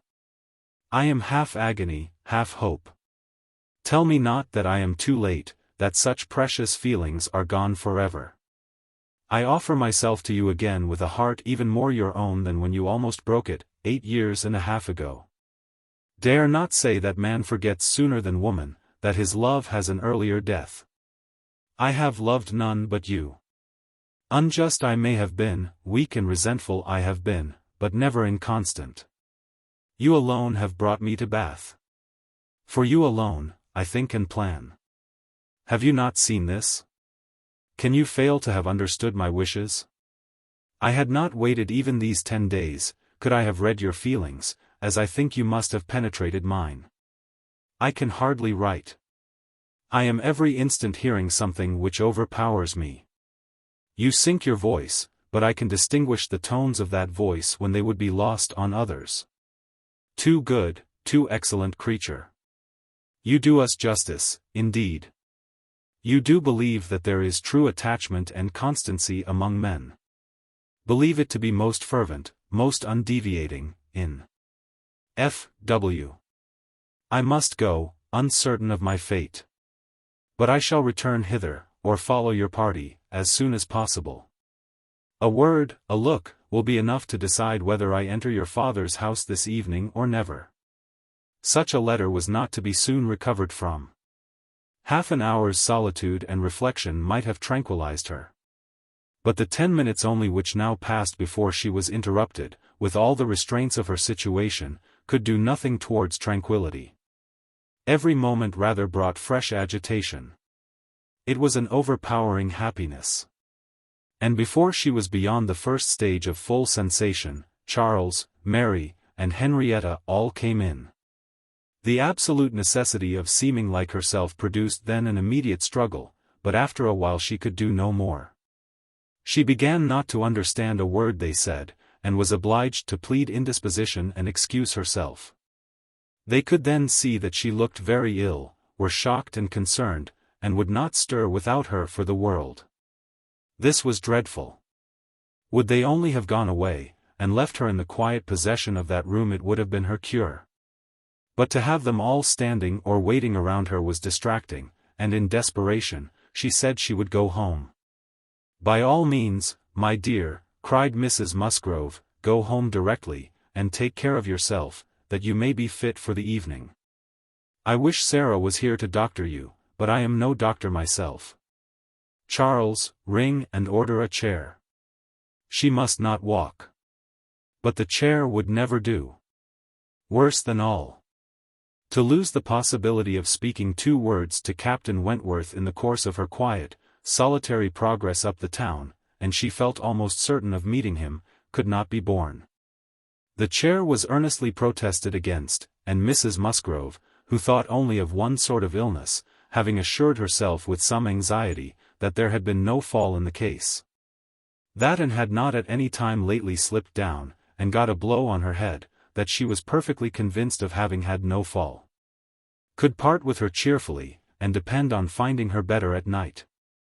Anxious to omit no possible precaution, and struggled, and said, "I am afraid, ma'am, that it is not perfectly understood. Pray be so good as to mention to the other gentlemen that we hope to see your whole party this evening. I am afraid there has been some mistake. And I wish you particularly to assure Captain Harville and Captain Wentworth, that we hope to see them both." "Oh, my dear, it is quite understood, I give you my word. Captain Harville has no thought but of going." "Do you think so? But I am afraid, and I should be so very sorry. Will you promise me to mention it, when you see them again? You will see them both again this morning, I dare say. Do promise me." "To be sure I will, if you wish it. Charles, if you see Captain Harville anywhere, remember to give Miss Anne's message. But indeed, my dear, you need not be uneasy. Captain Harville holds himself quite engaged, I'll answer for it, and Captain Wentworth the same, I dare say." And could do no more. But her heart prophesied some mischance to damp the perfection of her felicity. It could not be very lasting, however. Even if he did not come to Camden Place himself, it would be in her power to send an intelligible sentence by Captain Harville. Another momentary vexation occurred. Charles, in his real concern and good nature, would go home with her, there was no preventing him. This was almost cruel. But she could not be long ungrateful. He was sacrificing an engagement at a gunsmith's, to be of use to her, and she set off with him, with no feeling but gratitude apparent. They were in Union Street, when a quicker step behind, a something of familiar sound, gave her 2 moments' preparation for the sight of Captain Wentworth. He joined them. But, as if irresolute whether to join or to pass on, said nothing, only looked. And could command herself enough to receive that look, and not repulsively. The cheeks which had been pale now glowed, and the movements which had hesitated were decided. He walked by her side. Presently, struck by a sudden thought, Charles said, "Captain Wentworth, which way are you going? Only to Gay Street, or farther up the town?" "I hardly know," replied Captain Wentworth, surprised. "Are you going as high as Belmont? Are you going near Camden Place? Because, if you are, I shall have no scruple in asking you to take my place, and give in your arm to her father's door. She is rather done for this morning, and must not go so far without help, and I ought to be at that fellow's in the market-place. He promised me the sight of a capital gun he is just going to send off, said he would keep it unpacked to the last possible moment, that I might see it. And if I do not turn back now, I have no chance. By his description, a good deal like the second-size double-barrel of mine, which you shot with one day round Winthrop. There could not be an objection. There could be only a most proper alacrity, a most obliging compliance for public view, and smiles reigned in and spirits dancing in private rapture. In half a minute Charles was at the bottom of Union Street again. And the other 2 proceeding together, and soon words enough had passed between them to decide their direction towards the comparatively quiet and retired gravel walk, where the power of conversation would make the present hour a blessing indeed, and prepare it for all the immortality which the happiest recollections of their own future lives could bestow. There they exchanged again those feelings and those promises which had once before seemed to secure everything, but which had been followed by so many, many years of division and estrangement. There they returned again into the past, more exquisitely happy, perhaps, in their reunion, than when it had been first projected.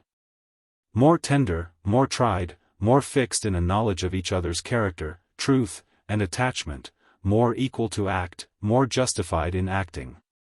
And there, as they slowly paced the gradual ascent, heedless of every group around them, seeing neither sauntering politicians, bustling housekeepers, flirting girls, nor nursery maids and children, they could indulge in those retrospections and acknowledgments, and especially in those explanations of what had directly preceded the present moment, which were so poignant and so ceaseless in interest. All the little variations of the last week were gone through, and of yesterday and today there could scarcely be an end. She had not mistaken him. Jealousy of Mr. Elliot had been the retarding weight, the doubt, the torment that had begun to operate in the very hour of first meeting her in Bath. That had returned, after a short suspension, to ruin the concert, and that had influenced him in everything he had said and done, or omitted to say and do, in the last 24 hours. It had been gradually yielding to the better hopes which her looks, or words, or actions occasionally encouraged. It had been vanquished at last by those sentiments and those tones which had reached him while she talked with Captain Harville, and under the irresistible governance of which he had seized a sheet of paper, and poured out his feelings. Of what he had then written, nothing was to be retracted or qualified. He persisted in having loved none but her. She had never been supplanted. He never even believed himself to see her equal. Thus much indeed he was obliged to acknowledge, that he had been constant unconsciously, nay unintentionally, that he had meant to forget her, and believed it to be done. He had imagined himself indifferent, when he had only been angry, and he had been unjust to her merits, because he had been a sufferer from them. Her character was now fixed on his mind as perfection itself, maintaining the loveliest medium of fortitude and gentleness. But he was obliged to acknowledge that only at Uppercross had he learnt to do her justice, and only at Lyme had he begun to understand himself. At Lyme, he had received lessons of more than one sort. The passing admiration of Mr. Elliot had at least roused him, and the scenes on the Cobb and at Captain Harville's had fixed her superiority. In his preceding attempts to attach himself to Louisa Musgrove, the attempts of angry pride, he protested that he had forever felt it to be impossible. That he had not cared, could not care, for Louisa. Though till that day, till the leisure for reflection which followed it, he had not understood the perfect excellence of the mind with which Louisa's could so ill bear a comparison, or the perfect unrivalled hold it possessed over his own. There, he had learnt to distinguish between the steadiness of principle and the obstinacy of self-will, between the darings of heedlessness and the resolution of a collected mind. There he had seen everything to exalt in his estimation the woman he had lost, and there begun to deplore the pride, the folly, the madness of resentment, which had kept him from trying to regain her when thrown in his way. From that period his penance had become severe. He had no sooner been free from the horror and remorse attending the first few days of Louisa's accident, no sooner begun to feel himself alive again, than he had begun to feel himself, though alive, not at liberty. I found, said he, that I was considered by Harville an engaged man. That neither Harville nor his wife entertained a doubt of our mutual attachment. I was startled and shocked. To a degree, I could contradict this instantly, but, when I began to reflect that others might have felt the same, her own family, nay, perhaps herself, I was no longer at my own disposal. I was hers in honor if she wished it. I had been unguarded. I had not thought seriously on this subject before. I had not considered that my excessive intimacy must have its danger of ill consequence in many ways, and that I had no right to be trying whether I could attach myself to either of the girls, at the risk of raising even an unpleasant report, were there no other ill effects. I had been grossly wrong, and must abide the consequences. He found too late, in short, that he had entangled himself. And that precisely as he became fully satisfied of his not caring for Louisa at all, he must regard himself as bound to her, if her sentiments for him were what the Harvilles supposed. It determined him to leave Lyme, and await her complete recovery elsewhere. He would gladly weaken, by any fair means, whatever feelings or speculations concerning him might exist. And he went, therefore, to his brother's, meaning after a while to return to Kellynch, and act as circumstances might require. "I was 6 weeks with Edward," said he, "and saw him happy. I could have no other pleasure. I deserved none. He inquired after you very particularly, asked even if you were personally altered, little suspecting that to my eye you could never alter. And smiled, and let it pass. It was too pleasing a blunder for a reproach. It is something for a woman to be assured, in her 28th year, that she has not lost one charm of earlier youth." But the value of such homage was inexpressibly increased to Anne, by comparing it with former words, and feeling it to be the result, not the cause of a revival of his warm attachment. He had remained in Shropshire, lamenting the blindness of his own pride, and the blunders of his own calculations. Till at once released from Louisa by the astonishing and felicitous intelligence of her engagement with Benwick. "Here," said he, "ended the worst of my state, for now I could at least put myself in the way of happiness, I could exert myself, I could do something. But to be waiting so long in inaction, and waiting only for evil, had been dreadful. Within the first 5 minutes I said, 'I will be at Bath on Wednesday,' and I was. Was it unpardonable to think it worth my while to come? And to arrive with some degree of hope? You were single. It was possible that you might retain the feelings of the past, as I did. And one encouragement happened to be mine. I could never doubt that you would be loved and sought by others, but I knew to a certainty that you had refused one man, at least, of better pretensions than myself. And I could not help often saying, 'Was this for me?' Their first meeting in Milsom Street afforded much to be said, but the concert still more. That evening seemed to be made up of exquisite moments.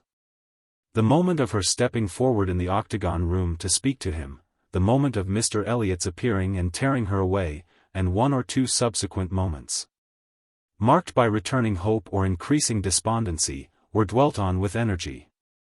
"To see you," cried he, "in the midst of those who could not be my well-wishers. To see your cousin close by you, conversing and smiling, and feel all the horrible eligibilities and proprieties of the match. To consider it as the certain wish of every being who could hope to influence you. Even if your own feelings were reluctant or indifferent, to consider what powerful supports would be his. Was it not enough to make the fool of me which I appeared? How could I look on without agony? Was not the very sight of the friend who sat behind you, was not the recollection of what had been, the knowledge of her influence, the indelible, immovable impression of what Persuasion had once done, was it not all against me?" "You should have distinguished," replied Anne. "You should not have suspected me now, the case so different, and my age so different. If I was wrong in yielding to Persuasion once, remember that it was to persuasion exerted on the side of safety, not of risk.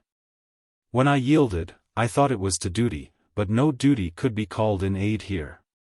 In marrying a man indifferent to me, all risk would have been incurred, and all duty violated. Perhaps I ought to have reasoned thus," he replied, "but I could not. I could not derive benefit from the late knowledge I had acquired of your character. I could not bring it into play. It was overwhelmed, buried, lost in those earlier feelings which I had been smarting under year after year. I could think of you only as one who had yielded, who had given me up, who had been influenced by anyone rather than by me. I saw you with the very person who had guided you in that year of misery. I had no reason to believe her of less authority now. The force of habit was to be added. I should have thought," said Anne, "that my manner to yourself might have spared you much or all of this." "No, no. Your manner might be only the ease which your engagement to another man would give. I left you in this belief, and yet, I was determined to see you again. My spirits rallied with the morning, and I felt that I had still a motive for remaining here. At last and was at home again, and happier than anyone in that house could have conceived. All the surprise and suspense, and every other painful part of the morning dissipated by this conversation. She re-entered the house so happy as to be obliged to find an alloy in some momentary apprehensions of its being impossible to last. An interval of meditation, serious and grateful, was the best corrective of everything dangerous in such high-wrought felicity. And she went to her room, and grew steadfast and fearless in the thankfulness of her enjoyment. The evening came, the drawing-rooms were lighted up, the company assembled. It was but a card party, it was but a mixture of those who had never met before, and those who met too often, a commonplace business, too numerous for intimacy, too small for variety. But Anne had never found an evening shorter. Glowing and lovely in sensibility and happiness, and more generally admired than she thought about or cared for, she had cheerful or forbearing feelings for every creature around her. Mr. Elliot was there, she avoided, but she could pity him. The Wallaces, she had amusement in understanding them. Lady Dalrymple and Miss Carteret, they would soon be innocuous cousins to her. She cared not for Mrs. Clay, and had nothing to blush for in the public manners of her father and sister. With the Musgroves, there was the happy chat of perfect ease. With Captain Harville, the kind-hearted intercourse of brother and sister, with Lady Russell, attempts at conversation, which a delicious consciousness cut short. With Admiral and Mrs. Croft, everything of peculiar cordiality and fervent interest, which the same consciousness sought to conceal. And with Captain Wentworth, some moments of communications continually occurring, and always the hope of more, and always the knowledge of his being there. It was in one of these short meetings, each apparently occupied in admiring a fine display of greenhouse plants, that she said, "I have been thinking over the past. And trying impartially to judge of the right and wrong, I mean with regard to myself. And I must believe that I was right, much as I suffered from it, that I was perfectly right in being guided by the friend whom you will love better than you do now. To me, she was in the place of a parent. Do not mistake me, however. I am not saying that she did not err in her advice. It was, perhaps, one of those cases in which advice is good or bad only as the event decides, and for myself, I certainly never should, in any circumstance of tolerable similarity, give such advice. But I mean, that I was right in submitting to her, and that if I had done otherwise, I should have suffered more in continuing the engagement than I did even in giving it up. Because I should have suffered in my conscience. I have now, as far as such a sentiment is allowable in human nature, nothing to reproach myself with, and if I mistake not, a strong sense of duty is no bad part of a woman's portion." He looked at her, looked at Lady Russell, and looking again at her, replied, as if in cool deliberation, "Not yet. But there are hopes of her being forgiven in time. I trust to being in charity with her soon. But I too have been thinking over the past, and a question has suggested itself, whether there may not have been one person more my enemy even than that lady? My own self. Tell me if, when I returned to England in the year VIII, with a few £1,000, and was posted into the Laconia, if I had then written to you, would you have answered my letter? Would you, in short, have renewed the engagement then? Would I, was all her answer, but the accent was decisive enough. Good God, he cried, you would. It is not that I did not think of it, or desire it, as what could alone crown all my other success, but I was proud, too proud to ask again. I did not understand you. I shut my eyes, and would not understand you, or do you justice. This is a recollection which ought to make me forgive everyone sooner than myself. 6 years of separation and suffering might have been spared. It is a sort of pain, too, which is new to me. I have been used to the gratification of believing myself to earn every blessing that I enjoyed. I have valued myself on honorable toils and just rewards. Like other great men under reverses, he added, with a smile. I must endeavor to subdue my mind to my fortune. I must learn to brook being happier than I deserve. Chapter 24. Who can be in doubt of what followed? When any two young people take it into their heads to marry, they are pretty sure by perseverance to carry their point, be they ever so poor, or ever so imprudent, or ever so little likely to be necessary to each other's ultimate comfort. This may be bad morality to conclude with, but I believe it to be truth. And if such parties succeed, how should a Captain Wentworth and an Anne Elliot, with the advantage of maturity of mind, consciousness of right, and one independent fortune between them, fail of bearing down every opposition? They might in fact, have borne down a great deal more than they met with, for there was little to distress them beyond the want of graciousness and warmth. Sir Walter made no objection, and Elizabeth did nothing worse than look cold and unconcerned. Captain Wentworth, with £25,000, and as high in his profession as merit and activity could place him, was no longer nobody. He was now esteemed quite worthy to address the daughter of a foolish, spendthrift baronet, who had not had principle or sense enough to maintain himself in the situation in which Providence had placed him, and who could give his daughter at present but a small part of the share of £10,000 which must be hers hereafter. Sir Walter, indeed, though he had no affection for Anne, and no vanity flattered, to make him really happy on the occasion, was very far from thinking it a bad match for her. On the contrary, when he saw more of Captain Wentworth, saw him repeatedly by daylight, and eyed him well, he was very much struck by his personal claims, and felt that his superiority of appearance might be not unfairly balanced against her superiority of rank. And all this, assisted by his well-sounding name, enabled Sir Walter at last to prepare his pen, with a very good grace, for the insertion of the marriage in the volume of honour.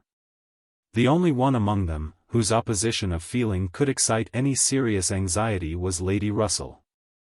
Anne knew that Lady Russell must be suffering some pain in understanding and relinquishing Mr. Elliot, and be making some struggles to become truly acquainted with, and do justice to Captain Wentworth.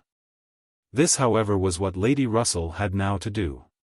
She must learn to feel that she had been mistaken with regard to both, that she had been unfairly influenced by appearances in each. That because Captain Wentworth's manners had not suited her own ideas, she had been too quick in suspecting them to indicate a character of dangerous impetuosity. And that because Mr. Elliott's manners had precisely pleased her in their propriety and correctness, their general politeness and suavity, she had been too quick in receiving them as the certain result of the most correct opinions and well-regulated mind. There was nothing less for Lady Russell to do, than to admit that she had been pretty completely wrong, and to take up a new set of opinions and of hopes. There is a quickness of perception in some, a nicety in the discernment of character, a natural penetration, in short, which no experience in others can equal. And Lady Russell had been less gifted in this part of understanding than her young friend. But she was a very good woman, and if her second object was to be sensible and well-judging, her first was to see and happy. She loved and better than she loved her own abilities. And when the awkwardness of the beginning was over, found little hardship in attaching herself as a mother to the man who was securing the happiness of her other child. Of all the family, Mary was probably the one most immediately gratified by the circumstance. It was creditable to have a sister married, and she might flatter herself with having been greatly instrumental to the connection, by keeping Anne with her in the autumn. And as her own sister must be better than her husband's sisters, it was very agreeable that Captain Wentworth should be a richer man than either Captain Benwick or Charles Hayter. She had something to suffer, perhaps, when they came into contact again, in seeing and restored to the rights of seniority, and the mistress of a very pretty landaulette.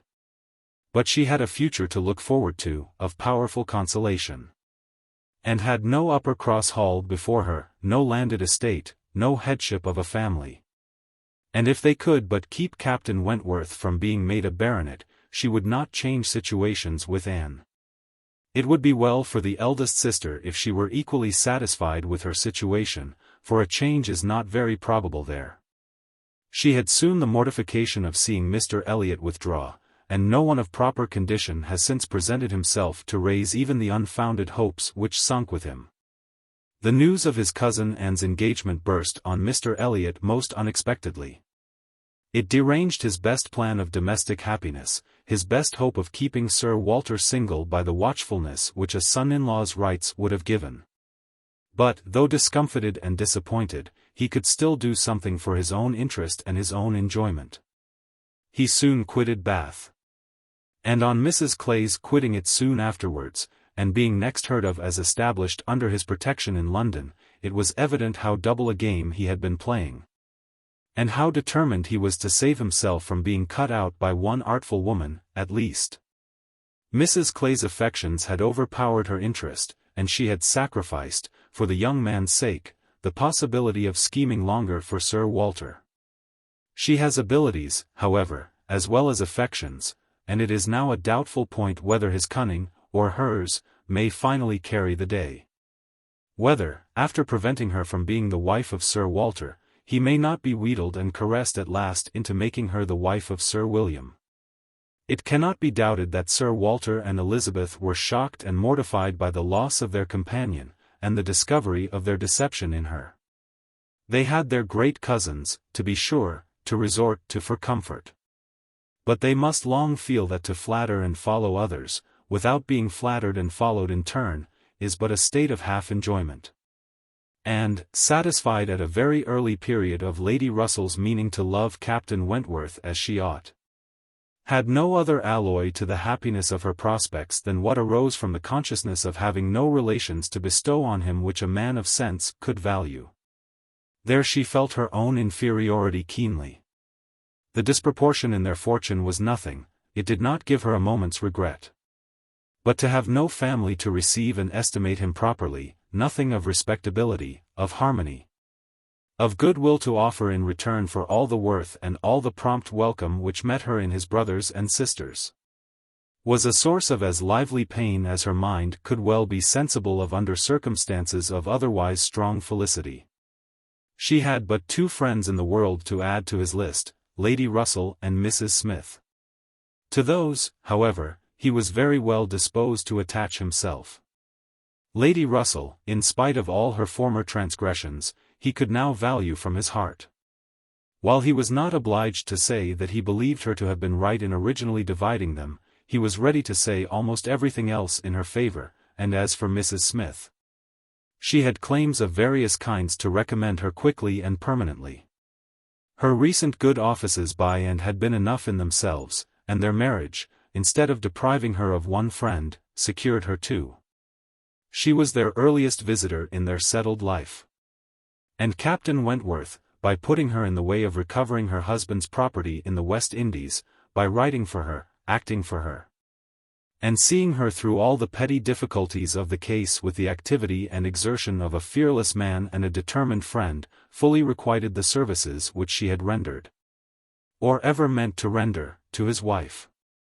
Mrs. Smith's enjoyments were not spoiled by this improvement of income, with some improvement of health, and the acquisition of such friends to be often with. For her cheerfulness and mental alacrity did not fail her. And while these prime supplies of good remained, she might have bid defiance even to greater accessions of worldly prosperity. She might have been absolutely rich and perfectly healthy, and yet be happy. Her spring of felicity was in the glow of her spirits, as her friend Anne's was in the warmth of her heart. And was tenderness itself, and she had the full worth of it in Captain Wentworth's affection. His profession was all that could ever make her friends wish that tenderness less, the dread of a future war all that could dim her sunshine. She gloried in being a sailor's wife, but she must pay the tax of quick alarm for belonging to that profession which is, if possible, more distinguished in its domestic virtues than in its national importance.